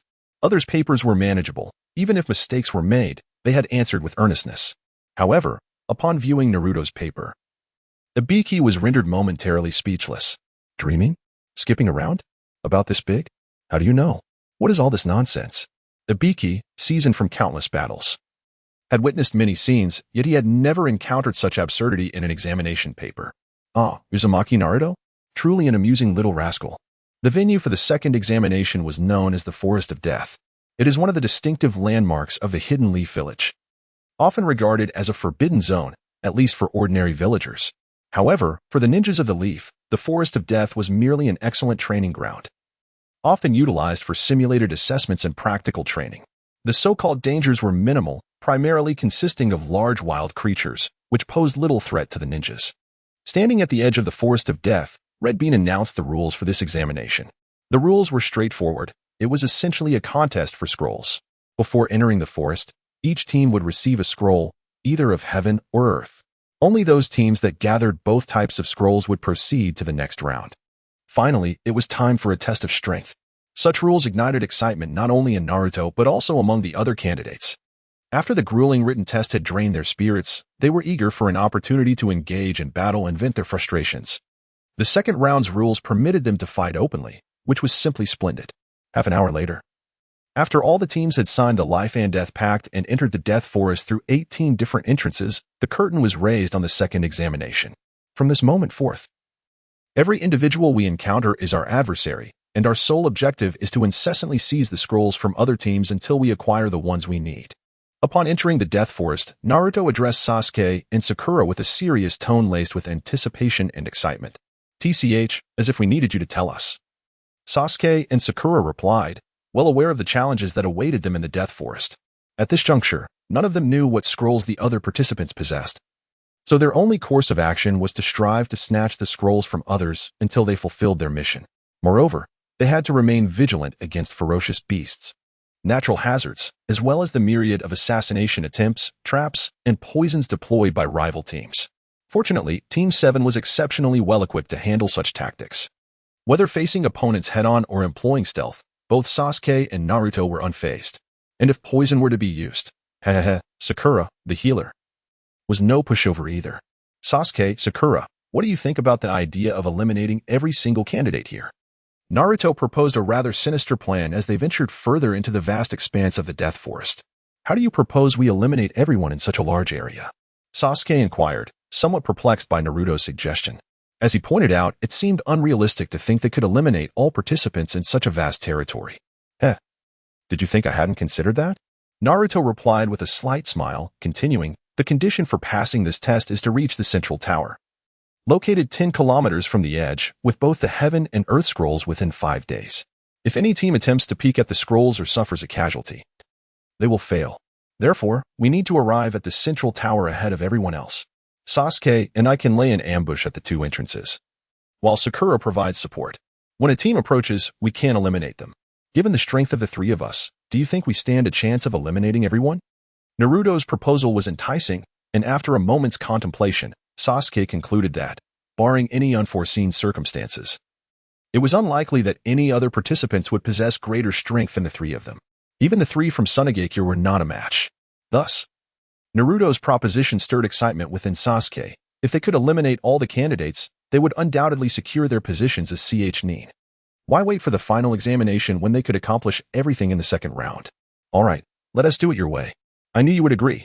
With that, both drew their swords from their backs, flinging them into the air before gracefully landing atop their respective magical swords.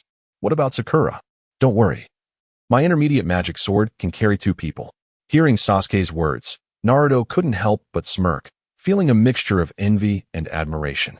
Upon hearing Sasuke's words, Sakura maintained a serious demeanor, yet her heart brimmed with joy. Hold me tight, lest I fall. The length of the sword was limited, and Sakura managed to stand upon it with great difficulty. To prevent her from being flung off, Sasuke had no choice but to allow her to cling to him. I shall go first. Observing his 2 companions dawdling, Naruto felt a wave of annoyance and decided to move ahead, wishing to avoid being fed dog food. All right. Let us depart as well. Noticing Naruto's lead, Sasuke paid it no mind. Once Sakura had firmly stabilized herself, he began to control the flying sword, leisurely trailing behind Naruto. Hey, Sasuke, is there someone to our right? Elevated in the sky, their field of vision expanded significantly as Sasuke shielded them from the wind, allowing Sakura to survey the surroundings. To her surprise, she spotted another figure soaring alongside them. Is that the boss? Sasuke's eyesight surpassed Sakura's upon closer inspection. He recognized the individual. After shouting a warning to Naruto, he directed the flying sword towards Liang. Upon hearing Sasuke's shout, Naruto initially thought something was amiss and quickly turned to look at Sasuke, only to see him veering off to the side. Hey, isn't that the uncle? How did he end up here? With a hint of curiosity, Naruto also maneuvered his flying sword towards Liang. As for why Liang was there, it was primarily due to his overwhelming boredom. Due to the Chunin exam, he had not entertained a single guest that day. Gazing at the empty internet CAF, he bid farewell to Zabuza and Haku before stepping onto his flying sword, ascending over the forest of death, hoping to find some amusement. Fortunately, he had anticipated the lack of business that day, spending 1,000,000 Ryo to enter the Enlightenment Room the previous night, successfully mastering sword flight, the myriad sword technique, and the heavenly sword technique. Reflecting on the hefty sum spent, Liang felt a pang of regret.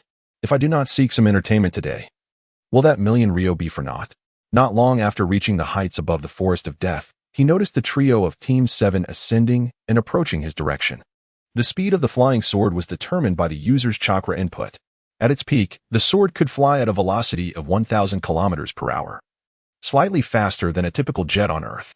However, at such a speed, Sasuke would likely exhaust his chakra within an hour. Therefore, in general, he maintained the sword's speed at around 360 kilometers per hour, approximately 100 meters per second. This pace kept the chakra consumption within a reasonable limit, ensuring that Sakura would not be subjected to overwhelming gusts of wind. What brings you here? Before long, the trio from Class 7 found themselves before Liang. Upon hearing Liang's inquiry, Naruto replied, "This is the question we wish to pose to you, sir. What brings you to our examination venue?" Liang shrugged nonchalantly and said, "I simply felt a bit bored, so I came to take a look. You needn't concern yourselves with me. Let things unfold as they will, and consider me non-existent." "Ah, understood," they acknowledged. It was clear that Liang was merely there to observe, and thus, the 3 felt no need to linger and disrupt him. Wait a moment, Liang suddenly called out as Sasuke and Naruto prepared to depart with their flying swords. "Is there something else? Well, if you happen to encounter a girl with red hair during the exam, please remember to bring her to me." The trio's interest piqued at Liang's request for them to find someone, prompting them to inquire further about this girl. Her name is Uzumaki Karen. Interestingly, she shares the Uzumaki lineage with Naruto.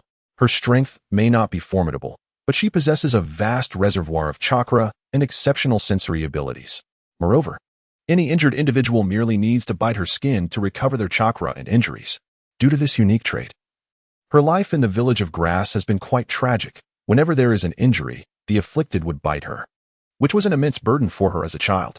Furthermore, her mother tragically met her end at the hands of those who would recklessly bite her to death. Therefore, you needn't worry about being bandits. Your actions will be in service of rescuing a girl's future. Upon hearing Liang's account of Karen, Sasuke remained unfazed. Having witnessed numerous tragedies himself and endured the fateful night of his clan's annihilation. In contrast, Naruto appeared quite agitated. Whether it was due to her plight or their shared heritage, he felt compelled to save her. Without further ado, we shall take our leave. Very well, off you go. After parting ways with Liang, Naruto conferred with Sasuke, suggesting they head to the central tower while he searched the forest of death for Karen. Searching alone lacks the efficiency of a duo. We should seek together. To the central tower, then? Not to worry, it's still early. And no team should arrive there so swiftly. All right, I truly appreciate your help. Think nothing of it, we are comrades. Having reached an agreement with Naruto, Sakura, who was to assist, had no objections. Thus, the two commenced their separate searches for Karen, agreeing to reconvene at the central tower after 1 hour, regardless of their findings. Sasuke could activate his Sharingan to utilize its remarkable insight for scanning the forest below. Naruto, lacking the Sharingan, nonetheless had the 9 taels at his disposal.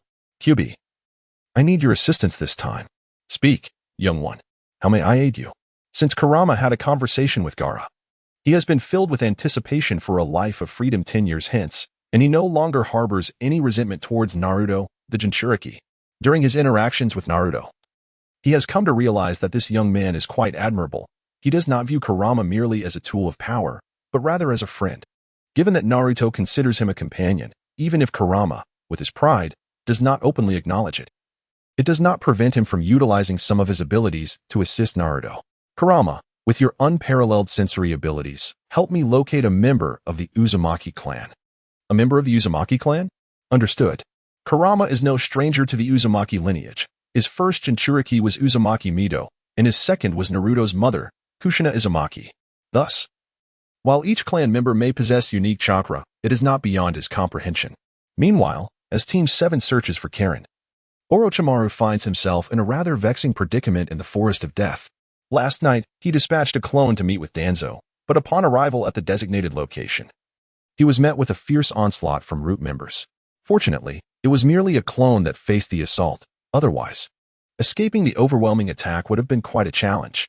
This left him somewhat disheartened, as he had intended to probe the identity of the individual impersonating Danzo, only to find that his clone had been defeated without even encountering the man himself. Nevertheless, his primary objective now is Sasuke, not that old trickster Danzo. However, after half an hour in the Forest of Death, he has yet to uncover even a trace of Sasuke. How could it be so difficult for one of the legendary 3, Orochimaru, to locate someone in this very forest? Did he truly believe that the summoned snakes were mere earthworms, only capable of burrowing? If he had experienced the game Xianjian 1, he would understand that Sasuke could ascend to the skies on his sword. Unexpectedly, amidst his frustration, one of the small snakes relayed information that piqued his interest immensely. Upon receiving this intel, Orochimaru abandoned his search for Sasuke and turned to pursue this new lead. In a certain area of the Forest of Death, a team of grass ninjas had just eliminated a minor enemy squad, except for Karen, who remained unscathed in the rear. The other 2 members of the grass ninja team had sustained various injuries. Did you not see my wounds? Come here and let me bite you. Hurry up. You worthless fool, that is all you are good for.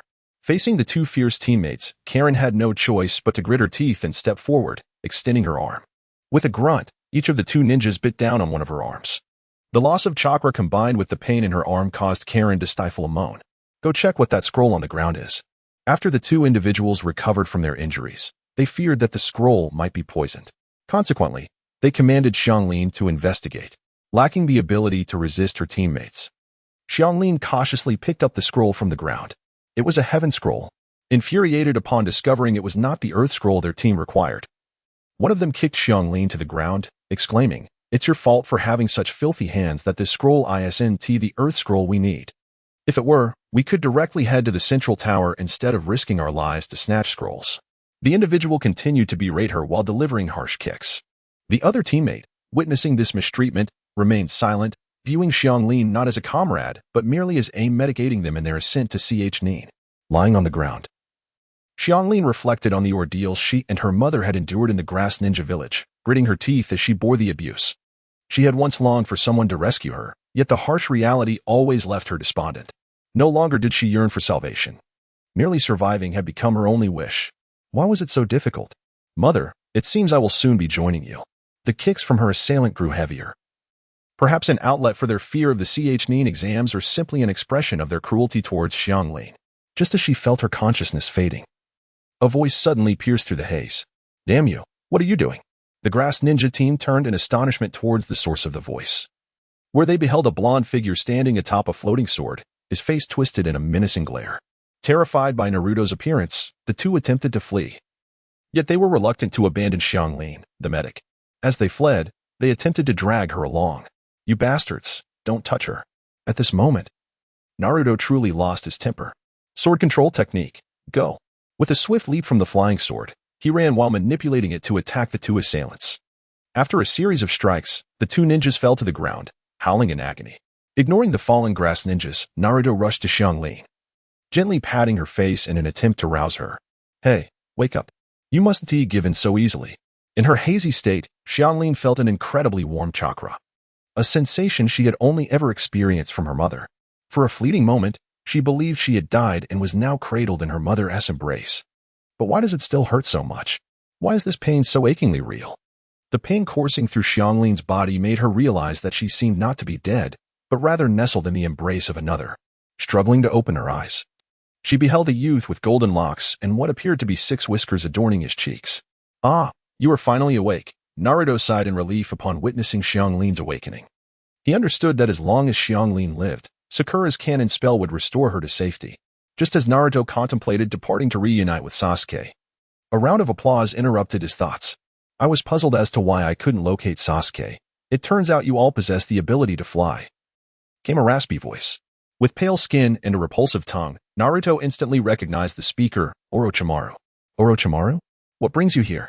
Naruto inquired, his demeanor shifting to one of caution as he shielded Xiangling behind him.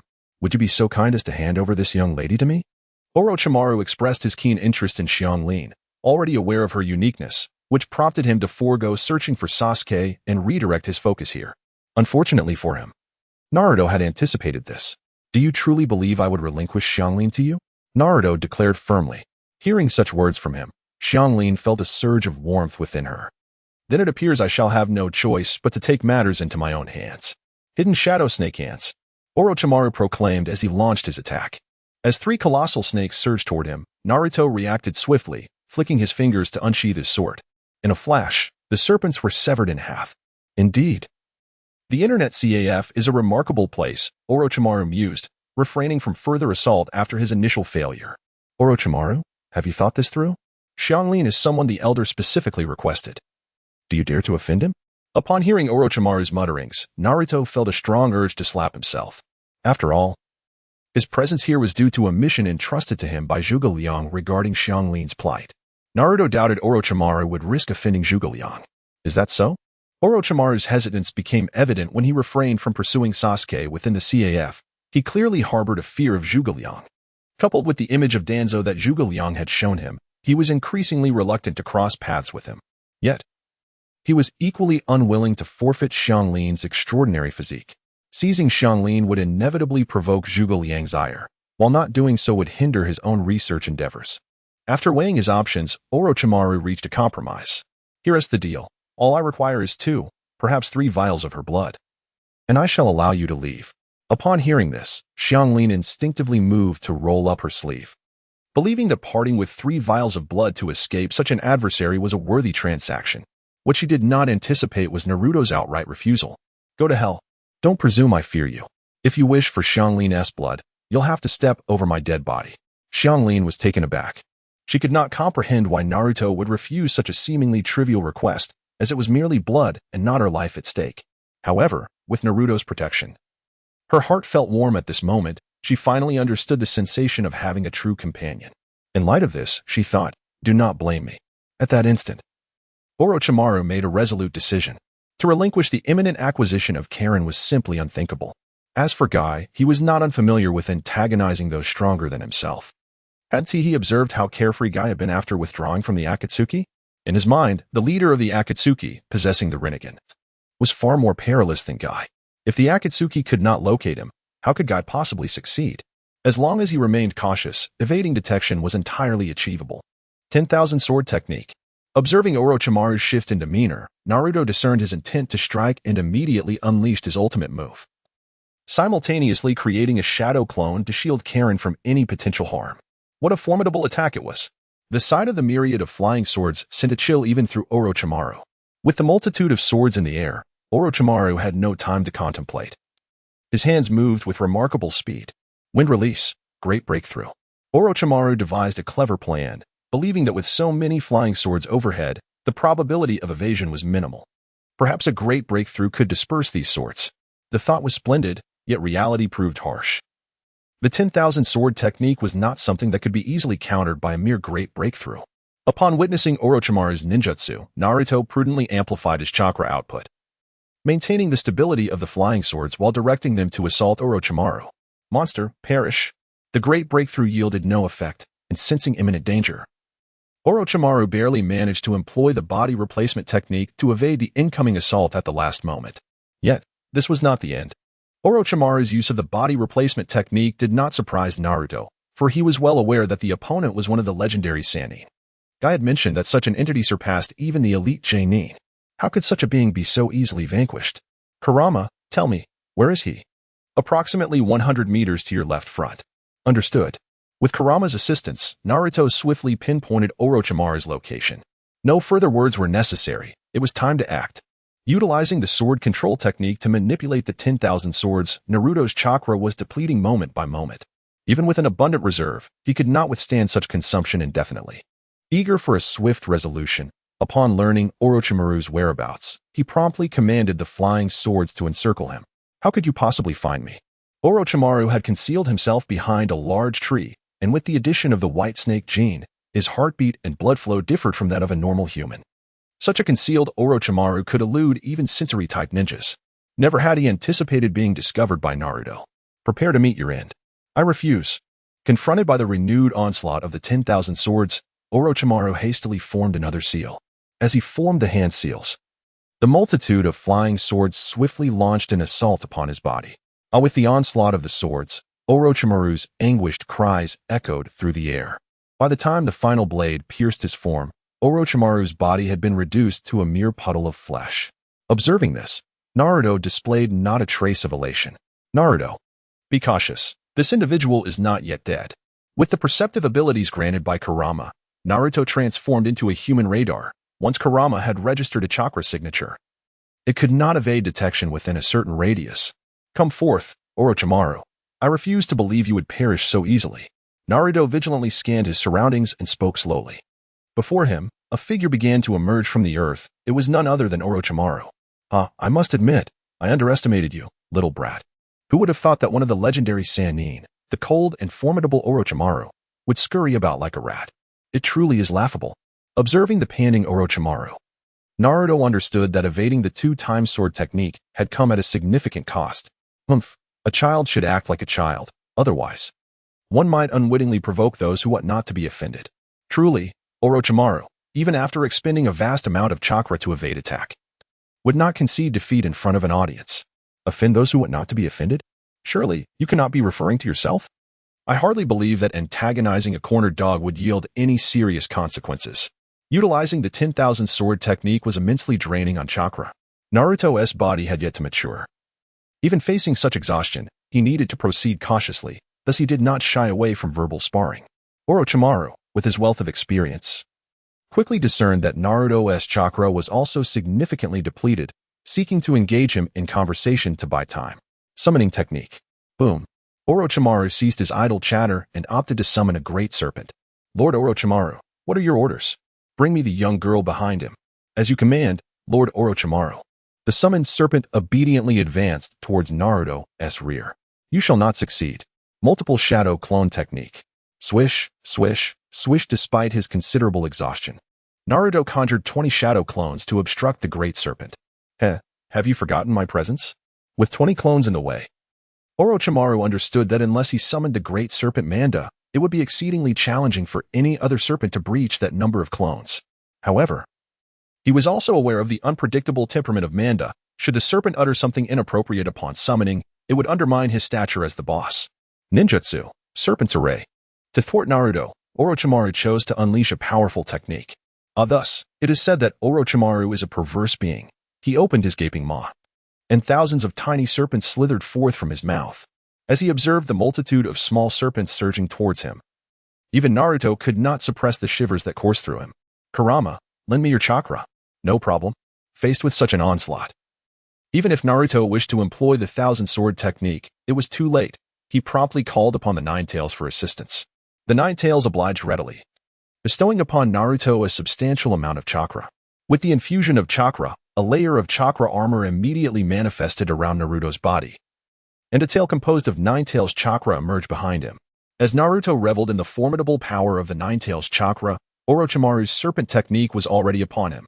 Gazing at the incessantly biting small serpents clinging to his chakra armor, Naruto felt no trepidation. In fact, he was inclined to chuckle. The nine taels chakra possessed a remarkably potent corrosive nature. Even if he stood motionless, those small serpents would be entirely eroded by its essence. But would Naruto remain idle? Certainly not.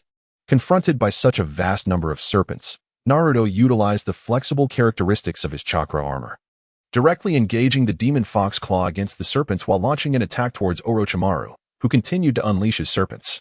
Upon seeing the demon fox claw approach, Orochimaru swiftly halted his serpent spitting and executed a large leap to evade the attack. The nine taels Jinchuriki? Before Orochimaru could register his surprise, Naruto maneuvered the demon fox claw to target the massive python entangled by his shadow clones. Bang! The python, taken aback by Naruto's unexpected tactic, was caught off guard. The corrosive nature of the nine taels chakra compelled the massive serpent to emit a wretched cry, and before long, it autonomously dispelled its summoning, retreating back to the dragon cave. With the danger averted for Hanabi, Naruto also dispelled his shadow clones and the demon fox armor.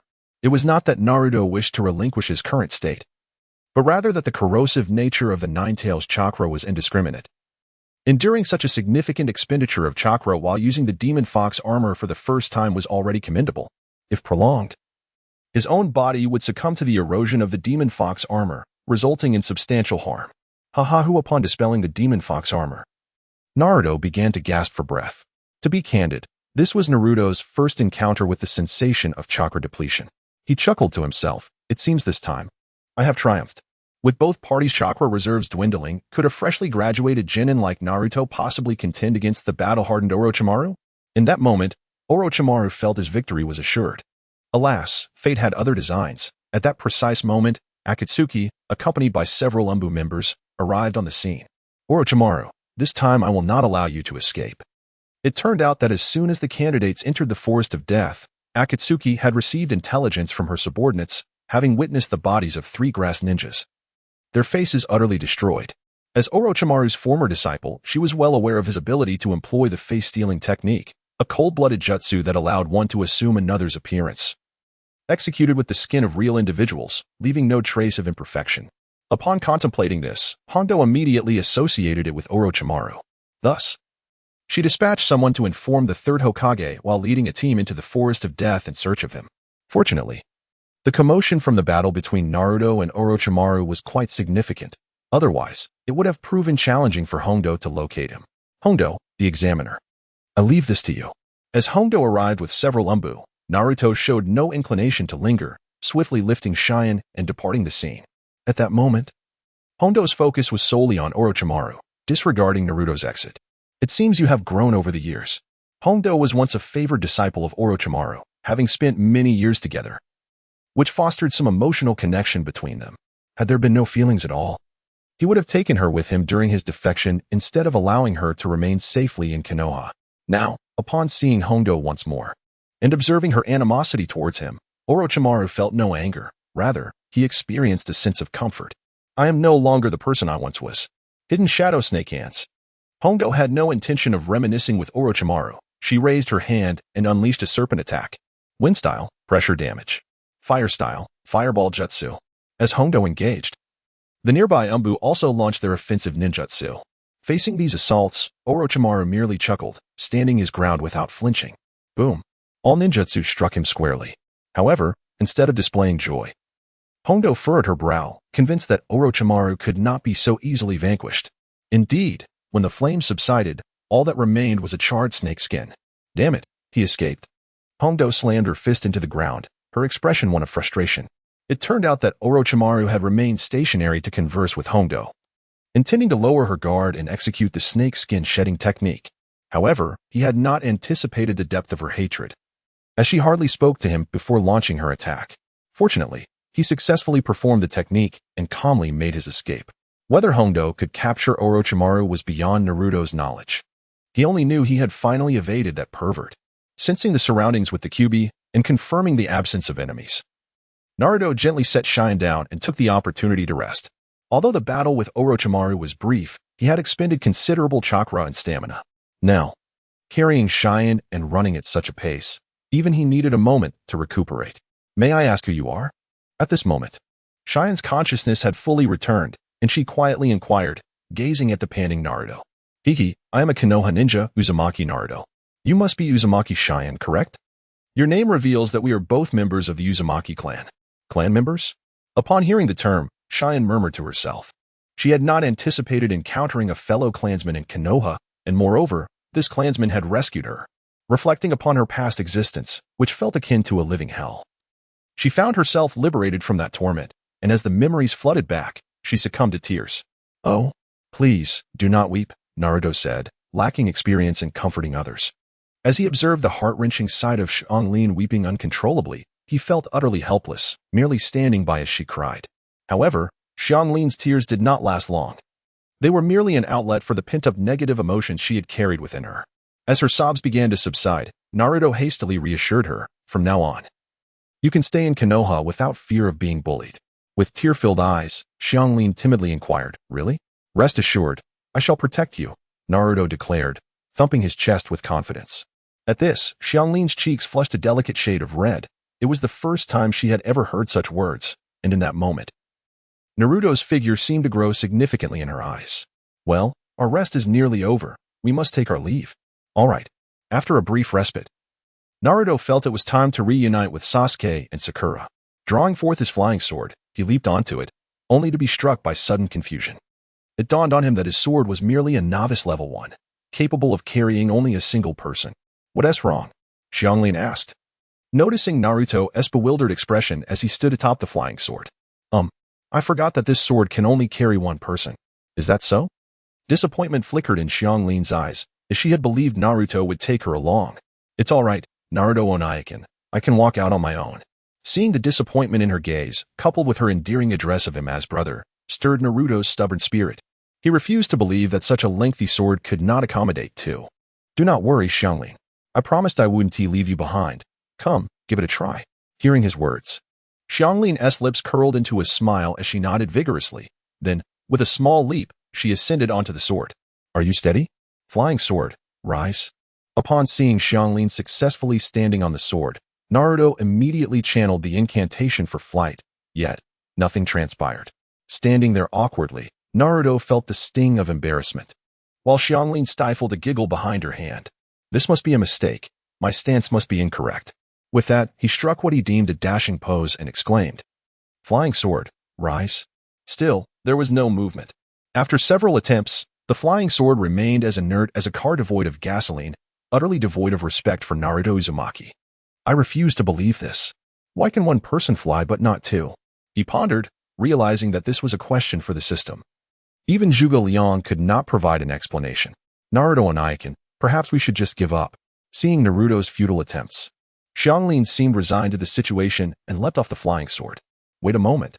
As he gazed at the petite figure of Xianglin, who appeared somewhat malnourished, a sudden thought emerged in Naruto's mind. The notion increasingly resonated with Naruto as he pondered it further. Wasn't the basic flying sword limited to a single passenger? If I embraced Shakurin, with only myself standing upon the sword, wouldn't that mean she wouldn't be in contact with it, hence counting as one person? With this thought in mind, Naruto swiftly executed a princess carry, and before she could react, he ascended upon the flying sword, invoking the necessary incantation. This time, the sword did not oppose him, soaring successfully into the sky. Ah, how clever of me. Truly, Uzumaki Naruto is a genius. Elated by his ascent, Naruto lavished praise upon himself. Indeed, it was likely that even the system had not anticipated such a loophole to exploit. Observing Naruto's self-congratulatory demeanor, Shakurin couldn't help but blush. As they flew, cradling Shakurin, Naruto spotted Sasuke, who was also aloft. He shouted to Sasuke and gestured, preparing to descend. Upon landing, Naruto set Shakurin down just as Sasuke arrived with Sakura. Naruto, are you all right? Sasuke inquired, having completely disregarded the direction Naruto had taken, unaware of the battle with Orochimaru. However, noticing Naruto's dusty and somewhat disheveled appearance, he sensed that Naruto had indeed engaged in a confrontation. I'm fine, just had a skirmish with Orochimaru. Again with that creep, Sasuke's expression darkened at the mention of Orochimaru. Did you employ the 10,000 sword technique? He observed a faint crack on Naruto's sword. The magical sword was incredibly sturdy, Aside from Naruto's reckless use of the advanced technique, he could hardly fathom what else could damage it. Yes, I used it once. But he managed to evade it. Naruto scratched his head, appearing somewhat disheartened. The 10,000 sword technique was formidable, yet Orochimaru's survival instincts were equally impressive. I will eventually slay him. Sasuke would not overlook that pervert who sought to usurp his body. If the 10,000 sword technique couldn't take him down, then I shall resort to the celestial sword. If that fails, the rest the demon-suppressing sword. If that too proves ineffective, I have the sword god at my disposal. I refuse to believe that Orochimaru can withstand the 10,000 sword technique and survive the sword god. And this is Shikurin, he interjected, transitioning the topic. Greetings. I am Uzumaki Shikurin. I am Uchiha Sasuke. I am Haruno Sakura. Observing the timid Shikurin, Sasuke maintained a neutral demeanor, while Sakura appeared exceedingly amiable. Sakura, please tend to Shikurin. Of course. With a swift invocation of the Guanyin spell, Shikurin's mental state and physical wounds improved considerably, even restoring some of her expended chakra. Not entirely cured? Shikurin had endured prolonged mistreatment from the grass ninjas, resulting in numerous external injuries, so a single incantation was insufficient. However, if one invocation was inadequate, then two would suffice. With additional applications, even severely injured individuals could be revived. Xianglin's injuries were indeed quite severe, in addition to her external wounds. She sustained numerous hidden and internal injuries. Sakura had to invoke the cannon spell 4 times before she could fully heal Xianglin. I believe I need to take a moment to rest. Sakura's chakra reserves were limited. At most, she could use the cannon spell 12 times. Now, in her haste to treat Xianglin, she had already exhausted 4 of those precious spells. The considerable depletion of her chakra left her complexion somewhat pale. Observing Xianglin, who felt remarkably better than ever before, Sakura was initially pleased, but upon seeing her own condition, she was startled and wore a worried expression. Do not fret. I merely overexerted myself with chakra. A brief rest will suffice, she reassured Xianglin. Hearing this, Xianglin felt a sense of relief.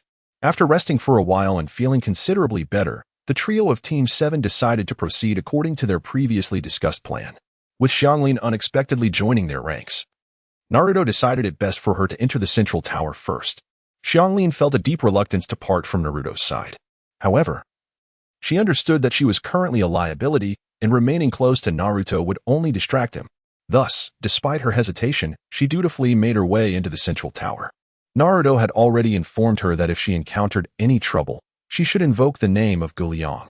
While that name might not hold much recognition among many ninjas, it was indeed renowned within the Umbu. Naruto was well aware that the central tower was surrounded and protected by numerous Umbu operatives. As long as Xianglin mentioned Liang's name, no one would dare to provoke her. Well, except for that lunatic Orochimaru. Speaking of Orochimaru, after parting ways with Xianglin, he sought out the Sound Ninja Trio and instructed them to prioritize the Nin exams, postponing their mission to locate Sasuke for the time being. After giving his orders, he then approached Kabuto, advising him to refrain from searching for Naruto and Sasuke. While others soar through the skies, you scour the ground. Finding them under such circumstances would indeed be a miracle. Once he had given his instructions, Orochimaru prepared to leave the forest of death, as the presence of so many Umbu made lingering there rather perilous. However, just as he was about to depart, an overwhelming sense of danger surged upon him. Without hesitation, Orochimaru bit his thumb and swiftly performed hand seals. Summoning technique, triple Rashomon. In an instant, 3 enormous gates appeared, only to be met by a colossal sword striking against them. Before Orochimaru could even feel relief for evading a catastrophe, he watched in disbelief as the gates began to crumble. What? The sight before him was utterly inconceivable. It was known that when Hashirama Senju had employed the 5 Rashomon to withstand the 9 tailed beast bomb, even his weakened version of the triple Rashomon should not have been so easily breached. What did it mean that it was pierced through so effortlessly? Before he could process this shocking reality, the massive sword continued its relentless advance towards him. The overwhelming pressure of impending death left Orochimaru feeling weak, making even the slightest movement seem an arduous task. In a moment of dire peril, Orochimaru summoned all his strength to begin forming hand seals, fully aware that failing to evade this assault could lead to his demise. With a thunderous roar, the longsword struck Orochimaru, unleashing a violent explosion. Within a radius of 300 meters, trees began to vaporize and the ground disintegrated. This immense commotion from such a powerful attack drew the attention of all nearby in the forest of death. What kind of attack is this? It's so loud, pondered a member of the Umbu, incredulous at the spectacle. This is merely the CH9 exams, not the Fourth Shinobi War. Must it be so exaggerated? How shameless. The people of Konoha actually sent AJ9 to participate in the CH9 exams. I'm withdrawing. Indeed, Konoha is the most disgraceful. I too shall withdraw. The other candidates also heard the uproar, and some who were closer even witnessed the astonishing explosion, terrified and contemplating their own withdrawal from the competition. The intense commotion was unmistakable to the trio of Class 7. As they ascended into the sky, they beheld a distant expanse where a forest once stood, now replaced by a colossal meteorite crater. Such a display of power could only be attributed to the tumultuous actions of Liang. Shall we venture forth? One inquired. Never mind. The only one capable of unleashing such formidable force in this forest, apart from our master, is none other than Orochimaru. If he dares to attack Xianglin and provoke the Elder, he must brace himself for the consequences. If we can eliminate Orochimaru, it would be splendid indeed. Ultimately, Orochimaru succeeded in employing the body switch technique, yet he underestimated the might of the preceding assault. The violent shockwave left him grievously injured, lying on the ground and coughing up blood, resembling someone on the brink of death. Well, my heavenly sword didn't even strike you directly, it was merely a residual wave. Who are you presenting this pitiful display for? Liang observed from his flying sword, gazing down at Orochimaru with a look of disdain. Ah, it seems nothing can escape your notice. Indeed, despite Orochimaru's current state of despair, it was all a fade for Liang's benefit. He was acutely aware that Liang had learned of his attack on Xianglin, and the earlier assault was a form of retribution. To alleviate Liang's wrath, he had to present a more woeful appearance. However, now that his ruse had been seen through, the significance of his pitiable demeanor faded. With a dramatic gesture, Orochimaru tilted his head back, forcing open his mouth, from which a brand new version of himself emerged. The snake body switch technique, while grotesque, was indeed a life-saving maneuver. Using an external body as a substitute, even if that body sustained severe injuries, as long as Orochimaru's chakra was sufficient, he could fully restore himself, provided the wounds did not involve the soul. Now speak, Orochimaru. How do you wish to meet your end? The rejuvenated Orochimaru panted heavily, clearly drained from the use of the technique. Yet, upon hearing Liang's query, he did not display any signs of despair. Rather, the corners of his mouth curled upwards in a semblance of delight. You think I won't kill you? Although I cannot fathom your reasoning, I sense you will refrain from killing me. If you truly wish for my demise, you could simply act without the need for such inquiries. Indeed, Liang harbored no intention to slay Orochimaru, not out of any narrative obligation, but rather out of admiration for him. Naruto, the anime, is also known as the Legend of the Eyes. In a world where lineage dictates strength, Orochimaru, as a commoner, had harnessed scientific means to augment his power, a spirit of research that Liang truly respected. The earlier strike of the heavenly sword had served as a punishment for Orochimaru. Had he not evaded it, death would have been his fate. If he managed to escape, Liang would not mind sparing his life, albeit at a cost. You are correct. I indeed will not kill you. What price must I pay? Ninjutsu? Or wealth? Engaging in conversation with an astute individual is effortless. Even before Liang could articulate his conditions, Orochimaru had already volunteered his terms. I desire both ninjutsu and riches. Very well. I shall present you with an amount of wealth that will surely satisfy you, along with ample ninjutsu. Liang was quite pleased with Orochimaru's demeanor. However, the abundance of ninjutsu held little value to him. Even if bestowed upon Sasuke and his companions, they would likely regard it with indifference. Among Orochimaru's collection of ninjutsu, there was only one that piqued Liang's interest. As for wealth, you may determine the amount, but I require no more than the forbidden technique of Edo Tensei. Edo Tensei, you say? I comprehend. With Orochimaru's acquiescence, Liang had little further to say. Very well, let it be so. The commotion we just caused has likely alerted Konoha. You should make your swift exit. I eagerly await your delivery of both funds and forbidden techniques. With that, Liang maneuvered his flying sword, ascending into the sky and vanishing beyond the horizon. Once Liang departed, Orochimaru too made his exit. Fortunately, he possessed numerous escape techniques. And after Liang's departure, he successfully exited the Death Forest.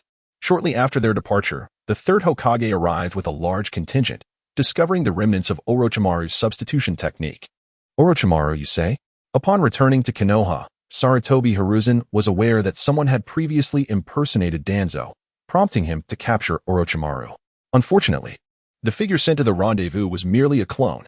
Failing to apprehend Orochimaru left him feeling quite regretful, fearing that this rogue might wreak havoc in Konoha. Witnessing the scene before him, he surmised that instead of causing destruction, Orochimaru had been thwarted. The area within a 300-meter radius was devoid of any vegetation. Only Zhuge Liang possessed the capability to unleash such devastation. In that moment, Sarutobi Hiruzen resolved to engage Zhuge Liang in earnest discussion following the Chunin exams. To neglect such formidable combat prowess would indeed be a grave error. He ordered the sealing of all entrances and exits of Konoha, permitting no entry or exit, and to launch a full-scale manhunt for Orochimaru. Understood. The third Hokage's decree did not affect the trio of Team 7, who had been waiting at the entrance of the central tower for several hours. Finally, guests arrived. Oh, it is them. Just like in the original tale. The first to reach the central tower, apart from Team 7, was the Sand siblings. Well, if it is them, a greeting is in order. However, Naruto's notion of a greeting was not a simple salutation. Instead, he summoned his flying sword to launch an assault on Gaara. Beware, it's a trap. Temari reacted swiftly, pulling Kankuro aside to evade the attack. As for Gaara, he deemed evasion unnecessary, with his sand shield in place. Gaara believed this attack would be intercepted by the sands as it had always been. Alas, the might of the sword technique was far beyond what mere sand could withstand. As anticipated, the sand proved utterly ineffective against Naruto's flying sword, which struck Gaara's body with precision. Upon witnessing Gaara's attack, Temari and Kankuro were taken aback, hastily rushing to his side to assume a defensive stance. There's no need to be so tense, Naruto remarked as he emerged from the thicket, nonchalantly beckoning his sword back to its sheath. It's you. Why did you attack Gaara? The blonde before her was among the few capable of besting Gaara, prompting Temari to exhibit considerable caution. Your words are quite amusing. We are all participants in the Chunin exam. Do I require a reason to attack you? The essence of this examination is a contest for the scrolls. Hearing Temari articulate this, Naruto couldn't help but chuckle. If we hand over the scrolls to you, will you allow us to pass? Observing the flying sword suspended in midair, Temari promptly chose to surrender. Huh? Aren't you going to resist? Naruto expressed his astonishment. I have already initiated a surprise attack, yet you opt for surrender? This scenario seems rather incongruous. Indeed, we shall not resist. We choose to give you the scrolls. Will you then permit us to enter? I see. At this moment, Naruto found himself in a quandary. With others being so compliant, if he were to retaliate, it would indeed portray him as rather petty. However, the prowess of these three was formidable. Should they gain entry to the central tower, it would surely introduce unwarranted variables to the subsequent trials. After a moment's contemplation, he shook his head in refusal. So, this means there is no room for negotiation? No room for negotiation. Very well. Let us engage. Observing Naruto's resolute decision to deny them passage, Temari swiftly signaled Kankuro and Gaara to commence their assault. How cunning of you. It turned out that while Temari conversed with Naruto, Kankuro had stealthily maneuvered his puppet into Naruto's blind spot. Meanwhile, after being struck by Naruto's friendship-breaking fist the day prior, Gaara, surprisingly, did not lose his temper upon encountering the blonde again. Instead, he skillfully utilized the concealment of sand to stealthily position himself around Naruto. Now, with Temari's command, the puppet beside them, the sand beneath their feet, and the wind technique advancing from the front, the trio's simultaneous assault placed Naruto in a perilous predicament. He discerned their prior preparations, which was why he deemed them treacherous. However, you may possess a stratagem, that I have a means of escape. Facing the triad's onslaught, Naruto did not evade. Instead, he stood his ground, awaiting the impending attack. Thud, the three-pronged assault struck Naruto, but this Naruto was not his true self, rather it was a shadow clone. Having been tempered by experiences in an internet CAF and a fierce battle against Orochimaru, Naruto was no longer the naive fool he once was. Particularly during his confrontation with Orochimaru, the formidable body-switching technique opened his eyes to the myriad possibilities of such jutsu. While Naruto's proficiency in body-switching may not rival Orochimaru's, he possessed shadow clones. In a certain sense, shadow clones also served as a life-preserving technique. Thus, to exercise caution. The Naruto emerging from the shadows was not his true self, but a shadow clone. This prudent action allowed him to face the impending attack with remarkable composure. Multiple shadow clone technique.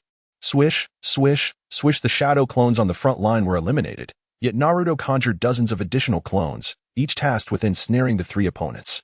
Meanwhile, his true self stealthily lingered in the rear, employing the sword technique to launch an assault. Wind style, cutting whirlwind. Puppet technique, crow. Sand shuriken. Faced with a plethora of shadow clone attacks, the sand-hidden trio commenced their counteroffensive. Among the three, Gaara was in the most favorable condition. Not only did he have sand to aid in his defense, but he also possessed numerous area of effect ninjutsu techniques. Following him was Temari, although she lacked sand for defense. Her fan amplified the potency of her wind release techniques. A mere C-rank wind release technique was elevated to the semblance of a B-rank ninjutsu as she wielded her fan with vigor, swiftly dispatching the numerous shadow clones before her. The one in the direst situation was Kankuro. To be frank, his strength was not insignificant. However, he was better suited for one-on-one combat rather than skirmishes. As a puppeteer, the majority of his power relied on his puppets. Yet, at this moment, both his chakra control and skills had not reached the level of AJ. The crow puppet was not designed for mass combat. Thus, faced with a barrage of attacks from several of Naruto's clones, Kankuro struggled to keep up, especially with Naruto lurking in the background utilizing his sword technique. Kankuro exclaimed in frustration, "Why is it that Gaara, the strongest among us, is not the target of their assault?" As he grappled with the harassment of the shadow clones while dodging the flying swords, he felt utterly overwhelmed. "Temari, come help me." A glance revealed that Temari and Gaara had already dealt with all the shadow clones, prompting him to urgently summon her assistance. He refrained from calling Gaara for help. Fearing that Gaara might inadvertently harm him while targeting the clones, he genuinely harbored a degree of trepidation towards his brother. "Hang in there." Seeing Kankuro in a perilous predicament, Temari was poised to unleash a wind release technique in his direction, disregarding the possibility of accidentally striking him.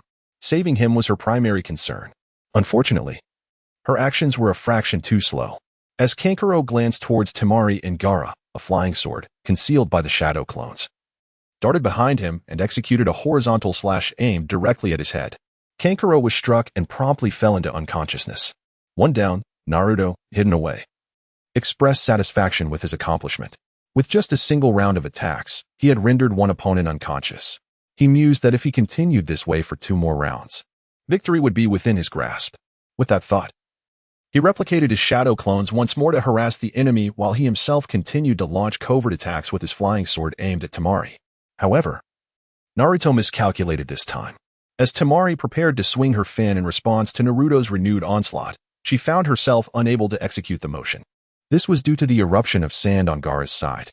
Following the previous barrage, the ground was now strewn with sand, an environment that favored Gaara. Notably, every shadow clone that touched the sandy ground became ensnared, only to be crushed one by Gaara's sand-binding coffin technique. Upon witnessing such a scene, Naruto realized that the previous technique had proven ineffective. Regrettably, he emerged from the shadows behind. Upon seeing Naruto's true form, Gaara wasted no time and promptly launched a sand shuriken. Such a straightforward assault was easily evaded by Naruto. In the spirit of reciprocity, after dodging the attack, Naruto commanded his flying sword to strike at Gaara. However, Gaara's sandy defenses, including a layer of sand armor enveloping his body, rendered Naruto's efforts futile unless he harbored the intent to kill Gaara. Indeed, as he anticipated, the sand armor meant that the flying sword's attacks merely served to irritate Gaara without any substantial effect. Retrieving his flying sword, Naruto surveyed the area, now strewn with sand, and sensed a certain level of difficulty. His intention was to incapacitate them and seize their scrolls, not to take their lives. Naruto even contemplated befriending Gaara after the exam. Given their shared status as Jinchuriki, Gaara retorted, "Who the hell wants to be your friend? Get lost." With the presence of sand, Naruto's shadow clone's disruptive assaults were rendered ineffective, and his flying sword attacks seemingly bore little fruit. The standoff ensued. Just then, Sakura arrived promptly, launching an ice technique directly at Gaara. Startled by the sudden freezing attack, Gaara managed to leap back just in time to narrowly avoid the onslaught. "What brings you here?" Naruto exclaimed with delight upon Sakura's arrival, though he wondered about Sasuke's situation. "No one has arrived there yet. Upon hearing the commotion here, Sasuke sent me to assist you." "Your help is invaluable," Naruto replied, recognizing that while he felt powerless, Sakura certainly was not. The water-style techniques from the 5 elemental arts posed a significant threat to Gaara. Although the ice technique was merely a basic water-style technique with limited range and power, Sakura could still utilize it to dampen all the sand on the ground, despite only being able to cast it around 20 times. Yet, was it not a bit wasteful to solely employ ice techniques to moisten the sand? "Sakura, you handle that girl over there. Let me deal with the one with the gourd." With the battle now a 2-on-2 affair, and Sakura's strength evidently surpassing Temari's. As long as Naruto could keep Gaara occupied, victory seemed assured. No problem. Lightning technique. After considering Naruto's suggestion, Sakura responded before unleashing a lightning attack towards Temari. This instantaneous strike was a first for Temari, but fortunately, thanks to the earlier ice technique, she had remained vigilant. As the lightning descended, she leapt high, narrowly evading the attack. Ineffectual. The speed of lightning is beyond the reach of ordinary ninjutsu. You may dodge once, but can you evade a second, third, or fourth time? Temari conceded that Sakura was indeed correct. The speed of lightning was formidable, and if she wished to escape the cycle of being on the defensive, she would need to strike back. Wind style, Dust Devil. With a flick of her fan, a fierce wind surged towards Sakura. She smiled gently. Wind? I can wield it too, she declared, casting a wind jutsu. The target of this wind jutsu was not Shizen, but the very tempest itself. As the two forces collided, the air currents began to swirl chaotically, and the hidden blades within the raging wind lost their control, scattering in all directions. Clang. Faced with such a scenario, Shizen prudently shielded herself with her large fan, narrowly avoiding the slicing winds. Earth Jutsu, she declared, summoning a multitude of earth blocks for defense. When the tempest finally subsided, Sakura unleashed another fire jutsu at Shizen. Observing the approach of a massive fireball, Shizen cursed under her breath, hastily maneuvering to evade. Ice release, lightning release, wind release, earth release, and even fire release. This woman is indeed a monster, Shizen thought to herself. It is rare in the ninja world for anyone to possess more than 3 innate chakra elements, typically. One must become a Genin and learn to manipulate the nature of chakra to master elements beyond their own. Sakura's presence at the Ch-Nin exams indicated she had not yet achieved the rank of Genin. Yet, possessing 5 chakra elements, one of which is the ice release Kekkei Genkai, it would be hard to argue against her monstrous nature. Unaware of Shizen's thoughts, Sakura pressed the attack, forcing Shizen to evade with all her might, leaving no opportunity for a counterstrike. Sakura was relentless, employing a barrage of elemental jutsus, bombarding Shizen without respite. Faced with Sakura's fervent onslaught, Shizen found herself at a loss, struggling to evade. However, evasion could only last so long. Defeat was merely a matter of time. Meanwhile, Gaara sensed trouble. Without Shizen to restrain him, Naruto was free to unleash his full assault against Gaara. These sands are indeed bothersome, he mused. For a moment's inattention could ensnare him in the shifting sands beneath his feet, forcing him to divide his focus to contend with the ground. Nevertheless, Naruto held the upper hand. Not only did he possess the Dragon Elephant Prajna technique and the shifting of the 1,000 forms, but even relying solely on the Shadow Clone technique, he felt confident in securing victory, albeit it might take a little longer. After all, the sand was indeed a nuisance. Fortunately, he was not limited to just the Shadow Clone technique. Utilizing the distraction created by the clones, Naruto closed in to employ the Dragon Elephant Prajna technique. Gaara's sands were utterly incapable of withstanding such raw and formidable power. One punch sent Gaara reeling, blood spilling forth. Blood, actual blood. The one-tail, Shikaku, was known for its volatile and combative nature. To avoid being manipulated by its spirit, Gaara had to remain on high alert, which led to his insomnia and unstable mental state. Due to the incomplete sealing of Shikaku, still in the experimental phase, combined with the effects of his insomnia, Gaara was now highly susceptible to losing control. In that fleeting moment upon witnessing the sight of blood, Gaara could no longer suppress the madness surging within him and began his transformation into a tailed beast.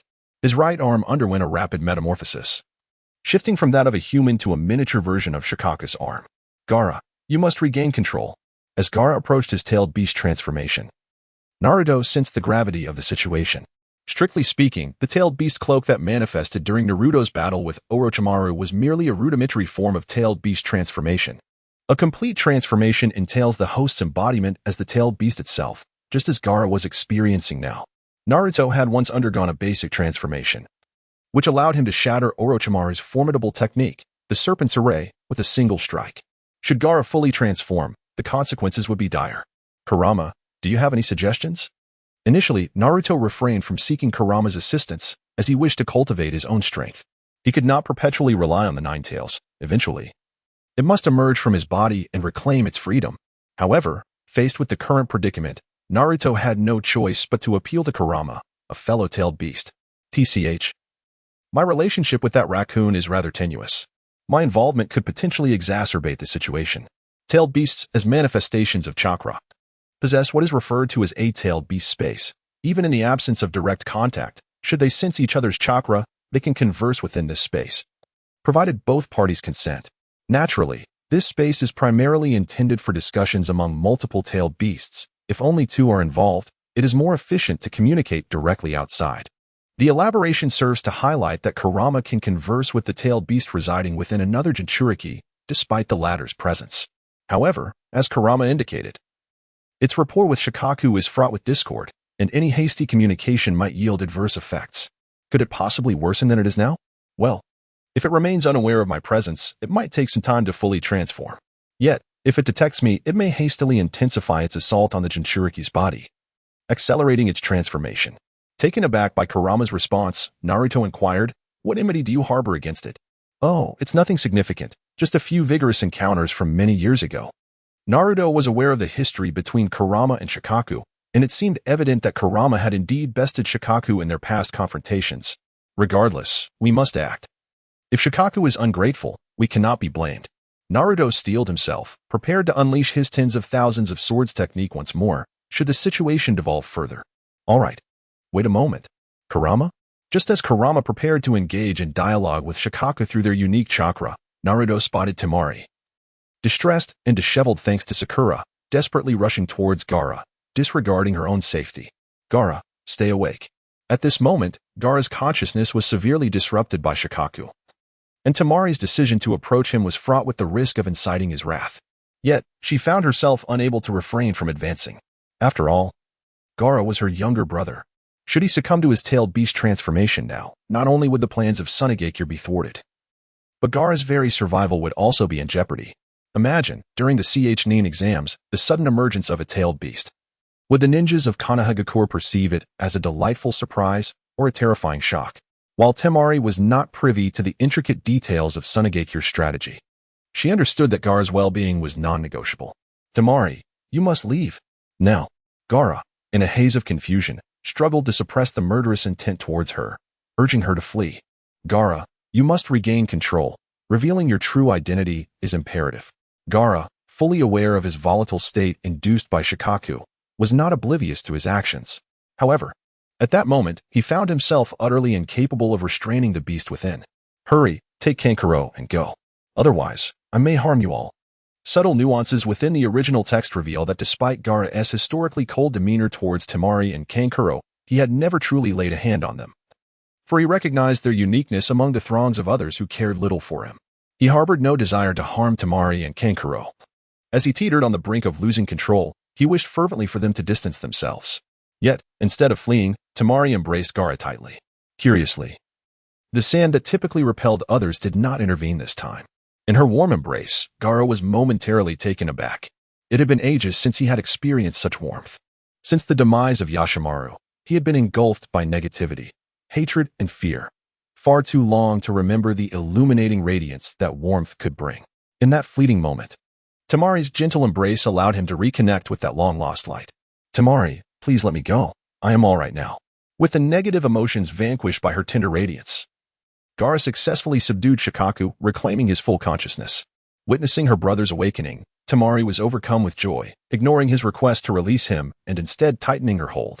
Nearby, Sakura approached Naruto, asking softly, "Given the current situation, should we still engage in combat?" Naruto ruffled his hair, clearly conflicted. If they were to fight, what if Gaara went berserk again? Conversely, not engaging felt equally troubling. "Sakura, what do you think?" "Me?" Sakura pointed to herself, perplexed. Decisions in their team had always been left to Naruto and Sasuke, and now, being thrust into a position of choice, she was at a loss. Should we just let them pass? Let them pass, but how do we explain it to Sasuke? Well, what if we don't let them through? If Gaara goes berserk again, will you handle him? Sakura frantically ruffled her hair and retorted angrily. "This won't do. That won't do. What do you propose we do?" "Huh, isn't that what I'm asking you? Ask your sister," Sakura snapped, her temper returning as she clenched her fists and fiercely declared. "Have you ever seen fists as large as sandbags? If you're trying to make things difficult for me, I'll hit you." All right. In exasperation, Naruto realized he had to find a solution to this tangled issue on his own. Fortunately, he didn't dwell on it for long, as Temari approached, holding 2 scrolls, and said, "Here are the scrolls you requested. You've given me the scrolls, but what will you do? Of course, we'll steal from others. I see.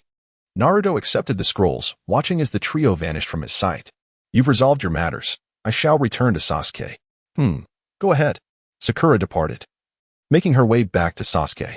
Naruto, glancing at the two scrolls in his hands, smiled silently before returning to a position more suited for scheming.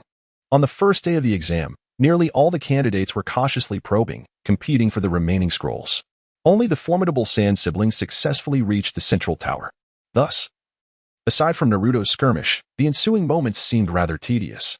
Especially for Naruto, as while Sasuke had Sakura to converse with, he was left to chat with the Nine Tails. Engaging in conversation with a foul fox was hardly as delightful as speaking with a beautiful girl. Imagining Sakura and Sasuke possibly enjoying themselves, Naruto couldn't help but feel the urge to seek out a fight, as the boredom was overwhelming. As the second day dawned, circumstances began to shift. Damn it. We'll be back. A background ninja glared at the blonde ahead, indignation etched on his face. Fine. I'll be waiting for you. Yawning, Naruto observed the increasing number of scrolls and suddenly questioned whether his decision to keep all candidates at bay outside the tower was somewhat rash. Yes. Compared to the tedium of the first day, the arrival of more candidates on the second day did alleviate the monotony. However, the prowess of these candidates was dismally lacking. Initially, Naruto was intrigued by the prospect of playing with them. Yet, after a few encounters, he grew weary. Some may find joy in bullying the weak, relishing in the sense of invincibility it brings. Thus, individuals lacking strength yet filled with vanity might delight in such pursuits. However, neither Naruto nor Sasuke were inclined towards bullying the weak. A match or two was acceptable, and they would enthusiastically engage with these opponents. Yet, as the occurrences multiplied, their enthusiasm waned, succumbing to boredom. Now Naruto has begun to ponder why he feels so restless, proposing to Sasuke that they keep everyone at bay outside the central tower. The thought of enduring such a situation for 3 more days fills him with discomfort, nausea, and a desire to vomit. Perhaps he should consult Sasuke and suggest that they simply abandon their obstruction. Naruto is already wavering in his resolve. On Sasuke's side, the sentiment is quite similar. His initial agreement to Naruto's suggestion stemmed primarily from a desire to engage in combat with formidable opponents to enhance his battle experience. However, instead of encountering skilled adversaries, he has only come across numerous novices. This scenario is entirely different from what he had envisioned. Sasuke, shall we just call it off? As Naruto's shadow clone approaches to discuss, Sasuke finds himself at a loss for words. He has indeed contemplated this matter. Given the time spent indulging these novices, it would be far more beneficial to enter the tower and rest, perhaps even request a day off from the examiners to enjoy some leisure, returning on the 5th day. However, Sasuke's inherently proud nature fills him with shame at the thought of such a half-hearted endeavor. After weighing his options, Sasuke finally responds, "Very well. Let us cancel this blockade. All right, I'll inform my original self." Just as Naruto's shadow clone prepares to leave, Sasuke hastily calls out to him. "I believe that even if we are to cancel the operation, we cannot withdraw so abruptly." "What do you mean?" "We need a graceful exit upon hearing this." Naruto's shadow clone understands. Sasuke fears that this lackluster endeavor will invite mockery from the Umbu observing the situation, and to preserve his dignity, he requires a suitable justification. Understood. If all goes well, this graceful exit will soon present itself. Indeed, as Naruto's shadow clone had anticipated, this graceful exit appeared on the 3rd day of the examination. Early in the morning, Naruto's shadow clone roused him from slumber. Before he could even stretch or wash his face, a fierce gust of wind swept through, lifting him off his feet. What on earth? As he steadied himself in the air, a bewildered expression crossed his face. At that moment, sand began to rain down from the sky. Sand? Realizing the implication, Naruto understood he was under attack. Seriously? You're ambushing me while I'm asleep? Standing atop his sword, he glanced down to see over 30 candidates hurling shuriken at him. While shuriken attacks are to be expected, what is the meaning of that one person incessantly spitting? What grievance could provoke such behavior? With sand falling from above and shuriken flying from below, facing this dual assault, Naruto swiftly maneuvered his flying sword and fled. Naturally, he did not venture far, merely escaping the range of the barrage. I mean, is it really necessary for so many of you to gang up on just one person? This scene appears to deviate significantly from Naruto's expectations. Last night, Naruto envisioned a staircase consisting of Team 8 and Team 10, who were also patrons of the internet CAF. Now, on the 3rd day, those teams should have arrived at the central tower, even if they were walking. At that point, he and Sasuke and Sakura would merely accompany them in a mock battle. Maintaining appearances. Who would have anticipated that those Naruto had thwarted would unite against him? While unity is commendable, a multitude of inexperienced fighters remains just that, unseasoned. Yet, the leading figures among these novices are none other than the Sand siblings. Is this some sort of Avengers assembly? Observing Gaara, who persistently commands Sand to assault them, Naruto feels compelled to remark, "You've changed, my friend." Gaara was once a fierce individual, feared even by Temari and Kankuro, who dreaded provoking his wrath. And now, Gaara is rallying this band of novices to attack him. Director, this script is flawed. While Naruto endures the onslaught from Gaara and his associates, Sasuke faces a similar predicament. The only difference is that the leadership has shifted from Gaara to Shikamaru. What on earth are you up to, Shikamaru? Sasuke and Sakura find themselves slightly bewildered by the throng before them, with no option but to unite against their obstruction. Shikamaru adopts a resigned demeanor and responds to Sasuke's inquiry. "Let us dispense with the trivialities. We will settle both new and old scores now." No sooner has he spoken than assailants rush towards Sasuke. As he evades, Sasuke identifies the instigator of the attack. "Ah, isn't that the one I severed an arm from?" Indeed, the provocateur is Haku, who had challenged Sasuke during the initial written exam and suffered a grievous defeat. "You should have been grateful for your life, but instead, you chose to provoke me. Today, you shall remain here forever." With that, Sasuke leaps atop his flying sword, launching a ferocious fireball. Water release, Water Chaos Wave X3. Those participating in the Chunin exams are predominantly the elite among their respective villages' Chunin. A basic technique, such as Water Chaos Wave, is within the capabilities of some among the multitude. Though Sasuke's fireball is formidable, it is extinguished by 3 torrents of water before it can reach its targets. The extinguished fireball generates a significant amount of steam, obscuring the vision of those below, preventing them from spotting the airborne Sasuke. Everyone, disperse. To avert a potential massacre at Sasuke's hands, Shikamaru urgently directs his comrades to scatter. However, this dispersal is strategic, occurring in teams rather than as individuals. Watching the candidates separate into small groups, Sasuke smirks, maneuvering his flying sword for a direct confrontation. It seems he intends to engage these opponents in close combat. Choji. Understood. Expansion technique. Human bullet tank. Upon hearing Shikamaru's voice, Choji transformed himself into a large, rolling ball of flesh, swiftly advancing towards Sasuke. "Well, if you were to remain airborne, it would pose quite a challenge for us. However, since you've descended, I must apologize in advance." Beside them, Sakura was momentarily restrained by a small faction. Once Sasuke was dealt with, she would pose little concern. The reason why the Ino Shikicho trio is regarded as a quintessential ninja combination lies in the complementary nature of their respective clan techniques. The technique of the Narok clan, Shadow Possession Jutsu. This jutsu primarily functions to bind and control foes. While it may seem limited in scope, when combined with the manipulation of shadows and variations in light, augmented by agile cognition, it can yield a plethora of unpredictable outcomes. The technique of the Akimichi clan, Expansion Jutsu. This technique consumes a substantial amount of chakra to temporarily inflate part or all of the body, significantly enhancing physical strength. The technique of the Yamanaka clan, Mind Transfer Jutsu. This technique focuses the spirit at a singular point to unleash mental prowess, allowing the user to seize and manipulate the opponent's body. However, upon success, the user's original body falls into a state of slumber, necessitating protection from others.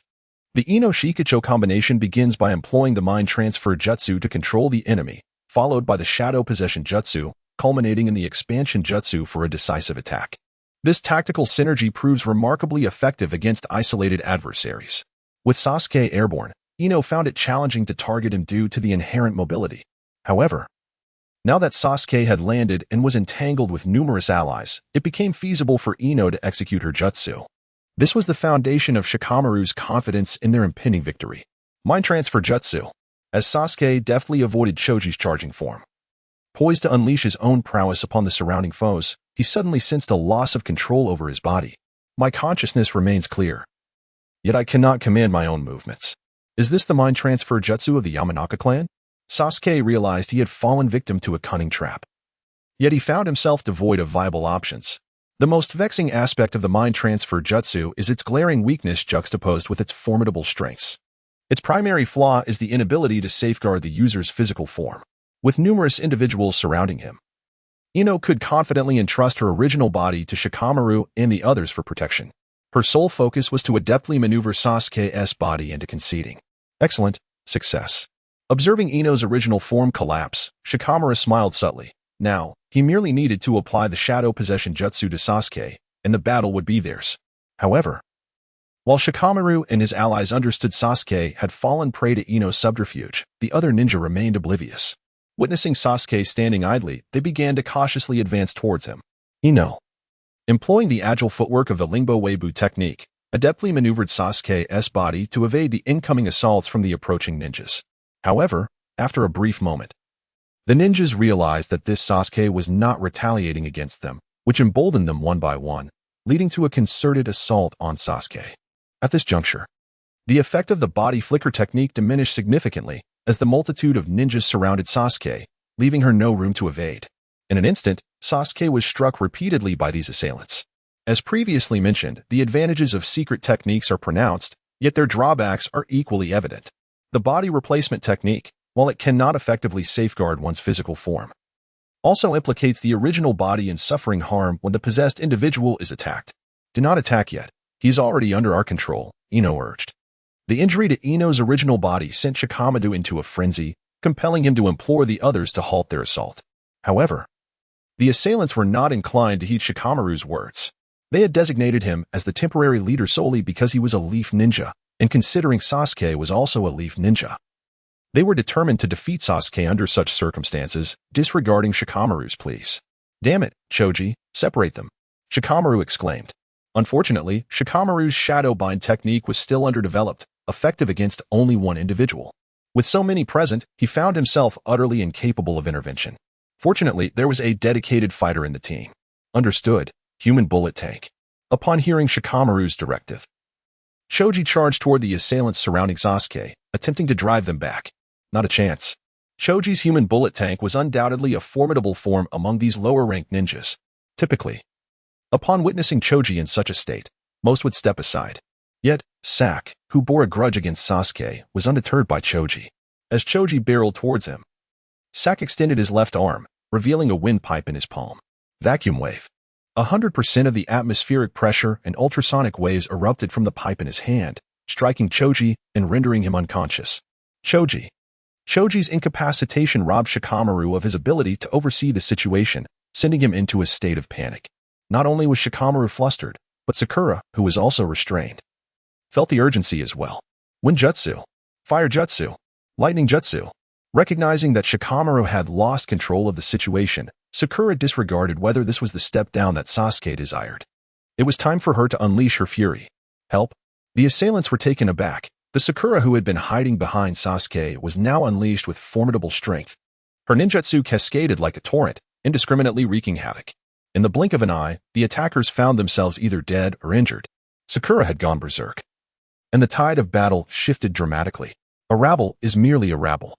Shikamaru sighed. His initial intent was merely to have Sasuke step aside.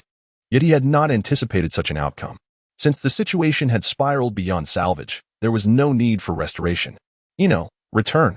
Ino had long yearned to return to her original self, having endured relentless beatings, especially while inhabiting Sasuke's body. Had it not been for her fear of disrupting Shikamaru's initial plan, she would have returned to her own form long ago. Hearing Shikamaru now invite her back, Ino wasted not a moment, relaxing her spirit and instantly reverting to her true self. At that very moment, Sasuke, who had been coldly observing, regained control over his own body. A group of worthless fools. If they seek death, I shall oblige. Wiping the blood from the corner of his mouth, Sasuke's gaze toward these individuals was filled with murderous intent.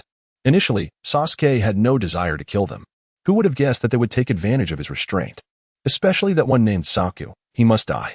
Sakura, the healing jutsu. Understood, Sasuke. At this point, Sakura, after dispatching a dozen lower-ranked ninjas, felt the strain of her chakra. However, upon hearing Sasuke's call, she hesitated not a second and provided him with a surge of healing energy. Sasuke immediately felt rejuvenated. With several swift strikes, he repelled the assailants and leaped out of the encirclement, decisively unleashing his ultimate technique. Thousand Sword Technique. This is bad, Ino. We must retreat. Witnessing the swords multiplying exponentially, Shikamaru and Ino sensed impending doom. Ino and Shikamaru, along with the unconscious Choji, rushed towards Sakura. Surely, Sasuke would not be deranged enough to attack Sakura as well. Due to Sasuke's meddling, Sasuke unleashed a brutal onslaught, leaving all candidates except Shikamaru's team utterly annihilated.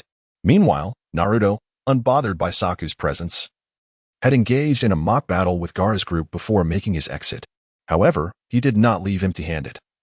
Having pilfered all the heaven and earth scrolls he had collected the previous day, should these candidates wish to pass the exam, they would need to seek out new competitors to seize their scrolls. Notably absent from the confrontation against Naruto and Sasuke were Hinata's 8th squad, Niji's 3rd squad, and Kabuto. Had they encountered these three teams, aside from the Sand siblings, they would have faced certain defeat. The subsequent events were of little concern to Team 7. They entered the central tower alongside Shikamaru's 10th squad, laden with a plethora of heaven and earth scrolls. Upon entering the spacious, brightly lit chamber, they were greeted by dazzling, incandescent lights overhead, several stout red pillars in the center, and a pristine tiled floor. Surrounding the walls, draped in blue curtains, were shelves meticulously arranged with an overwhelming number of colossal scrolls. Sakura could not help but exclaim, "So many scrolls. How long will it take to move them all?" Their own team's collection of scrolls had been substantial, yet now she comprehended the true meaning of abundance. "Is anyone here? Are there any examiners present?" After observing the surroundings for a while, Ino could no longer contain herself and spoke up. Ignoring her exclamations, the members of Team 7 proceeded directly to the opposite side. Climbing the steps, they curiously pulled out a scroll from the shelf, only to find it blank. They returned it and extracted another scroll, which again proved to be empty, leading them to abandon their futile efforts. Only then did they turn their attention to the prominently displayed dragon head relief beneath the inscription. The calligraphy, flowing and vigorous, were the signature of the 3rd Hokage. Even without an appreciation for art, one could not help but be captivated by its beauty, silently praising the exquisite handwriting. At this moment, Ino, Shikamaru, and the newly awakened Choji ascended the steps from the other side, standing beneath the relief to gaze up at the authentic work of the 3rd Hokage, clearing his throat. It was uncertain whether Naruto was genuinely coughing or merely clearing his voice, but he recited with emphasis, "Without heaven, there is wisdom, to prepare for opportunities. Without earth, there is pursuit of origin, to seek benefits. When the dual scrolls of heaven and earth are opened, the deceptive path returns to the righteous. This is the ultimate, the essence of leadership." Sasuke pondered thoughtfully. This likely hints at our need to open the scrolls of heaven and earth. Upon hearing Sasuke's assertion, Naruto promptly unrolled the scrolls, revealing a summoning technique illustrated by a human figure in the center. He then tossed the 2 scrolls, emitting a puff of white smoke as they landed on the ground. With a thud, Iruka appeared, stepping onto the scrolls with arms crossed.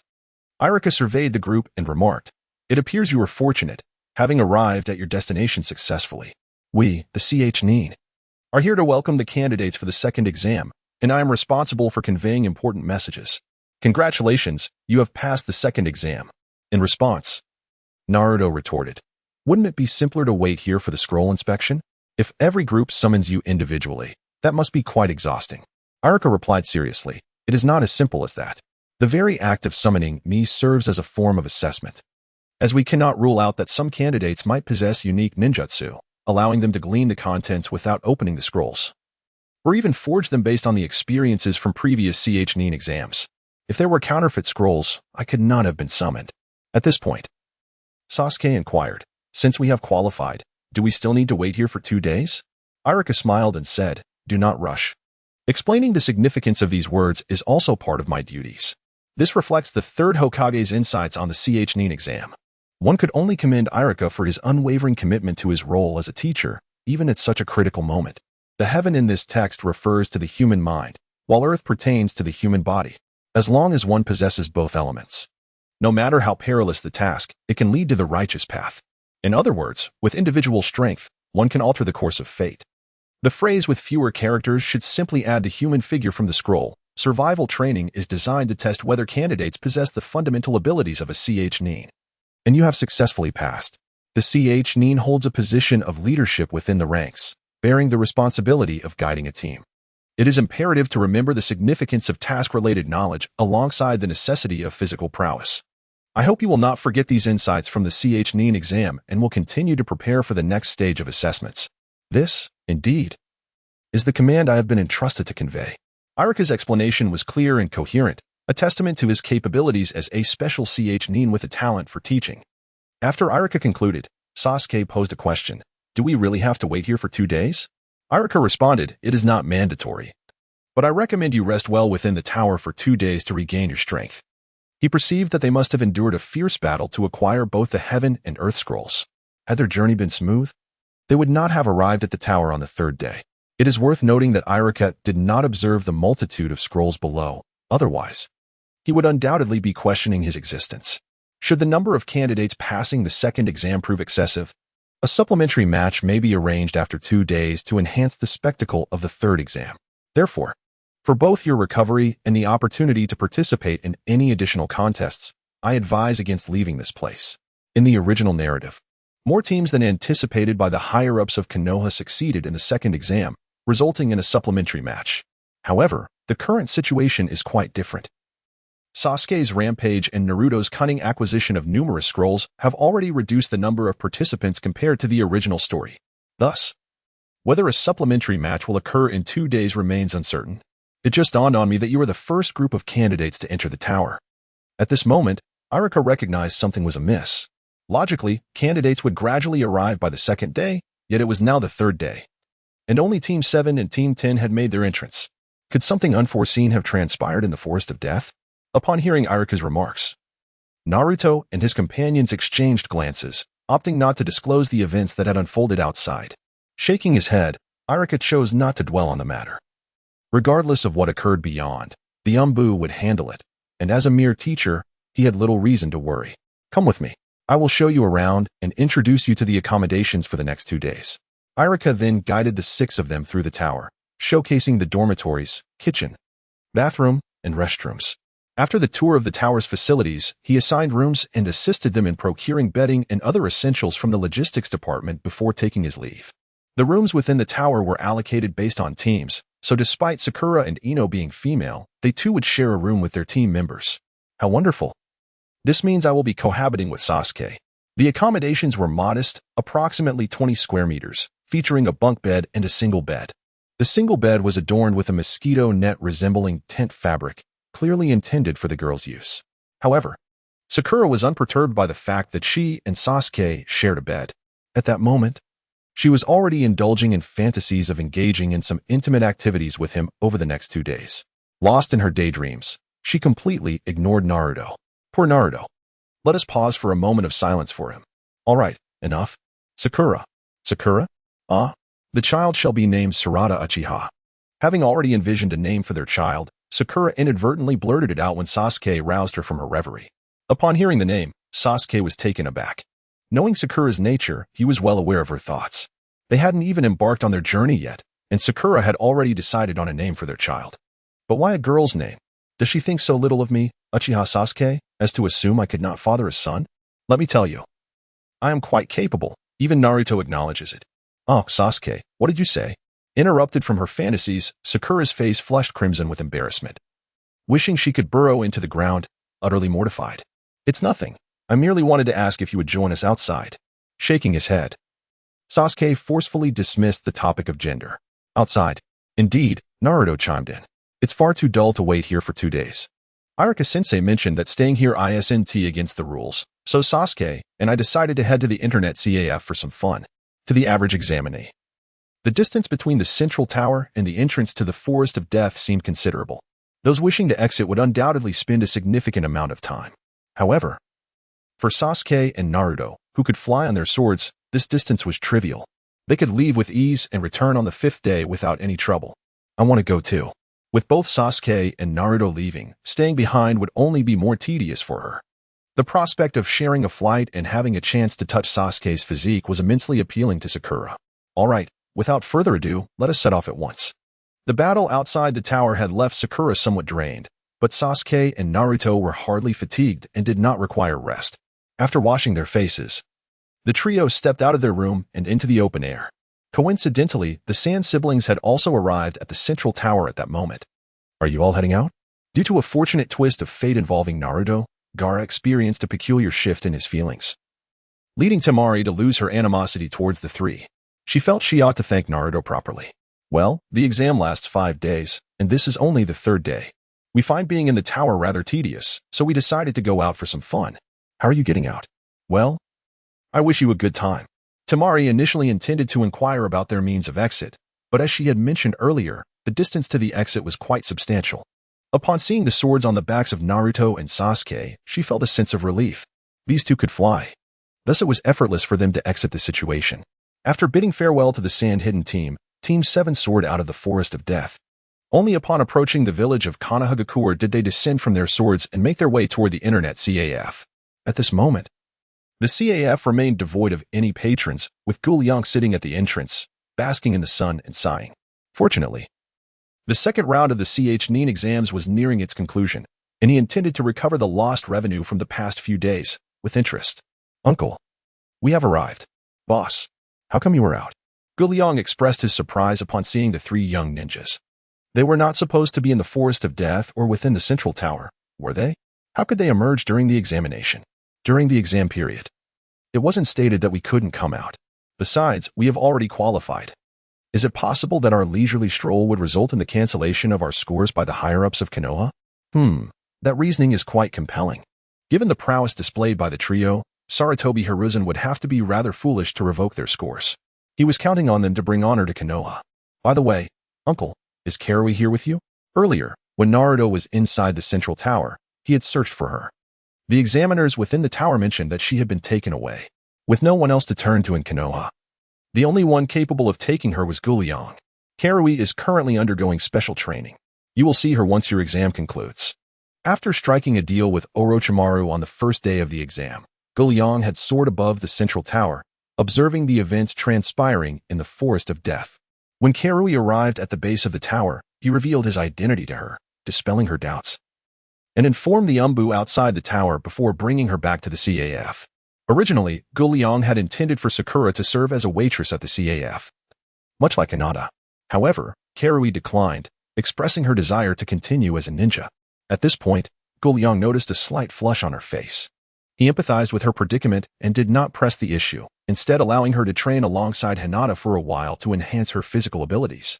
Members of the Uzumaki clan possess remarkable physical prowess, as evidenced by Naruto, who, despite consuming junk food and drinking expired milk since childhood, boasts a physique far superior to that of ordinary ninjas. Karui also possesses such innate potential, but regrettably, after enduring prolonged exploitation by the grass-hidden village, her current constitution was even inferior to that of common ninjas. Fortunately, Sakura had administered several healing treatments to Karui, alleviating her internal injuries and granting her a chance to restore her physical condition. Having entrusted Karui to Hinata for training, Liang was confident she would recover. Oh, if it is special training with Sister Hinata, then I am at ease. Implying that you would not be at ease with my training? Zabuza, engrossed in his game, felt insulted by Naruto's remark. It is not my fault that the appearance is unappealing. Why must you all be so superficial, obsessed with looks? If it weren't for the boss, I would surely bring you to your knees. Well, it seems we are venturing further down this shameless path. Are you not considering indulging in Diablo 2? Having paid the fee and selected the machines, the three of them were prepared to immerse themselves in the game. At that moment, Liang observed the trio and opened the Legend of Sword and Fairy 1, completely disregarding Diablo 2, prompting him to make a suggestion. In truth, the three had invested considerable time in the Legend of Sword and Fairy 1, whether focusing on the main storyline or exploring the side quests. They had played it numerous times. With so many repetitions, it had begun to lose its charm. Diablo 2, however, that could work. Initially, when Diablo 2 was first released, they had played it for a while, but in comparison to the sandbox nature and picturesque scenery of the Legend of Sword and Fairy 1, Diablo 2 seemed lacking. The environment of the Legend of Sword and Fairy 1 can be described as breathtakingly beautiful, offering players the opportunity to appreciate the surrounding vistas while engaged in gameplay. In stark contrast, Diablo 2 exudes an overwhelming sense of darkness. This stark shift left the trio, accustomed to the art style of the Legend of Sword and Fairy 1, feeling quite out of place amidst the shadows. This was also the reason they habitually overlooked Diablo 2. After all, even ninjas were already dark enough, and one naturally seeks games that uplift the spirit. Although, it must be noted that the canonical storyline of the Legend of Sword and Fairy 1 is not particularly cheerful either. Upon hearing Liang's suggestion, despite their aversion to the dark aesthetic, they felt compelled to give it a try. After all, Liang meant them no harm. As they launched the game, The trio opted for multiplayer mode rather than single player.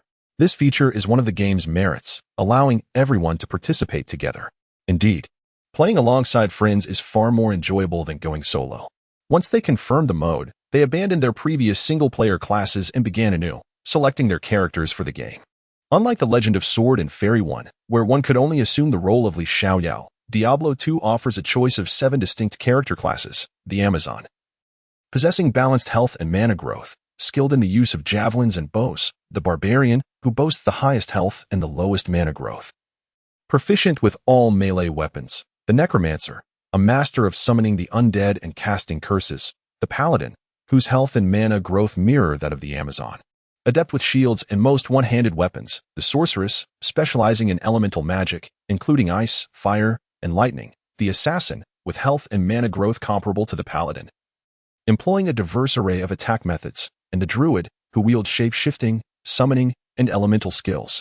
Each of the 7 classes possesses its own unique strengths and weaknesses. Naruto: I choose the Barbarian. Sasuke: I select the Druid. Both Naruto and Sasuke made their choices without hesitation, firmly establishing their roles.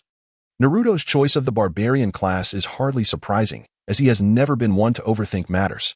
His selected martial art, the Dragon Elephant Prajna skill, emphasizes sheer strength, which perfectly aligns with the Barbarian's primary enhancements of health and power upon leveling up. This brash vocation resonates deeply with Naruto's character. Sasuke, on the other hand, opted for the Druid class for a straightforward reason. He already possesses ample offensive capabilities and merely seeks supplementary support. While the Druid's transformation abilities may seem negligible, its summoning and elemental skills can significantly augment Sasuke's combat repertoire. As for why he shunned the Necromancer, he certainly does not wish to be perceived as a twisted individual who manipulates the dead. Both Naruto and Sasuke made their choices decisively, while Sakura found herself hesitating before the 7 available classes. As the team's support, her rational mind urged her to select the Paladin class, yet the allure of the Mage, a class that harmonizes beautifully with elemental magic, was equally compelling. What should I do? Should I choose the Paladin, which offers substantial team benefits, or the Mage, which boasts a plethora of offensive capabilities? In that moment, Sakura was engulfed in indecision. Observing her dilemma, Liang offered his counsel. In these games, skills necessitate expenditure for training facilities, and mastery is required for practical application in reality. Is Sakura wealthy? Certainly not, since she isn't affluent.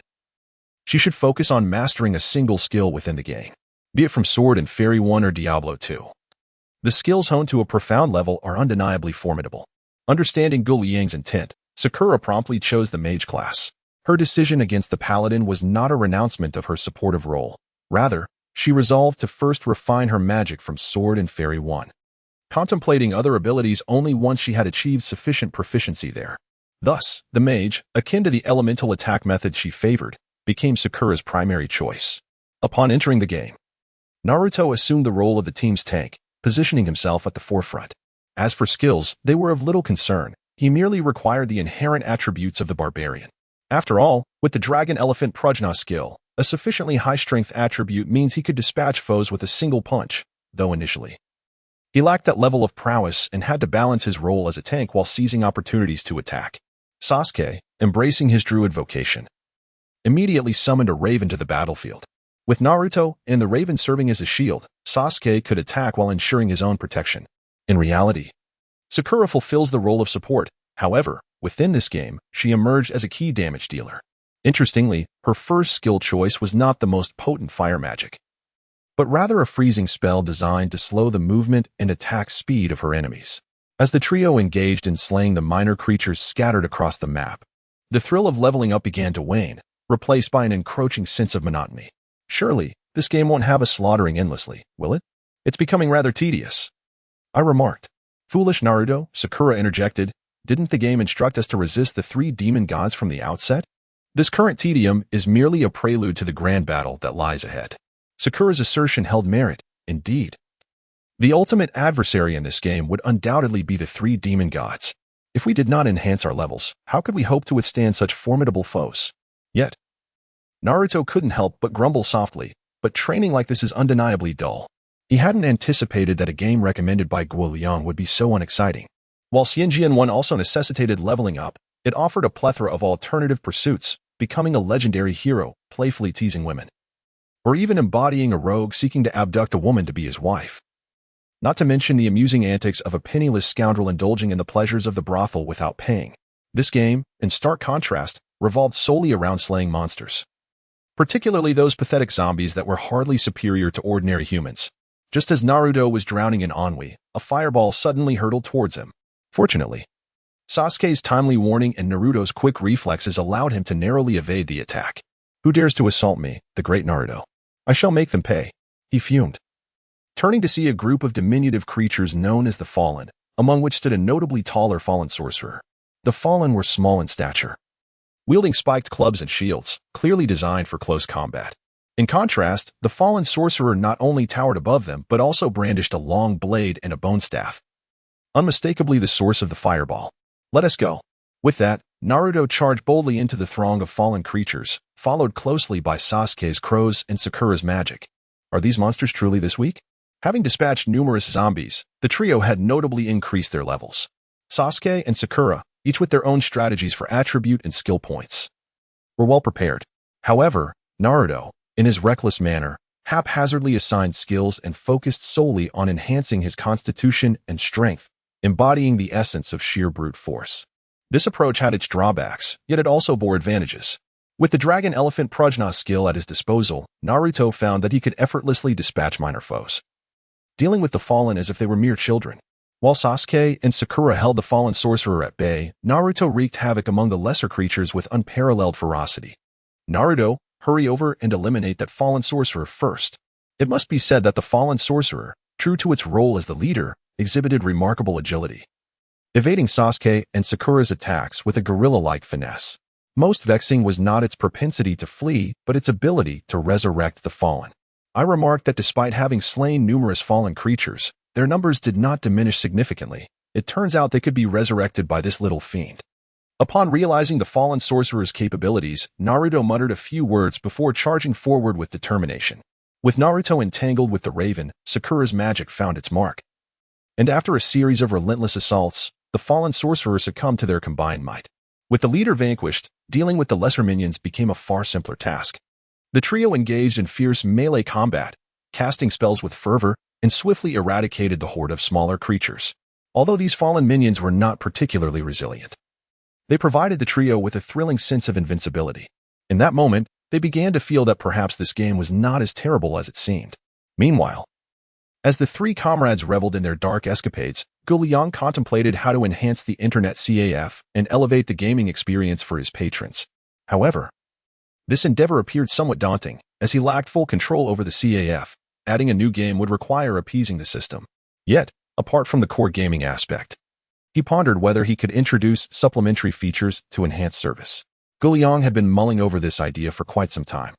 Ever since the system's marketplace allowed the purchase of items from CNGN1, he envisioned developing an online shopping application. This way, customers could open the software on their computers to discover what items were available for purchase, and upon finding something appealing, they could easily buy it. Unlike the current situation, where he had to play the role of a salesperson to promote anything he wished to sell. The challenge was that he was uncertain about what items his customers desired. Fortunately, he had cleverly marketed a few magic swords. Otherwise, the customers might never have realized they could buy anything from him. System. Would it be possible to create a shopping application? Liang was unsure if the system possessed any intelligence, but he figured it was worth a shot. After all, it wouldn't cost him anything. If successful, that would be splendid. If not, it would merely result in a bit of wasted breath. Perhaps the system, unable to withstand Liang's persistent inquiries, finally responded. Ding. The host's suggestion has been received. The host's suggestion is reasonable and has been approved. Huh? Liang had merely been testing the waters. He never expected to succeed, especially after having pestered the system for so long without a reply. Now, the system seemed to have inexplicably agreed to his request, leading Liang to suspect that the system must possess some form of intelligence, merely choosing to ignore him previously. Otherwise, how could this situation be explained? Thank you, esteemed system. With the shopping application in place, the diverse array of goods in his marketplace would become even easier to sell. Consequently, fulfilling his tasks would become significantly simpler. However, just as Liang was joyfully entering the application named Internet CAF Shopping, he was suddenly alarmed to find that the funds in his CAF had dramatically decreased, leaving him with just over 1 million coins. Alas, the system appears rather unscrupulous. A mere application has incurred an exorbitant fee of 25 million taels. As Liang gazed upon the task progress bar, which had once been halfway complete, it suddenly shrank to a minuscule fraction, nearly causing his composure to shatter. Fortunately, the software remained intact. He steadied his mindset and ventured into the shopping application. The interface was rather rudimentary, currently presenting only 2 significant options, Stinjin 1 and Diablo 2. Beneath these primary selections lay smaller choices, reminiscent of Liang's previous foray into the system's marketplace. Not only did the interface mirror that of the marketplace, but the prices were strikingly similar as well. This simply would not do. The purpose of creating such software was primarily for profit. If the offerings were akin to those in the system's marketplace, what gain could he expect? Without hesitation, he promptly began to adjust the prices of the items within. Compared to the system's marketplace, he raised them tenfold. Now, that felt more agreeable. Gazing at the wares in the marketplace, Liang felt assured that restoring the internet CAF's business would allow him to reap financial rewards effortlessly. As a ninja, one could only earn by completing missions. High-yield tasks inevitably entailed high risks. Within the 2 games lay numerous life-preserving items, such as potions for health restoration and random teleportation scrolls for escape. With these items at his disposal, Liang need not worry about financial shortfalls. However, he pondered that these life-saving goods should not be excessively priced. Otherwise, the earnings from a single mission would be spent entirely on survival items, leaving no spare funds for customers to enjoy gaming or utilize the training rooms. A principle of modest profit through high sales, prioritizing human needs, was indeed the path to success. With this thought in mind, Liang swiftly re-entered the shopping application to adjust the prices of potions and teleportation scrolls, reducing the markup from tenfold to double. Indeed, he considered himself a conscientious merchant. As time passed, 2 days flew by in the internet CAF, where the 7th squad indulged in the joys of Diablo 2. Soon, they were to return to the Forest of Death. During these 2 days, Naruto had made a special trip to meet Xianglin at her training location, encouraging her to diligently follow Sister Bai's guidance and restore her physical condition as soon as possible. Naturally, Xianglin, brimming with vitality, assured him with a pat on her small chest. With reassurance in her spirited demeanor, Naruto departed with a sense of relief. After 5 days had elapsed, the second round of the Chunin exams was finally drawing to a close. Due to the 7th squad's blocking the door strategy, fewer candidates had entered the tower than in the original story. From the Konoha side, the 12 strong were present without fail. From the opposing villages, only the Sunagakure team had gained entry into the tower. Additionally, the Sound Ninja team from the original narrative had been eliminated by Sasuke's Thousand Sword technique. The team led by Yakushi Kabuto, having failed to gather the necessary scrolls, also did not enter the tower. Thus, only 15 individuals found themselves within. At that moment, the 3rd Hokage stood at the center of the tower, delivering a speech on the significance of this examination and the so-called Will of Fire. Most of the examiners paid little attention to his address, their expressions filled with concern as they observed the candidates on the stage. Especially when glancing at the trio from Class 7, the expression was particularly intricate. Throughout the history of the CH-NIN exams, whether hosted by Konohagakure or external villages, the occurrence of A-blocked entrance had never been witnessed. Firstly, all participants are candidates. Even if there are disparities in strength, they are not excessively pronounced. Secondly, such actions are undeniably offensive. Even if someone fails to qualify this time, it does not preclude their future success. Should they cross paths during future missions? Lingering grudges could transform mutually beneficial assignments into confrontational ones, resulting in needless losses. Nevertheless, the current situation is not overly dire. Among the ninjas who have yet to enter the tower, a portion has been eliminated by Sasuke, and the remainder has also suffered casualties amidst the struggle for the remaining scrolls. The few surviving candidates are scarce and predominantly from minor ninja villages. Indeed, it is not a cause for concern. The 3rd Hokage's speech was both lengthy and tedious, just as he concluded a brief segment and prepared to continue. A Jainin leaped forth from the crowd. Lord 3rd, please allow me to commence the proceedings of the competition. The 3rd Hokage, with a sense of resignation, nodded and ascended to the viewing platform on the 2nd floor. This Jainin was none other than the renowned yet ill-fated Moonlight Breeze. Upon Sarutobi Hiruzen's return to the 2nd floor, he weakly addressed the assembly. First, congratulations on surviving the Forest of Death. Cough, cough, cough. Now we shall commence the one-on-one preliminary matches. Cough, cough, cough. You will randomly select your opponents through that screen for your duels. Should anyone cough, cough, cough, surrender, faint, or perish, cough, cough, cough, the match will conclude in failure. The victors shall advance to the CH9 selection finals in a month's time. Cough, cough, cough. Is there anyone cough, cough, cough, wishing to withdraw? It was absurd, having finally gained entry into the tower, they would not voluntarily step back. Since there were no objections. Wait a moment. I have a question. Just as Moonlight Breeze was about to declare the commencement of the preliminary matches, Shikamaru raised his hand to indicate he had an inquiry. What is your question?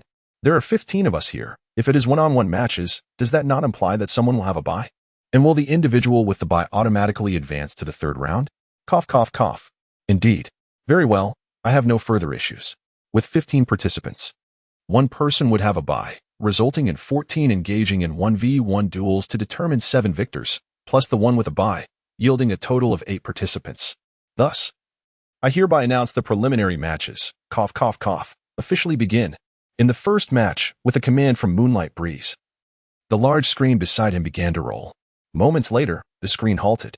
First match, Shikamaru versus Ino. What? Upon the announcement of the first duel, astonishment erupted among the crowd.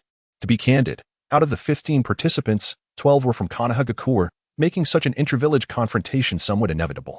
However, these two were not only comrades from the same village but also teammates. What a predicament.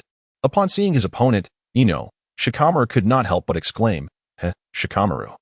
Just wait to concede." Sighing at Ino's delighted demeanor, Shikamaru felt a wave of melancholy wash over him. He believed that with his intellect and strength, among the numerous participants, his chances of victory would be exceedingly high, provided he did not encounter a select few. Unfortunately, Ino was precisely one of those limited individuals. There was no denying it. Ino's mind transfer technique was simply too overpowered. Among the competitors, aside from Sakura, who possessed the inner Sakura persona capable of unraveling Ino's secret jutsu, only Naruto and Gaara, the two Jinchuriki, were immune to the mind transfer technique. As long as he did not face these three, Ino would still stand a formidable chance against Sasuke. Had Tishi completely dominated Sasuke outside the tower? Examiner. May we commence? Shikamaru, visibly conflicted, approached the center, shedding his outer garment as he inquired of the examiner with reluctant resignation. We may begin. However, before the examiner, Moonlight Gale, could finish his response, Shikamaru sprang into action. Seizing the initiative, he executed the shadow imitation technique. Shikamaru understood that to secure victory in this confrontation, he must take the offensive and prevent Ino from employing her mind transfer technique. If Ino could not utilize her family's secret jutsu, he would have already won half the battle.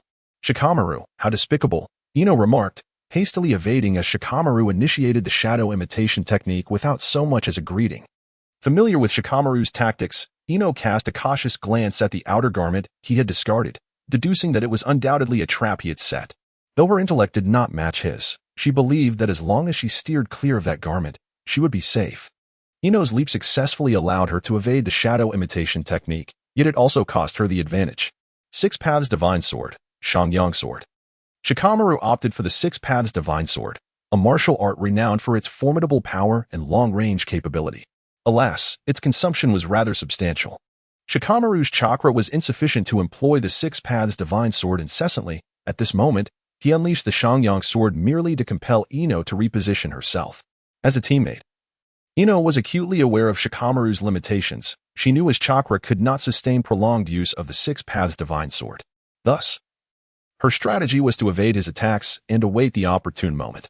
As Ino anticipated, Shikamaru ceased using the Six Paths Divine Sword after only 3 strikes and transitioned to throwing shurikens.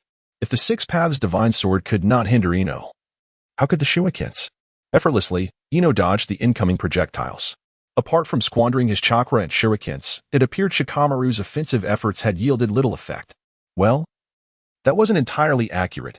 He had successfully closed the distance between them and cornered Ino against the wall. Retrieving another shuriken from his ninja tool pouch, Shikamaru leaped forcefully towards Ino.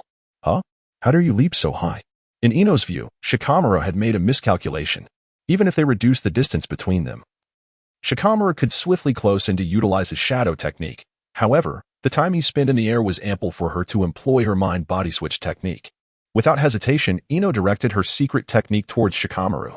At that very moment, Shikamaru unexpectedly shifted his left foot onto his right and, while airborne, ascended slightly higher, successfully evading Ino's secret attack. What? Faced with such a turn of events, Ino was taken aback. With Shikamaru descending, she found herself unable to execute a second technique in time. Shadow imitation technique. Instinctively, Ino attempted to leap backward in response to Shikamaru's shadow technique, only to realize that a wall obstructed her retreat. Success. The success of the shadow imitation technique heralded Ino's defeat in this confrontation. In the first round of the preliminaries, Shikamaru emerged victorious. After Shikamaru compelled Ino to utter the words of surrender, Moonlight Gale also declared Shikamaru as the winner. Shikamaru, could you enlighten me on the purpose of the coat you removed? Following the conclusion of their duel, both returned to the second floor to observe the next match. At that moment, Ino voiced her lingering curiosity. You mean the coat? I merely felt that wearing it during the duel was somewhat constraining. So you're saying that the coat served no real purpose? Well, I wouldn't say it was entirely without merit. Consider it a distraction for your attention. Indeed. Ino found herself quite preoccupied by the coat. What if, during your final attack, I evaded to the left or right? What would you have done? If you had dodged to the sides, I would have resorted to the Six Paths Divine Sword. At such a short distance, I believe you would find it quite difficult to evade. All right, you have won. The second match, Kankuro versus Tintin. Please, both candidates, swiftly enter the arena. In the third class, Tintin leaped into the arena, while on the Sand Village side, Kankuro sauntered down, carrying something on his back. The second round of the preliminary match begins. As the examiner announced the commencement of the match, Tintin launched her attack. Kunai, shurikens, and countless other ninja tools were hurled at Kankuro as if money were no object. Unfazed by the barrage of ninja tools, Kankuro promptly retrieved the crow puppet from his back. Since arriving in the Hidden Leaf Village, he had encountered numerous leaf ninjas. The three from Team 7 were undoubtedly formidable. Even the earlier performance of Shikamaru and Ino had left Kankuro feeling cautious. Now facing another leaf ninja, it was only natural for him to exercise prudence. Unfortunately, his caution appeared somewhat excessive. Aside from her proficiency with ninja tools, Tintin's other ninjutsu skills were limited to the most basic body replacement technique. Thus, with the protection of the crow puppet, Tintin's attacks proved ineffective. Boom. Realizing her efforts yielded little result, Tintin withdrew a scroll from her ninja tool pouch. As the scroll unfurled, Tian leapt into the air with great vigor. With her ascent, an array of weapons sealed within the scroll erupted forth, hurtling towards Kinjuru. This onslaught was far more magnificent than the previous one. Not only did it include the fundamental trio of ninja tools, but the scroll also contained formidable weapons such as blades, spiked clubs, and scythes. The sudden emergence of such a multitude of weapons startled even Kinjuru, who swiftly utilized his raven puppet as a shield while evading the barrage. Within mere seconds, the weapons from the scroll had been exhausted, leaving Tian's arsenal scattered across the battlefield. Witnessing such an extravagant display, the onlookers could not help but marvel at her opulence. A standard kunai is valued at approximately 1,000 ryo, while a shuriken might cost around 600 and a 1,000-hand scroll about 300. The trio of ninja tools represented the most economical of her weaponry. Beyond these, there were swords, spears, staffs, axes, and spiked clubs, each commanding a higher price. Rough estimations placed the fallen weapons on the ground at around 70 to 80, worth over 100,000 ryo collectively. At this moment, nearly half of the ninja tools lay damaged and rendered unusable. The cost of a single assault could amount to several tens of thousands of ryo, truly a display of wealth. Just as the crowd marveled at Tian's affluence, she produced 2 more scrolls identical to the first. To their astonishment, she was preparing for another round. With the battlefield strewn with sharp ninja tools, Kinjuro had no time to ponder. He swiftly took refuge within the body of the raven puppet. Double Rising Dragon. This technique was essentially an enhanced version of the previous one, evolving from the attack of a single scroll to that of 2. Such a brutish assault lacked finesse. The only technical aspect lay in the sealing technique that confined the weapons within the scrolls. For a typical ninja, facing Tian's barrage could prove challenging, as most lower-ranked ninjas would struggle even with C-rank techniques. However, those who could enter the tower were elite lower ninjas. In truth, Tian ranked among the least formidable of them, with her odds of victory exceedingly slim against any opponent. In the original narrative, Temari effortlessly dispersed Tian's weaponry with her wind release techniques, effectively countering her attacks. Now, having taken refuge within the Raven, Tian's weapons were rendered ineffective. The strength of a puppet master largely resides within their puppets. Even a novice puppet master must seek quality materials for their creations. The Raven Puppet. Crafted by the genius puppet master Sasori, was made from premium materials. In contrast, Tion's weapons were merely standard fare, leaving them incapable of inflicting any significant damage upon the resilient Raven Puppet, merely leaving superficial marks at best. I concede. Realizing her futile efforts, Tion promptly chose to surrender. There is no alternative. She only excels in throwing hidden weapons. Even if she possessed a single offensive ninjutsu, the battle would still have been fiercely contested. Regrettably, aside from the body flicker technique, she lacks proficiency in any other ninjutsu, winning the match without shedding blood. Kanjiro was drenched in cold sweat. Concealed within the crow, he feared that he might not withstand the relentless assaults from Tion, ultimately succumbing to the chilling embrace of her weapons. The third match, Hyuga Neji versus Hyuga Hinata. Upon witnessing this third confrontation, Moonlight Gale revealed a subtle shift in expression. While the elite jonin present displayed a myriad of reactions, all their gazes converging upon Hinata. It is widely acknowledged that the Hyuga clan is divided into the main house and the branch house. The main house has inherited the Byakugan for generations, while the branch house must risk their lives to protect the main house, enduring the cursed seal from a young age. The internal discord within the Hyuga clan stems from this very cursed seal. To speak candidly, the system of the main and branch houses significantly safeguards the Byakugan from leaking to outsiders. Without this cursed seal, weaker members of the branch house would undoubtedly fall victim to attacks from outsiders. And it is precisely due to this seal that they are spared the targeting of foreign villages. Yet, the cursed seal can be both a boon and a bane. For the weak, it serves as a form of protection, while for geniuses and the strong, it becomes a constriction. Hyuga Neji is indeed a genius. Unfortunately, he was born into the branch house, and despite graduating at the top of his class at the Ninja Academy, he lacks the qualification to witness certain secret techniques of the clan. His mastery of the Byakugan and Gentle Fist relies solely on his self-discovery. Under such circumstances, to have perfected the heavenly spin is a testament to his genuine talent.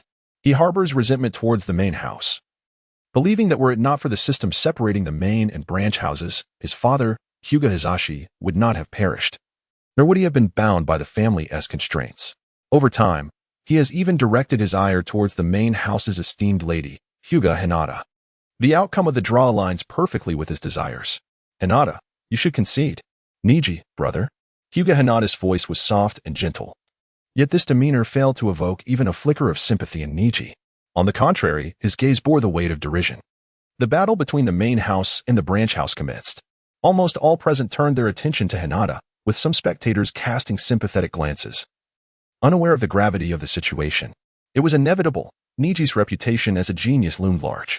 Aside from the Konoha 11 and Kakashi, who recognized that Hinata's true prowess belied her outward appearance, the majority were convinced of Hinata's impending defeat. Hinata remained oblivious to Neji's inner thoughts. Yet the intensity of his gaze was piercing, even more so than that of the surrounding jonin, leaving her feeling somewhat overwhelmed as she lowered her head. Begin. Moonlight Gale observed both Hyuga Hinata and Hyuga Neji, confirming their readiness before declaring the match to commence. Hinata, since you refuse to concede, I shall take my leave. Hinata Hyuga did not strike at Neji with words as depicted in the original narrative. He refrained from doing so, as such an approach would compromise his dignity. Instead, he aimed to triumph over Hinata through sheer strength, thereby demonstrating the fallacy of the clan system. He first bowed respectfully to Hinata before adopting the stance of the Gentle Fist, then suddenly charged toward her. Both Hinata and Neji activated their Byakugan simultaneously, without question.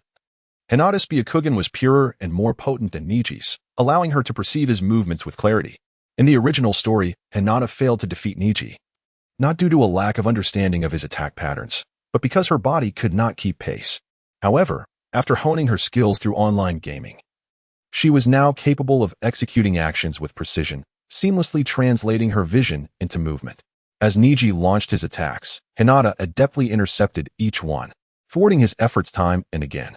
How is this possible? My attacks are being blocked. Neji's strikes were indeed sharp. Against an ordinary opponent, they would have resulted in a swift defeat. Yet Hinata was no ordinary adversary. Her Byakugan surpassed Neji's, and her martial prowess exceeded his as well. How could she possibly lose? Unbeknownst to him, Neji believed that failing to land a hit on Hinata was merely a consequence of his own insufficient speed. Determined, he resolved to accelerate his attacks, eager to conclude the battle with a resounding victory over the esteemed heiress of the clan. The two figures of Hinata and Niji intertwined in a continuous dance of offense and defense, a state that had persisted for some time. Niji was genuinely astonished by Hinata's capabilities. He could not fathom when the timid Hinata had acquired such strength. "But I am still the strongest," he declared, exerting all his might as he delivered a seemingly mundane palm strike to Hinata's shoulder. Before he could revel in his success, Hinata skillfully redirected his force, slightly shifting her shoulder to absorb the impact, then retaliating with a powerful push. Niji stumbled back several steps. Instead of pursuing her advantage, Hinata remained stationary, gracefully drawing circles with her hands, adopting a somewhat peculiar stance. "How remarkable! She has managed to push Niji back," exclaimed Lee, a teammate observing from the second floor, his admiration evident. Hinata possessed far more strength than this. Just wait and see, she would emerge victorious in a fair match. Among those who understood Hinata's true strength, her fellow teammate was foremost.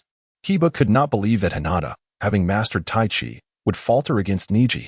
Indeed, Hinata had chosen Tai Chi as her martial art in the real world. Tai Chi, rooted in the traditional Confucian and Taoist philosophies of China, embodies the dialectical principles of yin and yang.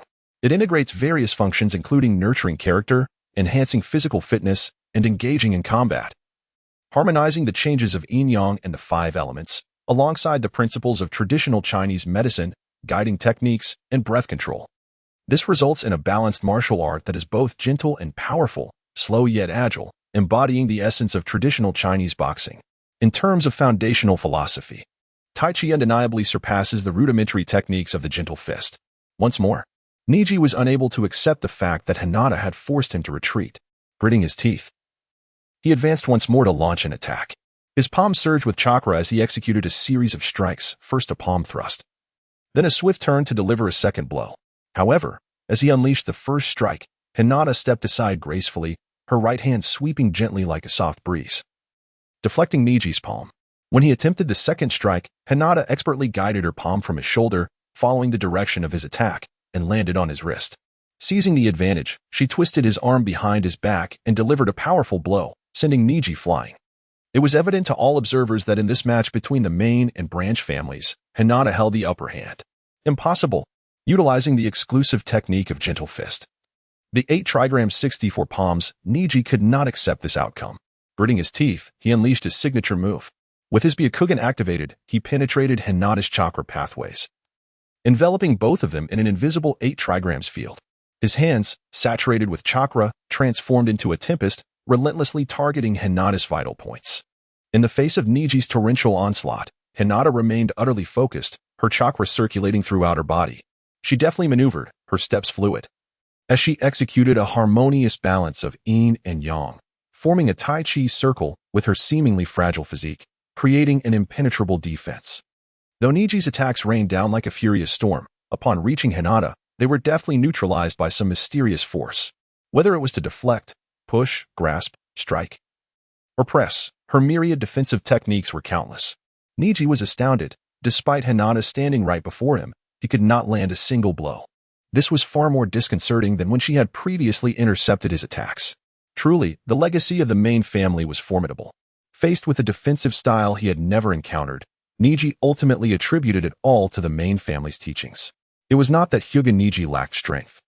It was simply that his opponent was employing unfair tactics. No, this was not merely the main family's legacy, it was Tai Chi that I learned from elsewhere. I refused to believe it.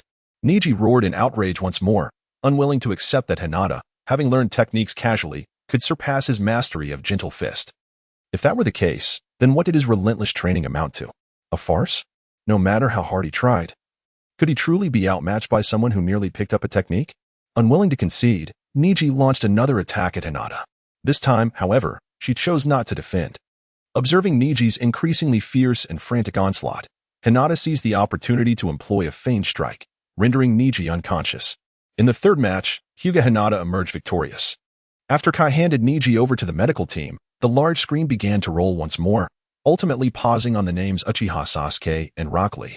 As he stepped onto the field, Lee fixed his gaze on Sasuke and remarked, "I never expected to face you so soon. It truly excites me." Sasuke, however, remained silent, quietly channeling his sword technique. It was not that he was trying to appear aloof. He simply deemed a response unnecessary. He had not forgotten. The figure before him with bushy eyebrows had been sent flying by Naruto's punch during their first examination. Such a low-tier opponent failed to ignite his interest. Please, do not be so impatient. The proctor has yet to declare the commencement, spoke Moonlight Breeze, observing the two adversaries in the arena, who were now locked in a fierce standoff. The fourth match of the preliminaries begins. Leaf Whirlwind. No sooner had Moonlight Breeze uttered his command than Lee dashed towards Sasuke, executing an upward spinning kick aimed at Sasuke's head, only to be thwarted by a suddenly materializing flying sword. The sword, having intercepted Lee's assault, swiftly retaliated. Upon witnessing this, Lee promptly retreated. Sasuke, however, did not pursue his advantage. Instead, he stood there, arms crossed over his chest, exuding an air of arrogance reminiscent of Gaara. Can he truly manipulate that sword with such ease? This is rather troublesome, Lee thought, feeling a palpable wariness towards Sasuke's flying sword. Nevertheless, he had no choice. After all, his proficiency lay solely in taijutsu. Perhaps I should test the waters first. With this thought, Lee charged at Sasuke, launching a relentless barrage of strikes. Yet, regardless of whether it was a punch or a kick, Sasuke's flying sword intercepted each of his attacks. On the second floor, observing the spectacle, Tintin was taken aback. How could this be? Lee's rapid onslaught is ineffective? Beside her, Naruto responded. As long as this bushy-browed fellow's taijutsu speed does not surpass Sasuke's reaction time, his attacks will yield no impact. Is the top graduate of this cohort truly this formidable? Tintin pondered, astonished. Naruto, however, withheld a thought. If Sasuke were to take this seriously, he could conclude the battle in an instant, contemplating the might of the thousand sword technique. Even Orochimaru would opt for evasion rather than confrontation. In this arena, evasion was not an option. Meanwhile, Kankuro observed Sasuke with a slight smirk, tinged with envy. Is this fellow attempting to emulate Gaara? In the arena, Lee gazed at Sasuke with a furrowed brow, silently clenching his teeth. Damn it, he is merely standing still. Is this all you are capable of? Stationary and commanding the flying sword, Sasuke had begun to gauge Lee's abilities. Setting aside ninjutsu and genjutsu, Lee's taijutsu could contend against the likes of Shikamaru and his peers. Alas, he had encountered Sasuke. If you do not unveil something new, I shall commence my assault. Sasuke had indeed made significant progress. In the past, he would have obliterated Lee the moment he stepped into the arena. However, now he sought to draw out Lee's full potential before defeating him, ensuring Lee felt no regret, that he lost with complete understanding. To compel Lee, Sasuke gradually began to command the flying sword to attack. Due to his choice not to employ swordsmanship and practical martial arts, Sasuke's method of wielding the flying sword remained relatively straightforward. Leveraging the speed advantage of the sword, he executed his strikes with precision. Bang! Faced with the chaotic yet swift onslaught of the flying swords, Shaoli, in a moment of carelessness, was struck by one of the blades and collided against the wall. Rising from the ground, he charged once more towards Sasuke. Observing this, Naruto, perplexed, queried, "What is that thick-browed fellow doing? Why is he relying solely on taijutsu? This scenario is clearly unsuitable for close-quarters combat. He ought to maintain distance and utilize ninjutsu." Indeed, as Naruto articulated, had Shaoli possessed even a modicum of ninjutsu, perhaps a C-rank technique like the Great Fireball, his current predicament would have significantly improved. Sasuke's flying swords could effectively counter Shaoli's taijutsu assaults, yet surely they could not defend against ninjutsu as well? It was not that Shaoli was unwilling to employ ninjutsu. Rather, he simply lacked the ability, having no knowledge of any ninjutsu or genjutsu. When we first met, he was utterly devoid of talent. Observing the unfolding situation, Guy spoke solemnly. Could it be true? This is truly unbelievable. Upon hearing that Shaoli was limited to taijutsu and possessed no skills in ninjutsu or genjutsu, the surrounding spectators wore expressions of incredulity. At that moment, Kakashi approached Guy, placing an arm around his shoulders, and remarked, "Ninjas who cannot wield ninjutsu or genjutsu are indeed rare, much like his teacher Guy. Shaoli is merely a fool proficient only in taijutsu." Guy, upon hearing this, was visibly perturbed, exclaiming, "Hey, Kakashi, what do you mean by that? I am not solely a practitioner of taijutsu. I also possess the summoning technique." Kakashi, unfazed, replied, "Could you lower your voice? I'm not deaf. Aside from taijutsu and summoning, what else can you do?" Guy, incensed by Kakashi's words, glared at him with fiery eyes. "Kakashi, how dare you expose my shortcomings in public? Let me demonstrate the power of taijutsu," he bellowed, turning to Shaoli and giving him a thumbs up. Shaoli, puzzled, responded, "But, teacher Guy, didn't you say that I could only use it when protecting those most important to me? It's all right. I permit you to do so. This is a moment to uphold our dignity. so do not allow others to belittle us. Oh, I understand, Shaoli replied, a smile breaking across his face as he removed his weighted gear. Feeling unencumbered, he tossed the weights aside, creating 2 sizable craters in the ground, astonishing all onlookers. Kakashi, witnessing the scene, remarked incredulously, "Guy, you've taken it too far. This is detrimental to the healthy growth of the youth."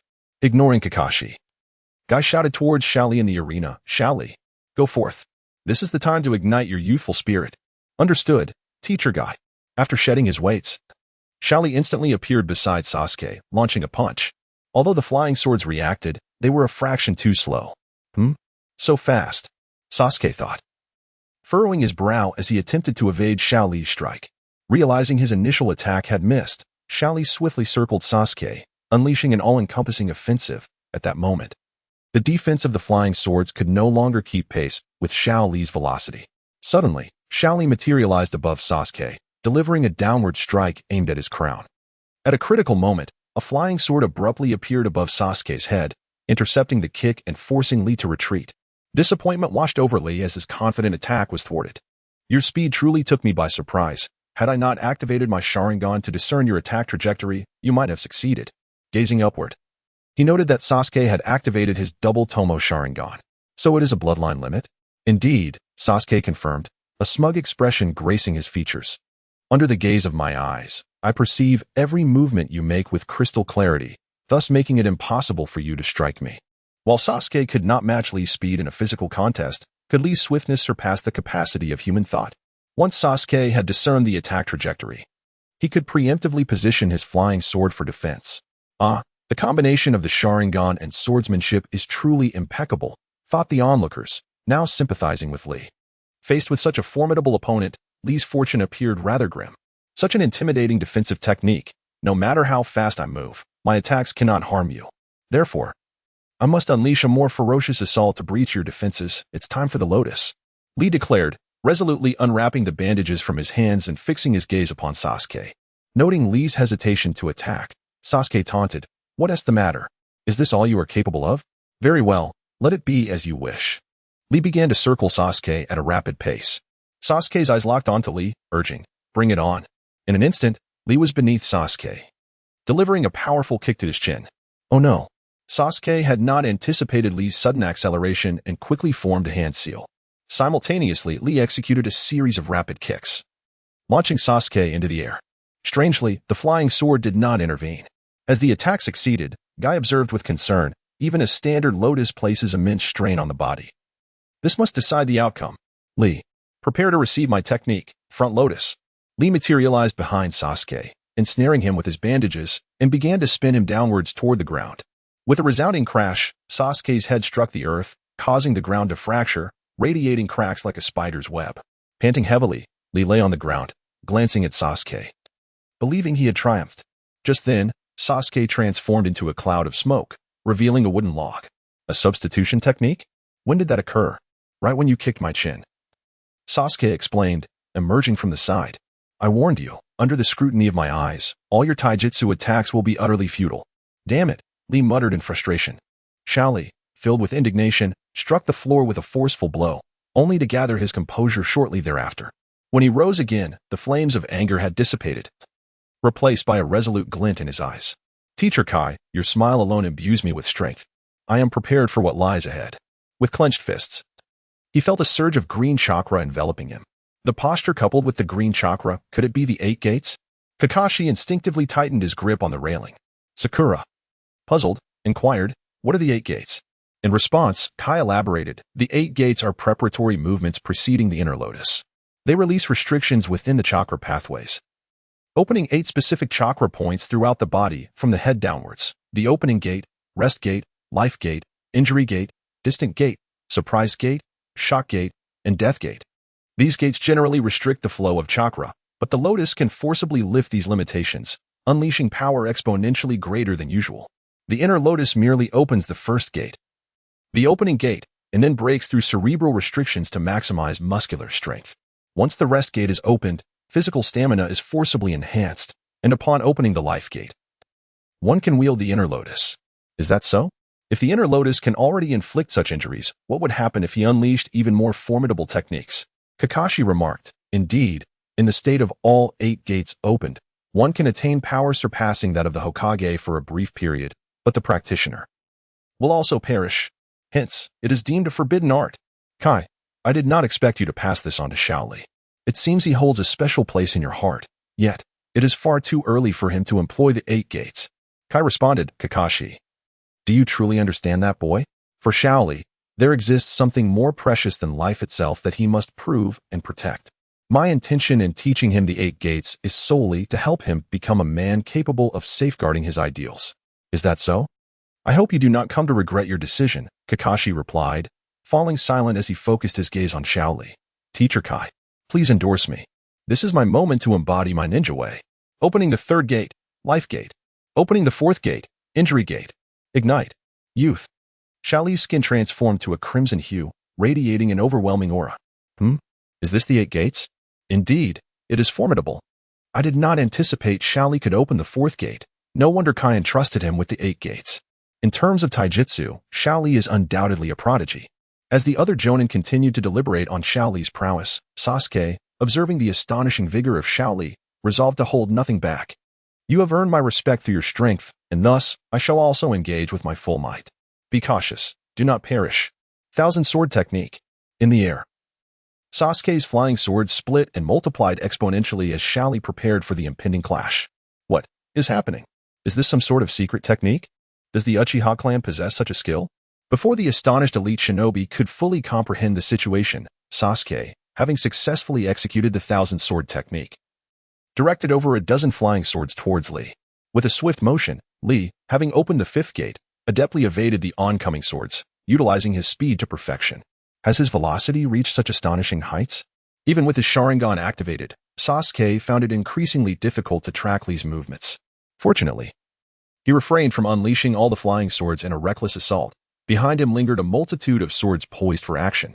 The sheer speed was overwhelming. Well, this will have to do. Sasuke had no intention of killing Lee, should he deploy all the swords in an all-out attack, even if Lee's speed was beyond measure. In such a confined space, he would have little room to evade. However, if he held back the number of swords, Lee could skillfully dodge them. Thus, a dilemma arose for Sasuke. He needed to secure victory while ensuring Lee's survival, a task that proved challenging. Fortunately, Sasuke's quick thinking led him to devise a solution. He maneuvered the flying swords to harass Lee, compelling him to reposition without launching a counterattack, while simultaneously retreating to allow the remaining swords to hover around him, forming a protective circle. He stood at the center of this formation. No matter how fast you are, how could you possibly breach this spiny defense? Indeed.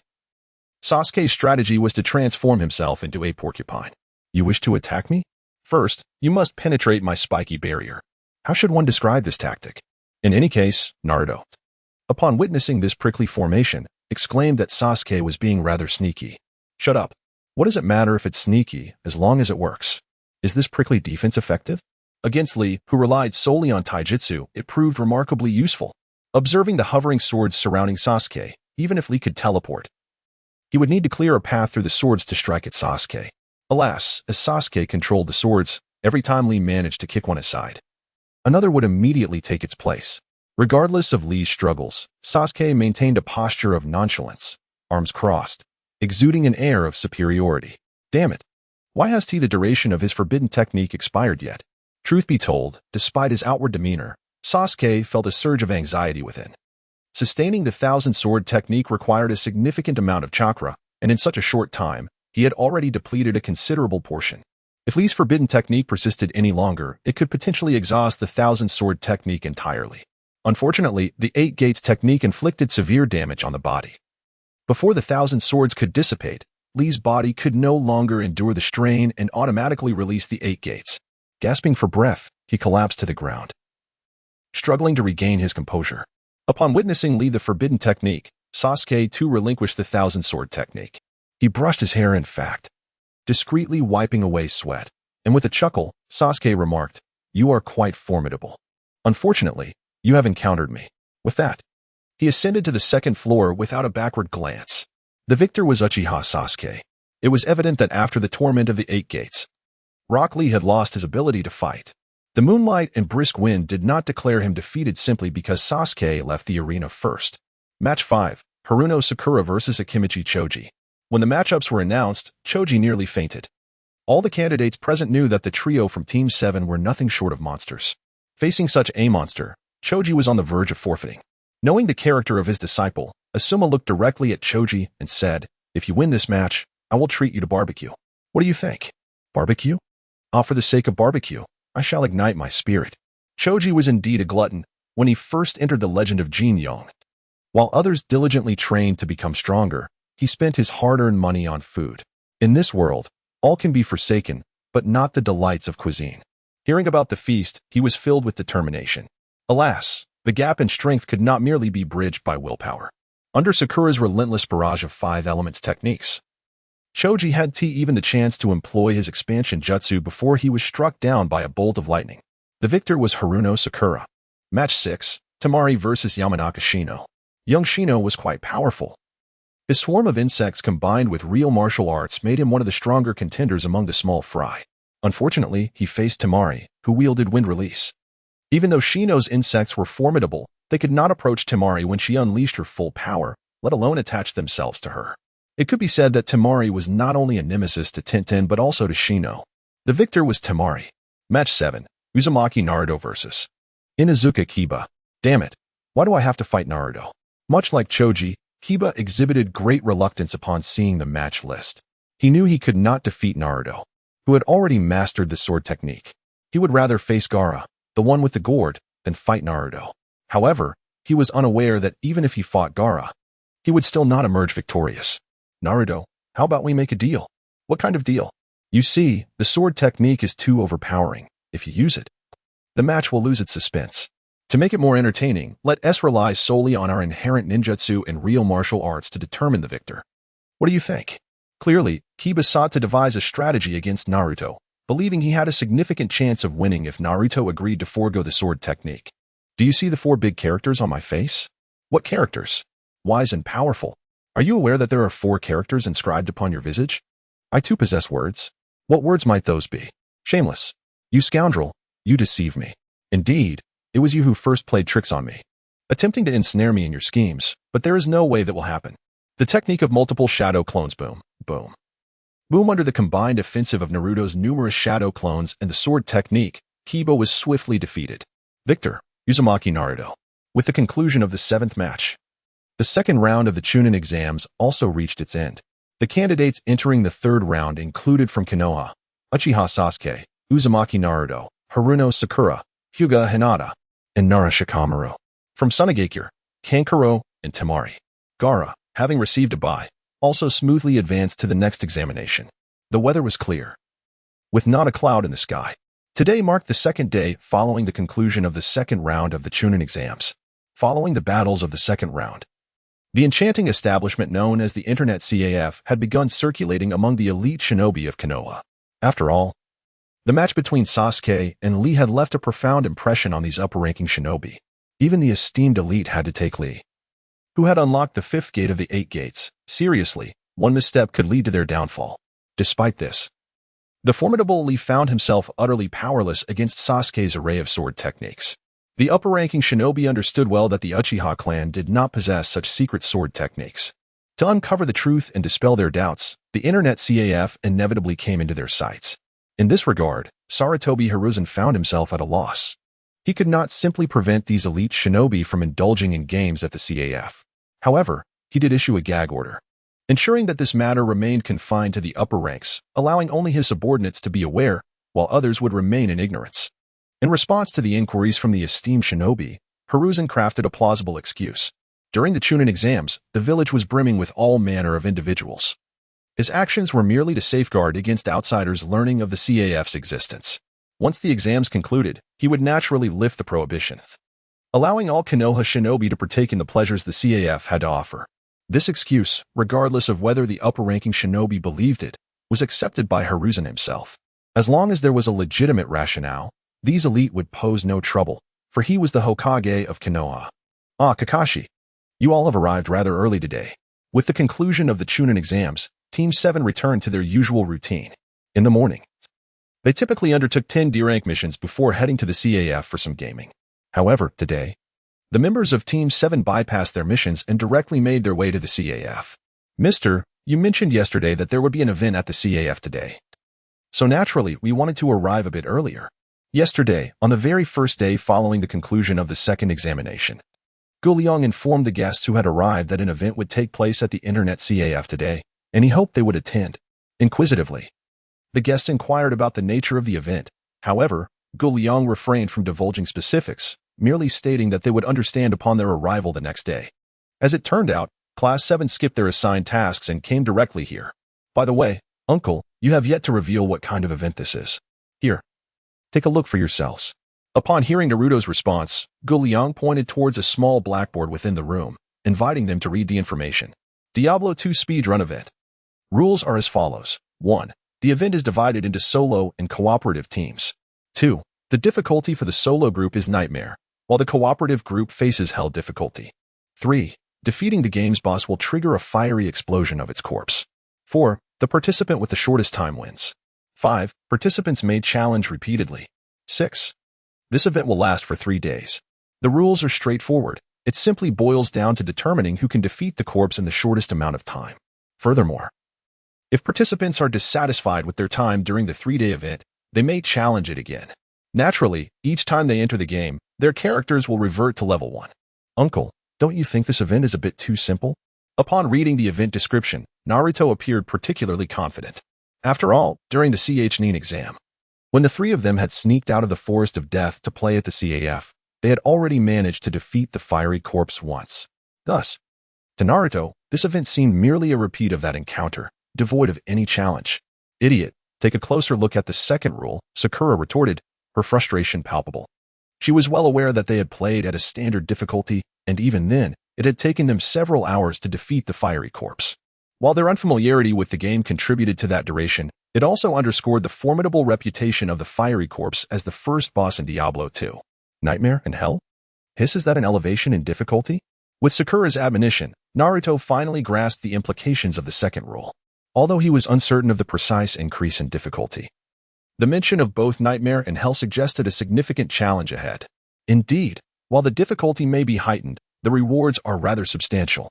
As Sakura continued to clarify matters for Naruto, Sasuke had already perused another blackboard detailing the event rewards. Event rewards, Solo Group Champion. A choice of items valued at 5 million taels. Solo Group Runner-Up. A choice of items valued at 2 million taels.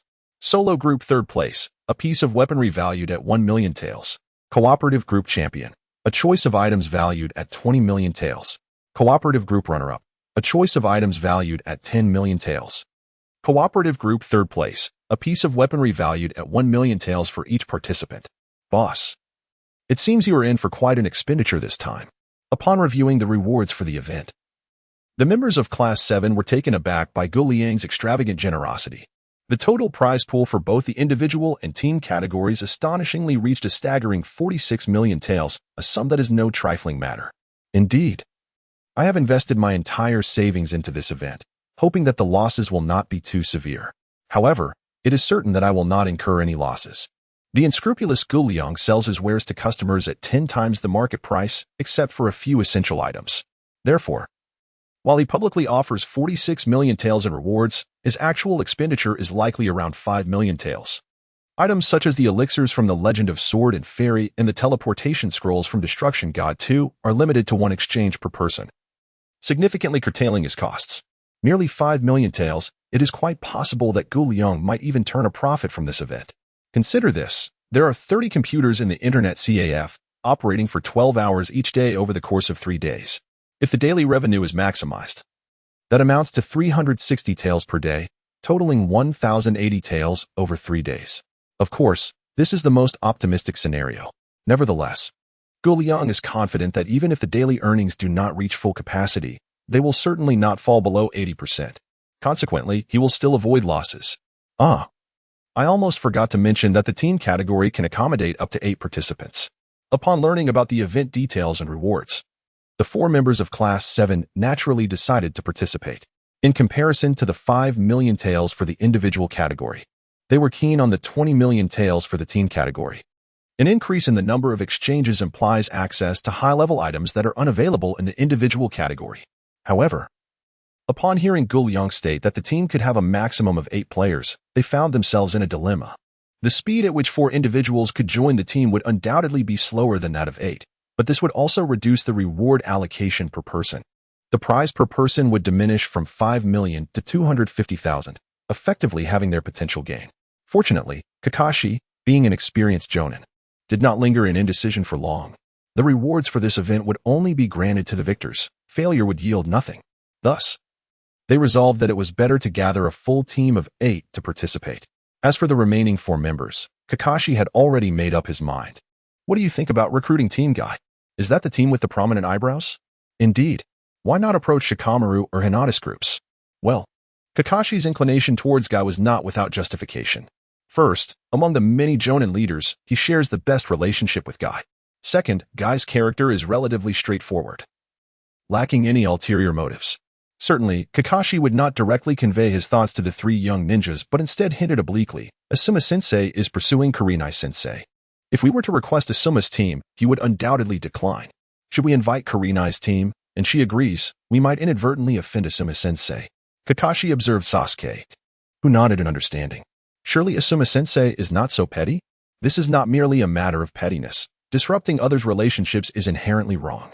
Very well, as the leading jonin, I shall defer to your judgment. With Sasuke persuaded by Kakashi's reasoning, Naruto and Sakura naturally had no objections. All right, I shall seek out. Just then, Kakashi. My fated rival, you have arrived rather early. Kakashi, intending to look for Guy, was surprised to find Guy and the members of Team 3 had come directly to the internet CAF. Is Lee's injury serious? At this moment, Lee was bandaged and leaning on a crutch, appearing rather pitiful. Not at all. After a day of treatment, he can manage to walk with some difficulty. In the original narrative, Lee faced Gaara, and after opening the 5th gate, he suffered severe injuries to his limbs. However, despite his current state, Lee had not been incapacitated by Sasuke, and with time, he would likely return to his former self. This situation was considerably better than the original tale, where Tsunade had to personally perform surgery on him. Since you are here, things will be easier. With that, Kakashi led Guy to review the event details displayed on the small board, expressing his desire to form a team with him. Are you certain that teaming up with us, as novices, will not hinder your progress? It was evident that Team 7 were seasoned players, and Team 3, as newcomers, worried about being a liability in unfamiliar territory. Do not fret. The games at the CAF are quite straightforward. You merely need to familiarize yourselves a bit. In contrast to their concerns, Naruto remained optimistic. As he mentioned, as long as they experience the internet CAF games, their ninja skills will allow them to adapt swiftly. Moreover, the event lasts for 3 days, with multiple challenges available. We can spend the first 2 days getting accustomed, and then make a push on the final day. This perspective was not only accepted by Team 7 but also acknowledged by Team 3. With their worries alleviated, they proceeded to register their participation with Liang. Thus, the 4 members of Team 7 ventured into Diablo 2 to test the difficulty of the Hell level, while Team 3, led by Guy, entered the Legend of the Condor Heroes to familiarize themselves with the game mechanics and learn some martial arts. As both teams commenced their gaming experience, more patrons began to arrive at the internet CAF, including familiar faces from Teams 8 and 10. Through the whispers of the elite shinobi circle, a group of unfamiliar upper-rank ninjas arrived unexpectedly. These guests, without exception, exhibited a keen interest in the activities of the internet CAF. The leading shinobi, accompanied by their students, engaged in the multiplayer mode, while those without a team soon immersed themselves in the single-player experience after familiarizing themselves with the environment. Before long, the CAF was bustling with patrons. With no seating available, the remaining shinobi remained unperturbed, quietly standing behind the players, calmly observing the gameplay while contemplating how they might fare in the same situation. Time gradually passed, and after 6 hours, the first batch of players reached the end of their allotted time. At that moment, numerous shinobi began to jostle for the available positions. Fortunately, the presence of the vigilant administrator, Zabuza, ensured that the situation did not spiral into chaos. During this 6-hour gaming session, the third team spent the initial 5 hours delving into Jin Yang's heroes, taking brief interludes to play Xian Jian 1, before finally spending the last hour together in Diablo 2. Like most players, they found the dark aesthetic of the latter somewhat jarring at first, feeling rather awkward as they navigated through the game. However, being ninjas, they quickly adapted. It became clear to Niji why Hinata had grown stronger. It was due to this very place. Upon exiting the game, Niji realized that it was not his lack of effort that held him back, but rather that his counterpart had access to an advantage. He came to understand that in the CAF, wealth could translate to power. This realization left him feeling disheartened. As a member of the branch family, how could he possibly compete with the wealth of the main family's heiress? In contrast, Lee, with his straightforward mindset, remained optimistic. He believed that his inability to surpass Sasuke was simply because Sasuke had discovered the CAF first.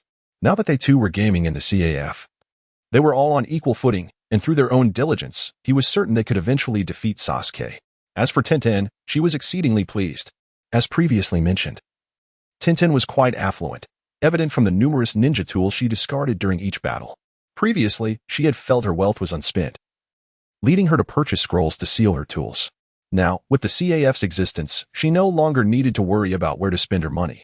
As the leading teacher of Team 3, Guy was equally delighted. Beyond their regular physical training, he had discovered yet another avenue for improvement. While it required funds, as an upper-ranked shinobi, his expenditures were minimal aside from purchasing a few ninja tools and fitness equipment, leaving him with ample savings.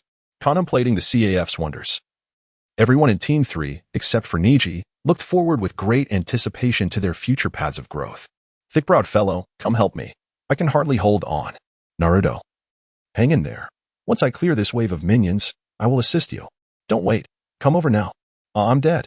On the following day, the 3rd and 7th classes arrived early at the Internet CAF, eager to form teams and embark on an adventure in Diablo 2. Their intent was not merely to log extensive hours, but rather to foster a sense of camaraderie between the two groups. However, the tension in their voices hinted that their gaming expedition might not be particularly amicable. This hellish difficulty is simply unbearable. After suffering yet another total defeat, Naruto could no longer contain his frustration. Calm down, Naruto. If the game were not challenging, wouldn't every participating team manage to complete it? Indeed, the greater the challenge, the more profound the sense of achievement upon overcoming the adversities. Yet, this was proving to be excessively difficult. Hearing both Sasuke and Sakura acknowledge the daunting nature of the challenge left Naruto feeling somewhat despondent. It was not entirely his fault. The difficulty was indeed rather extreme. At that moment, Kakashi stepped forward to offer a rational observation. Compared to the normal difficulty, this hell level has amplified the monster's capabilities tenfold. In normal mode, a zombie possesses 10 points of attack and 100 points of health. Now, it boasts 100 points of attack and 1,000 points of health. This represents a tenfold increase in difficulty, necessitating that our 8-member team coordinate and maneuver strategically even against the most ordinary of foes. This was a hard pill for Naruto, who excelled in normal mode, to swallow. Conversely, Team Guy had never played on normal difficulty, so they assumed that the challenge in Diablo 2 was inherently this extreme. Let us not be disheartened. We shall continue. Today, we must encounter the fiery corpses. Very well, they replied in unison. The 4 members of the 7th class had little hope of claiming the championship. Their sole aim was to vanquish the fiery corpses in the remaining 2 days. However, given their current progress, achieving this goal was proving to be quite formidable. In contrast to the hell difficulty of the multiplayer mode, the nightmare difficulty in single-player mode was undoubtedly more forgiving. The nightmare difficulty merely doubled the strength of the ordinary monsters. In single-player mode, with a little time invested, it was quite feasible to defeat the fiery corpses. Indeed, on the first day, some players had already succeeded in slaying the fiery corpses, albeit with considerable time expenditure. The system was truly merciless. Hell mode was exceedingly challenging. Observing the patrons within the Internet CAF, the majority engaged in the multiplayer mode were being ruthlessly tormented by the monsters, evoking a sense of sympathy in Liang. Boss, this difficulty increase is rather exaggerated. Wouldn't you agree? Not long after Naruto's complaints, another voice arose in protest against the difficulty. Liang glanced over and noted, isn't that Asuma? Asuma. Let me tell you, despite the monsters being enhanced tenfold, your numbers have also increased to 8. When divided among you, the monsters have only gained a little over a single enhancement. A little over 1 does not seem excessive, does it? Moreover, while you 8 can coordinate against the monsters, they are but one entity. The advantage still lies with you. Do you think this holds true? Asuma pondered over Liang's words, which seemed to possess a semblance of logic. Don't listen to the boss's nonsense. Just when Liang believed he had successfully misled them, the rational Hong interjected. The boss's reasoning is flawed. We 8 of us hold the upper hand against a single monster. However, who said there is only one monster in the game? If the number of monsters exceeds 4, we will face casualties, surpass 6, and we shall be utterly annihilated. I say, boss, are you jesting with us? With this level of difficulty, I cannot fathom how a corpse igniting could be vanquished. It is not I who am jesting, but the system that toys with you. Liang wished to convey, revealing that he too was at the mercy of the system. Who could have anticipated that the nightmare difficulty merely doubled the monsters? While hell difficulty increased them tenfold, he had no desire for this predicament. This is beyond my control. It is the inherent difficulty of the game, and I cannot adjust it. Unable to deceive them further, Liang resorted to obstinacy. The game is here. You may choose to engage or not. Humph. The Internet CAF. A remarkable establishment, stood unique within the shinobi world. To partake in games and events, one must simply accept their fate. Is it still possible for us to switch modes and join the event? Asma inquired. Do not entertain such thoughts. It is impossible. In truth, whether a switch could be made depended solely on Liang's discretion.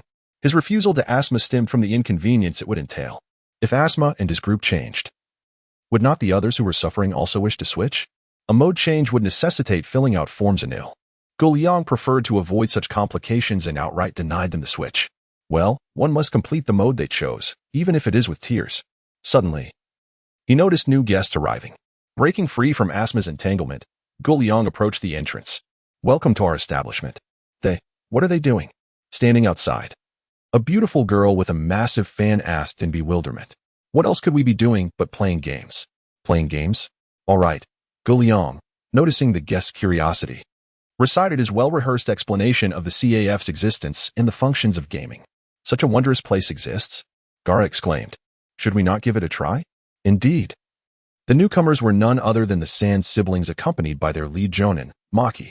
Gaara, it is wise to exercise caution. Maki demonstrated a prudent demeanor towards the CAF, doubting that one could truly gain strength through gaming. If it were that simple, Konoha would have long dominated the shinobi world. Moreover, the scene inside was rather peculiar, with a group of Konoha ninjas donning helmets facing what resembled computer monitors. Such an odd sight inevitably conjured thoughts of memory extraction devices. To him, it appeared as if the individuals before him and the Konoha ninjas were merely performing a ruse to lure them in and subsequently steal their memories. Let us proceed inside for a closer look. In contrast to Maki's caution, Gaara is remarkably more open-minded. He harbors no suspicions regarding any conspiracy from Konoha, for he has witnessed the exuberant Naruto Uzumaki in action. Driven by an instinctual trust, he believes that Naruto poses no threat. Gaara, rest assured, all is well. Noticing Maki's intent to speak further, Gaara shook his head and proceeded directly into the Internet CAF. Upon entering the CAF, the four from Sunagakure soon realized that it was bustling with gamers, and a considerable number of patrons awaited their turns. They also observed an oddity regarding the shop's spatial dimensions. From the outside, it appeared unremarkable, yet stepping inside imparted an uncanny sense of vastness. Although the establishment spans only 100 square meters, it felt as though it encompassed over 200, which was quite peculiar. Owner, what about the area of your shop? Kanjiro, typically brash and arrogant, found himself unable to contain his curiosity in light of the unusual spatial experience. However, Temari, ever cautious, warned him against such inquiries, believing it to be a secret belonging to either the proprietor or Konoha, and that careless questioning might lead to trouble for their group. Oh, that? Just consider it a special application of space-time ninjutsu, the owner, Giryo, replied. Temari and Kanjiro nodded in understanding, acknowledging the explanation. Owner, how long must we wait? With only 30 computers available and nearly 20 to 30 individuals in line, they were uncertain of when their turn would arrive. Let me check. Giryo said as he retrieved a small notebook to peruse the usage records. If all goes as expected, in about 4 hours, all 30 computers will be free. If you're interested in gaming, I can register you now, and you can take your turn immediately after. Due to the ongoing event, nearly every ninja visiting the CAF was opting for a full 6 hours of playtime, meaning Gaara and his companions would have to wait until 2 o'clock in the afternoon to play. I see. Temari remarked calmly after glancing at the rules listed on the blackboard behind Giryo. We'll return at 2 then. Here, this is a deposit. Temari handed Giryo 40,000 ryo, which accounted for their 4-hour prepayment. All right, just come back at that time. After settling the deposit, the four from Sunagakure exited the CAF. Temari, you all are free to explore. I have some matters to report. Once they left the alley, Maki contemplated informing Sunagakure about the CAF. If it was indeed as extraordinary as Giryo claimed, The sooner Sunagakure acquired this intelligence, the better. Be careful.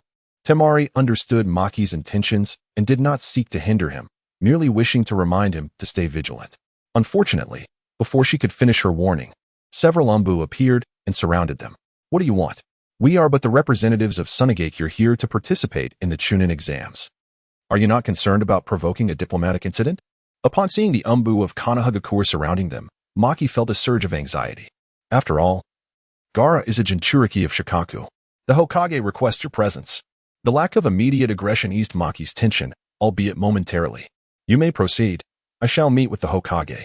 Wait, the Hokage has summoned the four of you. Upon hearing this, Maki's earlier relief was swiftly replaced by apprehension. Why does the Hokage wish to meet us?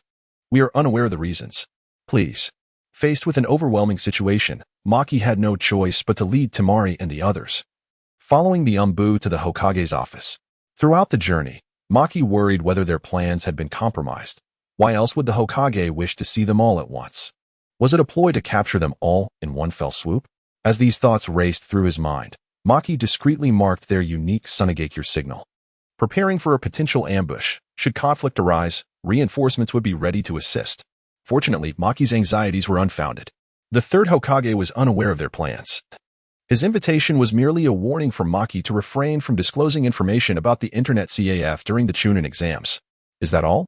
Indeed, that is all. The fact that the Hokage remained oblivious to Sunagakure's intentions did little to alleviate Maki's tension. Rather, it intensified it.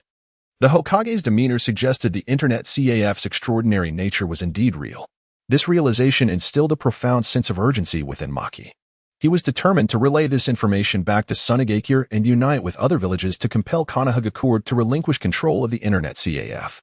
If it remained in their possession for too long, the balance of power within the ninja world would undoubtedly tip in favor of Konohagakure. Exiting the Hokage's office, Maki was consumed by anxiety. He yearned to convey the message, yet the Umbu were not to be underestimated. Any hint of deviation on his part could lead to his capture by these enhanced operatives. Even if he returned to the guest house, he feared for the safety of his fellow Sunagakure ninjas, who could tell if they might be targeted by other Umbu. Maki dared not take the chance. Meanwhile, Liang remained indifferent to the events transpiring between Maki and the third Hokage. Instead, he found himself enveloped in a sense of melancholy. If none of the participants from the cooperative gaming session succeeded after the event, would it not tarnish his reputation as a promoter? The thought of his credibility being so easily undermined left Liang in discontent. Indeed, even if he were a merchant devoid of integrity, it would not significantly affect the influx of customers. However, such circumstances would irreparably tarnish his character. As the saying goes, you may insult my person, but you cannot undermine my integrity. In this moment, Liang epitomized that sentiment. It was not that he aspired to be a sage, rather, in life, one must strive for some degree of aspiration. He no longer sought external material wealth, having achieved considerable satisfaction in that regard. What he now pursued was an inner refinement. In order to enable guests who have opted for the online mode to successfully defeat the fiery corpses, a solution must be devised. From a gaming perspective, to facilitate the guests in vanquishing these fiery corpses, one must either lower the game's difficulty or amend the rules of the event. Unfortunately, reducing the game's difficulty is not feasible as it is dictated by the system. However, the event's rules could indeed be modified. For instance, a point system could be introduced alongside the objective of defeating the fiery corpses.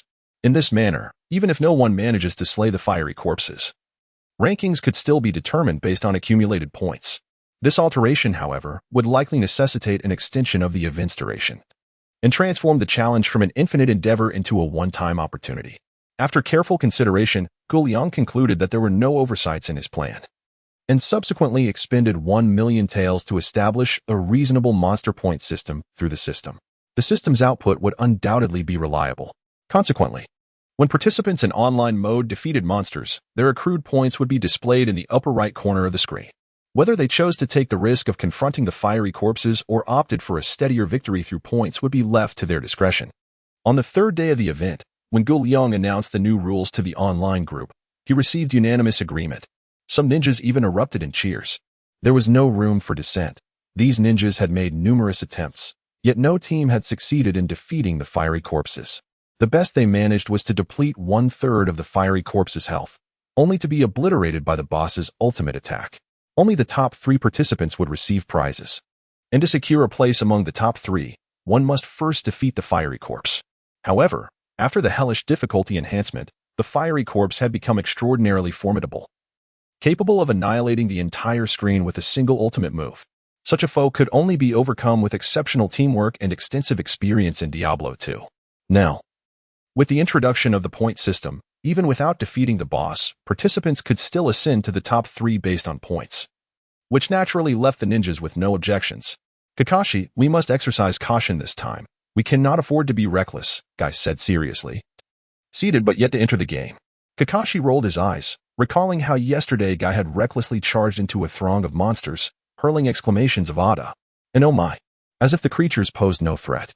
How ironic it was for him to now advise against recklessness. Without further commentary, Kakashi's attitude conveyed his sentiments. Upon opening the game and selecting the online mode, the 8 players chose their respective classes and smoothly entered the game.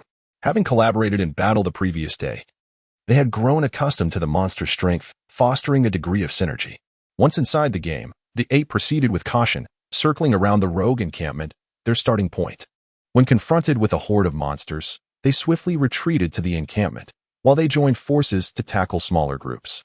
After an hour of diligent effort, they cleared all minor foes near the rogue encampment, leaving them with no choice but to venture further afield in search of additional monsters to slay. We now find ourselves at a crossroads. The first path leads us toward the Evil Cave, where we may encounter and vanquish lesser foes along the way.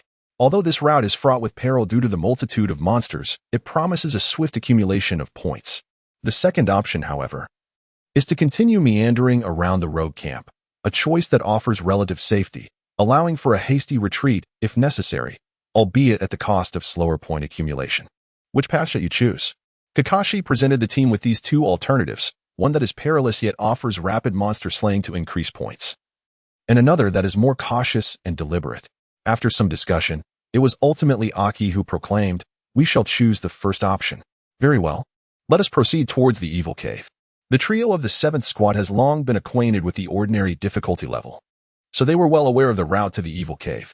Departing from the rogue camp, they followed the path, avoiding the way they had come and choosing an alternate route, which would soon lead them to their destination. Along this journey, they encountered a far greater number of monsters than they had around the camp, and before traversing even half the distance, they faced 5 waves of adversaries. 3 of these waves consisted of slow-moving, grotesque undead creatures, whose capacity for annoyance far surpassed their combat prowess, merely serving as fodder for loot. The remaining 2 waves comprised fierce, furry rodents, lurking in the tall grass by the roadside in groups of 5 or 6. However, their tactics were well known, and the group was prepared. Upon discovery, they posed little trouble. Just as they anticipated a smooth entrance into the Evil Cave, an eerie cry echoed from afar, a sound that was all too familiar to Naruto. "Corrupted ones?" he exclaimed with surprise, turning towards the source. The others also recognized the sound, but it was Aki who reacted the quickest. As Naruto called out for 2 to be left for him, Aki had already dashed forth, leaving behind only the swift silhouette of a cheetah. He admonished Naruto not to be reckless, fully aware of his own capabilities. Witnessing Aki's eagerness to charge ahead, Kakashi felt a sense of resignation. Through their numerous encounters, their levels had indeed risen significantly, yet, to plunge directly into the throng of monsters was undeniably a reckless endeavor. Fortunately, Aki had his companions at his side. "Tank, keep up. Where's the damage output?" he shouted, pointing at a creature brandishing a staff. "Watch your positioning." Kakashi lamented the trials of being a team leader, as he had to ensure not only his own survival and damage output but also to orchestrate the group's combat strategy. Thankfully, it was he who led them. Had it been anyone else, they would struggle to juggle such responsibilities. Kakashi's leadership was commendable, as he adeptly considered all facets of their situation. However, the true challenge lay with the corrupted sorcerer, who possessed the unsettling ability to resurrect these lesser monsters. Thus, to annihilate this horde of corrupted ones, they must first vanquish the sorcerer. Naruto, Sasuke, Lee, Miji, and Guy, you 5 will engage this swarm of minor foes, while Sakura and I accompany Guy to confront the loathsome sorcerer. Understood. With the assignments established, Kakashi, Guy, and Sakura swiftly disengaged from the minor adversaries, leaving them to the other 5. Naruto's group did not disappoint. They not only ensnared the entire horde, but also managed to eliminate a few, forcing the fallen sorcerer to juggle the resurrection of minions while fending off Kakashi's trio. It was not long before the sorcerer was vanquished by them. With the loss of the sorcerer who could resurrect the minions, the remaining foes were left without the means to survive. Phew, that was indeed thrilling. After dispatching the horde, the 8 of them took a moment to recuperate. In the game, aside from consuming potions and healing items, one could also rest by sitting or lying on the ground.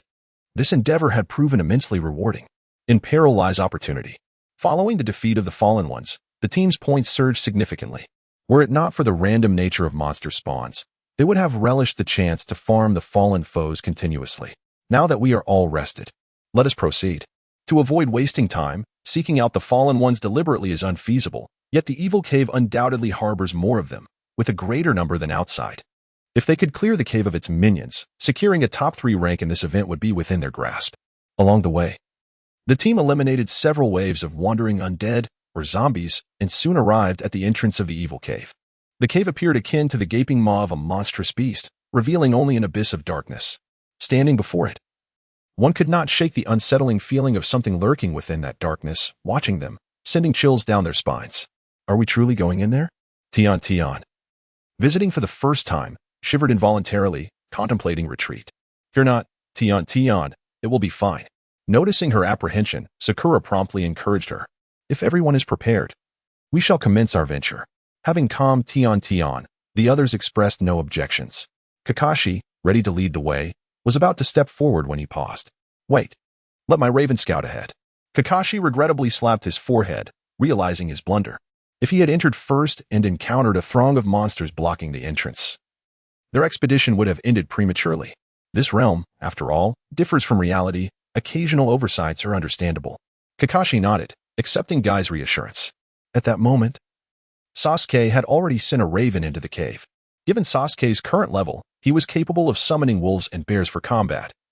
Yet he opted for the raven due to its lesser strength, which required minimal blue energy to resummon upon demise. After a while, Sasuke sensed that the raven was still alive, indicating that no monsters lurked within the cave's entrance. He then spoke, "It is safe. We may proceed." With that, he boldly stepped into the cavern. The existence of such caves is somewhat reminiscent of dungeons in online games, while the entrance shares the same space as the overworld. The interior is distinctly separated, existing in a realm of its own. Uncertain of the situation surrounding them, silence enveloped the group. Even Naruto, usually fond of shouting, remained quiet. Only the unsettling sound of dripping water echoed from the depths of the passageway. The entrance to the cave was relatively spacious, but as they ventured further, the pathway narrowed, allowing at most 2 individuals to walk side by side. Though the cave's highest point exceeded 3 meters, the stalactites hanging from above necessitated caution. One could only wonder if they bore any toxins. Upon entering, they immediately encountered a downward slope, the ground slick and treacherous, instilling a sense of precariousness in each member. Fearful of any mishap, Sasuke's summoned creatures fared better. Among them, the raven could fly, while the wolf and bear, with their sturdy paws, found it easier to grip the slippery surface, making them well-suited for such an environment. Kakashi remained apprehensive about potential ambushes in this precarious situation. But as they traversed the entire sloping corridor, his fears proved unfounded. Bathed in the cave's natural light, 3 passages appeared before them, each leading in different directions. The routes appeared indistinguishable, prompting Guy's deep voice to break the silence, suggesting they choose one at random. Just as Kakashi was about to send Sasuke's summons to lead the way, Sasuke suddenly raised his index finger to his lips, shushing them. He lowered his voice, stating, "Something is approaching." Where? The group reacted with a mix of surprise and excitement. They had not forgotten their purpose for entering, to slay monsters and earn points. However, their journey thus far had yielded no creatures, leaving them on edge. Sasuke pointed to the middle passage, saying it should be a wandering dead. I heard the sound of its legs dragging on the ground. Initially, the group readied themselves, but upon learning it was merely a wandering dead, their tension dissipated, and the excitement waned. It is well known that such zombies are among the weakest of monsters, naturally yielding the least points. They now stood at the junction of the 3 passages, which was considerably more spacious, roughly the size of a small room. Naruto, wielding a fierce axe, positioned himself at the entrance of the middle passage, his appearance unmistakably that of a barbarian. Sasuke and Lee stood on either side, with Kakashi and Guy behind them, while the others instinctively retreated to the back. As the shuffling sound grew louder, Sasuke's expression turned grave. Everyone, do not underestimate this. There will likely be many wandering dead. How many is many? Kakashi jestingly inquired, seemingly unconcerned that such creatures as the wandering dead could pose any significant threat. The cacophony of sounds was indeed overwhelming, perhaps numbering in the hundreds, if not more. Sasuke, suddenly flustered, exclaimed, "How can there be so many?" Upon hearing Sasuke's words, a palpable tension enveloped the group. Is it truly that numerous? This is rather splendid news. I actually hope there are even more of these monsters, as we could accumulate additional points. Observing Kakashi's relaxed demeanor, the group's anxiety began to dissipate considerably. In truth, upon hearing of the existence of hundreds of zombies, Kakashi himself was taken aback. Even though these minor creatures posed little threat to them, the sheer act of slicing through them, akin to cutting watermelons, would likely leave one's hand weary by the end. Moreover, the skeletal structure of these zombies was far sturdier than that of watermelons. However, the thought of a passageway leading to safety behind them eased their concerns. With the zombies moving at a pace slower than a turtle, there was little fear of being pursued. With this in mind, Kakashi finally felt a sense of reassurance. By the way, Sasuke, how is it that you can hear these sounds while the rest of us cannot? He had just tested the waters, discovering that apart from the rustling of insects, there was naught else to be heard. It may be due to my profession, Sasuke replied, glancing at Kakashi. As a druid, I am a favored child of nature. Perhaps that is why my hearing in the wilderness is particularly acute. Ah, understood. Upon learning that it was a matter of profession, Kakashi refrained from probing further. Be cautious. They are approaching. At that moment, from the depths of the passage, a horde of wandering dead emerged from the shadows. They were packed tightly together, surging forward like a relentless tide. Before any contact could be made, a putrid stench of decaying flesh assaulted their senses. In the confined space of the underground cavern, the foul odor lingered, and inadvertently inhaling even a whiff nearly caused Sakura and Tintin to retch. Is this merely a game?